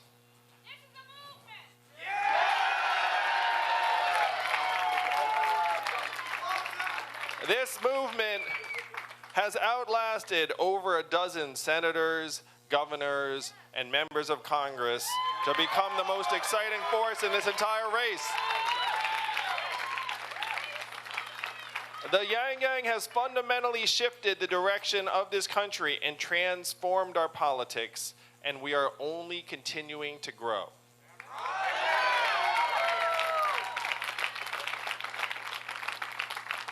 I'd like to thank my incredible staff and the hundreds of people who left their lives and their jobs to join and build this campaign.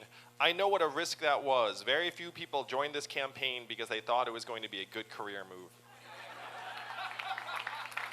So thank you. Thank you to my team.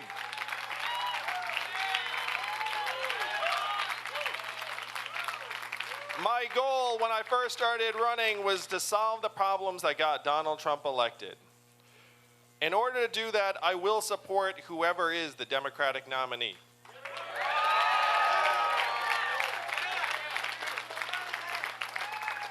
That said, I hope this campaign can be a message and a word of caution and guidance to my Democratic colleagues that Donald Trump is not the cause of all of our problems. He is a symptom of a disease that has been building up in our communities for years. We must cure the disease that got him elected. And in order to do that, we must address the real problems that affect our people and offer solutions to actually solve them.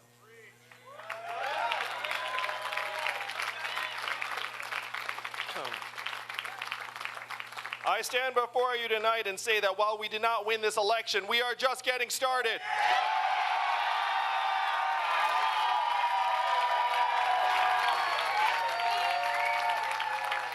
This is the beginning. This movement is the future of American politics. This movement is the future of the Democratic Party.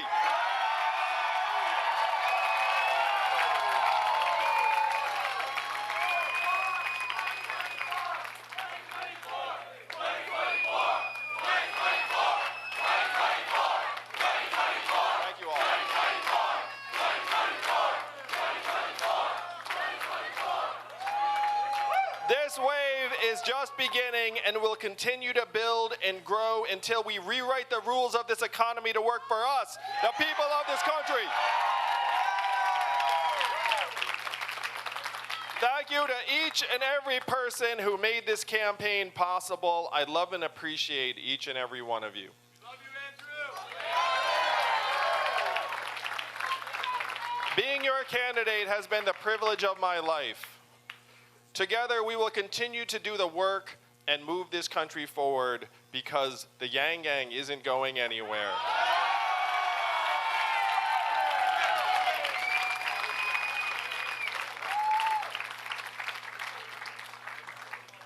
We'll be back soon.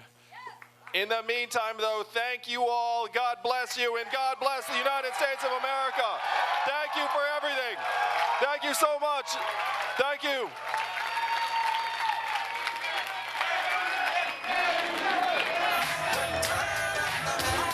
All right, everybody, without warning, Senator Elizabeth Warren also came out in Manchester, New Hampshire. We're going to listen in. She's still live right now, but I've been recording since she started talking. Again, Andrew Yang has ended his presidential bid.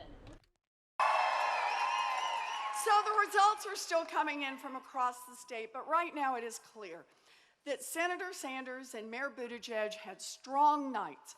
And I also want to congratulate my friend and colleague, Amy Klobuchar, for showing just how wrong the pundits can be when they count a woman out.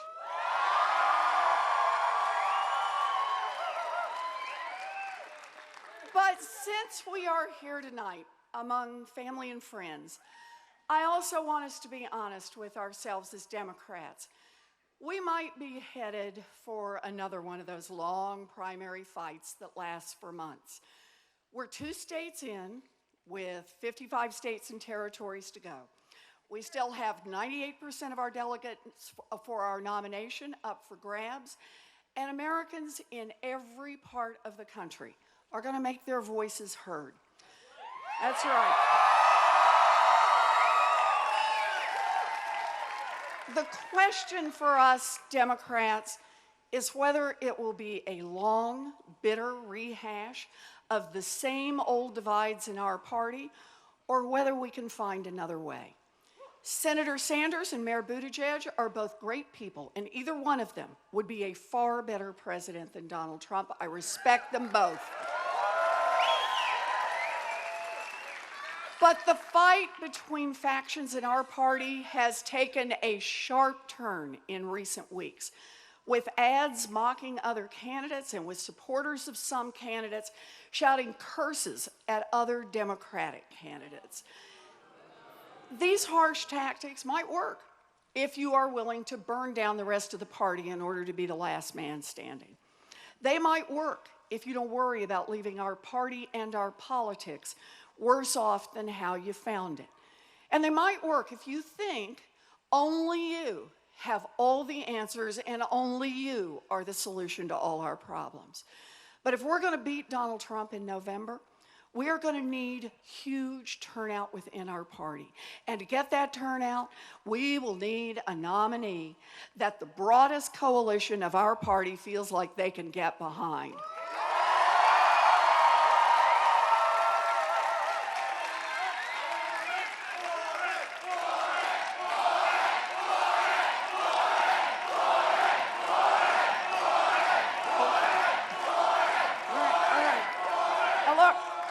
Cannot afford to fall into factions. We can't afford to squander our collective power. We win when we come together. You know, the Reverend Jesse Jackson once said, "It takes 2 wings to fly." And I think he's right.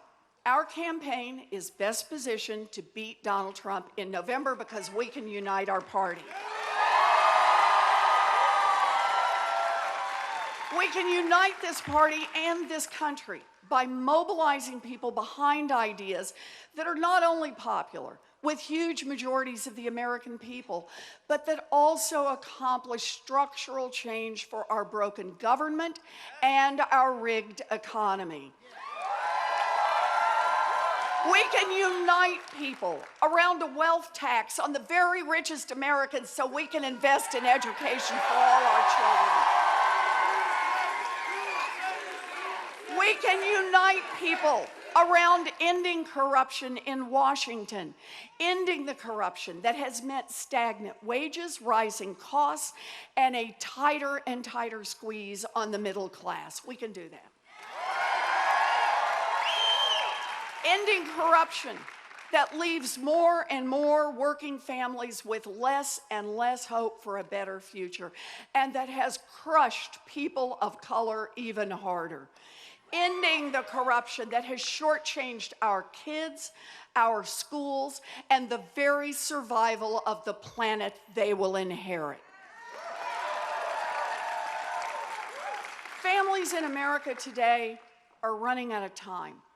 We have faced decades of shrinking opportunity, decades of rising inequality, decades of a widening racial wealth gap. Big business has captured and used government to serve its own interests at the expense of smaller businesses and the expense of the American people.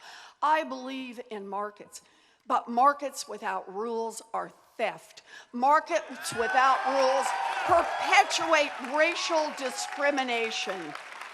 And for too long, the rules have been rigged against people who just want a level playing field. 2020 is our time to change who makes the rules.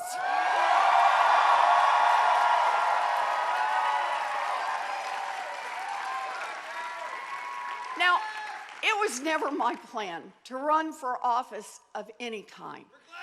Well, good.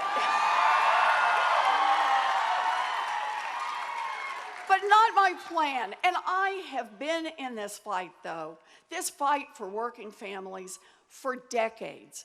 I fought credit card companies as they tried to trick and track consumers. I fought our own banking regulators to hold them accountable during the financial crash. I fought to build a new federal agency to protect consumers from predatory financial institutions.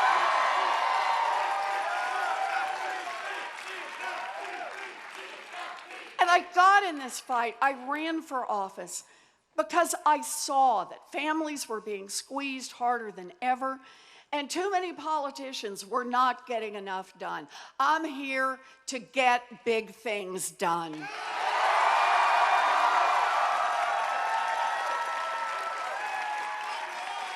Because here's the thing about politicians.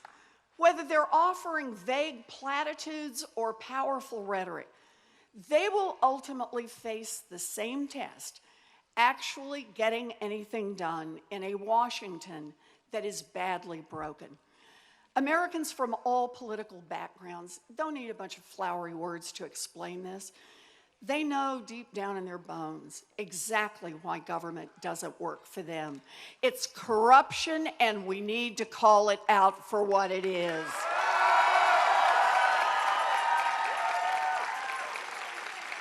The corruption that gives lobbyists a louder voice than voters. The corruption that lets big companies pay nothing in taxes while small businesses pay full freight. The corruption that ensures that nothing ever changes on gun violence or climate policy or drug prices, even though nearly everyone in America wants change. And let's be specific here. On a day when career prosecutors showed more backbone than almost every Republican senator standing up to this president, Americans of all political stripes are gravely concerned about the corruption of a Trump Justice Department that abandons the rule of law to give sweetheart deals to criminals who commit their crimes on behalf of Donald Trump. And yes, Roger Stone, I'm looking at you. Yep. You bet. So tonight I have a message for our party and for this nation. Our best chance of beating Donald Trump is with a candidate who can do the work, and I mean the hard, disciplined work. A candidate who can build a campaign to unite our party, and a candidate who can build a movement that is ready to take on corruption and win.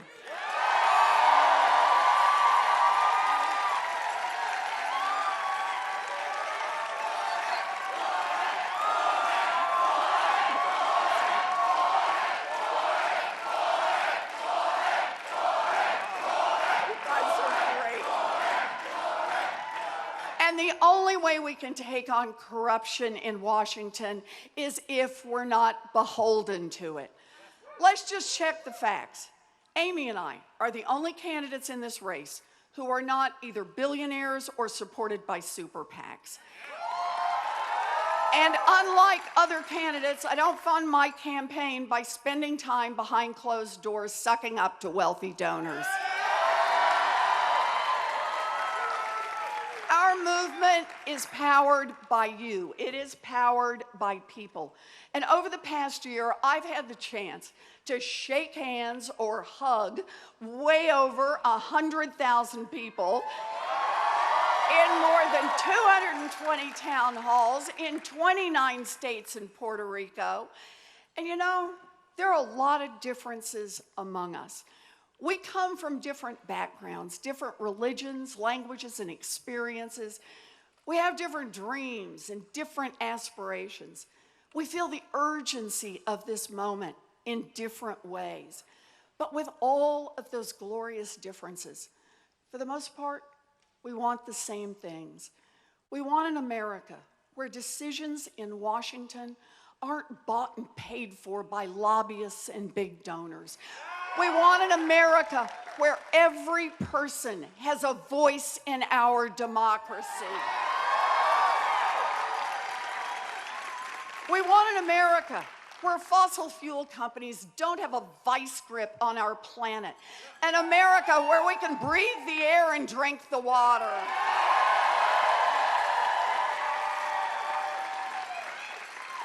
An America where every child can dream big and actually have a chance to make it. Because no matter the color of your skin, who you love, how you worship, or what zip code you live in, you deserve an America where you are safe and your opportunities are just as good as anyone else's.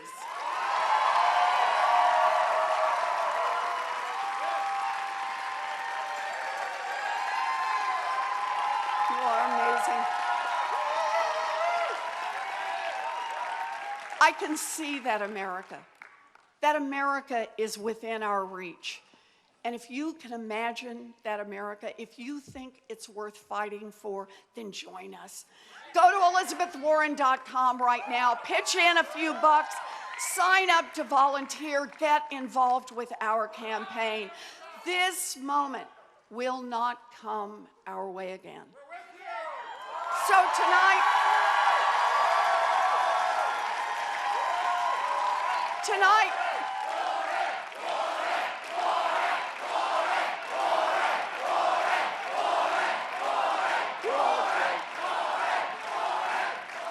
Tonight, I'm here to say thank you. Thank you to every volunteer. Thank you to every organizer, to every door knocker, to every phone banker, for every $5 donor. Thank you. Thank you for helping build a movement to take back our democracy and to rebuild it from the grassroots up. And while I'm thanking everyone, I want to take just a moment, where are you, to thank my sweetie Bruce.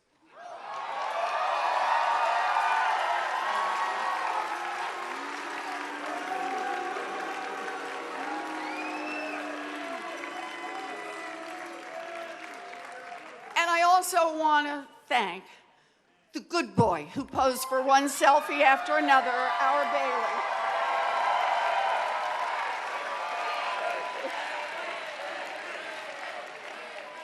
The fight we're in, the fight to save our democracy, is an uphill battle, but our campaign is built for the long haul. And we are just getting started.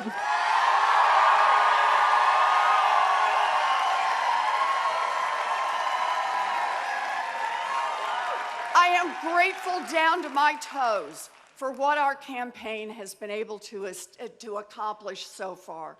My plans for this country have been influenced by letters pressed into my palms by little girls.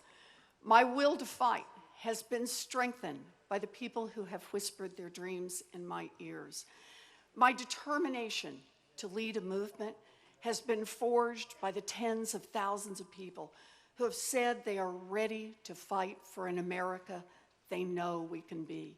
Because if we have the hope that comes with dreaming big, if we have the courage to fight hard, we are going to win. Thank you.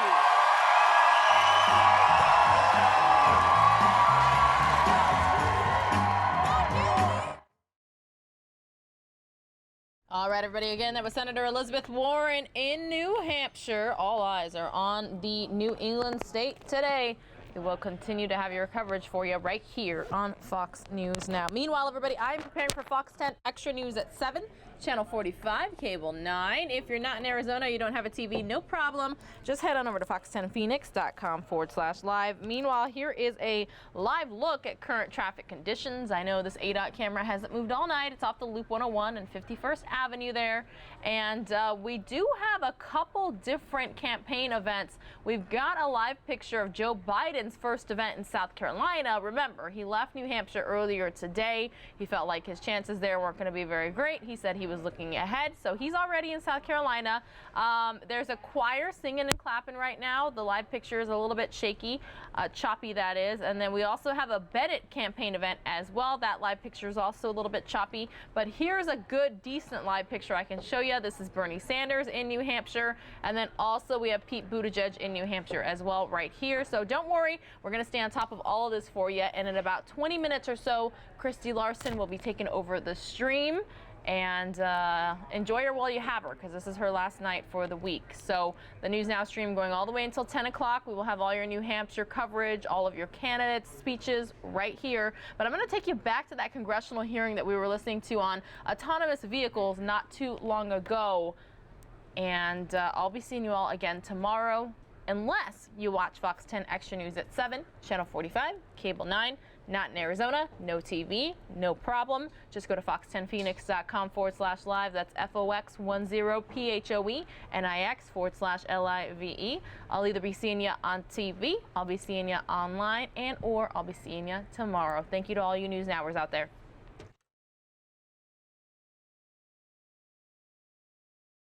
And when we first started talking to people about autonomous vehicles, what we were told was, we'll get to you. Just wait long enough. We're not prepared to wait, and we appreciate that Congress has us included from the beginning. Autonomous vehicles can transform transportation for all of us, and we believe that accessibility will actually make it better for everyone. Two things. One, we ask Congress not to include regulatory schemes that shut people out based on licensing that requires vision. Second, that any framework and all frameworks incorporate accessibility from the beginning. That's why blind people have come. That's why we're pleased to be here. Thank you for including us. We look forward to answering questions and being part of the conversation going forward. Thank you very much. The gentleman yields back, and Mr. Tumlin, you are recognized for 5 minutes. Good morning, Chairwoman Schakowsky, Ranking Member Rogers. Put your microphone on. Thank you. Good morning, Chairwoman Schakowsky, Ranking Member Rogers. Thank you, Chairman Pallone and Ranking Member Walden, for this opportunity to share a city perspective on the promises and challenges of autonomous vehicles, or AVs. My name is Jeffrey Tumlin, and I am the Director of Transportation for the San Francisco Municipal Transportation Agency. We are unique nationwide because we not only operate the 7th largest transit system in the country, we also have responsibility for designing 1,000 miles of streets safely for all users, managing more than 400,000 parking spaces, and regulating taxis, scooters, and other micromobility. San Francisco is home to several of the world's leading AV companies. These companies hope to provide robo-taxi service in fleets of AVs, and we see today close to 200 AVs testing on our streets. Companies come to San Francisco to challenge their technology on our complex roadways that have diverse terrain that reflects dense urban neighborhoods and more suburban areas like many of your districts. We interact with these leading companies regularly to make sure they understand our priorities as we steward the tremendous taxpayer investment in the streets and services we operate, and we share what we learn with states and other cities. We face many challenges in San Francisco, and chief among them is road safety. Every year, 500 people are hospitalized and 30 people die in collisions on our streets. The people who are most vulnerable in crashes are older adults and people with disabilities. Like many of my peers, I get a text message every time somebody is injured or killed in a crash, and that happens at least twice a day. I agree with the other speakers that I'm hopeful that AVs can help us end this human suffering as soon as the technology has proven that it is ready. As Chair Pallone pointed out, the National Transportation Safety Board report on the Uber fatality in Tempe, Arizona, recently found that the AV that killed Elaine Hertzberg did not accurately classify her as a pedestrian, and thus failed to predict her path and avoid her. Even though the vehicle perceived her in plenty of time to stop, these classification and prediction failures contributed to her death. AVs in San Francisco face a much more chaotic environment than they do in Tempe. We cannot just hope that the industry can dramatically reduce road injuries. We need the industry to prove that AVs can perceive, classify, and predict the path of every person on a street full of pedestrians and cyclists before they are allowed to deploy at scale. The AV driving behavior we witness on our streets every day appears to be very cautious, but we can't yet tell if that behavior reflects good driving or is simply that the technology is having trouble with critical perception and processing tasks at a high enough speed to operate safely. We think there are two essential elements for federal AV legislation that put safety as the top priority. First, Congress should require companies to... All right, everybody, we have Tulsi Gabbard live, so I'm going to take you there now on Fox News Now.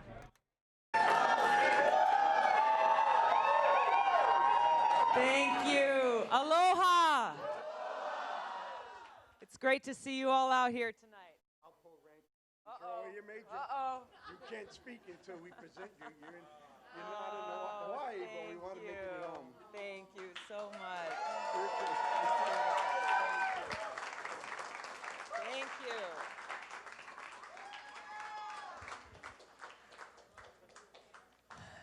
It's time.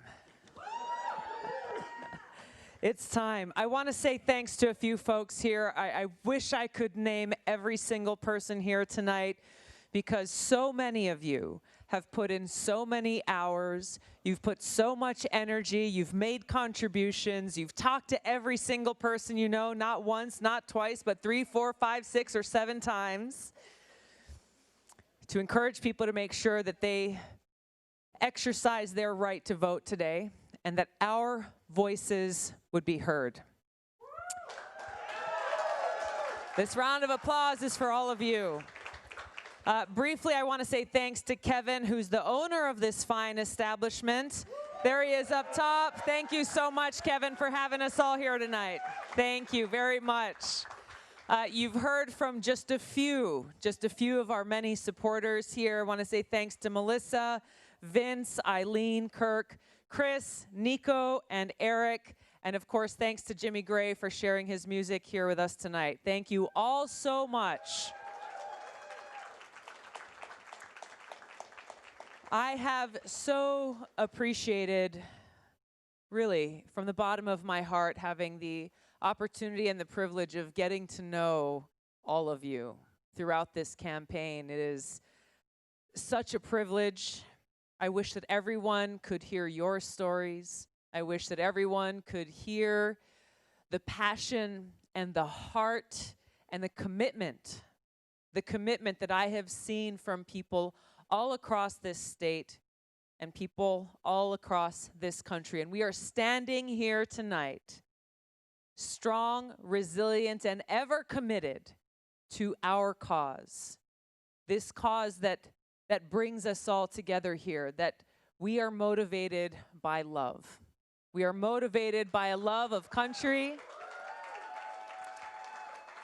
We are motivated by a deep care for each other and for our future. I love you back. Thank you.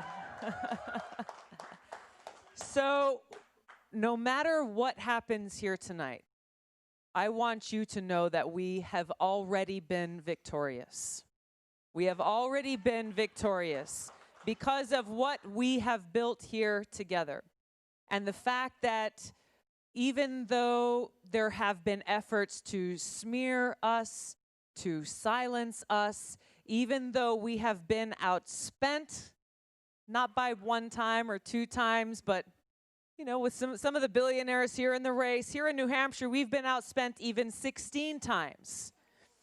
And yet as the numbers are rolling in, you're hearing from your neighbors and your friends, your coworkers and your family members, the results of this work, that as much as they have tried to erase us from this election, we stand strong. We're still here.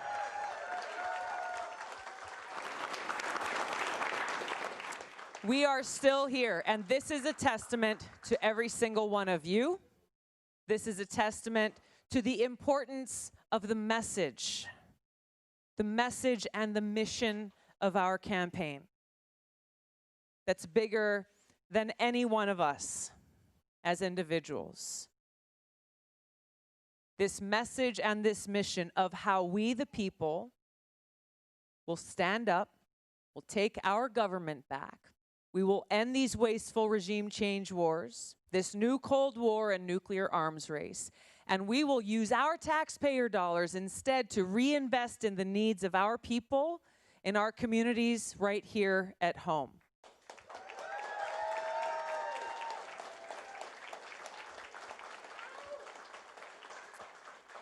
We will stand together and we will unite this country at a terribly divided time.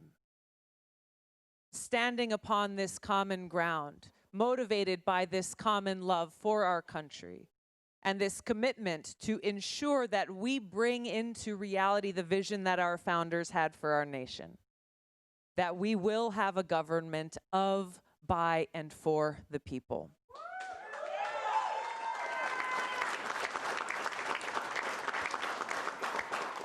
So you've heard me talk about this many times, a government of, by, and for the people. But what does this actually mean? What does this mean in practice? What this means is that we no longer accept politicians who tell us there's not enough money to make sure every single person in New Hampshire, every single person in this country has clean water to drink. We will no longer accept politicians who tell us we don't have enough money for your child to get a good education. We will no longer accept politicians who tell us there's just not enough money to serve the needs of you and your loved ones and your families. There's not enough money to prevent Americans from going bankrupt, to take care of their sick loved ones. Because we are taking a stand to say, we're going to stop wasting $4 billion a month in Afghanistan and instead bring those dollars right here at home.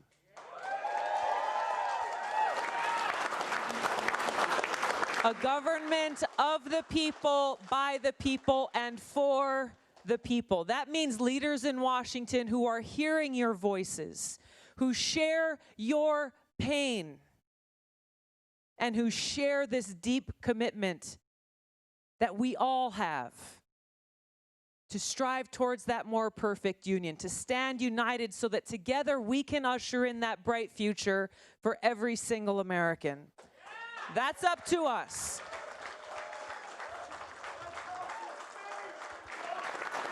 That's up to us. So as we head towards this election, as we continue in the primary election, I hear from a lot of Democrats every day, you know, the number one concern that they have is we need a candidate who can beat Trump. Have you heard this? Do you feel this?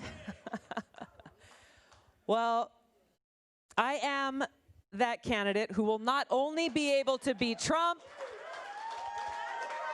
but most importantly, I am that candidate committed to putting country first, to putting service above self, to lead our country in a way that allows us to heal these divides and to come together as Americans, putting our destiny in our hands and fighting for the future we know is possible.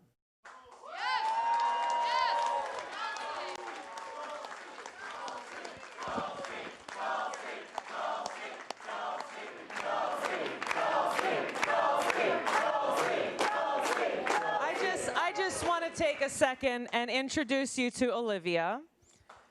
I've gotten to know her. I've gotten to know Olivia over the last several weeks. Her mom, Brandy, has been one of our incredible volunteer leaders. She not only brought Olivia, she has one of her other daughters here tonight, but Olivia brought her friends from school to go and stand at the polling place in Hollis and to encourage everyone to vote for Tulsi.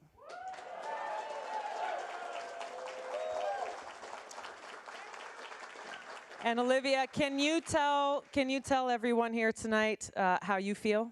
How was your day today? I had a fun time, and I was really happy that Tulsi could come over to Hollis. She actually came over and shook hands with people, and it really made a difference. You guys made a difference. You guys made a difference. And what did you tell me the other day that you want to do? What do you want to study, and what do you want to do when you're a little older? I want to be a teacher. And why is that? Well, I want to be a kindergarten teacher to help kindergartners have an awesome first year. Thank you. Thank you, Olivia. Thank you so much. You're so awesome. Thank you. So when we think about why we're doing what we're doing, right? There are so many reasons why. And Olivia, you are one of those many reasons why. So that as you grow up, you'll be able to pay it forward and help take care of others and make sure that, as you said, kids have an awesome first year, right? This election we have so much at stake. We have so much at stake. So yes, this is about beating Donald Trump. It's about we, the people, standing up and ushering in a bright future for Olivia, for her 3 sisters, and for all Americans.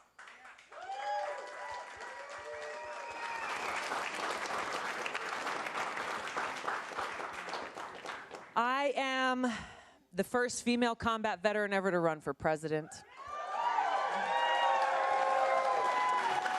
I have served in the Army National Guard for almost 17 years.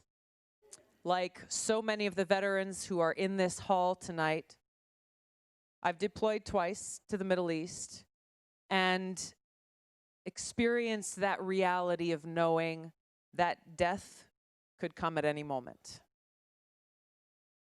I got nothing to fear from Donald Trump.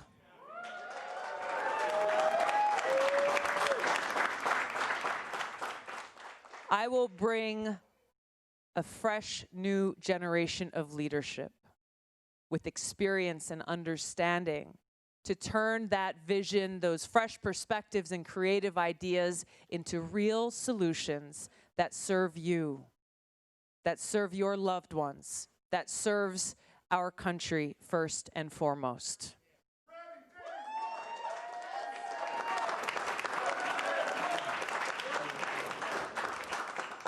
Our democracy belongs to us. Don't ever forget that.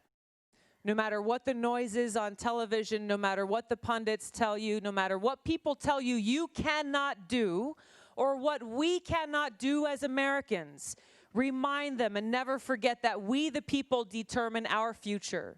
You make the decisions about who you want to lead this country and what kind of government you want for yourselves and your families and this great country. We know that when we stand united, we as Americans, we can accomplish anything. Anything. So, my main message to you here tonight is really one of thanks.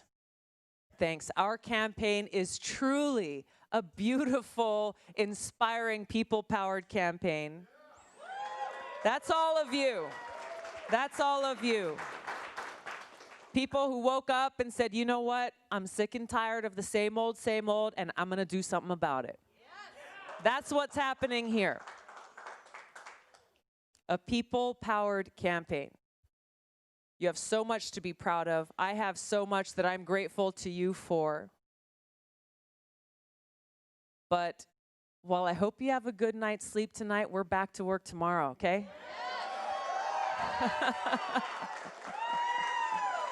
I'm not joking. I'm not joking. We're going to South Carolina. I'm jumping on a plane right after this. We're going to South Carolina, and we will continue to spread this message to all Americans, to the voters of South Carolina, to the voters of North Carolina, to Georgia, to Virginia, to Massachusetts, to Vermont, to Maine. We are taking this campaign forward.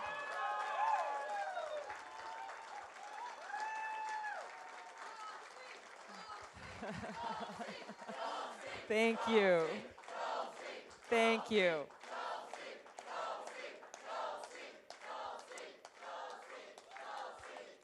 Be proud of all that we have done together. Be proud of what more we will do together tomorrow. This is about our country. It is about our future, and it's about we, the people, standing united for each other to usher in that bright new future for everyone. Thank you all so much for being here.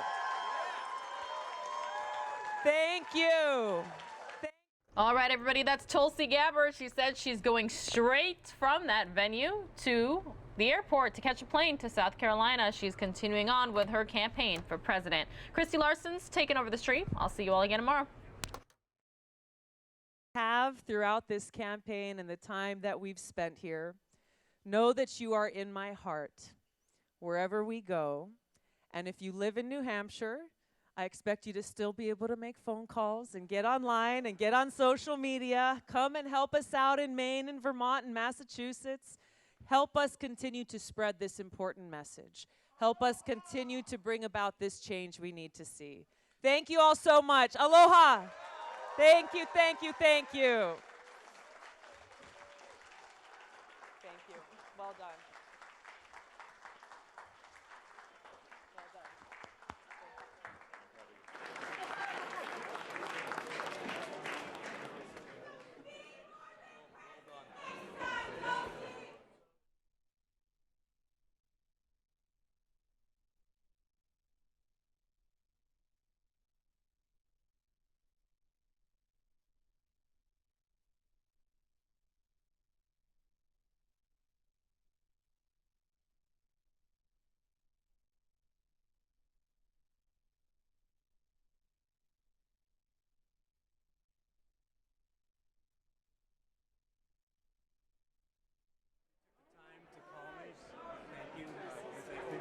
I'm a machinist.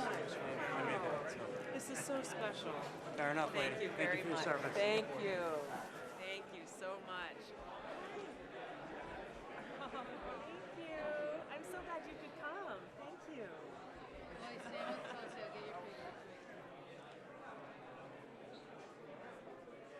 Awesome. Thank you. Thank you. Thank you. Thank you.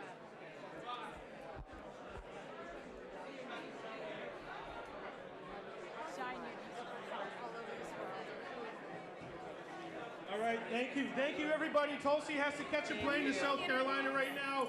Thank you for coming out. We got to get her out of here. We love you all. She loves you.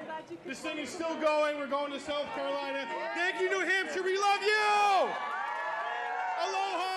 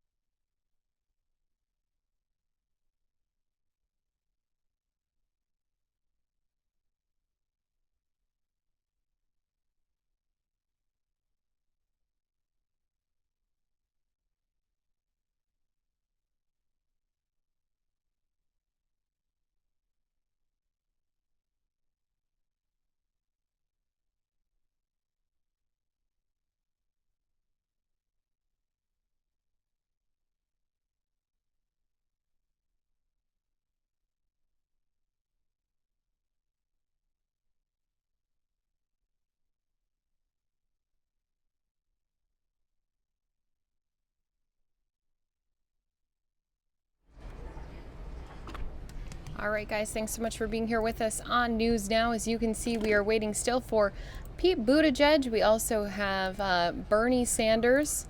And not only do we have both of them, we also are waiting for Joe Biden, who is down in South Carolina. And finally, we also have Amy Klobuchar. So still waiting for 4 more candidates to come out, speak to their supporters.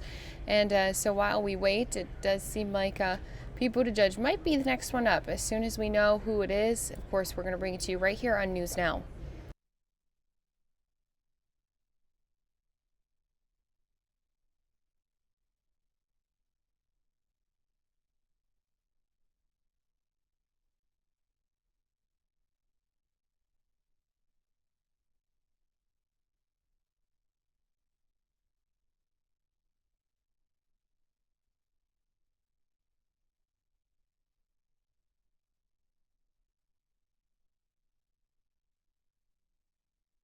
And while the polls have closed in New Hampshire's first in the nation presidential primary, and self-described Democratic Socialist Bernie Sanders has taken the early lead as he fights to establish a front-runner status in the race, and the Democratic Party hopes for some stability following, of course, last week's mismanaged Iowa caucus. Now, the Fox News Decision Desk reports that former South Bend, Indiana Mayor Pete Buttigieg is currently in second behind Sanders, and a late surging Minnesota Senator Amy Klobuchar is in third.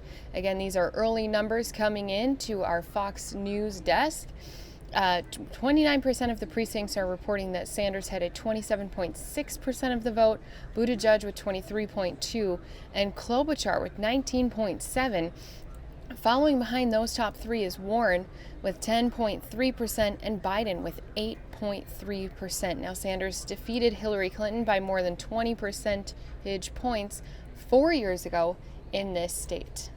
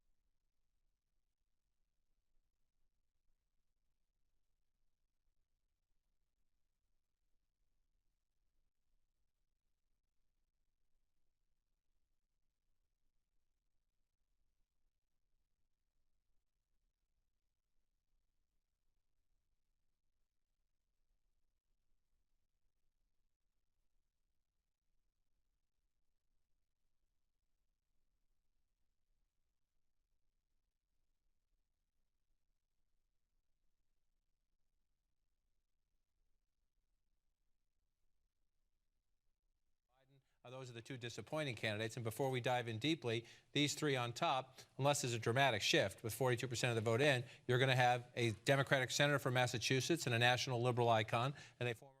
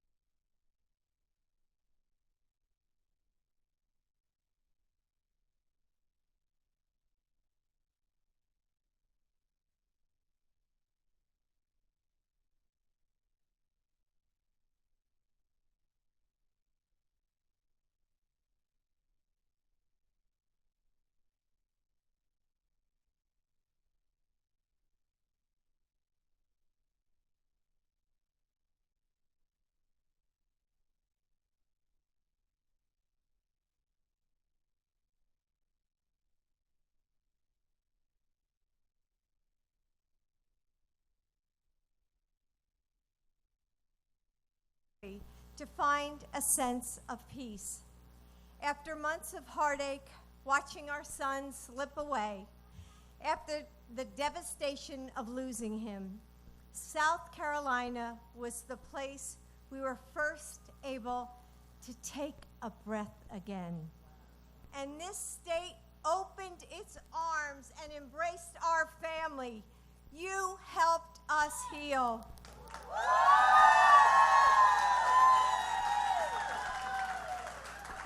Iowa and New Hampshire have had their say, but now it's your turn.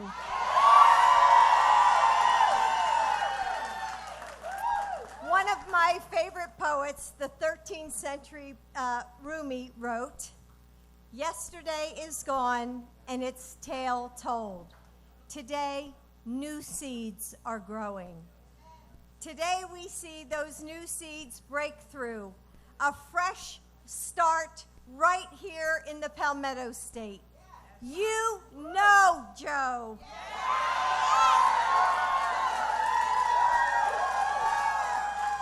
You know that he has the courage and the conviction to take on Donald Trump.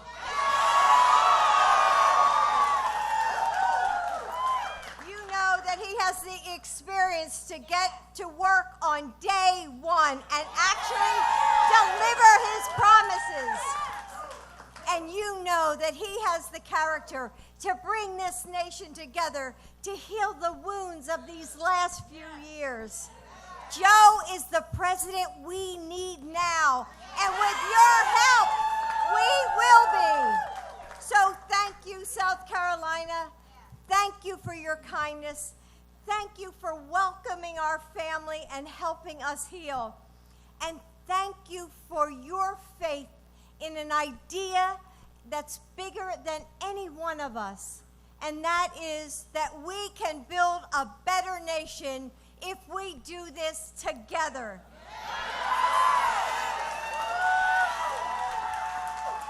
Now it's my pleasure to introduce one of our dearest friends and advisors, Congressman Cedric Richmond.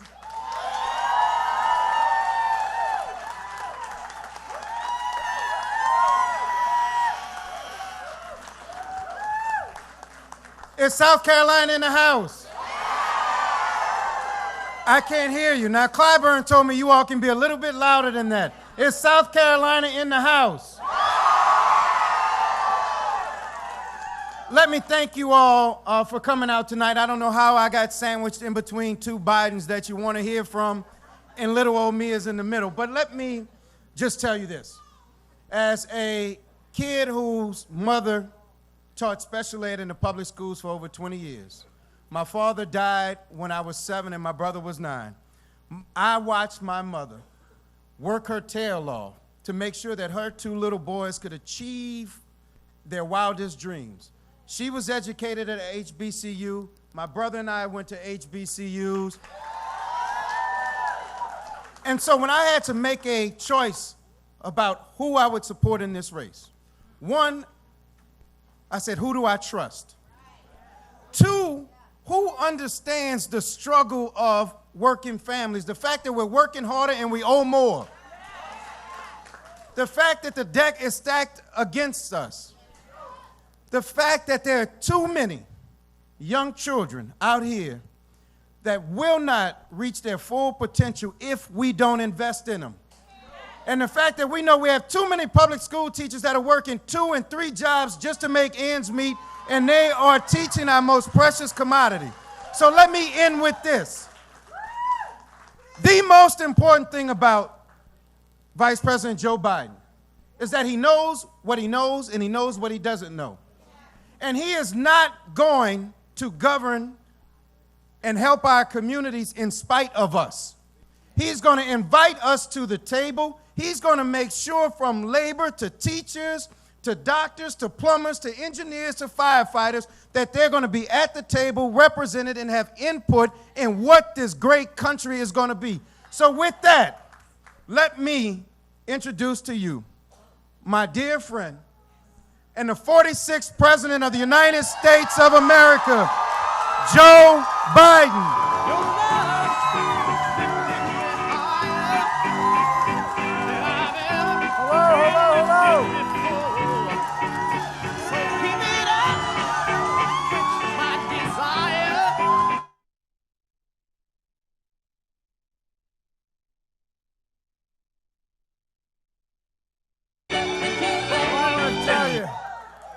You have no idea how great it is to be back in South Carolina.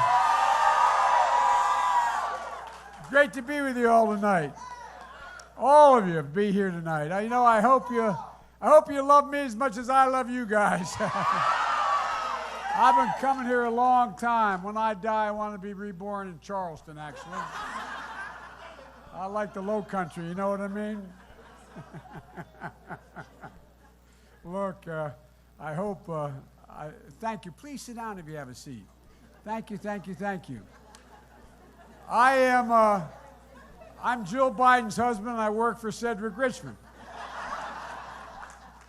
And David Mack is taking me to school. Well, look, I know some of the other senators came over. They came up to see me. They're in session right now, and I thank them for making the effort. There's so many people here for me to say thank you, thank you, thank you. So I just spoke to our folks up in New Hampshire, and they did a good job. But I want to tell you, the people of Nevada are watching, and I want to make it clear we praise their diversity as a state, and I'm going to be out there seeing them very soon. Tonight, though, we just heard from the first 2 of 50 states, 2 of them.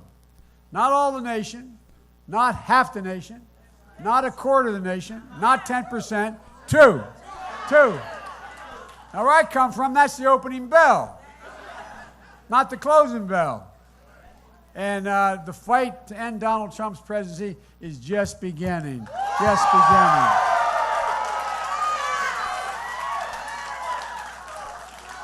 Thank you. It is important that Iowa and Nevada have spoken, but look, we need to hear from Nevada and South Carolina and Super Tuesday states and beyond. And look, we're moving in an especially important phase because up till now, we haven't heard from the most committed constituency of the Democratic Party, the African American community. And the fastest growing segment of society, the Latino community.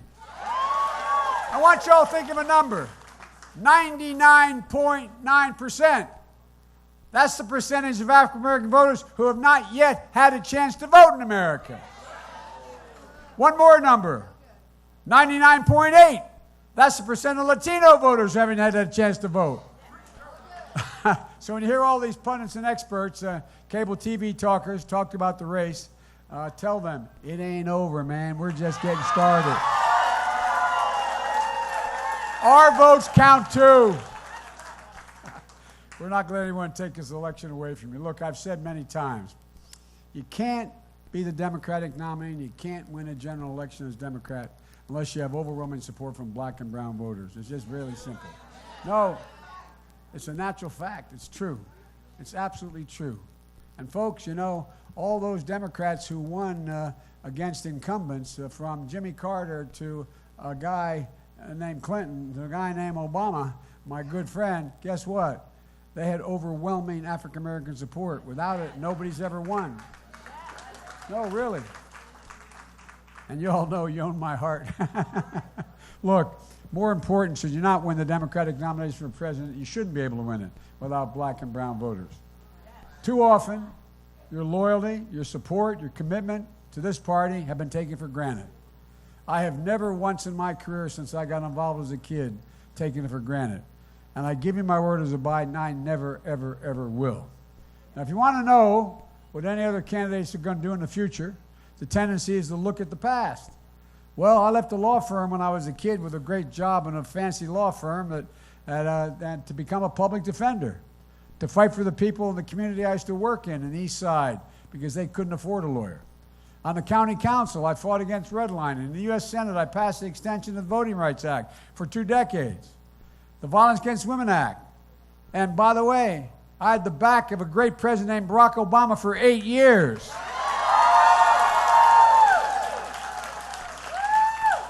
And by the way, we increased access to capital for African American entrepreneurs. Let's get something straight.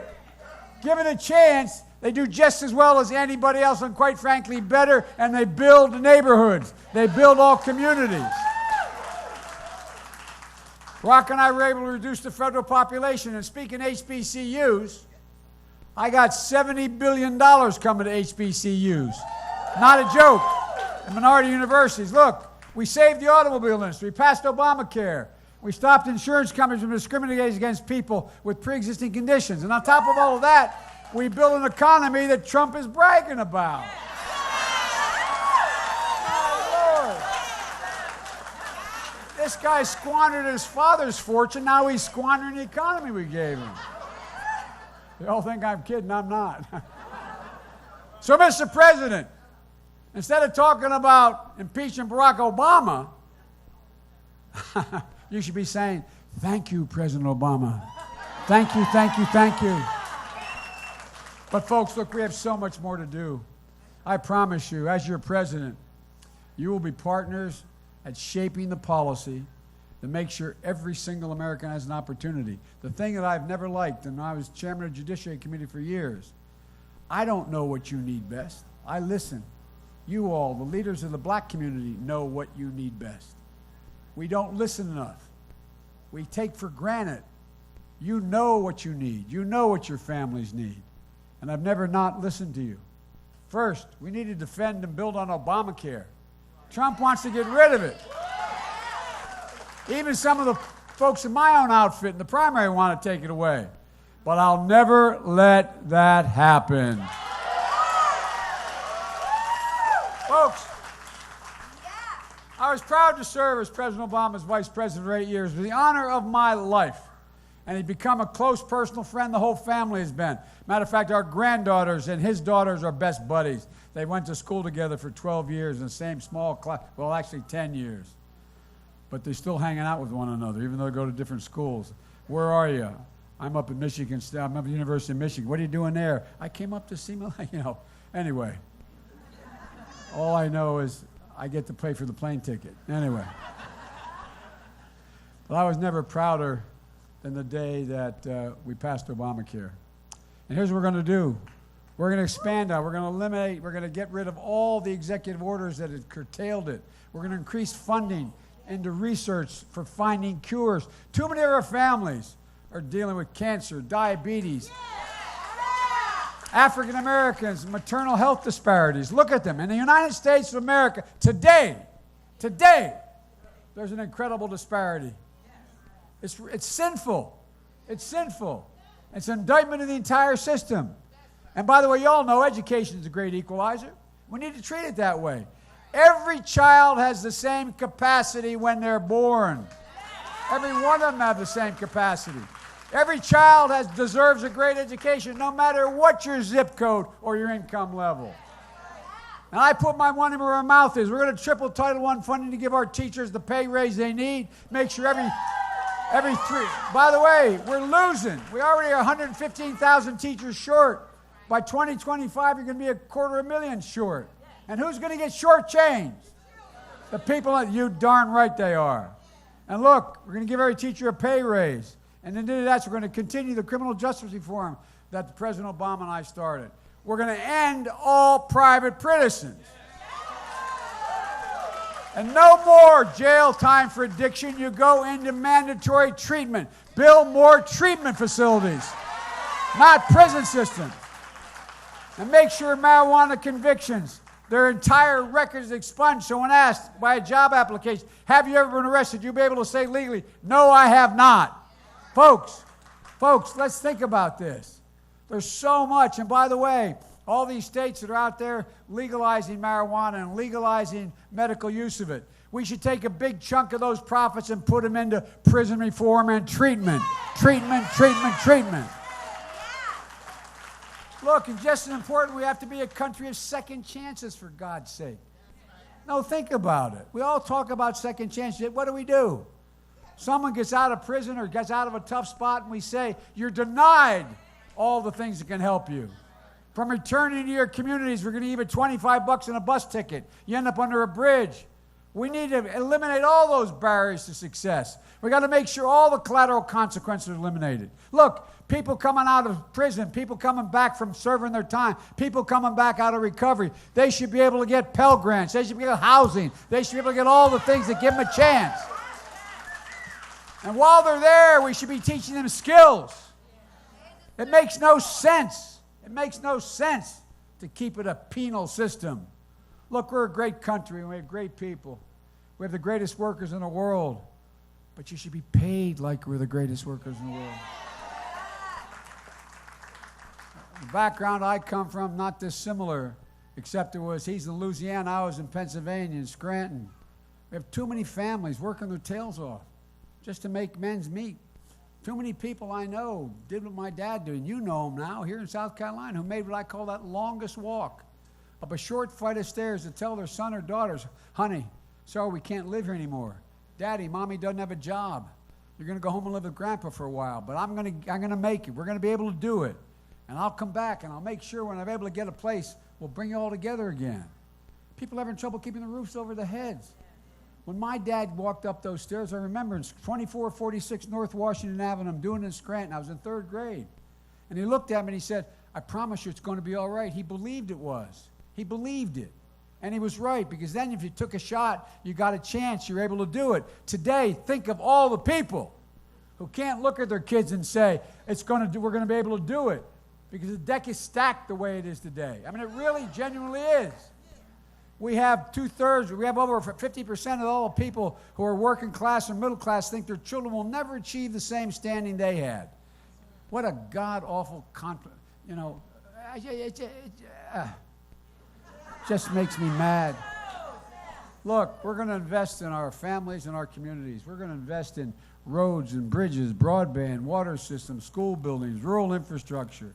We're going to invest in Jim Clyburn's 10, 20, 30 plan to get finally to those areas that were been left behind, the bulk of what needs to be done. And by the way, I make no apology to anybody for it. It's in the interest of everybody, the wealthy, the semi-wealthy, the middle class, the working class, that everybody does better. When they do, everything works for everybody. Everything. We got to make sure black and brown families and businesses have the same shot to accumulate wealth. Look, folks, you live in a black neighborhood, you have the same exact house a guy lives across the highway in a white neighborhood. Same exact house, same condition. Yours is valued at less. You pay more for insurance. How do you get a chance to accumulate wealth? Well, I'll tell you what, that's not how you're going to fulfill the dreams. I really mean it. You know, we're not going to invest in these tax cuts for the wealthy and corporations. The system's already rigged in their favor. That $1.9 trillion that Trump gave away to the top 2%, we're going to invest in families instead. I really mean it. I've done it. There's no limit to what we can get done in the next 4 years. But first, we have to beat Donald Trump.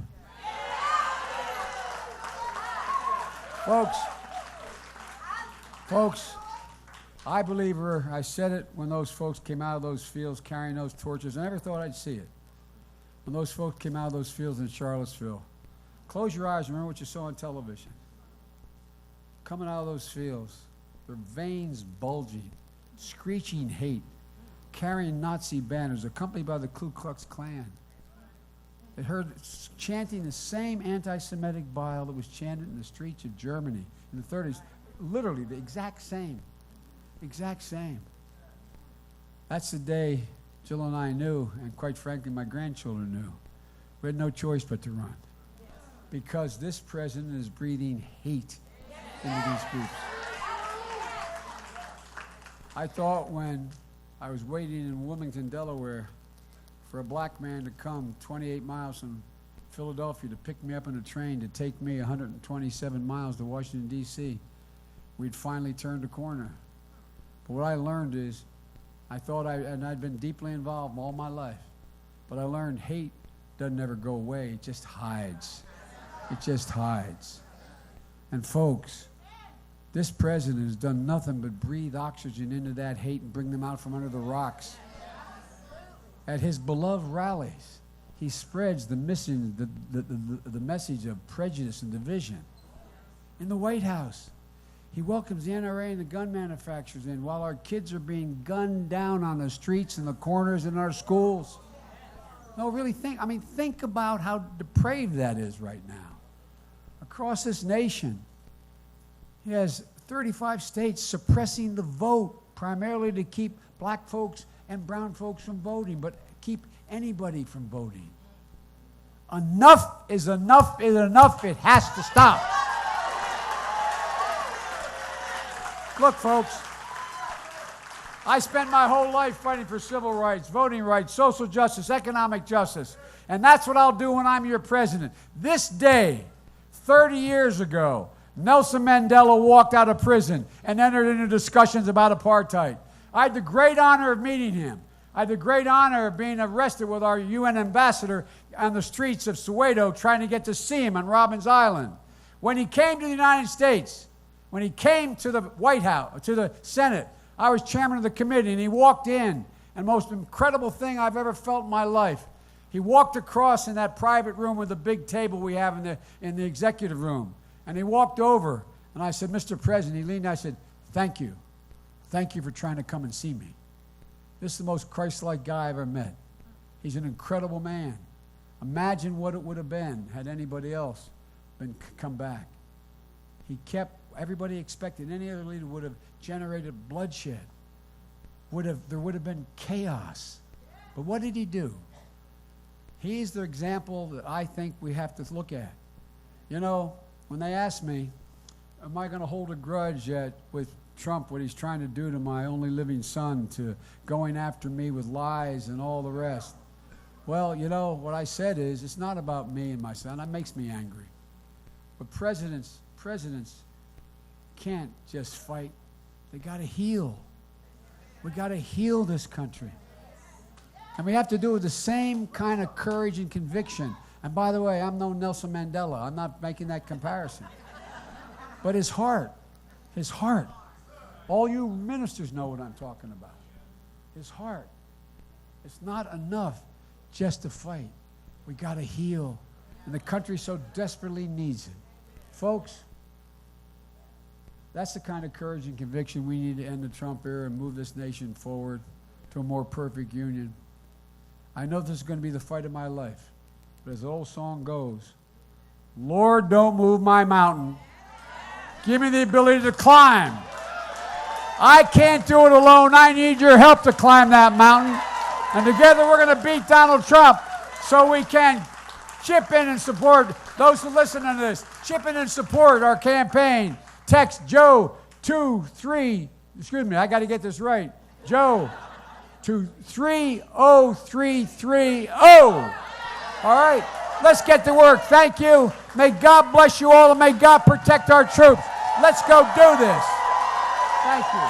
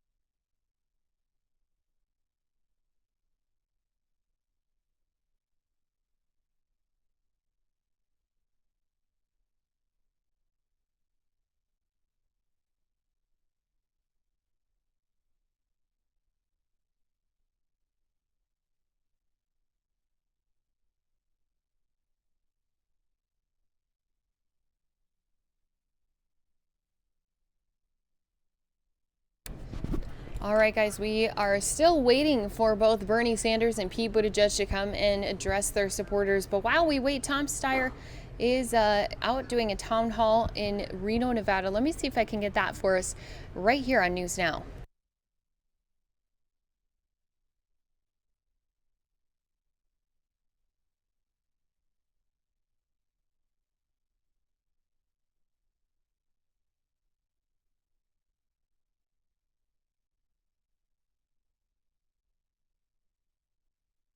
Over.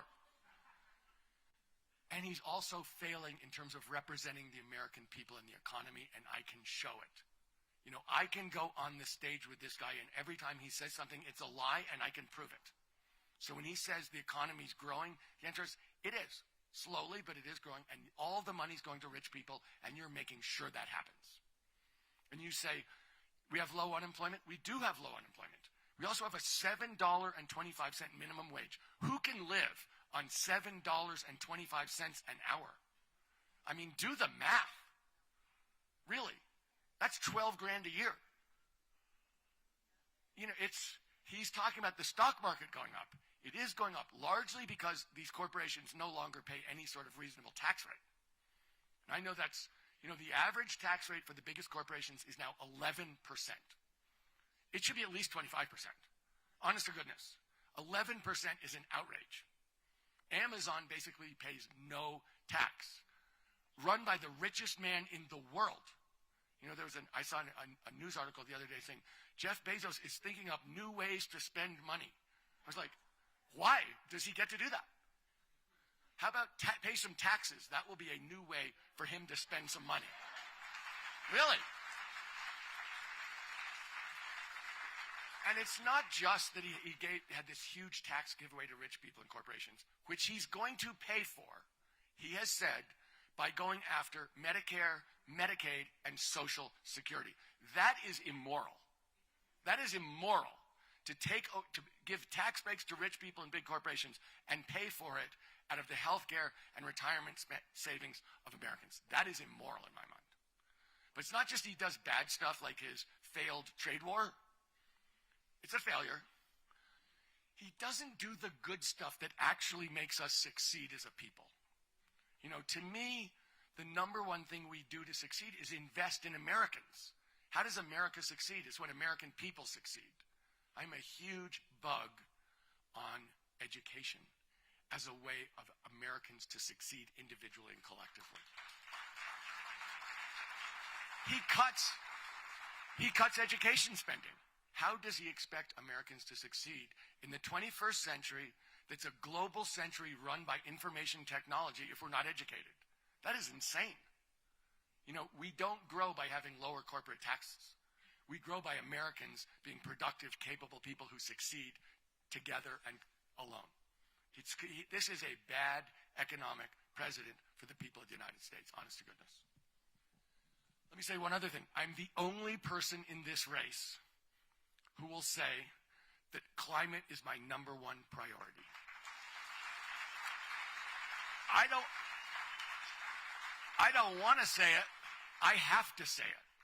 And so if you look, my climate plan is clean up the air and water. Make sure you'd start with environmental justice. Clean up the air and water, particularly in the black and brown communities where we concentrate our poisons. 1. 2, we will create over 4.5 million union jobs doing this. We're going to rebuild the United States of America. This is our infrastructure project. Rebuild the United States of America in a climate-smart way. It's going to be trillions of dollars. Have to do it. It's going to be a huge boon to us economically. In terms, we're going to have the highest percentage of union participation in the workforce since 1945.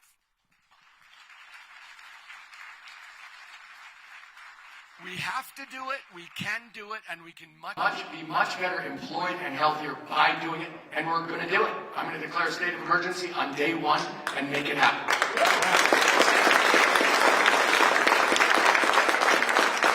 And let me say one more thing about how bad Mr. Trump is about money. And that's this.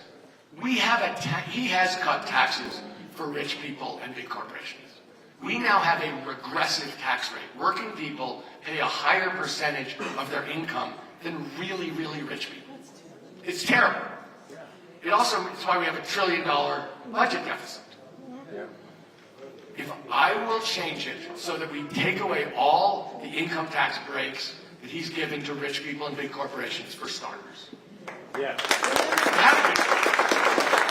will have a wealth tax. I proposed this a year and a half ago because I thought we have concentrated the wealth. We've taken all the wealth in society and put it in the pockets of a very few, very rich people. It's not right. A wealth tax is a partial redress of something that's happened quietly over 40 years. And the third thing I do is I would treat investment income on the exact same schedule as the income somebody gets for going to work at 8 o'clock in the morning. Why is it different?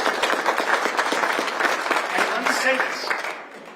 If I do that, we can balance the budget, we can pay for a lot more social programs, and I will give a 10% tax cut to every American who makes less than $250,000 a year.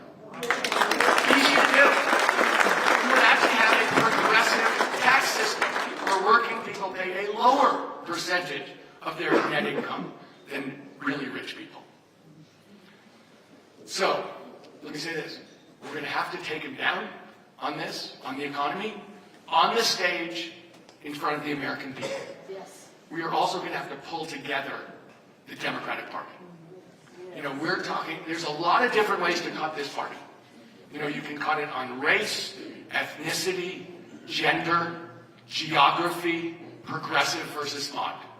We have a fantastically diverse and wonderful party. If we show up, we win.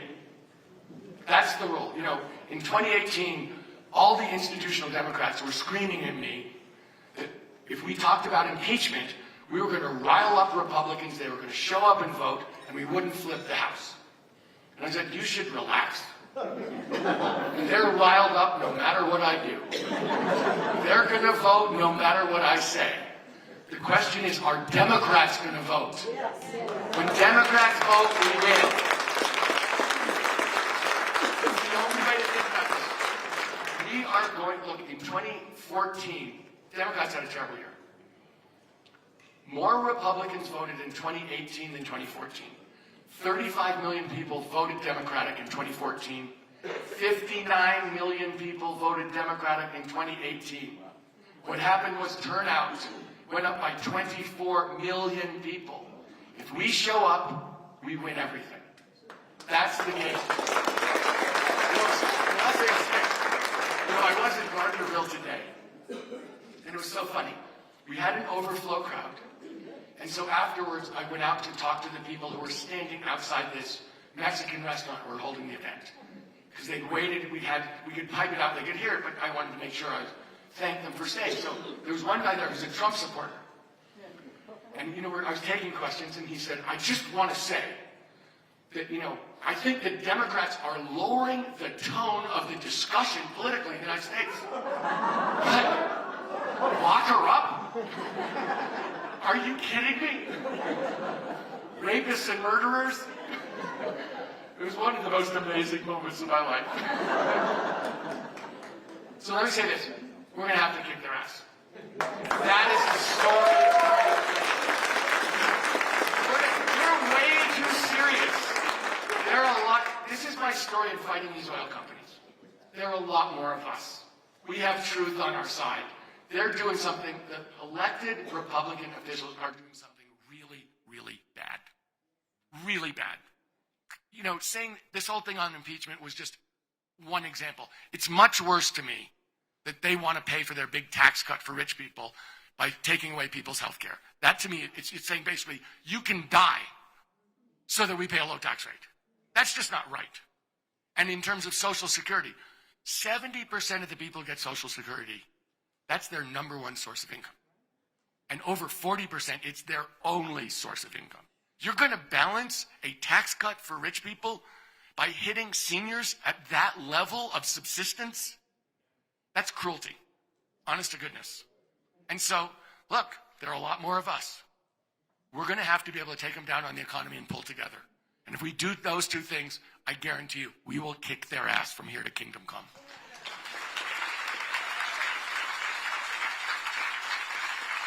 So, I'll take any questions you have. Go ahead, sir.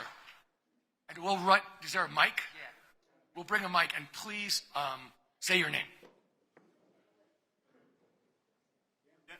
I'm Dennis Silver, and my question is, why haven't the other candidates in the Democratic Party, given the facts that you've been giving about he's a criminal, he's a fraud, everything else, they've just been fighting amongst themselves, and that's the worst thing that our party can do. Why are they not coming out now, starting now, to give the message like you're doing? You know, Dennis, I tried to say this. I don't know how many of you were so unable to sleep the other night that you watched the Democratic debate. And I hope that helped you get to sleep. Let me say that. But that's exactly what I said, Dennis. I said, look, okay, I'm one of the people who thinks that we should not have Medicare for all. I think we should have health care as a right for every American and drive down the cost for sure. But the best way to do it is for a public option through the Affordable Care Act and let the 160 or 170 million Americans who've negotiated to get their health care through their employment keep it if they want, or take the public option if they think it's better and cheaper. I like choice and freedom. It's a weird thing about America. Freedom is still a big deal.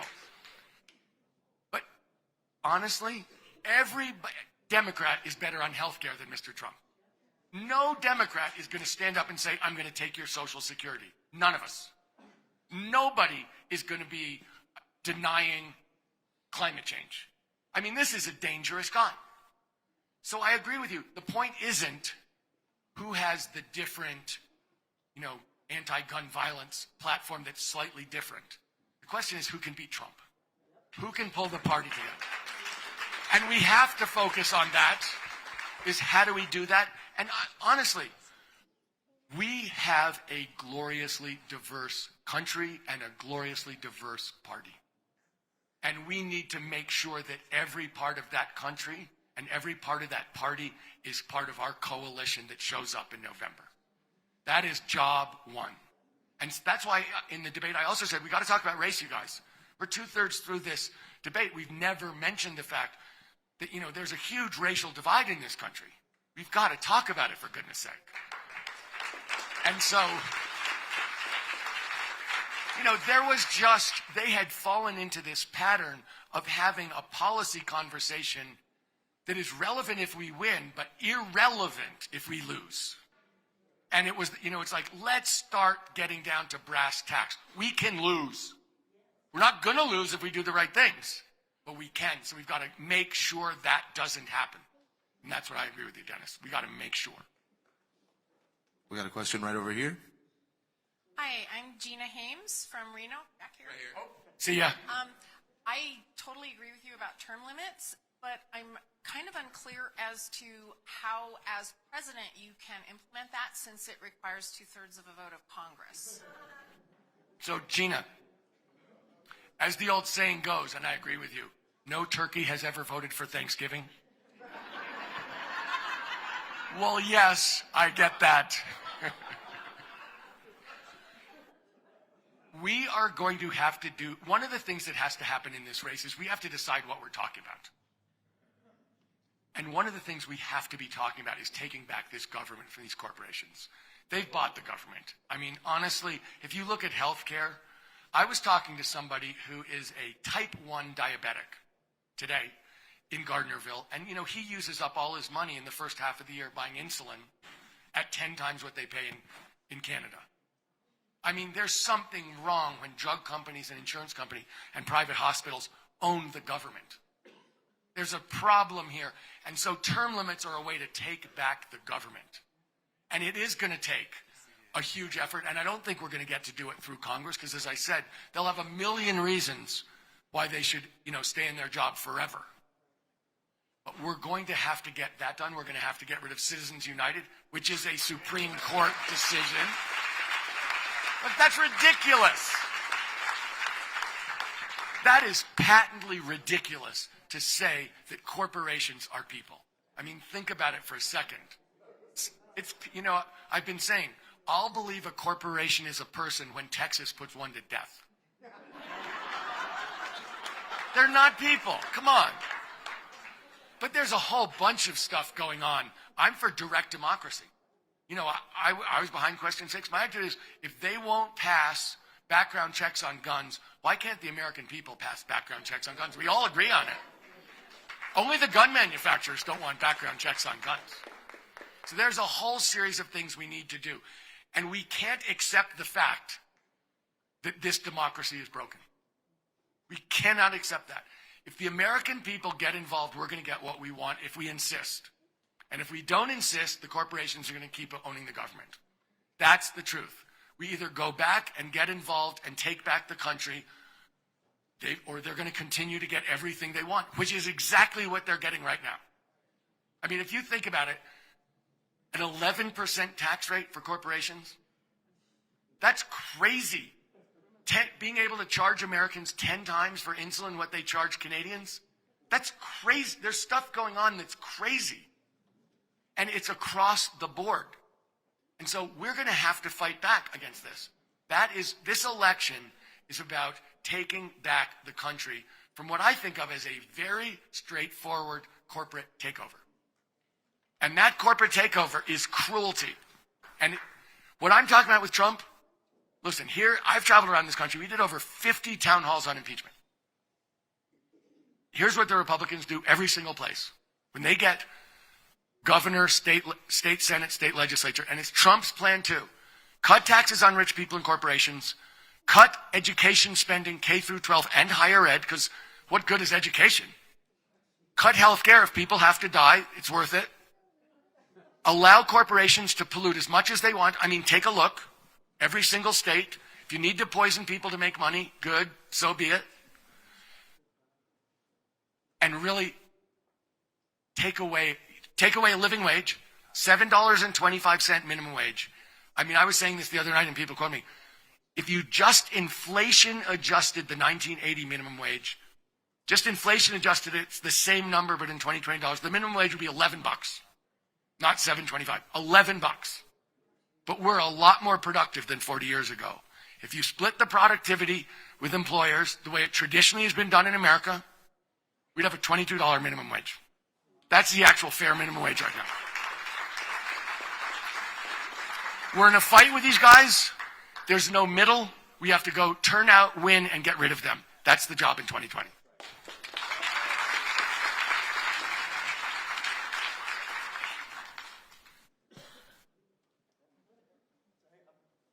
It'd be tough to reach you. That would. Norway, Sweden, Denmark, Germany, and other major industrialized nations. The pension plan is the same for private and public sector.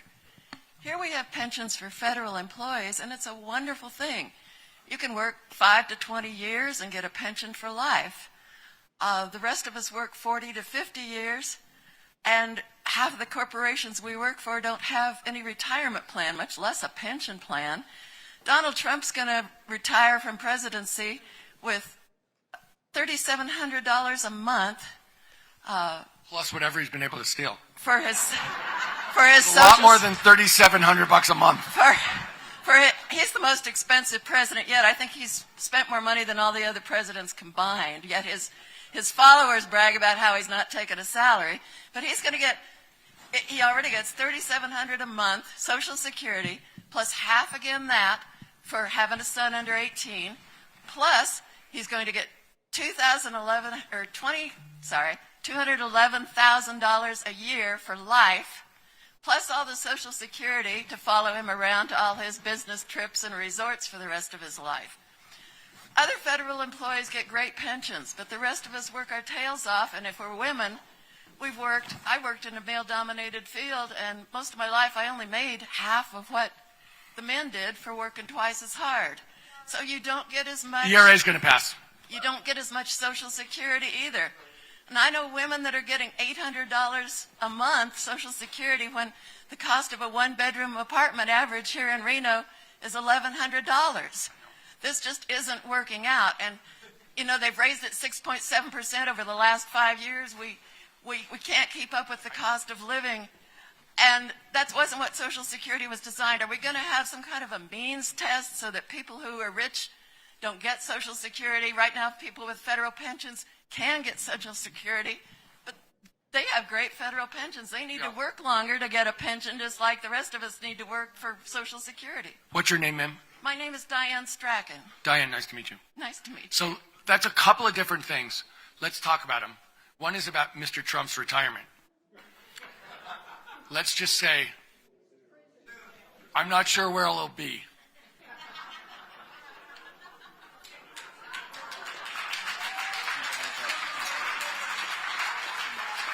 Just saying. Not entirely sure. In terms of women, look, I do think that after all these years, the 38th state that's going to ratify the ERA after all these years is going to be Virginia. We've worked, NextGen has been in Virginia now for 8 years. Finally flipped everything last year. Legislature, state, Senate, governor. So I think they're going to be the 38th, which is going to get us an ERA. I'm for every single thing for equality, gender equality. I'm for family leave. I'm for equal pay. I'm for subsidized child care. I'm for every single thing that lets women have the same rights and opportunities as men across our society. And let me say, just so you know, so my mom was a school teacher, but before she was a school teacher, she actually produced the NBC Evening News. My mom came out of college. She wrote for Newsweek, which paid women nothing, so they hired a lot of women to write because they paid them dirt. And then she wrote the NBC Evening News, and then she produced the NBC Evening News. And she went to the head of NBC in like 1952, just at the beginning when news was taking off. And she said, I have 7 men who work for me who get paid more than me. How is that possible? And my mother was a serious fighter. And the guy goes, Marnie, those people have families. It's like, excuse me? He'd go to jail for that comment today. I said, Mama, did you get a raise? And she's like, no. Look, we have a long way to go in terms of gender equality. And that goes across this society in a lot of ways. Let me say that I'm very proud of this. Our campaign is over 50% women. The campaign manager is a woman. We're over 50% people of color, and we're about 30% LGBTQ. We have a campaign that I think reflects us. But what you're talking about in terms of how the money is getting split in this country is absolutely unbearable. And that's my point. There's all the talk about policy, program, legislation. How are we going to get it done? But the upshot is it's unbearable. There is a concentration of wealth in this society that is so un-American and unjust. Banana republics do not work. Ever. And the more we become a banana republic, the worse off we are.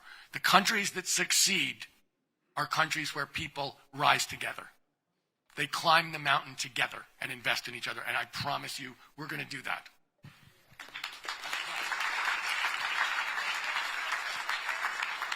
Social Security, let me say this.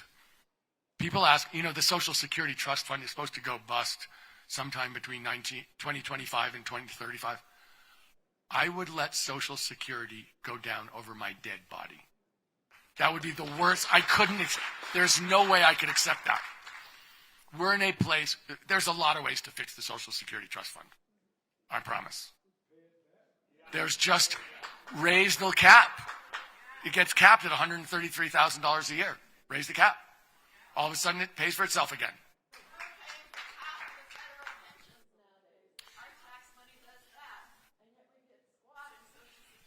We are going to, look, and my point is, if 40% of people's, all they get is Social Security, it's way too low. I agree with you. And I'm not missing the point. I look at this stuff and I say, we have a right to affordable health care. We have a right to quality education. We have a right to a living wage. We have a right to a decent retirement. We're the richest country in the world. They keep telling us there's no money. That's not true. They really have been lowering taxes so long. There might be no money in the federal government. We have $1 trillion deficit. They did it. It's not because we don't have any money. It's because they have a scheme to take away the money from the government and bleed the government and then balance the budget on the back of the American people. That's their scheme. It's wicked and cruel, and we have to stop it.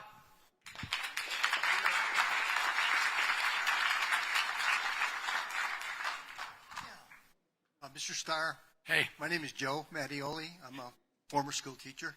So I want to thank you for coming to Reno. My question is, how are you going to get Trump on the debate stage? You think he may not go? I think he's going to somehow avoid it because he's afraid of any Democrat that's going to face him. Well, let me say this. I can't imagine the American people are going to let him get away without debating. I can't imagine it. And it's one of those things, I think if he is going to be that scared, then we're going to have to pursue him. Really. We're going to have to hunt him down and challenge him and make him come out from under his rock. And that's what look, I say this is the generational election. Okay? If you ever take political science, there's an election every now and then that changes everything for the next generation. FDR in 32. Generational election. It's like we're in a new world. 1980, Ronald Reagan. Generational election. I didn't like it, but it's true. This is going to be a generational election because so much is at stake in how America works and what we stand for and our values. That's really what's at stake. But let me say this. As someone who pays attention to climate, this might not be a generational election. This might be the most important election ever held anywhere in the history of the earth since human beings were alive. We cannot lose this election. I mean, that's my point. We cannot be soft. We have to win this election. Second place is last place. That's where we are. That's how I view this. I am 100% committed on this, and we all should be. This is a turnout election. Everybody has to do their part. We absolutely have to win no matter what, and that's what I'm intent on doing. Hello. Hi, my name is Elvira Diaz. I'm an immigrant. This is my son, Christian, and Christian is your fan, by the way. But my question for you is, what are you going to do for immigration in this country? For the kids that are in cages, for the families that are separated? Thank you. So let me just start by addressing your basic question, which is this. Torturing children is not okay in the United States of America. Committing crimes against humanity in the name of the United States of America should have us all up in arms.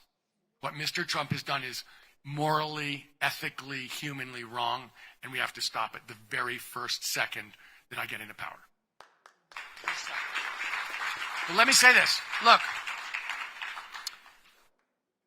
my wife and I have been supporting immigrants to the United States, to our home city of San Francisco, through our church, through an organization called Good Samaritan. You know the parable of the Good Samaritan who helps the traveler who's been beaten up and left on the side of the road. He helps them. There's a program that my wife was the chair of that we've given more than $1 million to over 35 years to welcome people to San Francisco that have been welcomed since 1894. And it's been from all over the world. But for the last 35 years that we've been doing it, it's been people from Mexico and Central America predominantly. And we've never asked for papers. And it was before Prop 187. We have felt that treating people humanely and compassionately in America is the right thing to do, just so you know, for 35 years. And I've spent over $3 million of my own money hiring lawyers to represent people under threat of deportation just so they could get a fair trial in the United States of America. Because you don't get a lawyer under those circumstances. But let me say this. Immigration isn't one thing. Really what we're talking about, what you're talking about, I think, is the people coming here seeking asylum, fleeing violence, fleeing persecution, seeking a better life. And they have an international legal right to do that, and we have an obligation to treat them fairly. I would do that on day one, of course. We went down to the border in Texas to see what was happening when there was, to do some work with Catholic Relief Services. I don't want to tell you that I did a huge amount of work. I did some work. But really, I went down to see what was going on, to see what I could do to help. And I think people from all over the country were going down to help. They were sending money and medicine and clothes and food and holding kids and cleaning kids and feeding kids. So Yes, that's obvious. I'm for DACA, DAPA, TPS. I believe in comprehensive immigration reform. We have 12 million people who've lived here for an average of 15 years. It's an open secret. They pay taxes. Their kids go to school. Everybody knows they're here. They deserve a legal status and a path to citizenship. It's way overdue. I know that. But let me say this. One of the big questions, when did we decide immigration was bad? Trump's a racist. He doesn't think immigration's bad. He thinks immigration by non-white people is bad. He does. It's a racist thing. I always say, there's no wall on the Canadian border. No kidding. Of course there isn't. So we have to get back to the idea of accepting that people coming here fleeing violence and persecution and seeking a better life for their families where they're going to work hard and make things better is good for America. That's our whole history. That's almost everybody in this country. Since when did that get turned to be bad? It's never been bad. We need immigrants. We can control our borders. We don't have to act like Nazis to do it. We don't have to torture kids. We can be decent, compassionate people who control our borders and have an immigration system that knows that people are going to come and we control how, and we put families at the heart of it. How can you have a spouse living here and the other spouse can't get in the country? How can you have parents who can't be with their kids? How can you have kids who can't be with their parents? We've got to go back to being a country of values. For goodness sakes, the United States is an idea. We're an idea about freedom and justice and equality. And when we follow those things, we do really well. That's hundreds of years. And when we become these, if you'll excuse the expression, money-grubbing, GDP-worshipping people, we make terrible decisions. When we stand up for what's right, we make great decisions, and we do a lot better to boot. But that's who we are, and that's the country we were designed to be, and I think we got to go back to being that country and send these guys packing who are all about putting money at their pockets at the expense of everybody else.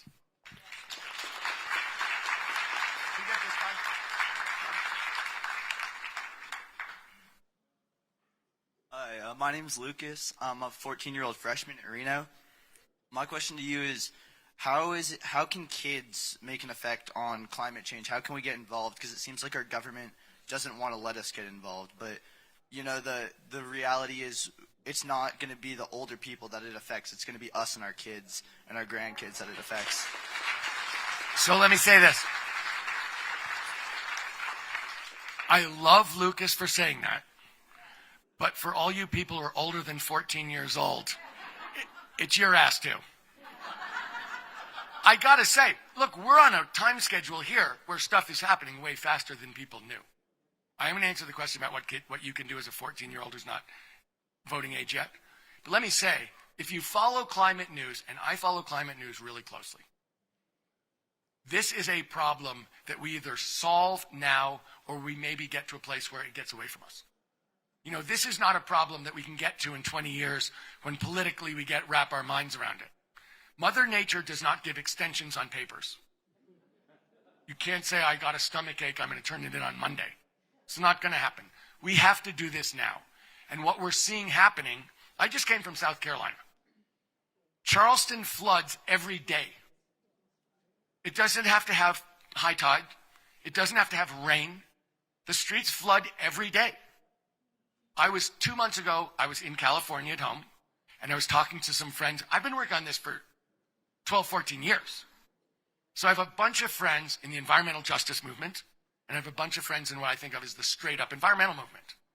And I was talking to one of the environmentalists, and he said, we're in San Diego, and he said, we're talking about managed retreat. I'm like, what the hell is managed retreat? And he goes, that's where we move San Diego. I go, move San Diego? How do you move San Diego? Where do you move it to? That's what we're talking about. You cannot move San Diego. The cost of losing cities is multiples of just solving the problem. It's one of those things, an ounce of prevention is worth a pound of cure, we're going to have problems, but we have to act on this now. So, Lucas, here's what I think. I thought this was, when I started doing this, the first thing I did was research. I sponsored university research to come up with technology to change things faster. That wasn't the problem. Second thing I did was I did bipartisan or nonpartisan studies to prove that moving to clean energy made us better paid, healthier, the country could go faster, and we have cheaper energy and avoid the problem. No one cared. Look, you guys, no Republican cared one bit. I did every single thing with Republicans and CEOs so that it was a solid, business-oriented investigation and proof. I don't think we moved a vote. I don't think anyone ever listened to us. It's political.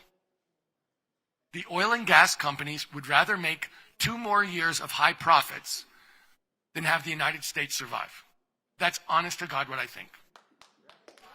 And so, but believe it or not, as a 14-year-old, you can't vote.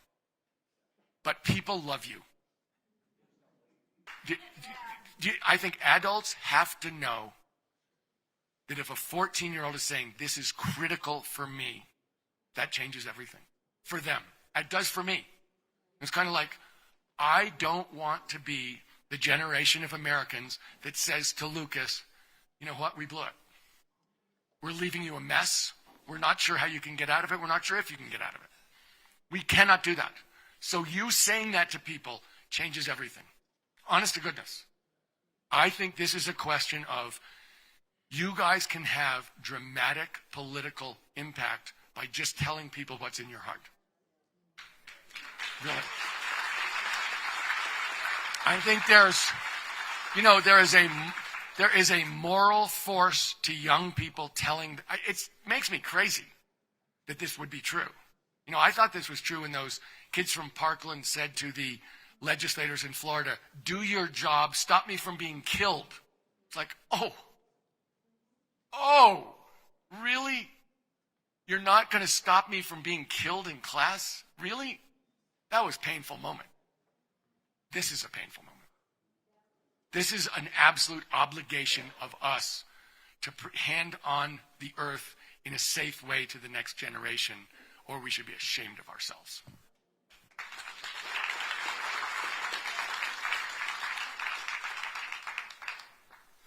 Go for it. One thing you can do for Lucas is bring vocational arts back to the schools with an emphasis on photovoltaics and solar thermal energy. That would what kind get you down the road. What was the first thing bring back to the schools? Vocational arts. Vocational arts. Yeah. Basically, give people training so they can come out with jobs. Absolutely. I agree. I have certificates in solar energy, and if you can wire a car stereo, you can build a solar energy system.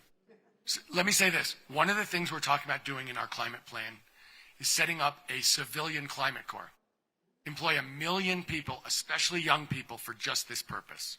To give them the training through the government so they can go into the job, so they can get the specific job training, so they can go get a high-paying, skilled labor job. We're going to do that. Anything we can do in terms of partnerships with unions, in terms of training, I'm totally in favor of. Anything we can do to prepare kids to get high-paying jobs going forward that they want and put them on that path, I'm in favor of, just so you know.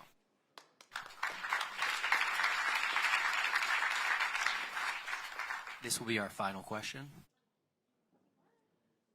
Who said that? John Knutson. Are we on the air? Hi, Tom. My name is Elena. I am a anti-trophy hunting because of the environment, what they are doing, the reasons why they're tearing it up, and I'm also a wild horse advocate. I have 3 mares pulled from the kill pen, BLM slaughter tickets on them. They were all pregnant. And they had their babies in May, and I saw every one, and I truly believe that you're the only one that can take on the dirty Department of Interior, who is calling the shots because Trump's buddies In Japan and Korea, they like to eat the horses in vicious ways. They are brutally shipped and killed. And we need that cleaned out because BLM here, while you've been here, has had some roundups. And guess what? We have hardly any of our horses here anymore, our wild horses out there. It's cattlemen lobbying the legislature.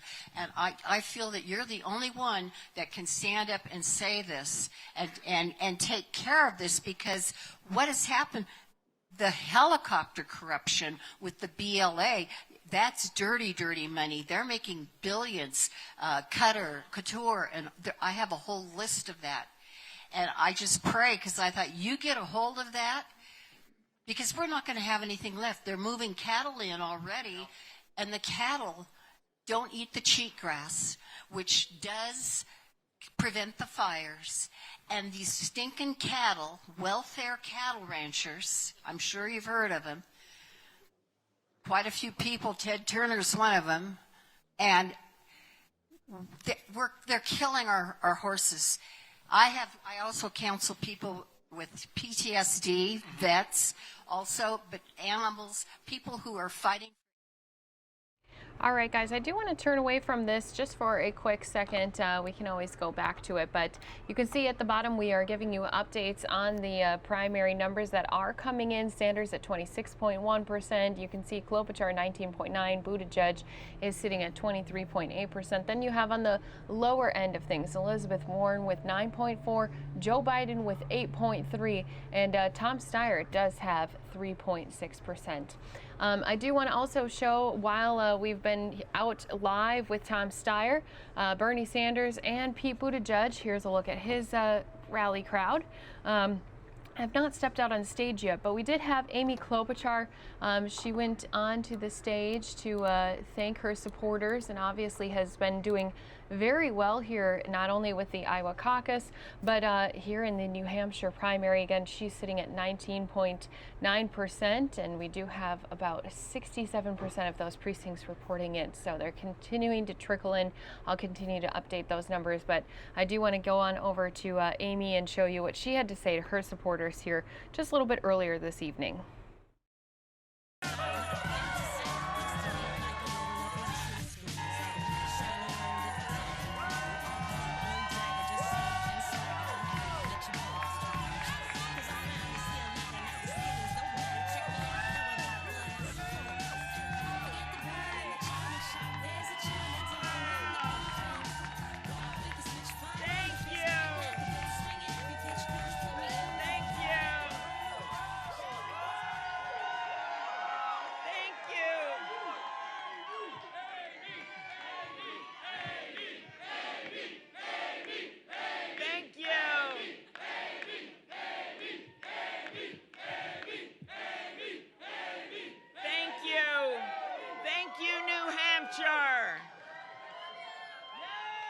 Thank you, New Hampshire. We love you, New Hampshire.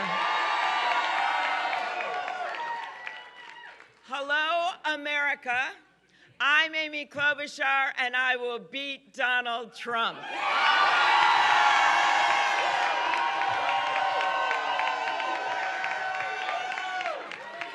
My heart is full tonight. My heart is full tonight.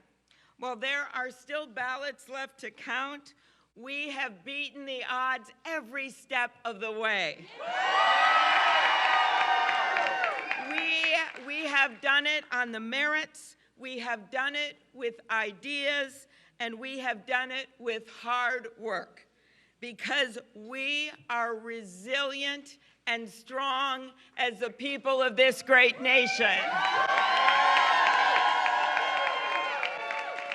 Thank you to our incredible staff and our unstoppable volunteers, my wonderful husband, John, our daughter, Abigail, and the people of New Hampshire. Because of you, we are taking this campaign to Nevada.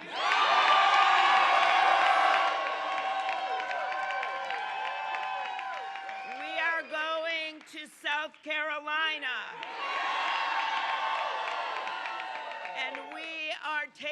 this message of unity to the country. Because we know in our hearts that in a democracy, it is not about the loudest voice or the biggest bank account. It is about the best idea and about the person who can turn those ideas into action. We know that we cannot win big by trying to out-divide the divider-in-chief. We know that we win by bringing people with us instead of shutting them out. Donald Trump's worst nightmare is that the people in the middle, the people who have had enough of the name calling and the mudslinging, have someone to vote for in November.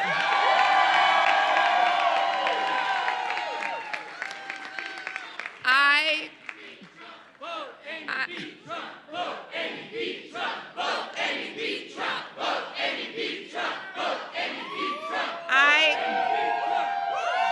cannot wait to bring our green bus around the country. I cannot wait to win the nomination. I cannot wait to build a movement and win with a movement of fired up Democrats, of independents and moderate Republicans that see this election as we do. We see it as an economic check on this president. We see it as a patriotism check, and we see it as a decency check. Because in the end, we know that what unites us is so much bigger than what divides us. And we know that we believe, so many of us believe, that the heart of America is bigger than the heart of this guy in the White House.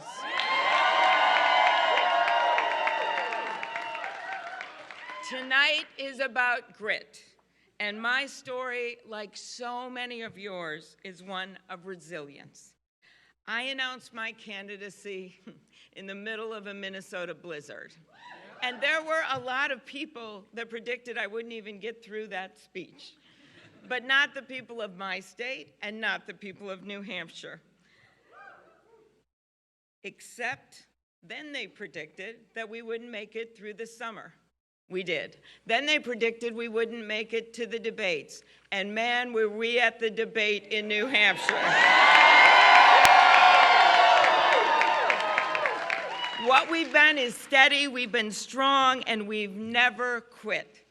I think that sounds pretty good for a president.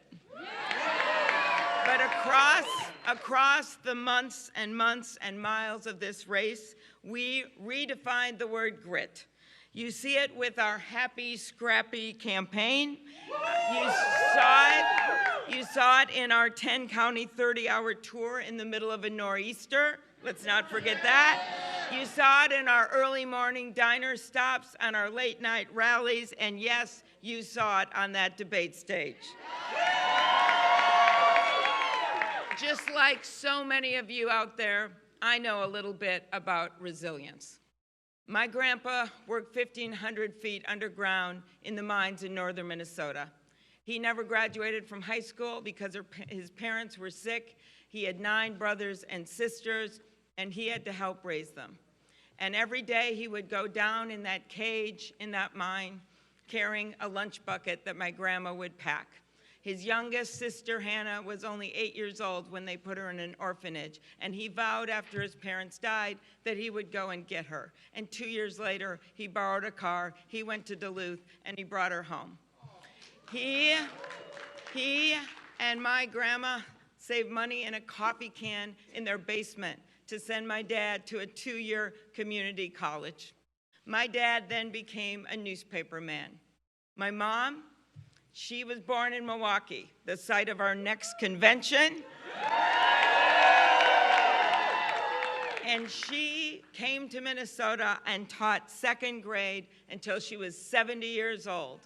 And I still meet people that say she was their favorite teacher. So I stand before you today as a granddaughter of an iron ore miner, as a daughter of a teacher and a newspaperman, as the first woman elected to the U.S. Senate from the state of Minnesota, and a candidate for President of the United States.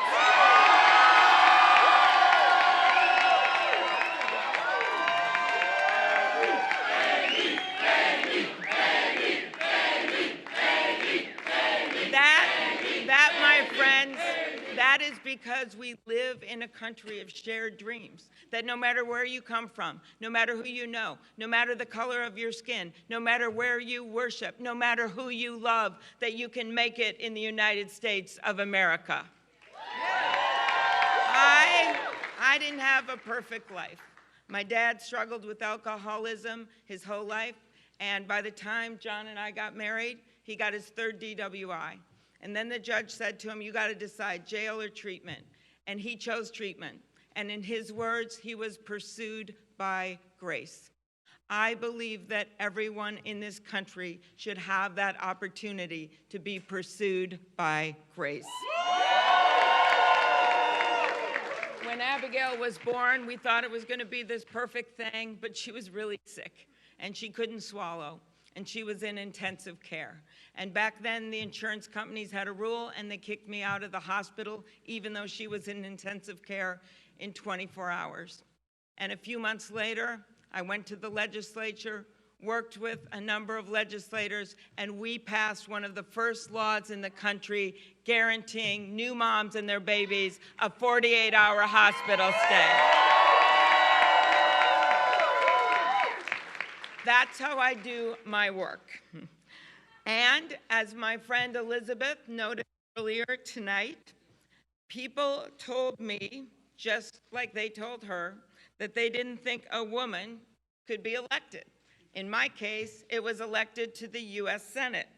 No woman had ever done it before. But I came back, I defied expectations, and I won. And I have done it over and over again in the reddest of red districts and the bluest of blue districts. And when I got to the U.S. Senate, people told me, oh, it's so hard to get things done. Well, in that gridlock of Washington, D.C., I have passed over 100 bills as the lead Democrat because I did not give up. And tonight in New Hampshire, as everyone had counted us out, even a week ago, thank you, pundits, I came back and we delivered.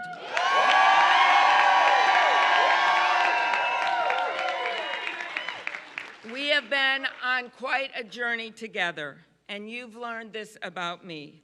I never give up. But my story is nothing compared to the resilience that I've seen all over this country.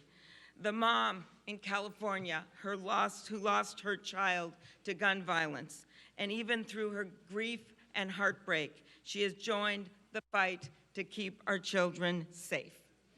The immigrant who works 2 jobs and still struggles to put food on the table, but is determined to raise her kids in America so that they have a better future. The farmer who's facing bankruptcy because of bad Trump policies, but persists in working the land, just like his parents and his grandparents before him. America deserves a president who doesn't give up or give in just because a decision is hard. America deserves a president who is as resilient as her people.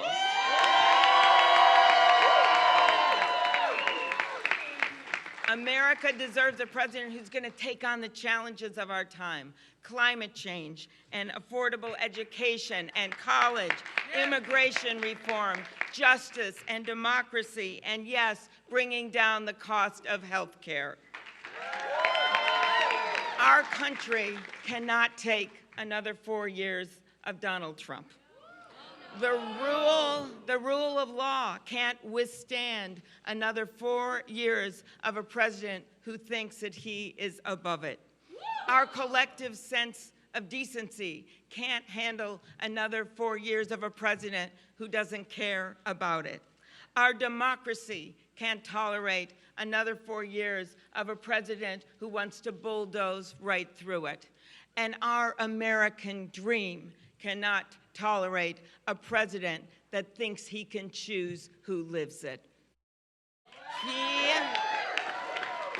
The president might as well have a sign on his desk that says, "The buck stops anywhere but here." He blames everyone. He blames, think about this, for anything that goes wrong. He blames Barack Obama. He blames the city of Baltimore. He blames the head of the Federal Reserve that he appointed. He blames the energy secretary that he nominated. He blames the city of Baltimore. He blames the entire kingdom of Denmark. Who does that? And my favorite recent one, he blames the Prime Minister of Canada for cutting him out of the Canadian version of Home Alone 2. That's what this guy does. That is Donald Trump. I think we can do better, because for the people of this country, when things go wrong, they don't have anyone to blame. They just have to pick themselves up. And I can promise you this, when I am behind that desk, I will take responsibility instead of passing it on. I will reach across the aisle and work with Americans in good faith instead of picking fights. I will bring this country together instead of tearing it apart.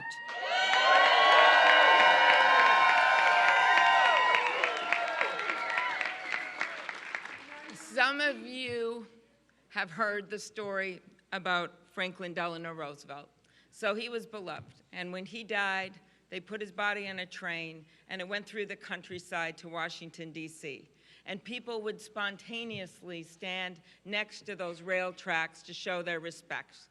And the story goes that one guy was standing there sobbing. Regular guy, had his hat across his chest. And this reporter says to him, "Sir, did you know President Roosevelt? Do you mind me asking, did you know him?" And the guy says, "No, I didn't know President Roosevelt, but he knew me. He knew me." That is what's lacking right now in the White House. That empathy, that ability of a president to put himself or herself in the shoes of the people of this country. What is lacking is that sacred trust between the people of this nation and the President of the United States. And my friends, I will restore that trust. If you are having trouble deciding between filling a prescription or filling your refrigerator with food, I know you, and I will fight for you. If you cannot decide how you're going to stretch that paycheck to pay for your rent or pay your mortgage, I know you, and I will fight for you. And if you are having trouble deciding how you're going to pay for the child care for your kids and the long-term care for your parents, I know you, and I will fight for you. If you want a Democratic nominee who can make our tent bigger, who can make our coalition wider and our coattails longer, I know you, and I will fight for you. And if you feel stuck in the extremes of our politics and you are tired of the noise and the nonsense, you have a home with me. If you want a nominee who can stand up to Donald Trump on that debate stage, which you well know I can do, I need your votes, yes. And I'm going to need those votes of the people in Nevada, yes. And I'm going to need the votes in South Carolina and beyond. But most of all, I need your hearts. I don't have that big bank account. I don't have that big name of some of the other people that are in this race. And I am not a newcomer with no political record. But what I do is get things done. What I have is your back. So I ask you to join us at amyklobuchar.com. Join our campaign. Join our campaign. Thank you. Thank you.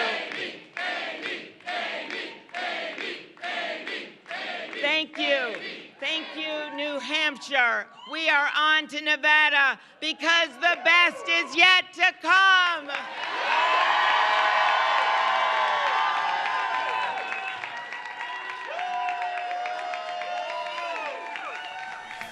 Now, I want to thank a few people before we start the music and everything who have been here with me in New Hampshire from the very beginning. And I am so proud to have their help and support. It has meant the world.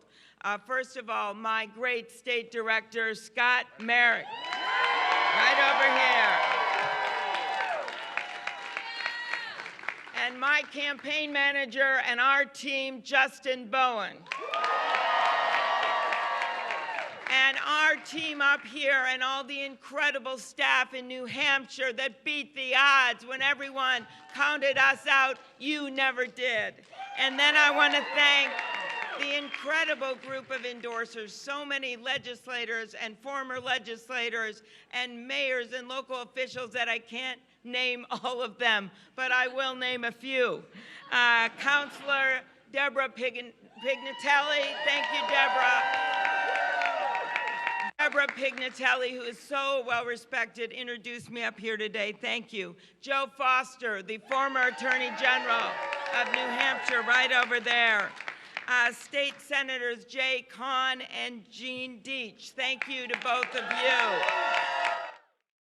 All right, as Amy Klobuchar wraps up her thank yous, we do have Pete Buttigieg who's stepping out on stage. We're going to go over to him because he is live. This is happening right here on News Now.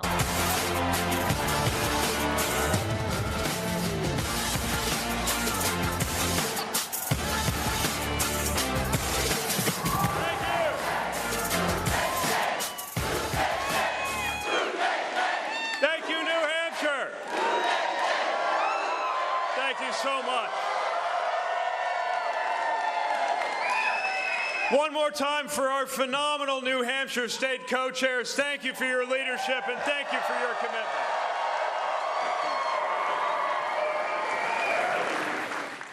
Thank you to our extraordinary national co-chair, Congresswoman Annie Kuster, who knows how to raise the roof and how to get out the vote.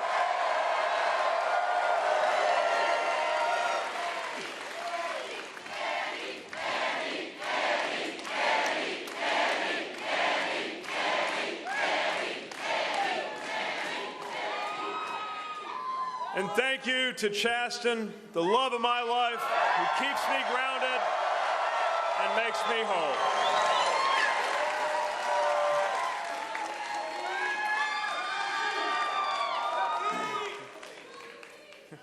I want to congratulate my competitors and their supporters on their campaigns here in New Hampshire.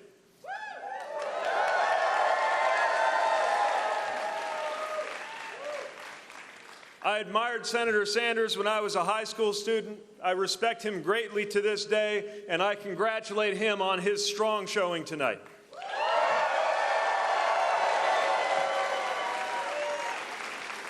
And I want to congratulate Senator Klobuchar, Senator Warren, Vice President Biden, and all of our Democratic candidates and supporters.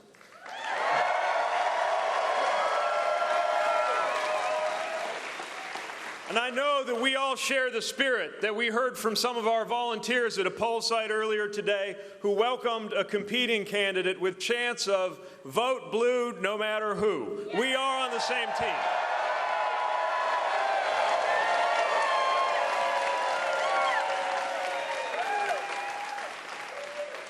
Now, over the past year, some 24 campaigns have crisscrossed this state, each laying claim to the ability to bring people together, turn out the vote, and move Americans toward a brighter future. That too. And here in a state that goes by the motto, live free or die, you made up your own minds.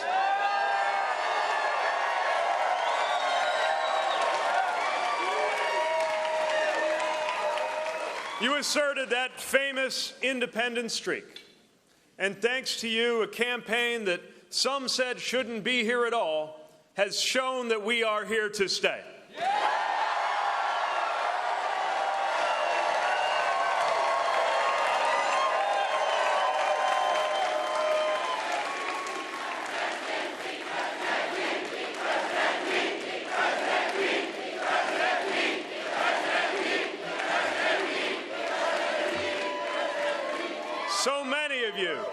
So many of you turned out, die-hard Democrats, independents unwilling to stay on the sidelines, and even some newly former Republicans ready to vote for something new.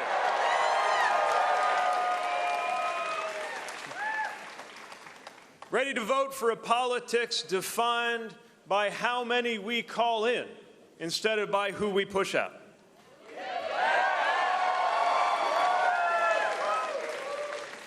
So many of you chose to meet a new era of challenge with a new generation of leadership.